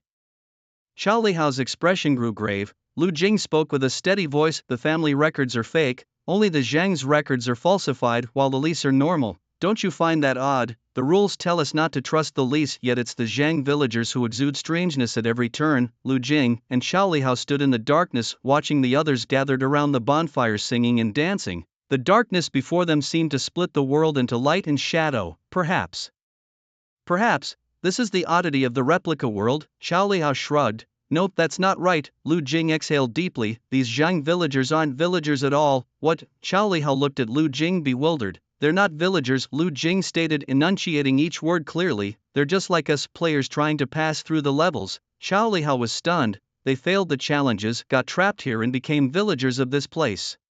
Their memories were altered, which is why the family records are new, not just updated by the Zhang villagers as we thought. That's why their ages and appearances don't match up, and more importantly, their relationships are all jumbled. This is also why someone in their 20s would call a 30-year-old mom. That's why there are so many abnormalities and why the villagers with the surname Li were the original inhabitants of the village. Lu Jing finished in one breath. So what? Xiao Lihao asked. Even if the villagers with the surname Zhang are outsiders, what does that prove? They failed the challenge and were left here forever, becoming villagers. But why? Why would these failed challengers help us build a temple? And why would the Li villagers want to destroy it? The rules are no longer ironclad. We entered the ancestral hall and found no strange occurrences, only 2 family genealogies, which revealed that the Zhang villagers were not the original inhabitants. The rules also told us not to trust the Li villagers, but now the real issue seems to be with these failed challengers who had their memories wiped to become new villagers. Could it be? Could it be? Xiao Lihao's throat tightened as he realized a terrifying possibility. Could it be that even the rule commanding us to build the temple is fake? Lu Jing's expression grew serious. Xiao Lihao's body stiffened slightly. If everything was false from the start, then what is real? Wouldn't all their efforts be meaningless? Xiao Lihao mused for a moment. But this is all just your speculation. Lu Jing nodded, acknowledging yes, precisely because it's speculation. I only told you. So far, everything was Lu Jing's conjecture. He had no way to convince his companions to stop building the temple using this reason. Besides, the temple was already complete. Lu Jing himself wasn't absolutely sure. I should have known better than to try comforting you. Xiao Lihao sighed suddenly. Lu Jing raised an eyebrow. Xiao Lihao explain tonight. Except for the heavens, no one will know if your guess is true or false. If you're right, then our fate will be grim. But if we listen to you now and destroy the temple and your guess turns out to be wrong, we'll still be in trouble. So, I'd rather not know anything until you provide strong evidence. That way I can happily spend what might be the last night of my life instead of being fearful like now. Lu Jing laughed. Xiao Lihao lit a cigarette for himself and offered one to Lu Jing. Do you like to gamble? Lu Jing looked up. Why ask that? Xiao Lihao calmly replied, gamblers enjoy gambling partly because they seek the thrill and pleasure it provides. The anticipation of winning or losing stimulates the nervous system, leading to a natural rush of hormones. Gamblers crave this hormonal rush for a lasting sensation. There's also a belief that gambling is a refuge for the lonely and despondent. Gamblers often lack solid interpersonal relationships because their habits make them overly focused on their own lives. Gambling can also be a means of escaping reality. As he spoke, Xiao Lihao paused and glanced at Lu Jing. So which type are you, a gambler? Lu Jing chuckled softly. His gaze drifted to the distant lights, gradually hardening, and a devilish smile played on his lips. A gambler. No, people live shackled by certain perceptions, that's reality, and these perceptions themselves are ambiguous. Reality may just be an illusion. The unfavorable situations in this world are due to the lack of ability of those involved, and I happen to be the most capable one. Sorry, I might have said too much, that's just who I am. I may appear carefree, but in truth I've already mastered everything. He now doubted if Lu Jing had some kind of mental illness. It was late at night. The air of merriment hadn't yet dissipated, with a lingering fragrance hanging in the air. The biting cold wind and swirling snowflakes had quietly departed this night as if they never existed. The cold air had softened, the wind no longer howled, and the snowflakes had ceased to fall. Under the night sky a serene silence enveloped the earth, with only faint starlight flickering in the horizon, with no sound of wind or snow. The world seemed to have fallen asleep, everything appearing so tranquil and peaceful. This sudden silence brought about an unusual warmth and comfort. In front of the temple 2 villagers lay on the ground. Wine was spilled everywhere, slowly flowing down from around the temple. Lu Jing held a wine bottle. When one was emptied, he simply replaced it. Only when he felt it was enough did he stop, and in his hand appeared a lighter. Lu Jing stood before the temple. Xiao Lihao was wrong. Lu Jing was not a gambler. He was a madman who didn't care if his decisions would lead to his own death or that of others. At this moment, reflected in Lu Jing's eyes was not the mountain temple but madness. When you're unsure about something, don't entrust your fate to others. Before it happens, no one knows what's right and what's wrong. Since it's all a choice, just leave it to yourself. I am the world. With a sudden flick, the flame leapt forth. Just then, a hand abruptly pressed down on Lu Jing's hand. You pure gambler. Xiao Lihao's voice rang out. Are you so certain of your assumptions? Want to place the choice of fate in your own hands? Lu Jing spoke calmly, but now it's not just your life, it's the lives of several of us. If you gamble wrong, we'll all die with you. Xiao Lihao's expression turned serious. As he spoke, he reached out and snatched the lighter away. Lu Jing sighed, seemingly conceding. Xiao Lihao was about to say something more. Who would have thought that the next moment Lu Jing would suddenly punch him, sending Xiao Lihao flying backward? Lu Jing then seized the lighter and appeared before the mountain temple. O dark dragon slumbering upon the flames of the red lotus, please use your roar to incinerate my enemies. Xiao Lihao's expression changed dramatically. At this moment he truly understood that Lu Jing was a complete fool. He raised his hand. Bang! In the next second Lu Jing's hand was blown open with a wound. The lighter fell into the snow, immediately extinguishing the flame. In the distance a figure holding a gun appeared. What are you doing? It turned out to be Zhang Songgan, who was now holding a pistol aimed at Lu Jing. How could there be liquor at the mountain god temple? Are you a mole, trying to get us all killed? No, don't get excited, let me explain slowly. Xiao Lihao walked over. To be honest, Lu Jing truly seemed pitiful. And you don't move. Zhang Songgan turned the gun towards Xiao Lihao, a professional gunman. Woo woo woo. At this moment, the sound of a horn echoed from afar, deep and long like the roar of a giant dragon. As the horn sounded, a powerful force seemed to emanate from the distance, shaking the earth and sky. Xiao Lihao looked into the distance. What sound is that? It's the statue. Lu Jing realized they were going to move the statue to the mountain god temple not tomorrow but tonight. If they didn't burn it now, it would be too late. The gunshots and horn noises woke Fan Jita and the others from their sleep. Hastily, they dressed and rushed to the temple, but faced with the scene before them, everyone was utterly confused. They want to set the temple on fire. Zhang Songgan was the first to speak. What? Everyone's gaze turned to Lu Jing and Xiao Lihao. Xiao Lihao suddenly felt a headache coming on. Fan Jiyu glanced at the lighter on the ground, then walked over, immediately smelling the strong scent of alcohol coming from the mountain god temple. The liquid was flowing along the ground. Are you insane? Fan Jiyu shouted angrily. What are you trying to do? Xiao Lihao understood that explaining was futile at this moment. These people wouldn't believe anything Lu Jing said about the village's mysteries, about how the villagers named Zhang were just like them, people who failed the challenge and lost their minds here, about how the rules of building the mountain god temple might be fake. Even Xiao Lihao couldn't convince himself. Xiao Lihao shouted anxiously, Lu Jing, aren't you good at talking? Explaining won't help. Lu Jing's tone carried a hint of helplessness. What should we do now? Let's tie them up first. Fan Jita rolled up his sleeves. We can't let them drag us to our deaths. Hearing Fan Jita's words, the others stepped forward, ready to restrain Lu Jing. Even Miao Miao and Monkey looked at their leader Xiao Lihao in confusion. Why suddenly burn the temple, Captain? Xiao Lihao's mind was in chaos. Don't ask me, I don't know what's going on either. These newcomers are really bold. Lu Jing's figure flickered, covering several steps in a flash. He reached Zhang Songgan, delivering a kick to his jaw. Zhang Songgan fell to the ground, not making a sound. Lu Jing's injured hand had already healed, and he gracefully caught the gun that fell from Zhang Songgan's hand. Fan Jiyu's reaction was swift, his eyes sharp, instantly noticing Lu Jing's subtle move. With a burst of speed, he seemed to glide across the ground, merging 3 steps into 2, and in the blink of an eye he was right in front of Lu Jing. At that precise moment, Lu Jing was still finding his footing, presenting the perfect opportunity for an attack.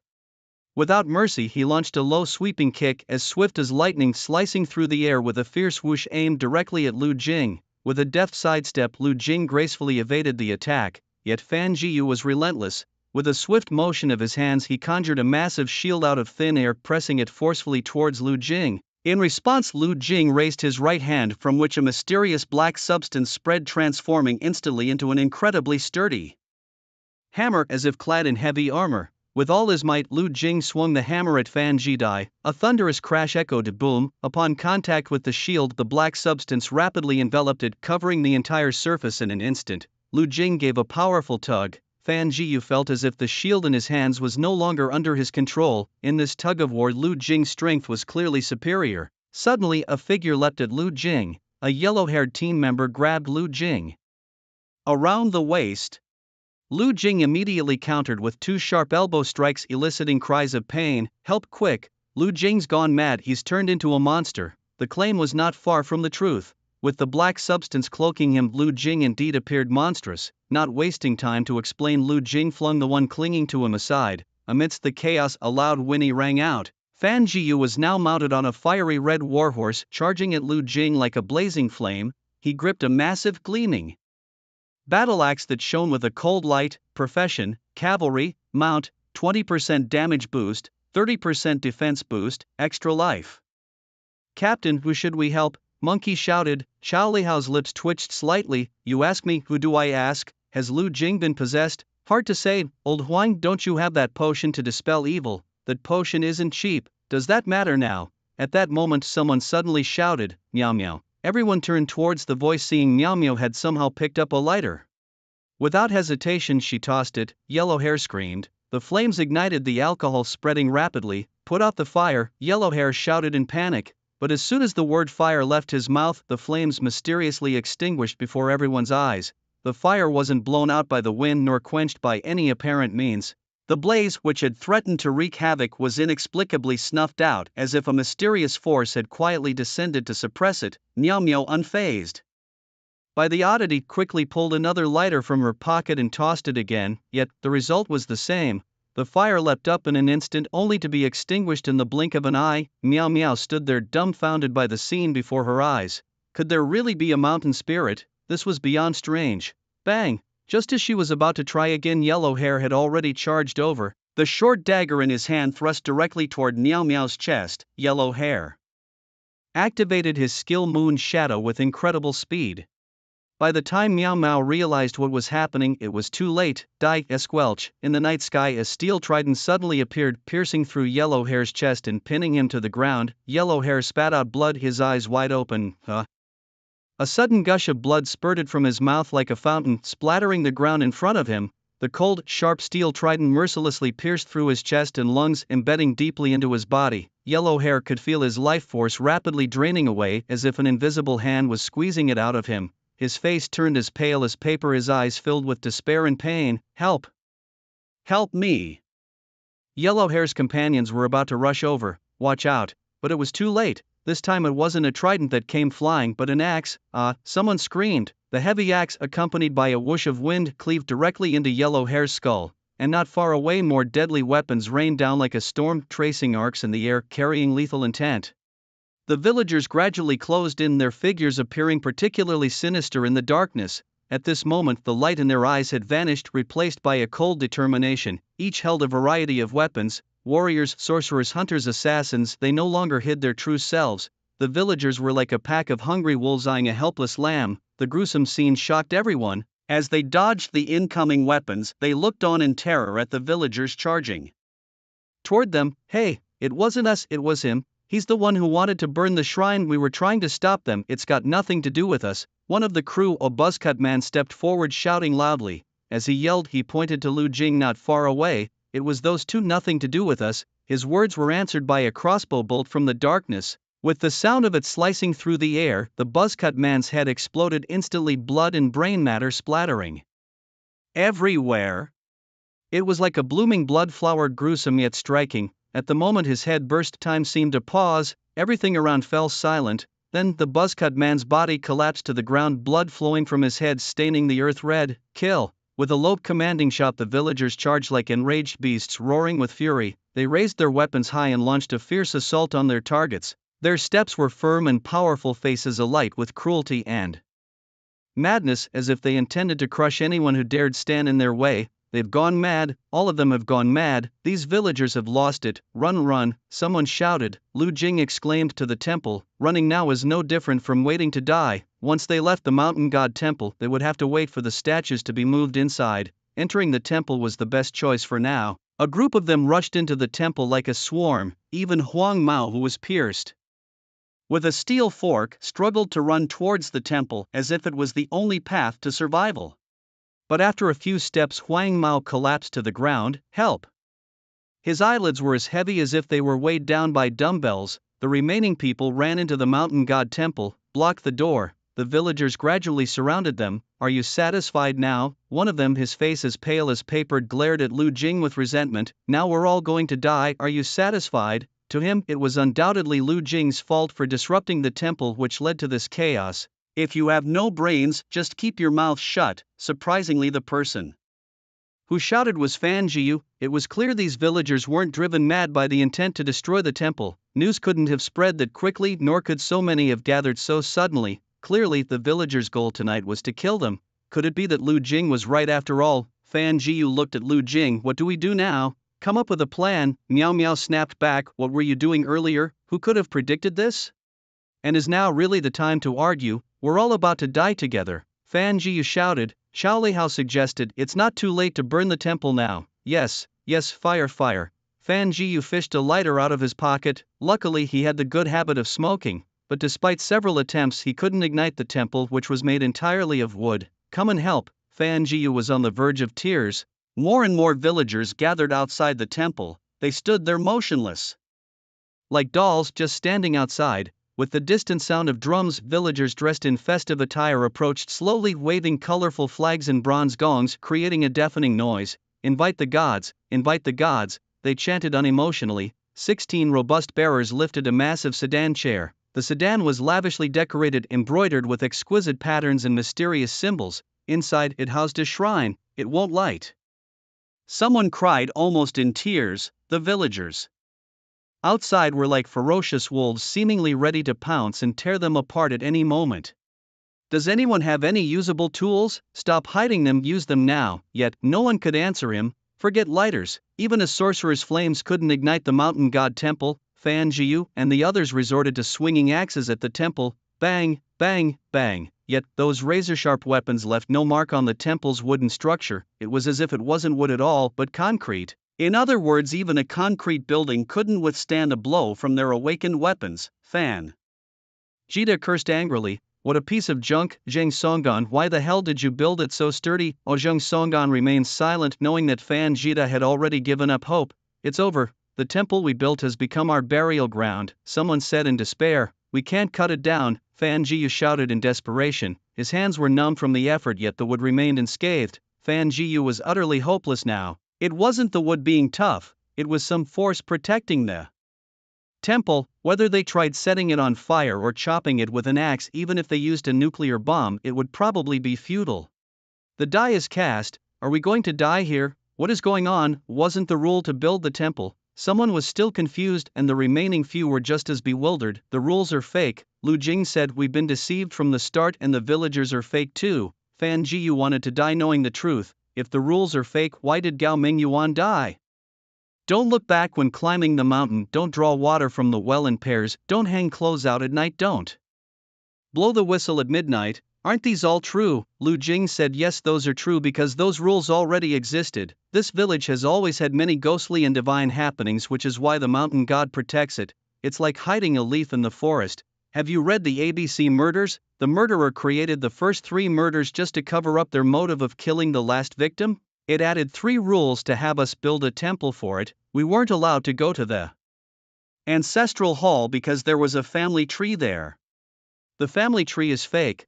The villagers surnamed Zhang have long been controlled. To prevent the villagers surnamed Li from interfering, it made us distrust them. Naturally, we dared not disobey the rules and everything went according to its plan. What about the villagers surnamed Zhang? Monkey asked. Lu Jing explained, the villagers surnamed Zhang like us are challengers who failed the mission and got lost here. The villagers surnamed Li are the original inhabitants. The group looked at Lu Jing in astonishment. Lu Jing continued, the story's background is that a severe earthquake once struck the village, destroying the mountain god's temple, prompting us to rebuild it. I suspect that the earthquake weakened or injured the original mountain god. Then another entity wanted to take its place, needing us to build a temple for it. Now that the temple is built, it no longer needs us, so the villagers want to kill us. After hearing Lu Jing and considering their current predicament, they had no choice but to believe it. Zhang Songgan looked at Lu Jing deeply.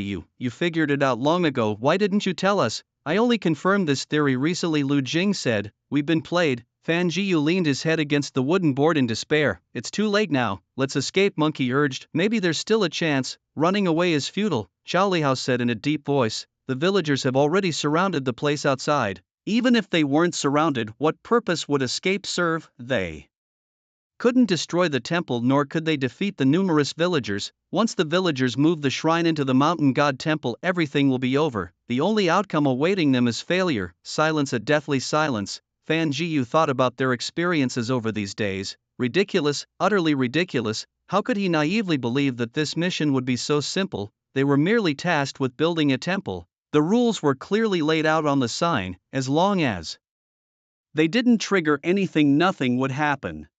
Even the final chance for redemption was thwarted by himself. Suddenly Fan Jiu caught a glimpse of red out of the corner of his eye. He raised an eyebrow, shocked as he looked at Lu Jing. Lu Jing had swiftly beheaded Zhang Songgan with a single stroke. Are you crazy? Miao Miao exclaimed. At a time like this you're turning on each other? Even Xiao Lihao frowned. Earlier it was Zhang Songgan who had shot and injured Lu Jing's hand. Presumably this was revenge. He might as well vent his anger before dying. This guy sure held a grudge. Zhang Songgan's head rolled on the ground like a ball, stopping by the wall, his face still showing a puzzled expression, eyes wide open as if unable to believe he had died just like that. Blood gushed from his severed neck, splattering the walls and floor, forming a scarlet stain. If it had been an ordinary knife, it wouldn't have decapitated someone in one strike. But Lu Jing wielded the special Da Xiao Long K knife issued by their organization. His hand trembled slightly as he held the knife, but soon his eyes regained calmness.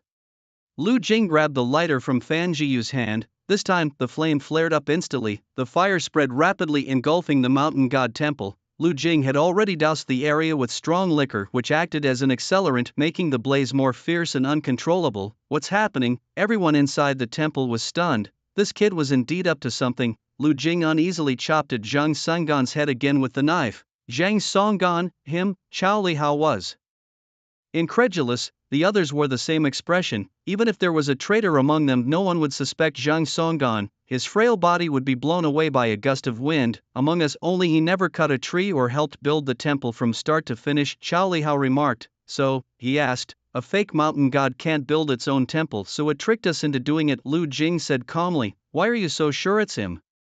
Xiao Lihao questioned further. I'm not sure, just taking a shot. We're all going to die anyway, makes no difference if it's sooner or later, Lu Jing replied.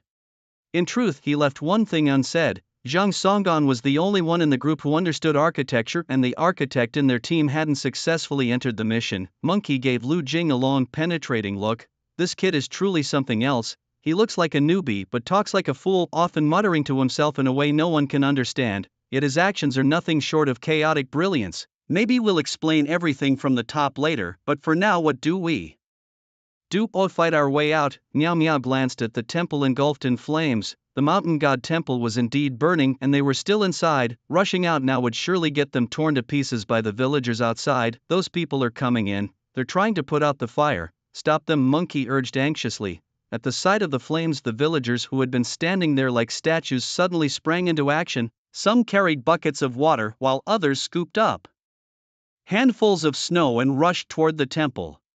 Meanwhile, a few mages prepared to cast water spells, only to have their heads blown apart before they could complete the incantation. Xiao Lihao unsheathed his Da Xiao Longke, attempting to decapitate them to keep the fire from being extinguished.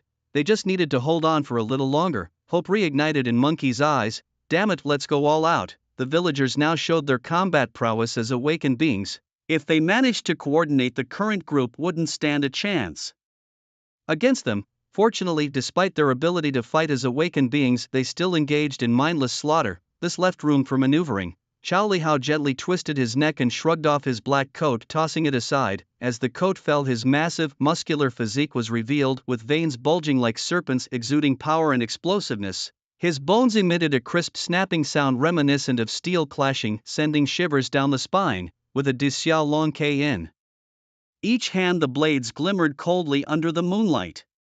As the moonlight bathed him, his muscular frame and fierce tattoos made him appear like a war god descended to the mortal realm. Swish, swish, two light sounds echoed and two heads hit the ground instantly, blood splattering. Xiao Lihao's strikes were ruthless and precise, hitting the enemy's vital points with ghost-like speed, making it impossible to track his movements. The others only felt a chill pass by, and before they could react the heads were already rolling. His speed was simply too fast. Fan Jiu let out a shout, summoning his iron steed and charging into the fray. Lu Jing, wielding his own de Xiaolong Ke, narrowly dodged a mage's attack. Freeze, he yelled, leaping backward. These awakened beings were far more challenging than anticipated. A formidable warrior, muscles bulging and eyes blazing red, charged forward with veins popped, wielding a massive sword that gleamed with a chilling light. Like a ferocious beast, he dashed forward with astonishing speed. His steps were heavy and powerful, each one seemingly capable of shattering the ground beneath him.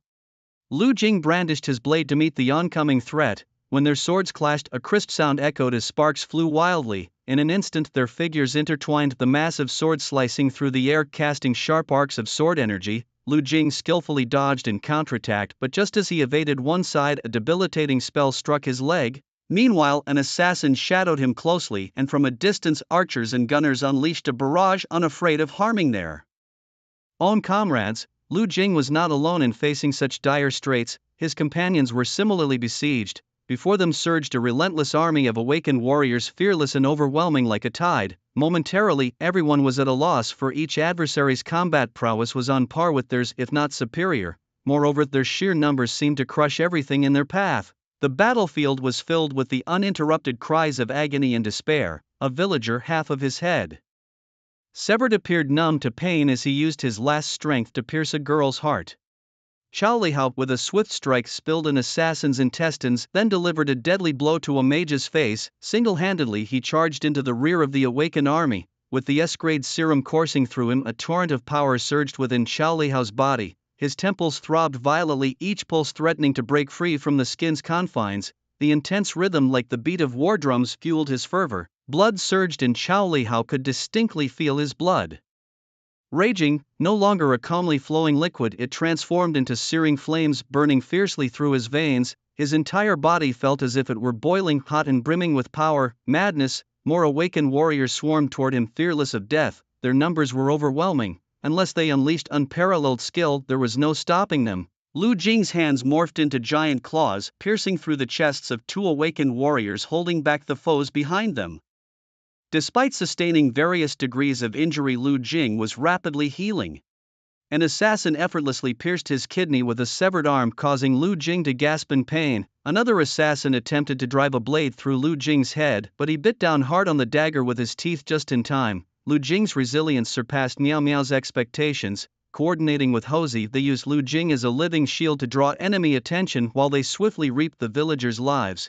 The inferno, like a ferocious beast, mercilessly devoured the entire mountain god temple. Tongues of fire licked greedily at the walls, beams and roof, crackling with a furious roar. Thick black smoke spiraled upwards, enveloping the entire temple in a blanket of white haze. At this point, even a mage skilled in water magic would find it impossible to quell the blaze. We did it, Lu Jing shouted. Run! He turned on his heel and bolted. Chao Lihao, having kicked an opponent to the ground, didn't linger either and took off running. The awakened villagers rushed towards the mountain god temple, but by then it was already engulfed in flames.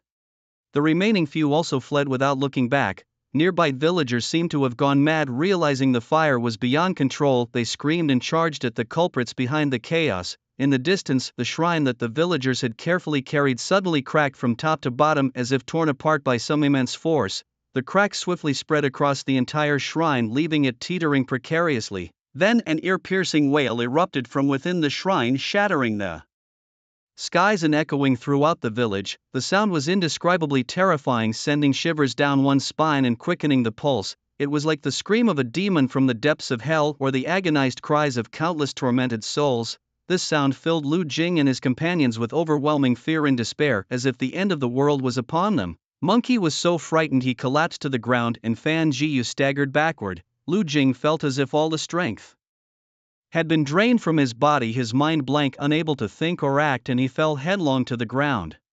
He struggled to rise but found himself utterly powerless. Chao Lihao managed a few stumbling steps before collapsing as well. What's happening? It's a fake mountain god, Lu Jing said. It's coming for revenge. Didn't we already burn down the temple? Fan Jiu asked. Precisely because of that, it's furious and won't let us go, Chao Lihao said grimly. Even though we destroyed the temple, this fake mountain god still exists. Exactly, it controls hundreds of villagers. Who knows what else this fake mountain god is capable of? With a single call we were rendered immobile, even burning the temple was a death sentence for us, Monkey lamented, close to tears. Over 200 awakened villagers plus a fake mountain god with unknown abilities. There was nowhere to run. Lu Jing, think of something, Fan Jiu implored, feeling the oppressive force bearing down on them and pinning his hopes on Lu Jing. Don't shout, I'm thinking. Lu Jing's head throbbed, beads of sweat pouring down his face. In the end he was the youngest among them. I'm a genius, I am a god, I can't die here, this world cannot continue like this, no, something's not right, isn't this what I've always longed for? This is the best outcome, everything is unfolding just as I anticipated, as long as it lives even a god I will show you I can kill it, the only one who can defeat me is myself. The remaining people looked at him with complete bewilderment, utterly clueless about what he was talking about. Under normal circumstances, they would definitely think Lu Jing had some kind of mental illness. In fact, this was Lu Jing's way of forcing himself to stay calm. It's like in a shooting game. The moment you get a powerful weapon, you already imagine yourself as the MVP. In Soul-like games, obtaining new equipment feels like being invincible. At this moment, he imagines himself as the protagonist in various life and death adventure games. Calm, must stay calm, everyone else can panic even if I'm panicking to death. At this moment I must remain calm. Being cool is a lifetime commitment, think. I've got it, Lu Jing suddenly shouted, the mountain god temple, go to the mountain god temple, didn't we burn it down already? Monkey looked puzzled, now wondering if Lu Jing might truly be insane. The fake mountain god temple was burned by us, only the real mountain god can protect us. His words were like awakening someone from a dream. Go to the place where the earthquake is most severe. The real mountain god temple should be there, near the center of the village. Chao Lihao reacted immediately. The group struggled to stand up. Help me, I can't stand up either. Only Lu Jing, Chao Lihao, Monkey, Miao Miao, Fan Jiu and Luing managed to stand. The remaining three seemed to have all their strength drained from their bodies. They could only lie powerlessly on the cold ground, unable to move an inch no matter how hard they tried. It felt as if a mysterious and powerful force was pinning them down, holding them firmly in place. What terrified and despaired them even more was the eerie voice of the fake mountain god. It seemed to possess a peculiar penetrating power, directly passing through their bodies, reaching deep into their souls. Every note carried endless pressure, as if trying to completely crush them. Help me. Miao Miao was about to extend a hand but was stopped by a look from Chao Lihao. At this point, no one could help anyone else. They were barely able to stand, let alone carry another person. In the distant sky, an ominous energy was spreading in their direction. Run! They all began to move towards the village center. Saying they were running would be an exaggeration, as their speed was incredibly slow. Under normal circumstances, with such a short distance, the awakened ones in Chao Lihao who had taken the serum would reach the village center in no time. After all, if they ran, their speed would surpass that of a car at full speed. But now it was as if each one was carrying a mountain on their backs, making every step a struggle. Each step required immense effort. Save me. Don't go, we are comrades. Mom, save me, I don't want to die. Lu Jing fought hard not to look back, trying to ignore the cries echoing in his ears. Soon screams of agony filled the air, and it wouldn't be long before those screams came from their own mouths. Everyone was running with all their might. Lu Jing quickly spread the black substance over his legs, giving them more strength. Survival of the fittest, Fan Jiu shouted, summoning his iron steed and grabbing hold of Luing. Luing was his fiancée in real life. While he could ignore others, he could never leave his fiancée behind. With the help of the iron steed, Fan Jiu and Luing soon left Lu Jing and the others behind, but it didn't last for long. With a thud, Fan Jiu's iron steed, which he prided himself on, began to struggle violently, then collapsed to the ground, unable to move further. For Fan Jiu, managing to get this far was already beyond expectations. The thing behind them had already killed the three who lagged behind and was now coming towards them.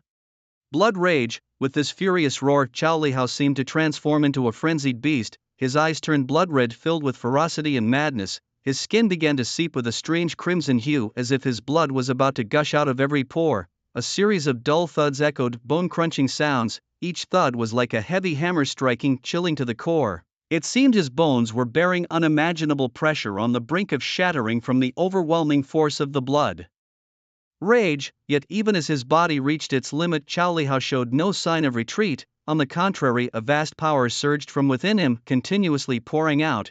This was a unique skill of the serum, temporarily boosting his entire strength. The downside was that it drained body functions and if maintained too long posed a life-threatening risk. Grab onto me. Xiao Lihao extended his arms, grabbing Lu Jing and Miao Miao, while Miao Miao reached out to grab Monkey, carrying 3 Xiao Lihao's face flushed crimson as he roared and dashed forward. But even with this, his speed soon dropped. Blood Rage. Xiao Lihao invoked Blood Rage a second time. The thing behind them drew even closer. Blood Rage. This time, the shout wasn't from Xiao Lihao. Miao Miao and Monkey looked at Lu Jing in astonishment. Lu Jing's face was equally flushed and he exhaled steaming breaths. Damn it, I didn't know the serum could trigger Blood Rage. Why didn't you tell me earlier? Without thinking much, Lu Jing triggered Blood Rage himself and shouted charge. Thud, thud, thud, each step left a deep imprint on the ground under immense pressure. Monkey and Miao Miao watched Lu Jing in shock. You can do it too. In the squad, only the captain and the hefty Li Xian had mastered this ability. Monkey and Miao Miao hadn't learned it yet. Initial stages of Blood Rage carried significant risks. A moment of carelessness and it could cause one's blood to burst from the body. In situations where the consequences range from injury to death, it's no wonder they too were so shocked. Even Xiao Lihao glanced at Lu Jing in surprise. However, this was no time for idle chatter. Run. With Lu Jing's assistance, the burden on Xiao Lihao was significantly lessened. They quickly overtook Fan Jiyu and Lu Ying. The ground behind them was rapidly collapsing and the malevolent deity seemed extremely furious. No wonder. Its own mountain temple had been burned down. Falling into its hands would be a fate worse than death.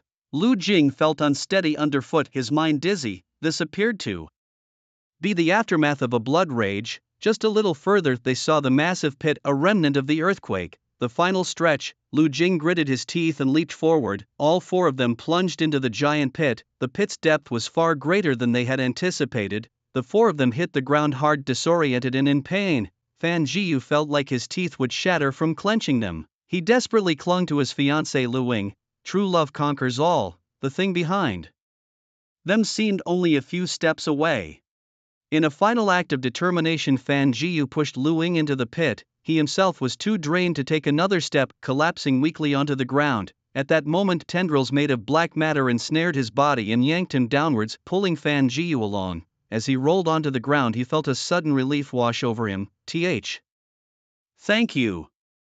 The pit was enveloped in darkness. Lu Ying called forth a glow illuminating their surroundings, but before they could even catch their breath, they sensed the terrifying presence lurking in the shadows. It had arrived. It entered the pit directly. Everyone's faces turned ashen, drained of all color. Monkey was nearly in tears as he said, Lu Jing, didn't you say this was supposed to be safe? Lu Jing swallowed hard, uncertain himself. Perhaps it wasn't as he imagined, or maybe the path was correct, but the original mountain temple wasn't here.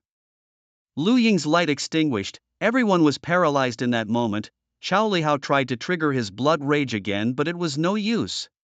His blood felt frozen in the face of this terrifying and unknown entity. Watching Journey to the West had always made the heavenly soldiers in general seem inconsequential and the earth god the lowest of the low. Mountain gods wouldn't even warrant a glance from the great sage, yet now, as this so-called false mountain god stood before them, all their means of resistance vanished. It was a crushing display of power. They were like insects, while the entity was a human poised to squash them with a slipper. At least insects know to flee, but they couldn't even manage that. They were lambs to the slaughter. Overwhelmed by fear, they forgot everything. They could only hear the venomous voice at their ears, a voice like a demon from the abyss, intent on dragging them into the 18th level of hell, never to be reborn. Lu Ying's expression was vacant, her eyes devoid of life. She slammed her head against the ground with a dull thud. With each collision, her scalp bled profusely.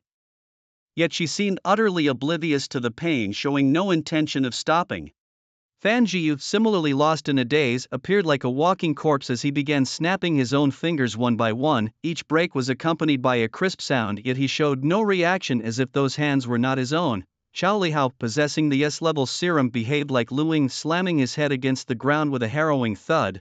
As for Hosey and Miao Miao, they too engaged in self-destruction in their own unique ways, furiously scratching their faces, biting their arms, or using sharp objects to stab themselves. The scene was gruesome and terrifying, sending shivers down one's spine. It was as if they were under the control of an invisible force, unable to break free. This self-destructive behavior plunged them into an extreme state, utterly losing all sense of reason and self-preservation. Finally, that ominous presence approached Lu Jing. It had reserved the most brutal punishment for the one who had disrupted its plans. Lu Jing felt the power and evil force rising within him, an inner voice resounding.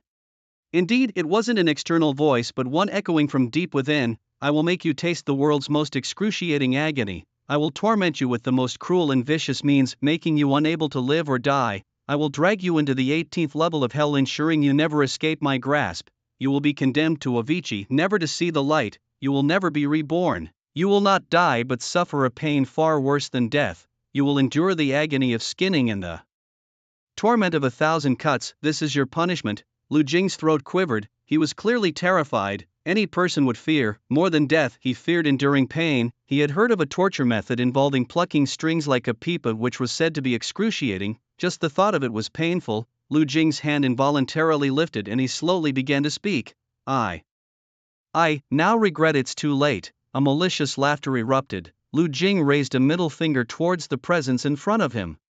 After a brief silence, an angry roar followed. The next second, a blinding golden light suddenly erupted, dazzling like the sun. Then a deafening roar resounded throughout the valley. Vile scoundrels, meet your end swiftly. This roar seemed to contain boundless majesty and power, leaving hearts trembling. As the golden light spread, the true mountain god appeared. At this moment, the earth began to tremble slightly, quickly gathering into a surging force, accompanied by a violent rumble. The ground quaked as if it intended to swallow everything whole. Meanwhile, Chao Lihao and his companions, who had been in a frenzied state, finally snapped back to reality and ceased their actions. The fake mountain god, in a panic, darted around wildly, still trying to drag Lu Jing along. But it was too late. The fake mountain god had no choice but to leave him behind, desperately shooting up into the sky. Thunderous roars soon followed as cries of anguish echoed in the air. With the arrival of the true mountain god, the awakened villagers' ranks crumbled instantly. The fake mountain god, like a cornered beast, fled with reckless abandon. Its movements were nimble and its speed was incredible, yet it couldn't shake off the relentless pursuit of its enemies. Suddenly, it leaped high into the air, soaring upwards with great force. In its wake, two powerful auras, one black, one yellow, intertwined like lightning, chasing and clashing with each other, unleashing dazzling flashes and deafening booms. The fierce battle filled the sky with chilling wails and sorrowful cries, casting a dreadful pall over everything as if the apocalypse had arrived. The few survivors could only stare blankly at the scene above, witnessing a power beyond this world. Compared to it, the so-called demons seemed utterly insignificant. Fortunately, this was a rules-based instance. Had it been a combat-type instance, their chances against the fake mountain god would have been nil. It was as if a regular person was thrown into a boxing ring only to find out their opponent's last name was Tai. Fearing it might be Tyson, they braced themselves for a fight to the death, only to discover their opponent was Ultraman Taro. Meow Meow suddenly recalled a popular saying from some time ago: "You are the genius child in the eyes of the world who tirelessly trains to become immortal only to end up as one of the 100,000 heavenly soldiers besieging the great sage." Completing the instant's task, Lu Jing received the mountain god's blessing, 3 wisps of profound yellow energy, which granted the user temporary invulnerability to weapons and elements. In addition to these rewards, a peculiar message appeared before Lu Jing: "You have received the curse of the fake mountain god." Huh, so petty. The curse of the fake mountain god. It will forever watch you, so beware. Lu Jing, this is too stingy. Just then, another message quickly popped up. Due to your excellent performance in the instance, you have received an additional item. The mountain god's boots effect increases agility and enhances evasion. Special skill allows brief phases of earth melting escape. Cool. Lu Jing knew that even non-awakened individuals could wear such special items. Although he couldn't summon them at will like the awakened, he could simply wear them on his feet without summoning. The portal opened wide and the villagers who had been trapped in the instance regained their consciousness one by one. In the real world, as the portal opened once again, a crowd poured out. By the time the construction site manager heard the news and rushed over, everyone was utterly stunned. How did 4 people go in and suddenly so many come out? This indicated that the portal had been there for quite a long time. Portals don't usually stay in one place for an extended period. Some special portals are known to move around. Captain, are you alright? Chao Lihao glanced at Li Sini, who was waiting outside, shook his head and let out a heavy sigh. Monkey and Meow Meow also seemed relieved, as if they had just come back to life. This feeling only occurred the first time they entered a portal. They never expected to experience it again. It was exhilarating as hell. but thankfully everyone returned safely. Boo hoo hoo. I'm calling my mom. Hello dad, I'm back, I'm still alive. Xiao Hong, our wedding can go on, I'm not dead. Xiao Hong, why do I hear a man's voice on your end? Xiao Lihao waved his hand, signaling everyone to get into the car. Lu Jing, wearing his mountain god boots, just stepped inside. Hey, in the distance Fan Jiyu waved at him. Thanks. Lu Jing returned a gesture and everything was understood without words. Soon enough the group, looking rather disheveled, returned to the villa. Except for Lu Jing, the other three had suffered various degrees of injury. Xiao Lihao poured himself a glass of chilled white liquor and gulped it down before speaking to Lu Jing. You should call your family. Lu Jing nodded. No one had anticipated this mission would last so long, leaving them utterly unprepared. Luckily Fatty Li Sini, due to his architect status, was denied entry by the portal. When Lu Jing's sister Lu Shui came searching, Li Sini had arranged a solid reason with the school preventing Lu Jing's family from calling the police. The contribution points from this mission were definitely worth it. Li Sini glanced at the loot they brought back, which was almost equivalent to half a year's worth of spoils. Monkey lay on the bed, unwilling to move. I feel like I have a psychological shadow now. The cost is too great. Monkey had never felt this anxious before. He joined the team 2 years ago and had experienced numerous missions. He had faced horror missions too, but back then it was just a bit scary and he wouldn't think about it afterward. But this time, the Mountain God mission, that kind of overwhelming power that terrors the unknown existence. Miao Miao later explained to Lu Jing the use of the organization's contribution points. Xiao Lihao said. Miao Miao nodded, understood. The silver-haired elder had once briefly mentioned the use of points to Lu Jing. The organization's internal contribution points could help with anything that doesn't violate morals. But Lu Jing still didn't fully understand. Lu Jing took a deep breath, changed his clothes and headed home. His father and stepmother Gong Liang hadn't returned from work yet. As soon as Lu Jing stepped into the house, he could feel the icy stares directed his way. His younger sister Lu Shuet was lounging on the sofa with her legs crossed. Upon hearing the commotion from outside, she immediately lifted her head. Lu Jing's hair was a tangled mess and he reeked from not having showered in days. Suddenly he was reminded of those superhero movies he watched as a kid. The heroes, after defeating the villains, would return home to a scene of chaos and solitude. Back then Lu Jing wondered why these superheroes couldn't live more glamorous lives, why they couldn't maintain a bit of flair and dignity even in private. Now he understood. It was exhausting, utterly exhausting both physically and mentally. And even after returning home he still had to concoct explanations for his family. Lu Shui took a deep breath. Lu Jing knew she was about to explode, and rightfully so. He hung his head ready to explain, but then Lu Shui stood up and left. Lu Jing looked up. Was she that mad? But soon enough she returned, carrying a plate of food. She placed it silently on the table without acknowledging his attempt to reconcile. She then turned and headed to her room. The bathwater is ready. Oh, these past few days. Bang! The door slammed shut. Lu Jing shrugged, then dug into his food ravenously. After finishing his meal, he took a shower and finally lay down in his own bed. The familiar scent filled him with comfort, like returning home after a long grind outside. Lu Jing turned over. Thud thud, a knocking at the window. He ignored it. There was no need to guess who it was. Thud thud thud, the knocking persisted. Lu Jing frowned, reluctant to pay attention but worried she might fall. With a sigh he opened the window. A small delicate foot landed squarely on his face. It was pristine, as if freshly washed in a mountain spring, its skin silky and soft with toes that were round and cute like a finely crafted piece of art. It rested gently on Lu Jing's face, bringing a cool and tender sensation. Pfft, where are you stepping? Lin Mo jumped inside. Night Watcher Gu Huanyao reporting to Captain, sir. Lu Jing ignored her and lay back down. Captain, where have you been these past few days? Why didn't you take me with you? I was so sad. Lin Mo whined, kneeling on his bed and tugging at his blanket. Captain, I'm leaving tomorrow. Where to? Shilin has assigned me a task and I need to carry it out elsewhere. Oh, when will you be back? It'll probably take a month or two. Lu Jing guessed it must be something to do with Lin Mo's family. She probably needed to go home for a time. Despite being in her senior year, her wealthy background might just mean she'll train at her family's company right after graduation. Alright, I've got it, Lu Jing replied. Captain, don't you have anything to tell me? Safe travels and stay safe. Got it.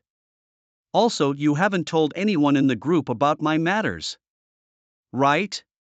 Lin Mo spoke with a serious tone. How could that be possible? Captain, I always follow your instructions to the letter. I haven't even whispered a word to Kirin. Good, then Lu Jing replied, turning over. By the way, where are you headed? I have a mission in the Arctic. The Arctic? Lu Jing raised an eyebrow, suspecting Lin Mo's tendency to exaggerate had resurfaced. He assumed it was a casual remark and didn't pay much attention. Captain, this mission could be extremely dangerous, aren't there any instructions you want to give me? Lin Mo gave a playful nudge to Lu Jing under the covers. With a resigned sigh, Lu Jing said, stay safe. Is that all? At least give me some life-saving tools, Captain. Ignoring her, Lu Jing hoped she would back down, but Lin Mo was clearly not ready to give up. She crawled under the bed, rummaging through Lu Jing's box. Alarmed, Lu Jing knew that box held embarrassing memories, not just that but even a few risque comics that he couldn't let Lin Mo see. He quickly held her head down. Come here. Ah.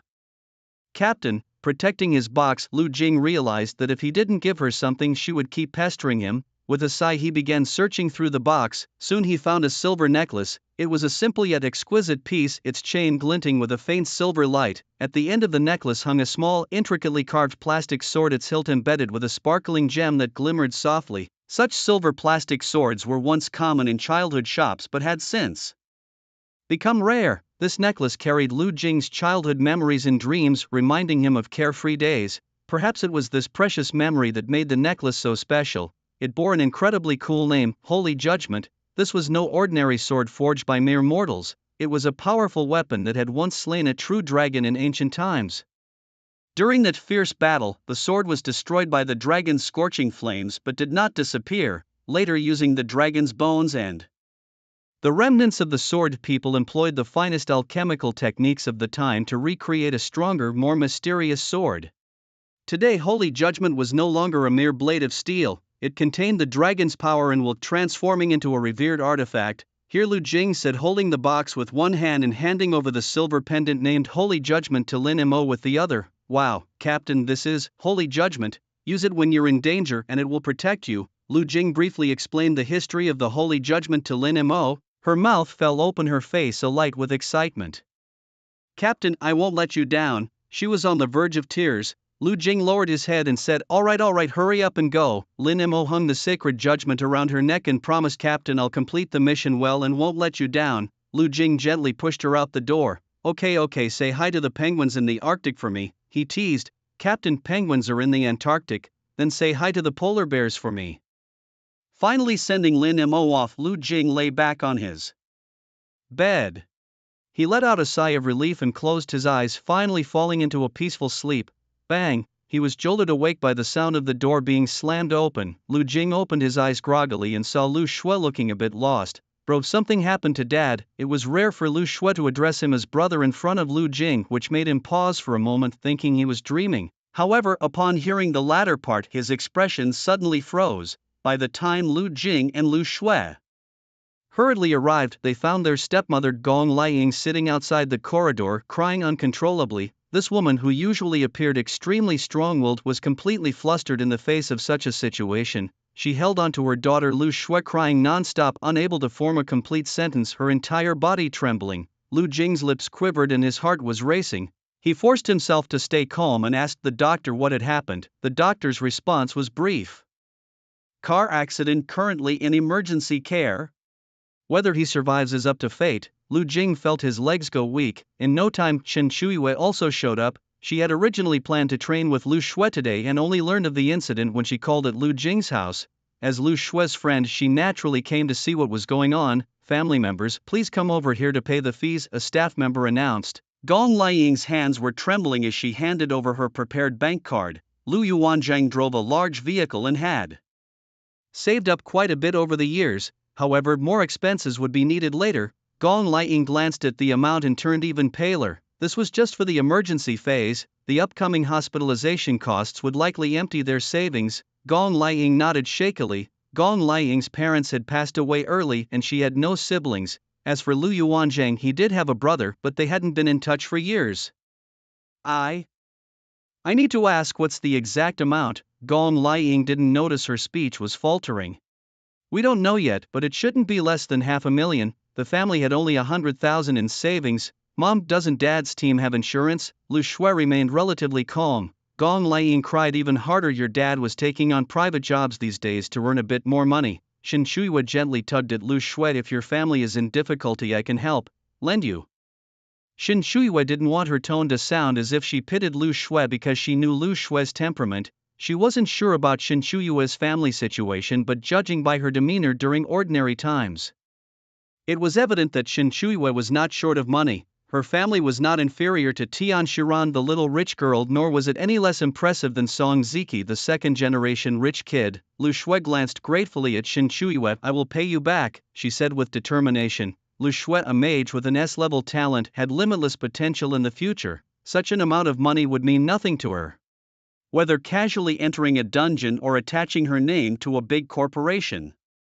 "Use my card, all subsequent expenses will be covered by it." Only after receiving Lu Shui's consent did Shin Shuiwe take out her black gold card. She handed the card to Lu Shui rather than directly to the nurse. Lu Shui nodded. The card was entirely pitch black like ink, engraved with mysterious and luxurious patterns. A black gold card. This was not just any credit card but a symbol of identity, status and wealth, a super card. Holding it was akin to possessing an unlimited credit card with no spending limits, allowing one to buy whatever they desired. Gong Liang, who had seen her share of the world, was visibly impressed by the sight of this card. She excitedly grasped Shin Shuiwe's hand. "Thank you.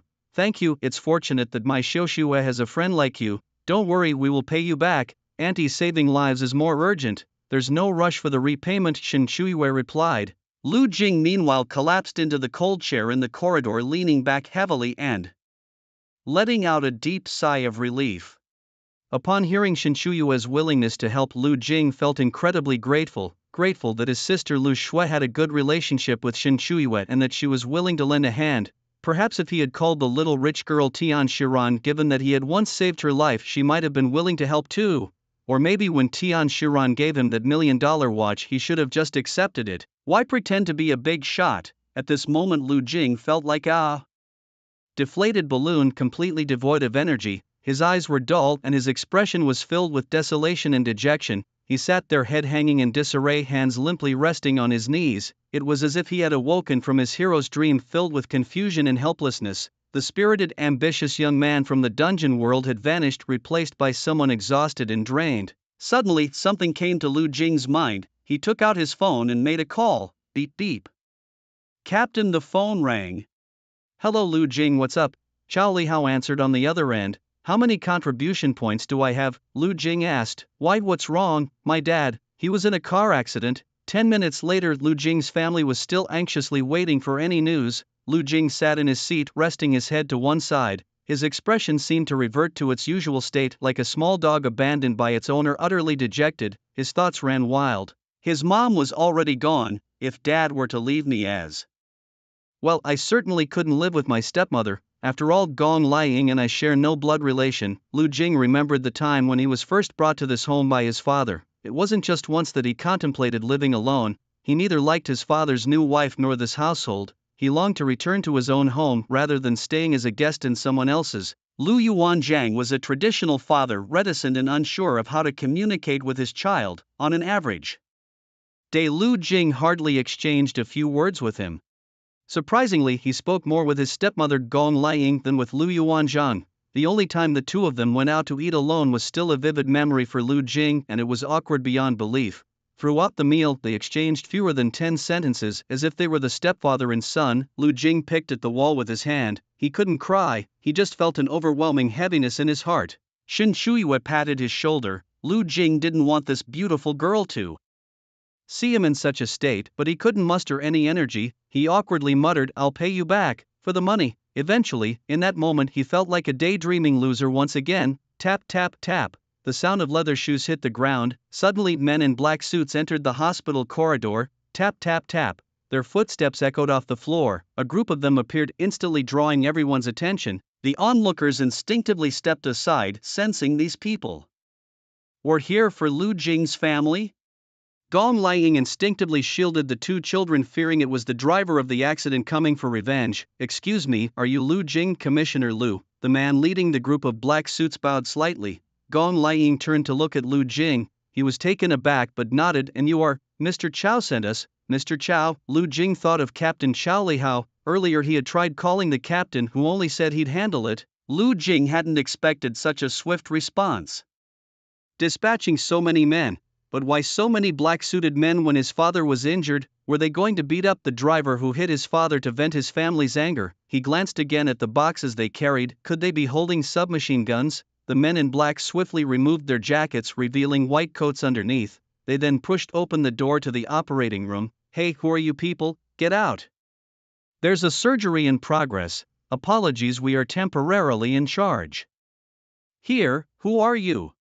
Which hospital do you belong to? If you don't leave, we'll call the police, the nurse hastily said. You're taking over here. Do you think this is a drama? This is surgery. Every second is crucial. If the patient is delayed, will you take responsibility? Beep beep, please take the call from your superior. Why should I take a call from your superior? I'm a doctor, you need to leave immediately. Apologies, this is your superior. The doctor paused for a moment before taking the call. A few seconds later, the doctors and nurses who were in the middle of surgery came out with puzzled expressions. This was the first time they had been removed from a surgery. Soon the men in black took over and closed the doors to the emergency room, reassuringly saying, "Don't worry, Commissioner Lu's family is our family and we will do everything we can to save his life." One of the men in black returned with Shinshuyua's black card. When he went to settle the payment, he found out that someone had already paid.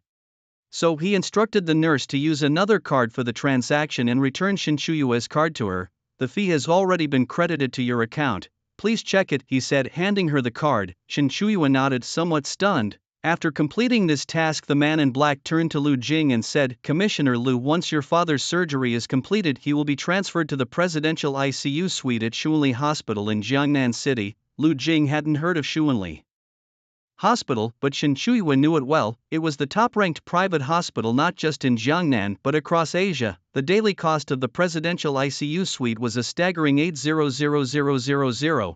It provided top-tier medical care that was unimaginable for ordinary people. Lu Jing, though unfamiliar with Shunli Hospital's reputation, understood that anything associated with a presidential suite in ICU would not come cheap. Don't worry, Commissioner Lu, someone has already covered these expenses for you. You can stay in the presidential suite, which includes an open kitchen, private bathroom and swimming pool, making life convenient for your family until your father fully recovers, the man in black said generously. Lu Jing nodded dumbfoundedly. A private swimming pool? Was this a hospital or a vacation resort? He leaned over and whispered, Are you guys part of the organization too? The man in black smiled but said nothing. Strictly speaking, these men were not members of the organization.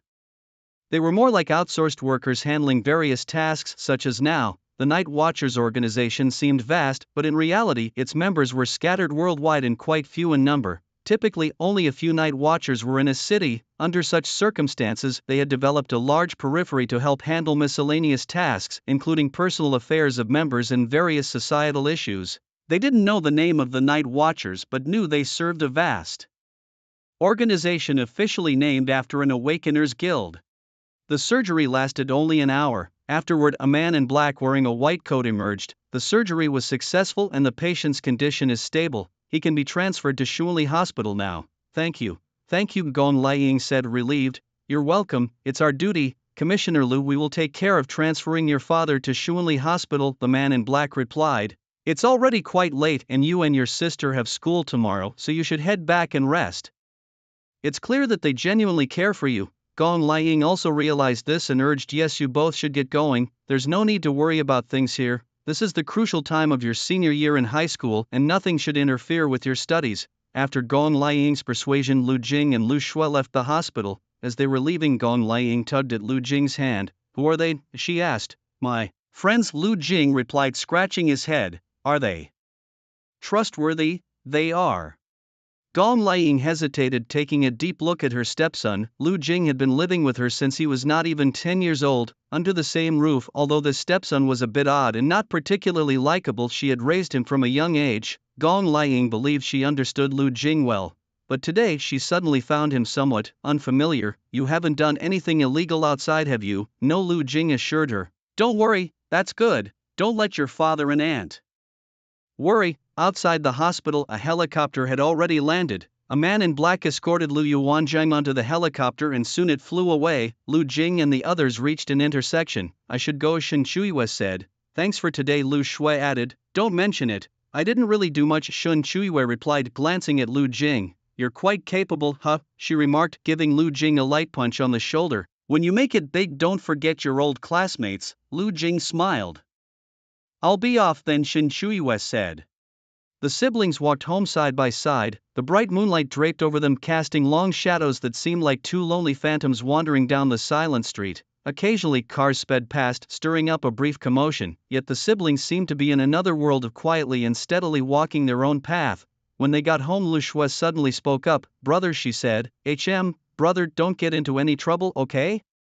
She clutched Lu Jing's hand, lowering her head and speaking softly. Our family just needs to be safe and sound, there's no need to be a hero. She bit her lip anxiously. Lu Jing acknowledged with a hum, reaching out to pat his sister's head. The crisp sound rang out, a good melon, no, a good head. Don't worry, if there are gods in the world, I will surpass them. What doesn't kill me only makes me stronger. Are you an idiot? Lu Shuai said calmly. Maybe. Lu Jing shrugged. The next day Lu Jing went to school as usual. He spent the day distracted in his classes and in the evening went with Lu Shuai to visit their father. Lu Yuanjing's condition was much better than they had anticipated. The people from the organization definitely knew what they were doing. Now that Lu Yuanjing had regained consciousness, his condition was quite good. He wasn't an awakened, which meant that using current medical methods to treat him would result in a very slow recovery. After all, the majority of advanced medical technologies these days are specifically designed for the awakened, for instance, even support class professions. Like a cleric among the awakened could successfully save someone whose body was almost half destroyed. However, these astounding medical techniques only cater to the awakened community and do not include ordinary humans.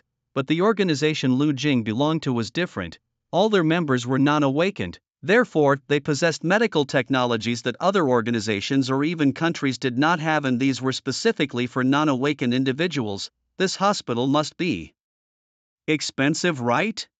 Lu Yuanjing quietly asked Lu Jing. Don't worry, my friend will cover the cost, Lu Jing replied with a touch of pride. For every boy, there's a strong desire to show their father that they've grown from a naive little boy into a man who can stand on his own. Compared to their mothers, boys often long more deeply for recognition and affirmation from their fathers because in their eyes fathers are the heroes and role models, the pillars of the family. They yearn to become strong, brave, and responsible like their fathers, so when they finally get the chance to prove themselves to their fathers, the excitement and pride are unmistakable. Lu Yuanjing gave his son a deep look. You have to repay them. Don't worry, I will, Lu Jing assured him. Lu Yuanjing was silent for a moment. You've grown up. Some things you'll have to handle yourself. One rule: no one in our Lu family does anything illegal. We may not be heroes, but we won't be villains either. You've grown up. 18 Lu Jing heard his father say this for the first time. Yeah, I know. I probably won't recover soon. You're the man of the house now. Take care of the family, alright? After leaving the hospital, Lu Jing headed to the team's base. Earlier, Miao Miao had given him the keys to the villa and recorded his face for recognition, so this time he walked into the villa area with confidence. Miao Miao, wearing form-fitting yoga pants with 200-pound iron rings hanging from each leg, was doing pull-ups. Seeing Lu Jing, she asked, how's your father's recovery? Pretty good, Lu Jing replied. And the captain, in the lounge having tea. The lounge was on the second floor and Lu Jing went upstairs. Monkey and the chubby Li Sini were playing a game of cards. Lu Jing greeted them and found Captain Chao Lihao. Care for a cup of tea? Chao Lihao offered, pouring a cup for Lu Jing. Captain, can I use contribution points to cover the expenses? Lu Jing asked directly. No need. Every family member of our organization is entitled to full medical services.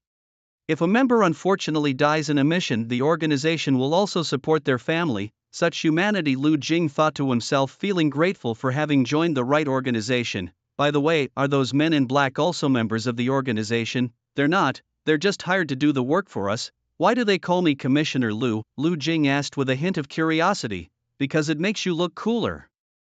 Chao Lihao chuckled, flashing a thumbs up in Lu Jing's direction.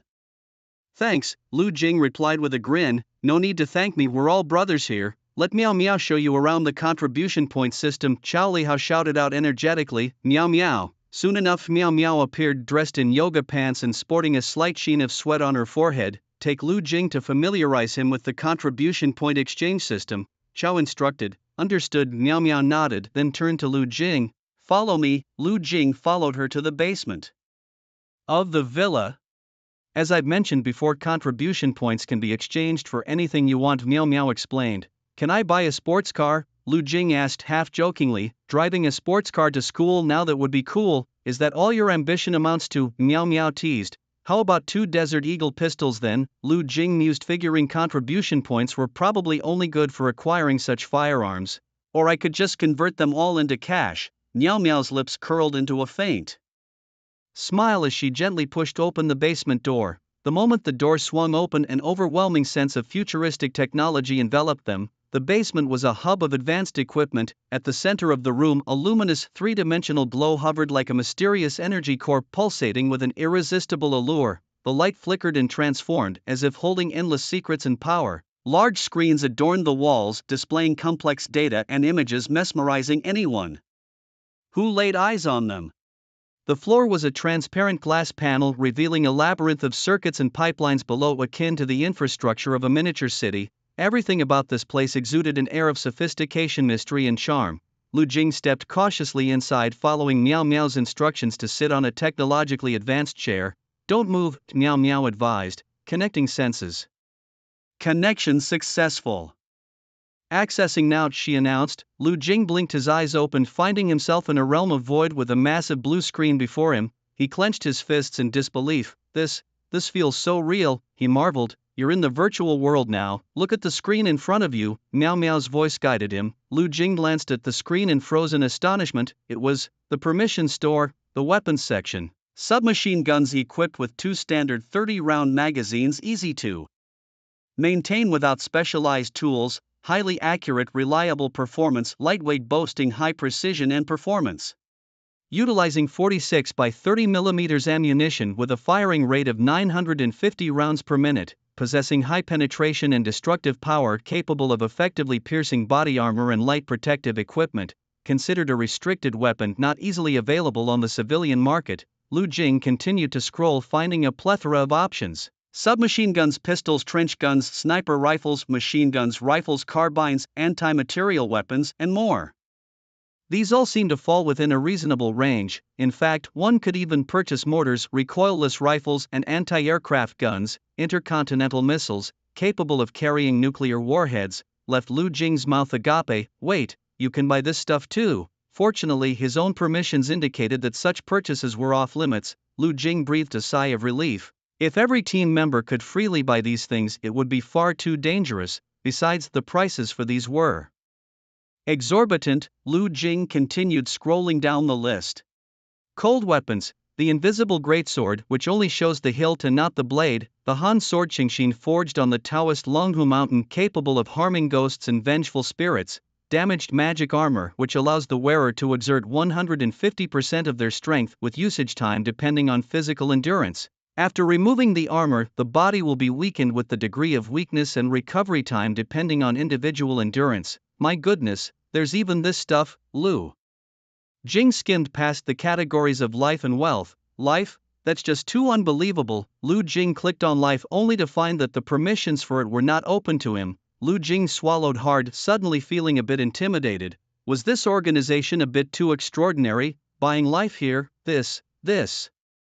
From what he understood, the ability to sell life was definitely not something to be taken lightly. He suddenly understood why Meow Meow had looked disdainful when he mentioned exchanging contribution points for a sports car or 2 Desert Eagles. Compared to these options, even the most expensive sports car seemed insignificant. Lu Jing took a deep breath. In the category of strange items, where anything you can think of you can buy, there were options like Level 1 Combat Essence, Level 1 Muay Thai Essence, Level 1 Bagua Palm Essence, Level 1 Judo Essence, and Level 1 Baji Quan Essence. Lu Jing's eyes lit up, his mouth slightly open. There was also yellow talisman paper, which could temporarily remove evil energy from the body and was a one-time use item. Note, it could also treat poisoning and other non-immediately fatal injuries. Summoning category, Scissor Ghost, which could be summoned to obey the host for 5 minutes. Lu Jing scrolled to the end and saw his own information. Name, Lu Jing. Age, 18. Identity, non-official member. Items, tactical briefcase, red-eye knife, mountain god boots, 3 strands of mysterious yellow energy, serum. Grade D mastery, one-time blood burst, inheritance, none. Note, the serum has caused an internal mutation with the zombie virus, granting extraordinary regenerative abilities. Contribution points, 200. Lu Jing hesitated for a moment and chose a level 1 Baji Quan essence, spending 20 contribution points. In that instant, a dazzling streak of light shot into Lu Jing's body like a meteor. Immediately after, a voice echoed in his ear, "Congratulations on successfully unlocking the level 1 Baji Quan essence. Your melee combat proficiency has increased by 10%. Please note, this skill cannot be used for breakthroughs in melee combat. Critical moments still require your own effort." In an instant, a peculiar sensation flooded Lu Jing's mind, as if he had suddenly acquired the skills and experience that most people would need to practice countless times to obtain. Eager to test this newfound prowess, he clenched his fists tightly and executed a strike. With his movements, a powerful force surged through his body and the sound of the wind roared around him. Ho hey ha! Lu Jing spun around and delivered a kick. Indeed, it wasn't just the Bajiquan he had mastered, his close combat abilities had noticeably improved. A strong sense of confidence welled up within him. He then turned his attention to the monster storage bag. Reading its description, it had a certain storage capacity and could store items. A storage bag, Lu Jing wondered, bemused. Contribution points, 60, TSK. This is convenient, he thought, appreciating the idea of not having to carry a box everywhere. But why hadn't his teammates bought one? It could store all sorts of items. Without hesitation, Lu Jing chose the monster storage bag. Moments later, a ghostly infant, pure white from head to toe, appeared silently behind Lu Jing. Its small chubby hands resembled lotus root segments. Its body was an unhealthy pale color devoid of any blood hue. Those round eyes glinted with a chilling light, staring intently ahead, startling Lu Jing. The monster storage bag, capable of holding objects invisible to others. The white ghost baby slightly opened its mouth, and a viscous liquid dripped from it like melting candle wax. The liquid trickled down its mouth, dripping onto the ground with a ticking sound.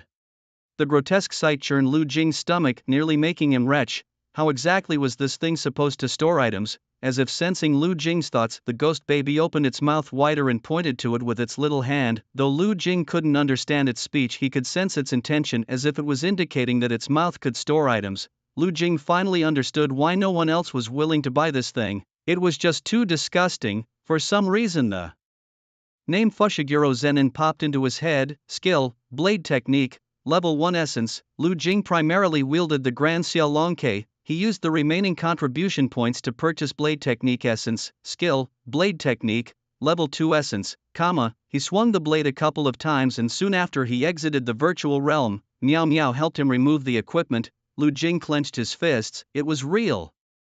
Those things didn't just exist in virtual reality. He glanced back at the ghostly figure perched on his back as he stepped out of the Permission Mall. Meow Meow watched his face with interest, nodding. Your expression is exactly like mine was the first time I entered the mall." Lu Jing paused for a moment, amazed. This was incredible, just like the systems in novels. Indeed, one could say that. Meow Meow remarked, "Now you see just how extraordinary our organization is, don't you?" Lu Jing nodded vigorously in agreement. "Alright then, let's proceed with another virtual reality training session soon." Under Meow Meow's arrangement, Lu Jing quickly found himself immersed in a virtual reality training environment. It was the same chair as before, but the scene in front of him had changed. Lu Jing sensed the ghostly infant behind him. It had no weight, it was invisible. These 2 points were quite reassuring. He just dreaded the day he might accidentally turn around too quickly and get a fright without being mentally prepared. "Mama," the ghost baby spoke, and Lu Jing tugged at the corner of his mouth. "I'm your daddy." He attempted to stuff the tactical briefcase into the ghost baby's mouth.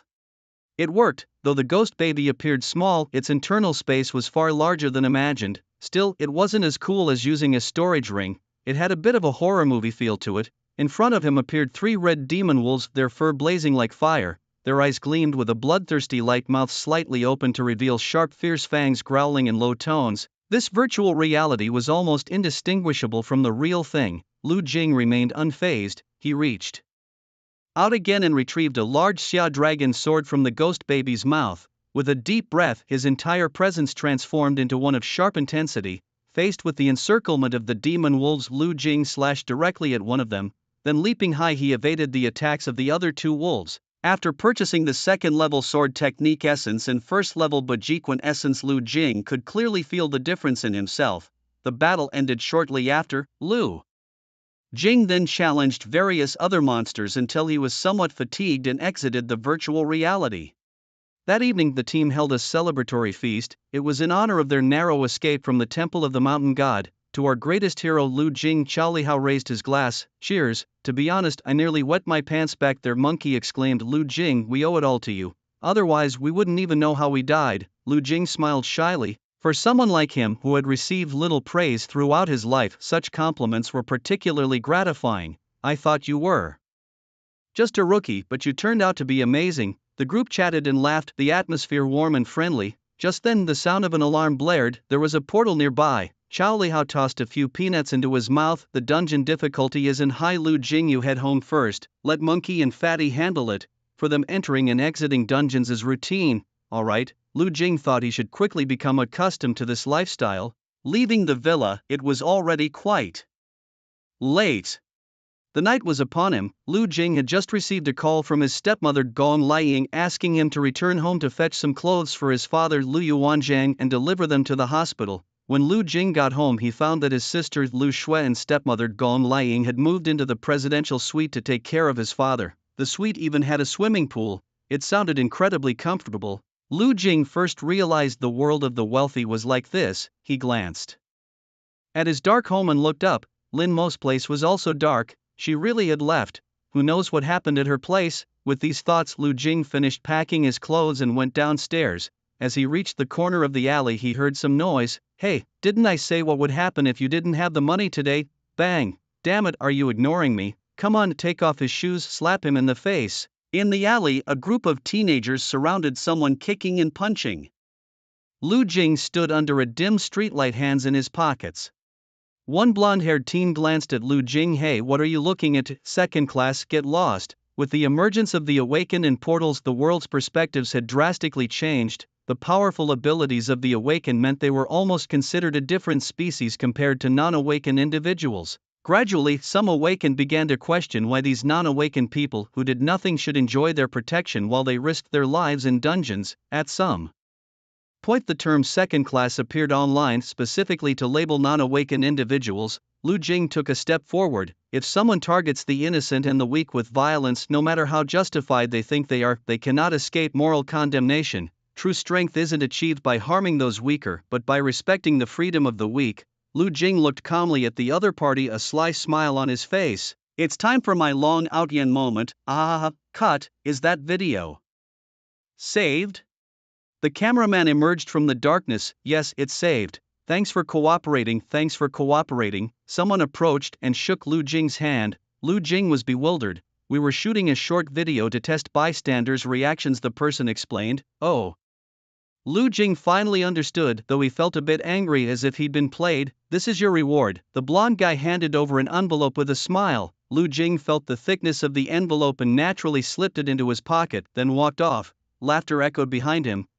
Clearly, they're trying hard not to laugh out loud. I'm dying. Did you hear what he just said? Something about true strength respecting the freedom of the weak. Does anyone in real life actually talk like that? This clip is going to explode online. It's so entertaining, and he's just a non-awakened acting like he's so impressive. Oh my, I'm done. I'm going to laugh myself to death. It's hilarious. The bespectacled young man who pretended to be beaten laughed the loudest. Lu Jing pursed his lips. Damn it, in the blink of an eye, a wall of the once silent and deep alley shattered like fragile paper under the force of a mighty impact.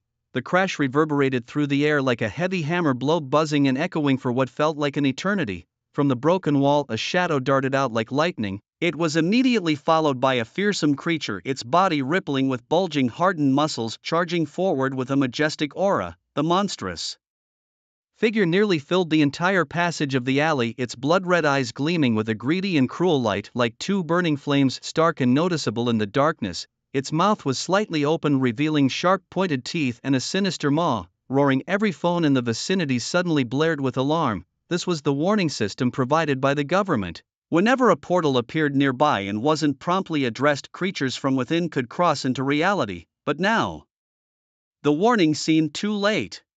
Everyone was paralyzed with fear. Though some of them were awakened ones, they had long since left the battlefield. The sudden sight of the scene left them in disarray, panic-stricken and desperate to flee. But the monster's massive claw swung violently, sending several people flying like cannonballs. They arced through the air like broken kites, crashing heavily onto the distant ground. the creature showed no signs of stopping, its claw bristling with sharp bone spurs clamped down on a bespectacled young man as if he were an insignificant ant. Ah! The young man's terrified screams echoed through the space. The creature's grip was astonishingly powerful, as though it would crush his bones. His face turned deathly pale, sweat beading on his forehead, eyes filled with despair and fear. The sensation of being controlled by such overwhelming power made him feel as though his organs were being forcibly rearranged, sharp pain coursing through every nerve. He struggled desperately, trying to break free from the monster's grasp, but to no avail, helplessly watching as the terrifying claw tightened further. Then suddenly a flash of silver sliced through the dark alley like a bolt of lightning, its speed so quick one could barely catch the fleeting silver gleam. The blade, shining like a mirror, faintly reflected the creature's agonized expression, its grotesque features twisted in pain. As the blade danced, a thin line of crimson appeared on its sharp edge, like a winding red ribbon eventually converging at the cold tip, forming a crimson droplet. Under gravity's pull it slowly rolled down. A muscular fur-covered arm brimming with power fell to the ground, its robust muscles strikingly visible in the dim light. The owner of that arm was none other than the creature wounded by the great Xia dragon sparrow. In excruciating pain, it let out a piercing howl. Oh! The sound echoed through the narrow alley like the roar of a demon from hell, sending chills down anyone's spine. At this moment, the bespectacled young man's already panicked face turned even paler. His body wavered, teetering like a leaf in the wind. He struggled to stand, with only one thought in his mind: to flee this dreadful place, to escape the shadow of death looming over him. Yet his body felt as if pierced by countless needles. Every joint screamed in agony, leaving him utterly powerless. He could only collapse helplessly to the ground, eyes filled with terror and despair. Lu Jing, holding the great Xia dragon sparrow, did not spare a glance at the terrified young man. Instead, he narrowed his eyes slightly and, with the swiftness of an arrow released from a bow, charged towards the injured creature. His fierce momentum seemed to tear everything before him as he lunged at the wounded monster. Lu Jing had no fondness for the bespectacled man who had just toyed with him, but that did not conflict with his decision to save him. A hero is never deterred by the ridicule and misunderstanding of others, nor do they give up in frustration. No matter how the world changes, they remain steadfast in their beliefs and mission, undeterred by insignificant negative emotions. Dodging, rising and wrapping around the creature's neck, Lu Jing reversed his grip on the knife and thrust it in. The monster's blood gushed forth like a fountain, dyeing the surrounding ground a deep red. The entire action was seamless, clean and efficient, as if it had been rehearsed countless times, now perfectly executed before everyone. The creature swayed slightly and collapsed with a thud. Lu Jing wiped the blood from his cheek, adding a hint of menace to his appearance. Nearby there was a portal. Lu Jing glanced at his watch, an organizational tool capable of quickly locating any nearby portals. He needed to act swiftly. If more creatures appeared and harmed civilians, it would be troublesome. Lu Jing sheathed his sword and quickly vanished into the darkness. The bespectacled man's chest heaved violently, as if trying to expel all the fear and insecurity within him. He gasped heavily, staring at the fallen creature, which, despite its defeated form, appeared terrifyingly menacing to him, as if it could spring back to life at any moment. His gaze involuntarily shifted to where Lu Jing disappeared. The next day Lu Jing arrived at school as usual. "Jing, you were amazing," Ma Jianyu exclaimed. Lu Jing glanced at a mirror on the wall and indeed found himself looking as handsome as ever. He reached up and adjusted his hair. Ma Jianyu pulled out his phone and said, "Did you see the video online?" "What video?" Lu Jing asked. Ma Jianyu played the video for Lu Jing. The content was footage of Lu Jing slaying a monster in an alley. Lu Jing scratched his head. "It's gone viral in our student group." "Jing, you're amazing," Ma Jianyu exclaimed with excitement. Lu Jing feigned indifference, waved his hand and replied, "It's nothing. Jing, I used to think we were on the same level, but now I realize I was naive," Ma Jianyu remarked with a sigh. Lu Jing patted Ma Jianyu on the shoulder, assuring him that he wouldn't forget his brother. The entire day was a thrill for Lu Jing. Unlike the last time in the sudden dungeon event, where only a few classmates witnessed him fighting the monster, this time the video spread like wildfire. It was even posted on the confession wall. "Hey, our big star," was the greeting he received from everyone. Lu Jing smiled nonchalantly, but in reality he hid in the restroom, secretly scrolling through the confession wall, eagerly reading how people commented on him. He let out excited monkey-like yelps. "Hoo, I really am amazing, this feels great." There was nothing more satisfying than showing off in front of classmates. This feeling Lu Jing suddenly recalled the stories he used to imagine. In those stories, he was like a speck of dust in a vast ocean of people, unnoticed and seemingly forgotten by the world. Every day he would quietly carry his backpack into the spacious yet somewhat desolate classroom, obediently sitting in the last row. In this vibrant campus filled with youthful energy, he was like an invisible person, never catching anyone's attention, watching the school heartthrobs shining like stars as the handsome boys and pretty girls laughed and passed by him. He occasionally felt a faint sense of envy and loss. Yet no one knew his true identity was that of a special agent in a secret organization quietly protecting China. His ordinary life was just a facade. One day after school, he casually killed a monster that even the authorities couldn't handle. Who would have thought that this astonishing scene would be accidentally captured by a passerby? The video was uploaded online at lightning speed, causing an immediate sensation. The whole school exploded with excitement. "My God, it's him!" Such exclamations echoed everywhere. The pure-hearted school beauty widened her eyes in disbelief. His cold and aloof deskmate was equally shocked, her mouth slightly agape, as if unable to believe the reality before her. Even the usually stern and beautiful teacher regarded him with a completely different expression, beginning to see him in a new light. Wherever he went, the students would cast admiring glances his way. But for Lu Jing, these looks were bothersome, and he was troubled by his unintended exposure. Silently, he transferred schools and left behind nothing but a legend. The young Lu Jing didn't realize that the gifts of fate had a hidden price tag. In the days that followed, Lu Jing was busy with his team managing matters related to the portals, constantly shuttling between the dungeon worlds and the real world. At the same time, he enjoyed the admiration of his classmates at school. His father, Lu Yuanzhang, was soon discharged from the hospital and was recovering well without any lasting effects. Although he would likely spend the rest of the year in a wheelchair, this was the best outcome they could hope for. Everything seemed to be getting better. "Damn, the dungeon was truly disgusting," someone said. "Yeah, I feel like I can't eat," replied another. Fatty Lexin rubbed his belly. "Get lost, you could still eat 8 bowls of rice," Monkey retorted. On this day, Lu Jing and the team led by Captain Xiao Lihao emerged from the portal. "Let's head back to the base for a drink," Niao suggested. It had become their tradition to have a drink after each major dungeon run. Compared to a few months ago, Lu Jing had clearly become much closer to them. There's an old saying about life's 4 iron bonds: carrying a gun together, sitting in the same classroom, sharing the spoils, and visiting brothels together. Having gone through so many dungeons, the 5 of them had faced life and death countless times together. "I want grilled steak," Monkey said. "Boss is treating." All right, my treat," Xiao Lihao chuckled, but then he remembered something. "Oh right, Lu Jing, with the college entrance exams in a few days, you shouldn't join us on missions." Lu Jing hesitated for a moment and then nodded. "Yeah, you need to get into a good university." Miao Miao nudged Lu Jing's shoulder. "Our organization doesn't take in slackers." Miao Miao and Xiao Lihao were Tsinghua graduates, while Monkey went to Peking University and Fatty studied at Stanford, calling them academic overachievers wouldn't be an exaggeration. "Don't worry, once I get serious, you'll see what a real underachiever is," Lu Jing said earnestly. "Get lost." After bidding farewell to his 4 teammates, Lu Jing returned home alone. Looking up, Lin Mo's room was still dark. To be honest, after a few months of absence, Lu Jing found himself missing her. She used to be around all the time and he found it annoying. But now that she was gone, it felt a bit unsettling. Lu Jing had tried to contact Lin Mo, but she seemed to have vanished into thin air, not replying to any messages. With the college entrance exams approaching, she still hadn't returned. The explanation from the teacher was that Lin Mo's father had fallen ill. Having experienced his own father's car accident, Lu Jing could relate. However, knowing Lin Mo's ability to casually buy a house, her family likely wasn't short on money. Even if she didn't take the exams, it wouldn't matter much. Back at home, Lu Jing dove into his practice problems. Even heroes have to take the college entrance exams and aim for a decent university.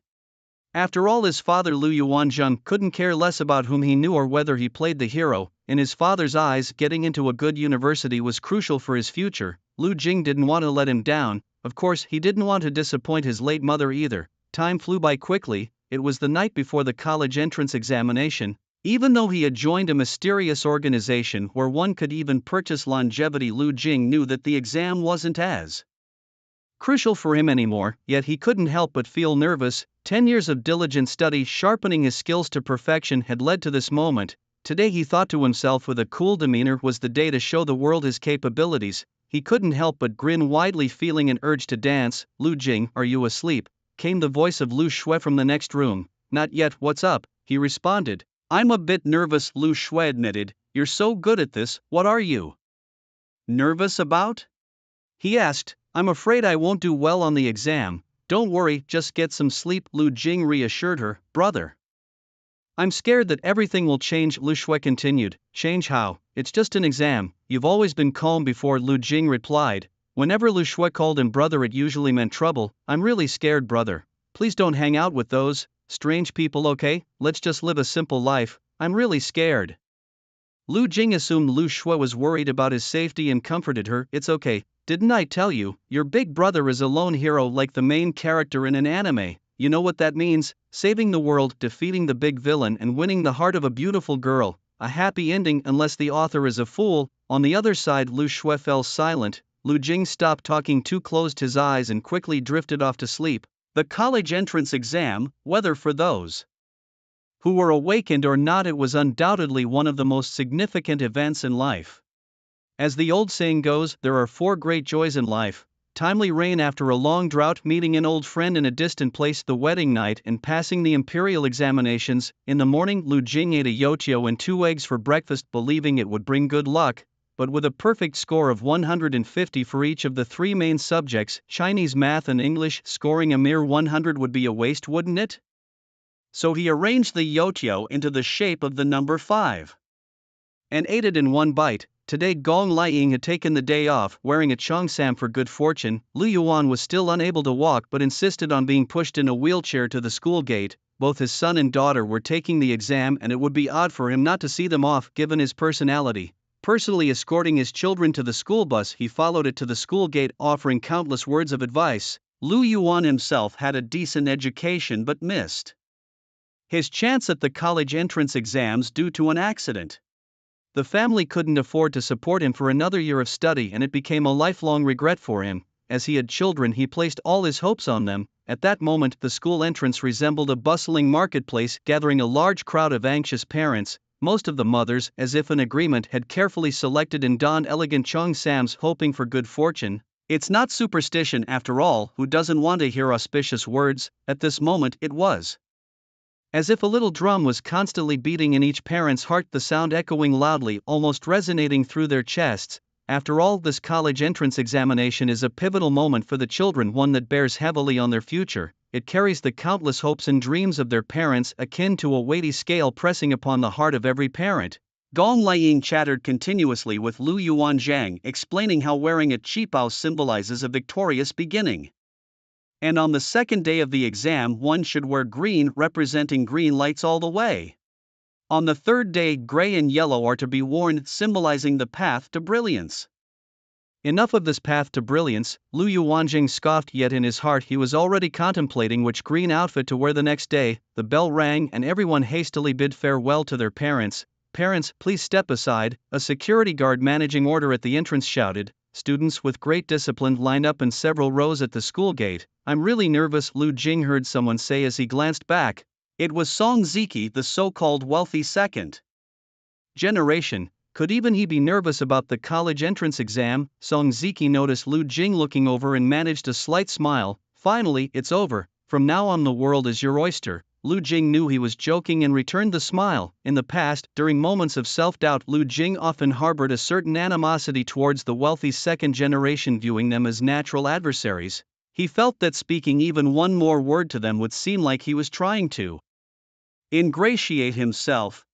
But at this moment, Lu Jing suddenly realized that everyone seemed the same. Even the usually proud and seemingly unflappable young lady Tian Shiran now wore an undeniable expression of nervousness, her small hands clenched into tiny fists. Her delicate face, usually as if meticulously carved, was now slightly flushed with anxiety. A piercing ring of the bell snapped Lu Jing back to reality. The school gates opened and the students stepped inside. For once, the school broadcast did not play the usual chime or exercise routine, but a song instead. Where is the world filled with flowers? If it truly exists, then I will surely go. I want to stand on the highest peak there, uncaring whether it is a sheer cliff. Live life with vigors, love with all your might, even if it means exhausting yourself, seeking no one's approval, only staying true to oneself. I have never chosen to give up on my ideals, even in the dreariest of days. Perhaps I lack talent, but I possess the innocence of Dreams. Lu Jing felt a moment of bewilderment.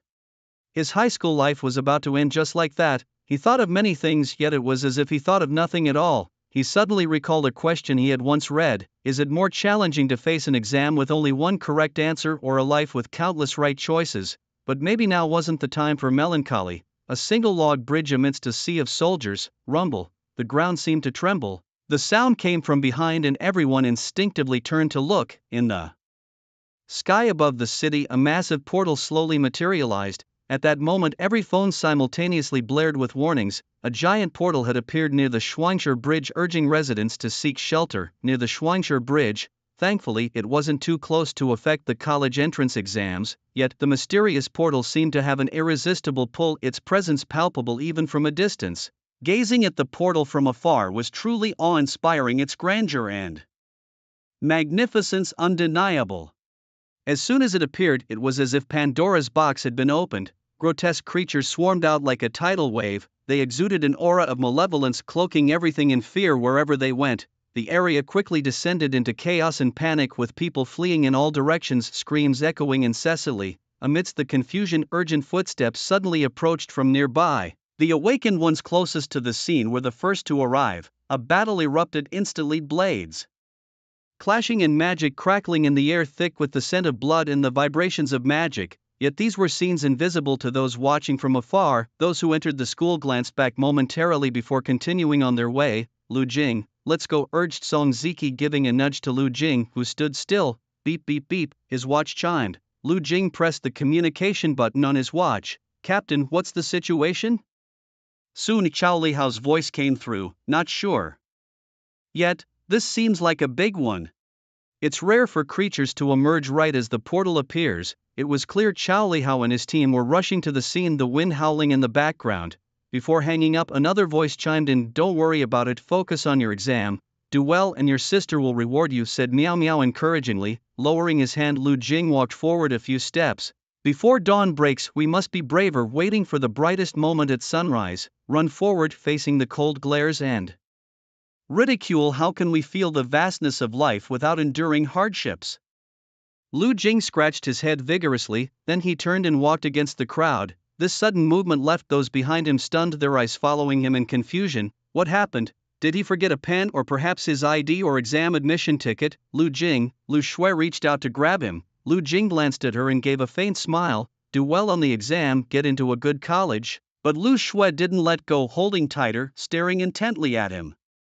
Where are you going? Lu Jing broke free, accidentally bumping into Shen Shuiwei. She too looked at him, puzzled. Did you forget something? Sorry. Please make way, Lu Jing said, his face slightly flushed. The crowd, vast and imposing, parted to let him through, many students turning back with faces full of curiosity. The exams were imminent. What was he up to? While everyone headed south, he alone went north.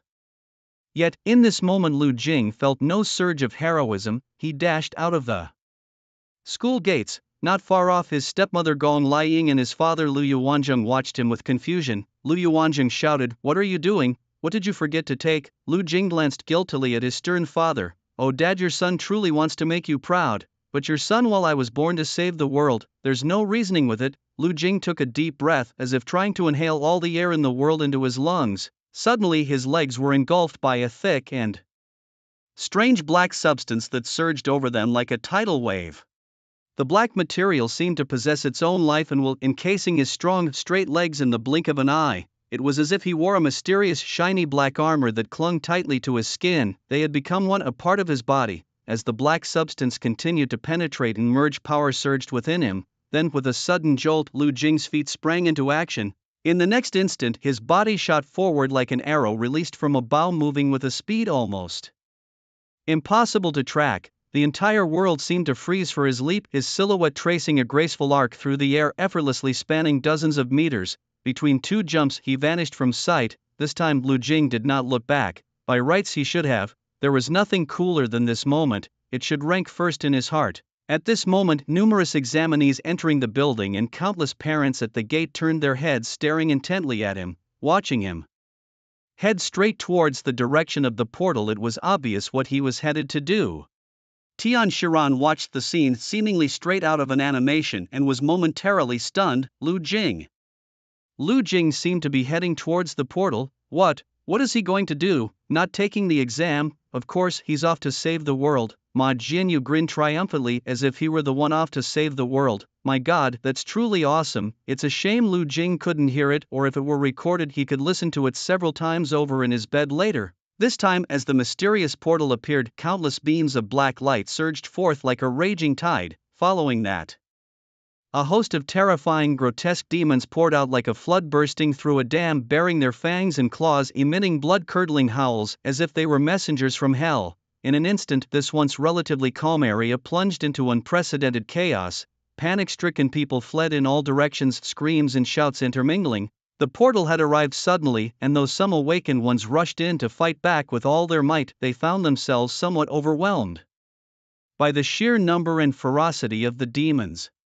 Under the relentless assault of monstrous creatures, weapons sparked and clashed, yet proved futile in halting the advance of these malevolent beings. The ordinary townsfolk, defenseless and unarmed, were pale with fear, scattering in all directions in a desperate bid for safety. The urban landscape was long fortified with sophisticated structures. Everywhere were sheltering bunkers and protective walls reinforced with special materials.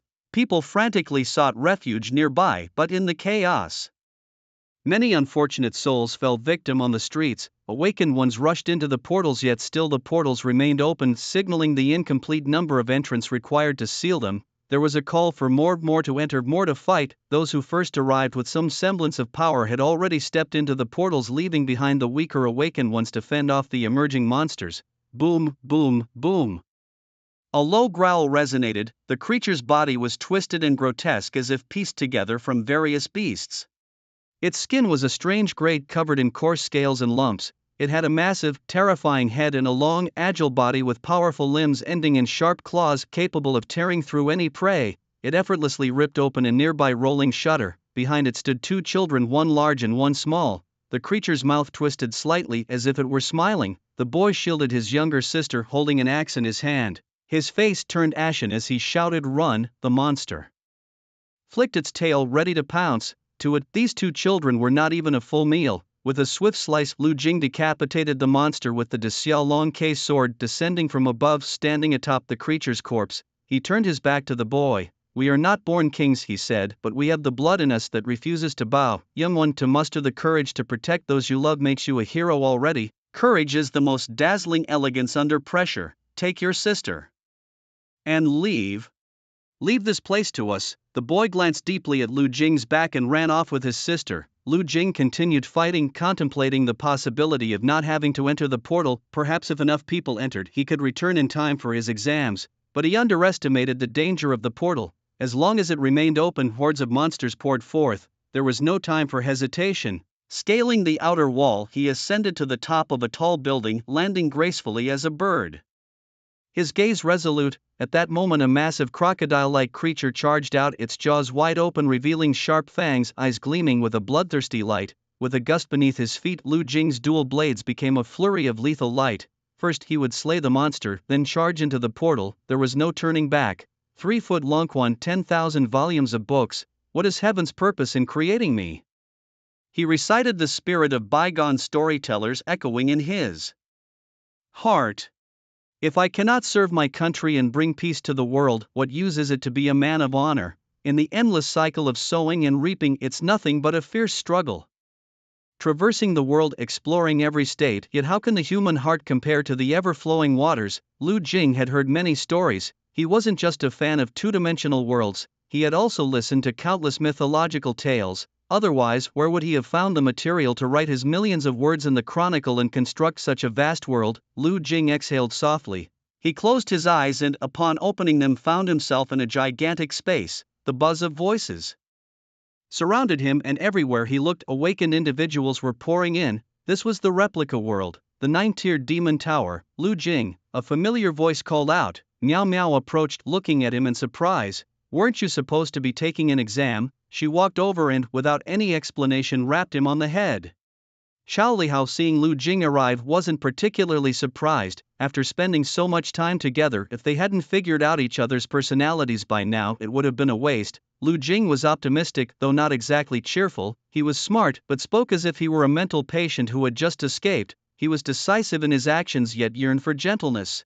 Sometimes his principles were so upright that they seemed twisted, making you question whether he was a staunch defender of morality. Other times he blended into the crowd like an ordinary person, indistinguishable from the rest, which made him appear contradictory, always believing, never uttering the words give up, and maintaining an unwavering confidence. In other words, his temperament was truly formidable. The space was bustling with about 50 to 60 awakened individuals gathered. With Lu Jing's arrival, they finally had enough people. The portal closed. Before everyone's eyes, a message appeared: the 9-tiered demon tower, please exit safely.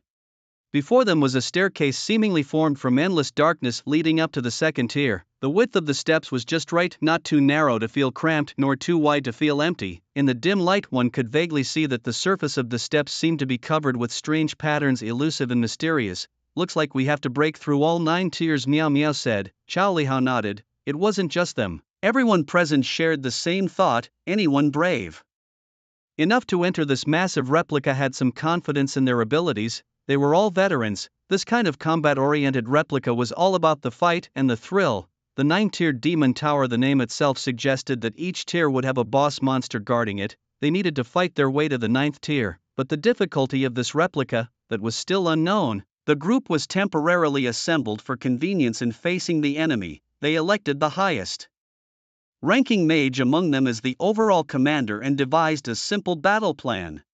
As for Chao Lihao and his group of 5-inch, they were not part of the formal structure. Lu Jing even ran into an acquaintance, Big Face Cat. Master. Big Face Cat's eyes lit up upon seeing Lu Jing and hurried over. Why are you here too? The big-faced cat scratched his head and chuckled. I came with the guild leader. It was quite a coincidence. The big-faced cat had come to this side with some guild members for a meal, only to stumble upon such a large dungeon. Seeing the monsters pouring out, they impulsively rushed in. It was a rash decision, and they didn't know how difficult this dungeon might be. The big-faced cat remarked that such a massive dungeon couldn't be anything but challenging. In Jiangnan City, at the Awakeners Guild, as the portal closed, the energy dissipated. However, from the moment it appeared, they managed to capture the energy it emitted. Although the energy readings weren't entirely accurate, they could roughly gauge the situation. The portal appeared without any warning, and monsters surged out in massive numbers.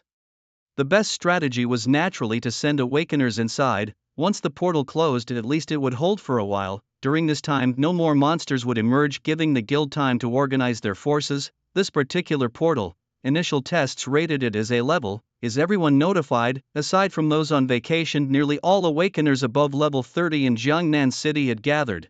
Dungeons are generally classified into 5 levels.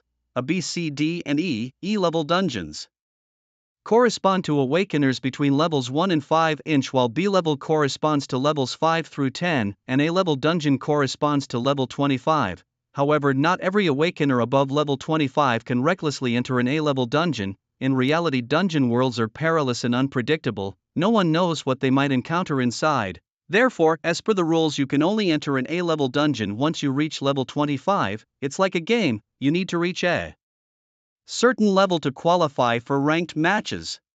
Remember, it's just qualification. Can you guarantee a win every match? Of course, losing in a game is just losing, but here losing means death. You must ensure you win every time. The 9-layer demon tower. Danger, danger. The group formulated a plan and was preparing to ascend the stairs. Someone looked down and noticed the strange patterns on the steps, faint and barely visible, yet upon closer inspection they were densely packed characters. Just one phrase: danger, danger. The group saw this and paid it no heed. In combat-type dungeons, such scare tactics are common. Clearly, there's only one path ahead, yet it warns you of danger. It's understandable. Where there are monsters ahead, there's danger. But if you don't step into danger, how will you succeed? Everyone stay alert. The group stepped onto the staircase and began to climb. Lu Jing glanced down, took a deep breath, and drew the great Xia dragon sparrow from the ghost baby's mouth. If we finish quickly, you might still make it back in time for the college entrance exam, Miao Miao whispered.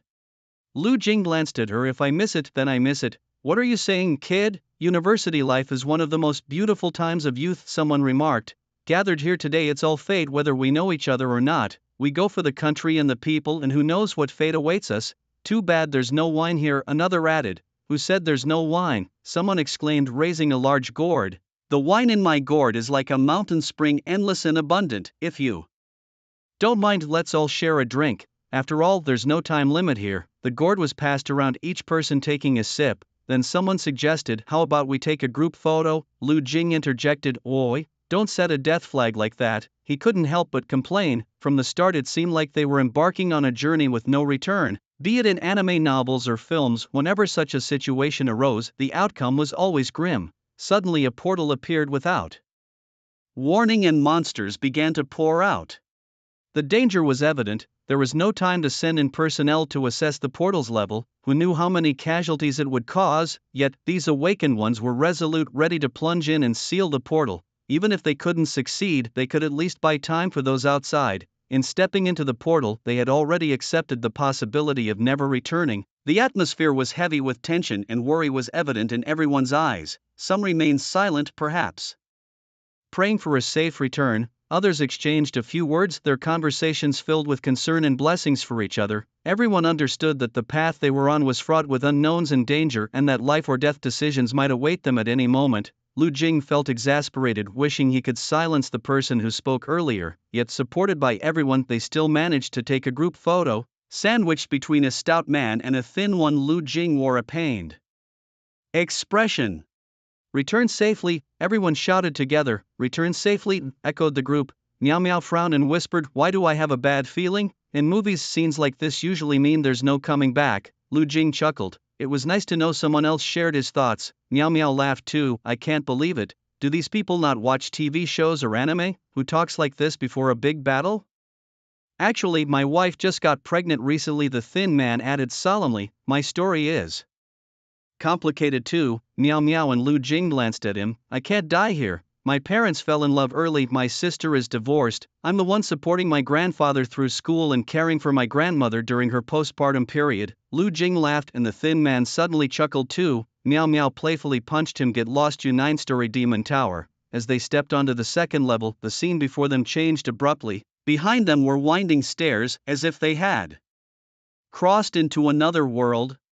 The vast barren wilderness stretched out before them, a hellish landscape seemingly crafted by the devil's hand vividly presented before everyone's eyes. A series of towering, treacherous mountain ridges stretched endlessly, forming a relentless and undulating horizon. Astonishingly, these peaks were composed of layer upon layer of piled bones, creating a mountain of skulls. The vast numbers and eerie shapes silently narrated tales of brutal battles and deaths that once occurred here. The dense white bones under the dim and eerie light of the horizon faintly flickered with a sinister glow. This glow resembled the faint sighs of countless wronged souls in the darkness, carrying infinite grievances and unwillingness. Human hair trampled carelessly lay like thick resilient felt, in disarray yet imbued with an inexplicable sense of despair. Human flesh, long stripped of its vibrant hue, now coiled around the stout tree trunks. After enduring the long years of drying winds, it had become extremely desiccated.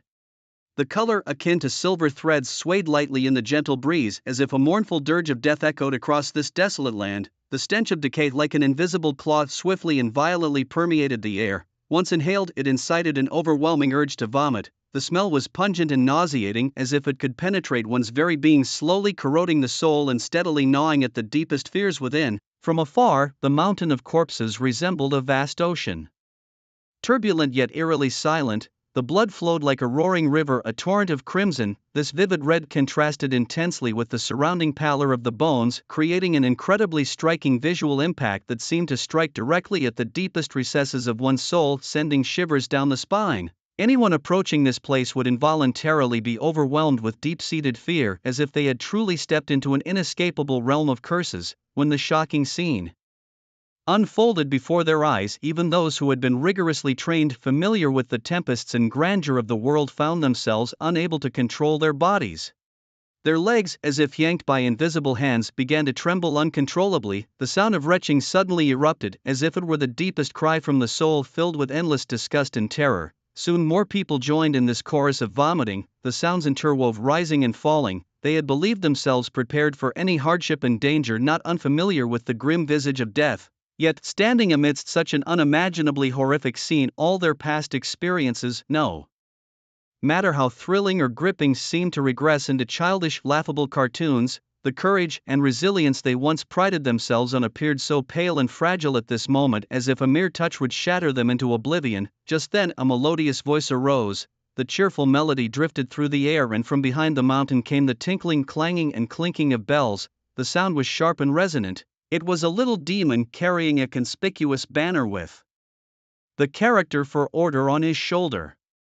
The flag fluttered in the breeze and bells jingled at his waist. As he moved, they produced a pleasant yet slightly ominous sound. In his hand he rhythmically beat a wooden clapper, sometimes fast, sometimes slow. Standing at a towering height of over 3 meters, this stature was normal in his world, but to the people behind the mountain he was indeed frightening. Someone thought he looked familiar but couldn't quite place him. When someone else recognized him, they exclaimed, "It's Lion Camel Ridge." The revelation was like waking up from a dream. Everyone suddenly realized the scene was exactly like the depiction of the 800 Li of Lion Camel Ridge from Journey to the West, a place of bones and skulls, with human heads matted into felt, human skin and flesh rotting into dust, human tendons wrapped around trees dry and shining like silver, corpses piled high, a sea of blood stinking and revolting. To the east, little demons skinned live humans. To the west, foul demons cooked fresh human meat. If not for the heroic Monkey King, no mere mortal could have passed through. "Is that little windy?" Meow Meow asked. "Oh my heavens, are we actually going to face the 3 demons of Lion Camel Ridge?" the monkey said in surprise. After all, among all the challenges in Journey to the West, Lion Camel Ridge was undoubtedly the most terrifying. The great demon, the blue lion monster, roared like thunder, eyes flashing like lightning, once swallowing 100,000 soldiers, terrifying the celestial troops into not daring to fight, shutting the southern gate of heaven. The second demon was a jade-faced elephant demon towering 3 zhang high with a nose like a dragon. The third demon was a pang that could travel 10,000 miles on clouds, so fierce it devoured an entire city's populace. In the Lion Camel Kingdom, Lion Camel Ridge housed a full 48,000 demons. Despite being nicknamed Monkey, the monkey was not the great sage equal to heaven, and he looked grim. The others didn't look much better. If it truly was as they feared, they might as well end themselves with their own swords. 48,000 demons, even if they did nothing but stand there waiting to be slain, would exhaust them completely. "Lion Camel Ridge, have we traveled into Journey to the West?" Lu Jing whispered. "Has anyone been to such a mythical world before?" "I never heard of traveling to Journey to the West before." Silence followed. "I once traveled into the world of strange stories from a Chinese studio." Someone whispered, "But only that once." "That's not the point now," someone else said. "Remember when Sun Wukong came to Lion Camel Ridge, he summoned all the heavenly gods and Buddhas. It took even the Buddha himself to finally subdue it. And now just us few." As soon as the words were spoken, a chill ran through the hearts of everyone present and their faces turned grim. Surely the dungeon couldn't be an unsolvable challenge. If it followed the combat power from Journey to the West, even the combined strength of all the awakened ones worldwide wouldn't be sufficient to tackle it.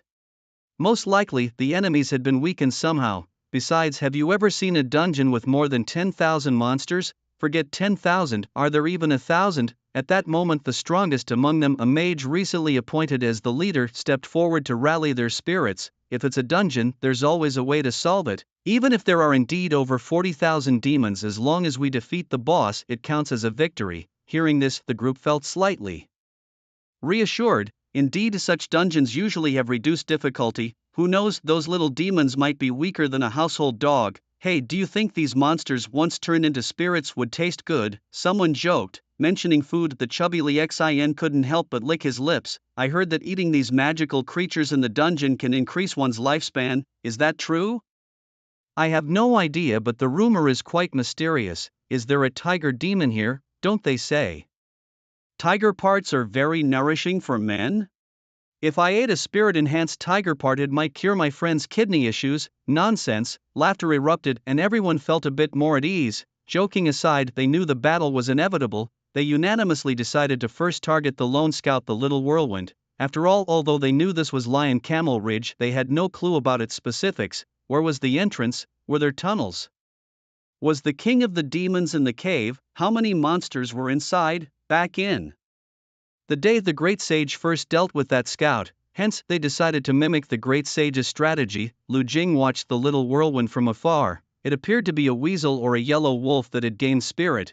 Its cheeks were narrow and sharp like they were carved by a knife covered in fur, but otherwise it looked human. Lu Jing couldn't quite discern what kind of spirit it had become. It was completely different from the spirit creatures seen on TV. Who hadn't sat in front of the TV as a child watching Journey to the West over and over again?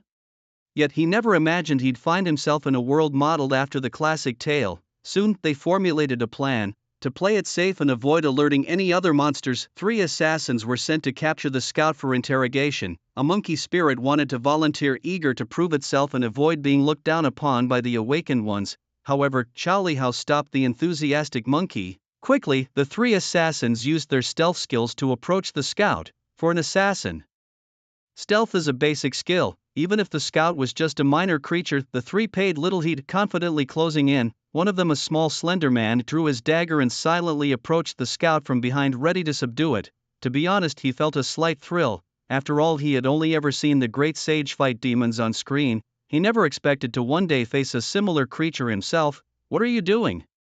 You've been standing behind me since earlier." The sudden sound startled the frail man.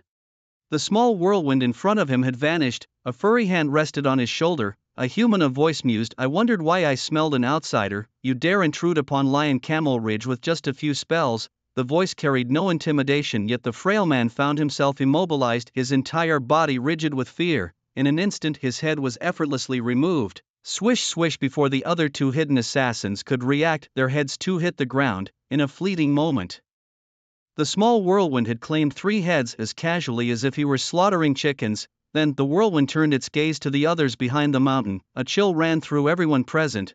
The strange wind that the small whirlwind had transformed into rushed towards them with unstoppable speed. The leading mage, in a flash of brilliance, pooled all his magical power, conjuring 7 shimmering ice walls before him as if by sleight of hand. With a deafening crash like thunder splitting the air, the whirlwind slammed into the ice walls like a raging sea wave.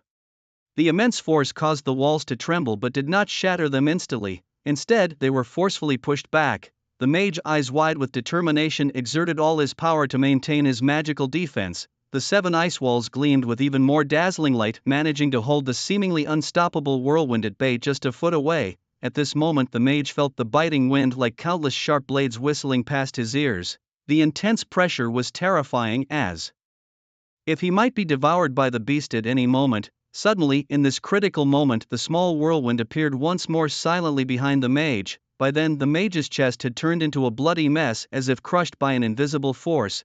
Bright red blood spurted out like a fountain, staining his clothes and the ground around him. A level 30 combat mage, who had ventured into A-level dungeons twice and B-level 15 times, now met such a hasty end here at the hands of the small whirlwind.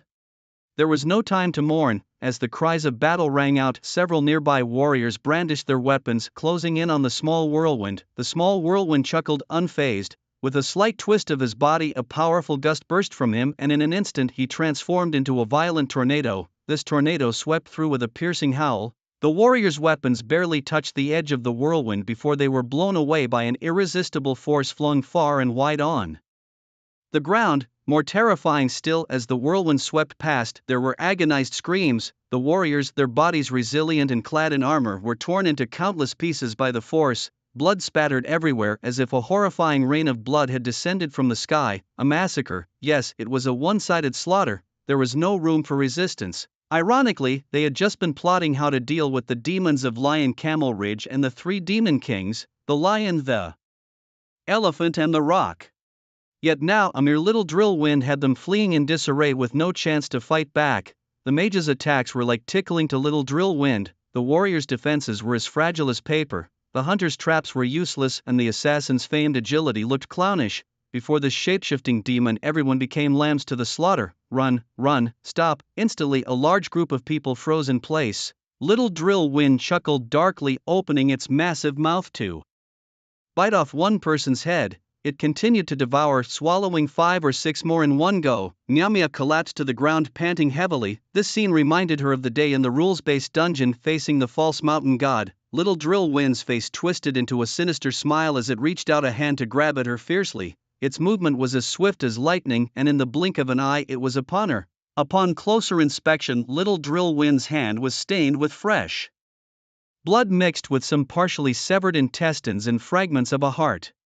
These gory, sticky remnants clung to its palm. Whoosh, huh! Little drill wind paused, confused. Its hand touched Meow Meow but did not easily tear open her belly as it had before. Instead, it felt another force matching its own, the mountain god's blessing, 3 strands of Shenhuang Qi which endowed the user with temporary invulnerability to blades and fire. The monkey and the fat man attacked from both sides.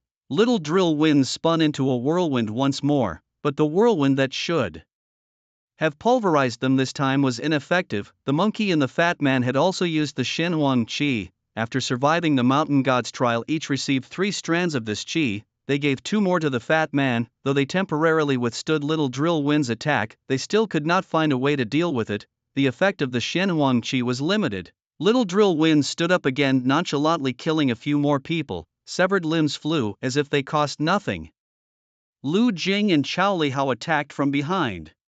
Little Drill Wind suddenly turned, gripping a flag tightly in its hand and swinging it forcefully. This was clearly not an ordinary flag but a killing-type magical artifact. Though not particularly powerful, it had some might. Compared to the Great Sage, however, it seemed insignificant, unworthy even of being used in the Great Sage's presence at this moment. Boom! Accompanied by an earth-shattering roar, a torrential flood-like force surged toward the crowd. Xiao Lihao and Lu Jing quickly summoned their Shenhuang Qi. However, the Shenhuang Qi didn't hold for long, leaving the two immobilized in the storm of sand. Following the direction of the flag, a terrifying power swiftly spread out. Those caught within this area had no time to react before the relentless yellow sands mercilessly devoured their bodies. In the blink of an eye, what was once a group of living people was reduced to mere pale skeletons, creating a scene of horror and bloodshed. Among these unfortunate souls was none other than Xiao Lihao. His once intact body now seemed as fragile as a candle in the wind, with his skin seemingly whisked away by the fierce gusts, leaving behind a chilling skeletal frame lying silently on the ground. The air was filled with ceaseless screams. Lu Jing met a similar fate, his survival uncertain. He had covered himself with a black substance just in time, yet even that left his skin in tatters. The pain was so intense it knocked him unconscious, only for his extraordinary healing ability to painfully awaken him once more. The surrounding sandstorm roared like a mighty wave, with yellow sands dancing in the air like a heavy curtain shrouding the world in its vastness. The pervasive dust seemed like countless tiny blades slicing through the air, rendering visibility near impossible. Distant mountains, trees, and all scenery were swallowed by the ravaging sands, leaving only a blurred and chaotic silhouette. The entire world seemed to be plunged into endless confusion and haze. The howling winds echoed like the roars of wild beasts resonating within this realm of sandstorms. Amidst this chaos, Lu Jing struggled to rise from the ground. His face was now stripped of skin, but his regenerative powers quickly worked to repair it, causing him to wince in pain. Even wincing was a challenge, for the gale had shattered his teeth into dust. Lu Jing gasped in agony. Damn it, what kind of main character gets beaten like this? Pure torture. The slaughter continued, with the awakened ones being mercilessly massacred by the relentless little whirlwind. It was as if a battle hardened thug wielding an AK-47 had stormed into a kindergarten or an old folks' home, leaving everyone in utter despair. Previously, they had contemplated how to deal with the 48,000 demons of Lion Camel Ridge and those 3 bosses. Now it seemed laughable. If memory serves, Little Whirlwind was merely a minor demon patrolling the mountains in Lion Camel Ridge. According to the original description, the southern ridge had 5,000, the northern ridge had 5,000, the eastern entrance had 10,000, the western entrance had 10,000 each, with 4,000 to 5,000 patrolling the mountains and 10,000 guarding the gates.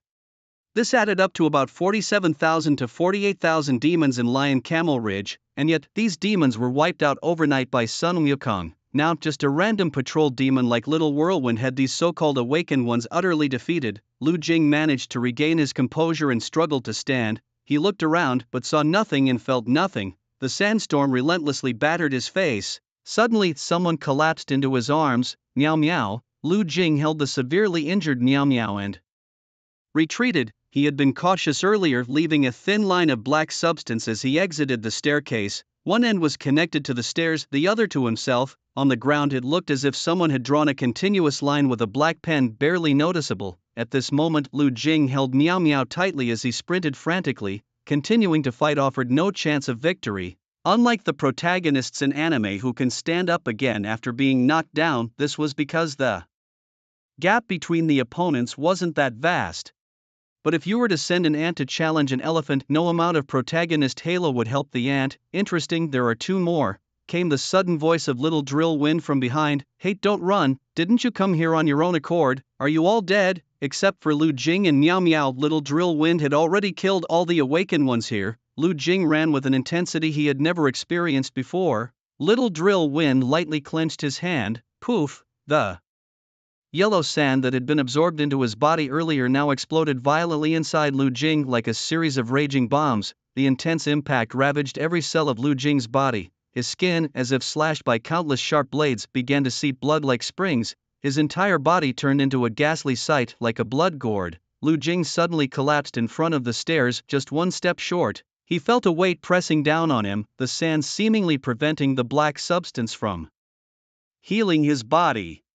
Seeing this, Little Drill Wind smiled. "Oh my, how interesting. What kind of magic is this?" he said, approaching them. "Go." With the last remnants of her strength, Meow Meow, heavily injured, let out a low roar, using the last thread of Xin Huang energy to push Lu Jing forcefully down the stairs. Lu Jing tumbled down like a ball, rolling from the top to the first floor, landing heavily on the ground with his limbs sprawled out. His body was covered with crisscrossed wounds now clogged by sand that seemed to have life and consciousness. Like a swarm of greedy little insects, they were burrowing into him quickly and stubbornly. Everywhere they went, they wreaked havoc, and his once intact organs felt as though they had turned into fragile porcelain. Under the erosion of the sand, cracks began to appear and blood gushed out, mixing with the sand. What terrified him even more was the sight of the ghastly wound on his chest, resembling the mouth of a starving beast, being rapidly eroded and enlarged at an alarming speed.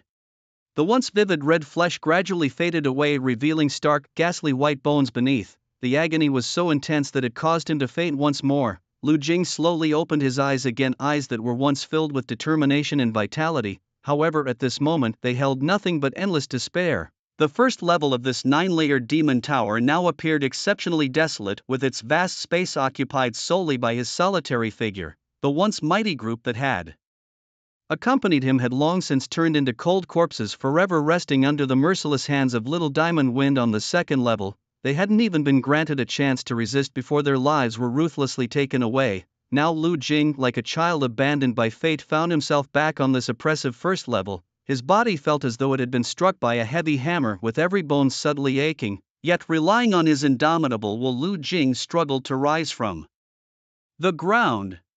This act of standing up seemed more challenging than climbing 1,000 mountains, with each motion accompanied by immense pain. When Lu Jing finally managed to stand leaning against the corner of the wall, an unprecedented despair surged into his heart like a tidal wave. He gasped for air, his rapid breaths echoing the cries of fear and helplessness buried deep within him. Staring at the empty first-level scenes of previous horrors replayed in his mind, the eyes of his companions in their final moments seemed to still pierce his soul. This wasn't just a level, it was a death sentence offering no chance of victory. Lu Jing was certain that even the highest-ranked awakeners today wouldn't stand a chance against Little Diamond Wind. It was like the bravest human warrior trying to fight a tyrannosaurus with bare hands, an inevitable death, a certain doom.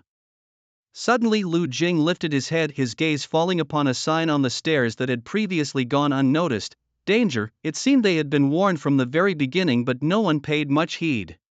After all, such warnings were all too common in combat-type levels. However, at this moment, as Lu Jing looked at the sign on the steps, it was as if a thought struck him. From where he stood, the entire staircase seemed like an arrow pointing towards a concealed corner on the first level. Lu Jing attempted to walk over, reaching out to touch the wall. Boom! In the next second, the wall before him vanished, revealing a massive burst of white light. Hesitating for a moment, Lu Jing stepped forward. All he could see was white light. When he came to his senses, he had already emerged from a portal. The portal closed behind him. Congratulations on clearing the level. You've been rewarded with a treasure, the yellow sand flag. You've received a rare crystal. You have acquired a tool, the art of hair transformation. Various rewards appeared before his eyes, yet Lu Jing felt not a shred of joy. He stood there dazed, unable to snap back to reality for a long time. The sound of the helicopter roared in the background as the cameraman focused his lens on Lu Jing. My God, now we notice that the awakened one who had ventured into the giant portal has emerged. They've succeeded. Let's cheer for the hero, let's celebrate this triumph. Surrounding him were awakened ones on high alert. Their original plan was to step in swiftly if those inside failed, but seeing someone walk out, they all breathed a sigh of relief. However, only one person came out? Suddenly Lu Jing clutched his head and let out a desperate, heart-wrenching scream. he collapsed to the ground, nearly breaking down. This wasn't a combat type dungeon, it was a puzzle type instance. Everyone had been mistaken from the very start, they had been deceived all along. No, perhaps the solution to the puzzle had been right in front of them from the beginning, yet no one thought in that direction. Puzzle type dungeons typically offer various hints on how to clear them, and their names usually give away a clue, but this time, the 9-tiered demon tower offered no such hints, misleading them into thinking they should ascend. When they saw the little whirlwind, it further convinced them that their assumption was correct with not a shred of doubt, yet in truth the little whirlwind was an overwhelming force against them. Before it they stood no chance of resistance. Ascending was a dead end from start to finish, but all of this could have been avoided.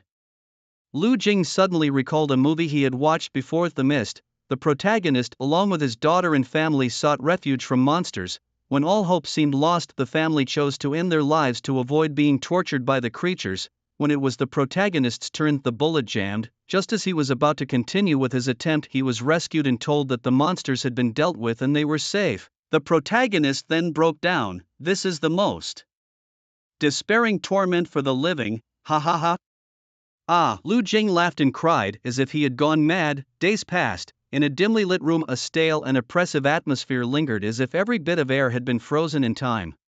The dead room felt like a forgotten tomb, eerily silent. Lying on the bed, Lu Jing resembled a lifeless shell, a mere sculpture frozen in time. He blended seamlessly into this deathly still environment, as if he might vanish into thin air at any moment, leaving only endless loneliness and despair creeping into the corners of the room. The college entrance exams had ended. Lu Jing went nowhere. He shut himself in his room, lying on his bed staring blankly at the ceiling. Classmates came to see him, TV stations came to interview him, but all were turned away. He had become the hero celebrated by others, yet he showed no sign of joy. His parents and sister were at a loss, only hoping he could emerge from his psychological shadow soon. Such is the nature of these instances. A slight misstep and it leads to eternal ruin. As night fell, a silver-haired old man appeared in the room. Lu Jing gazed at him with vacant eyes. The Kirin sat down beside his bed. I've heard everything, he said.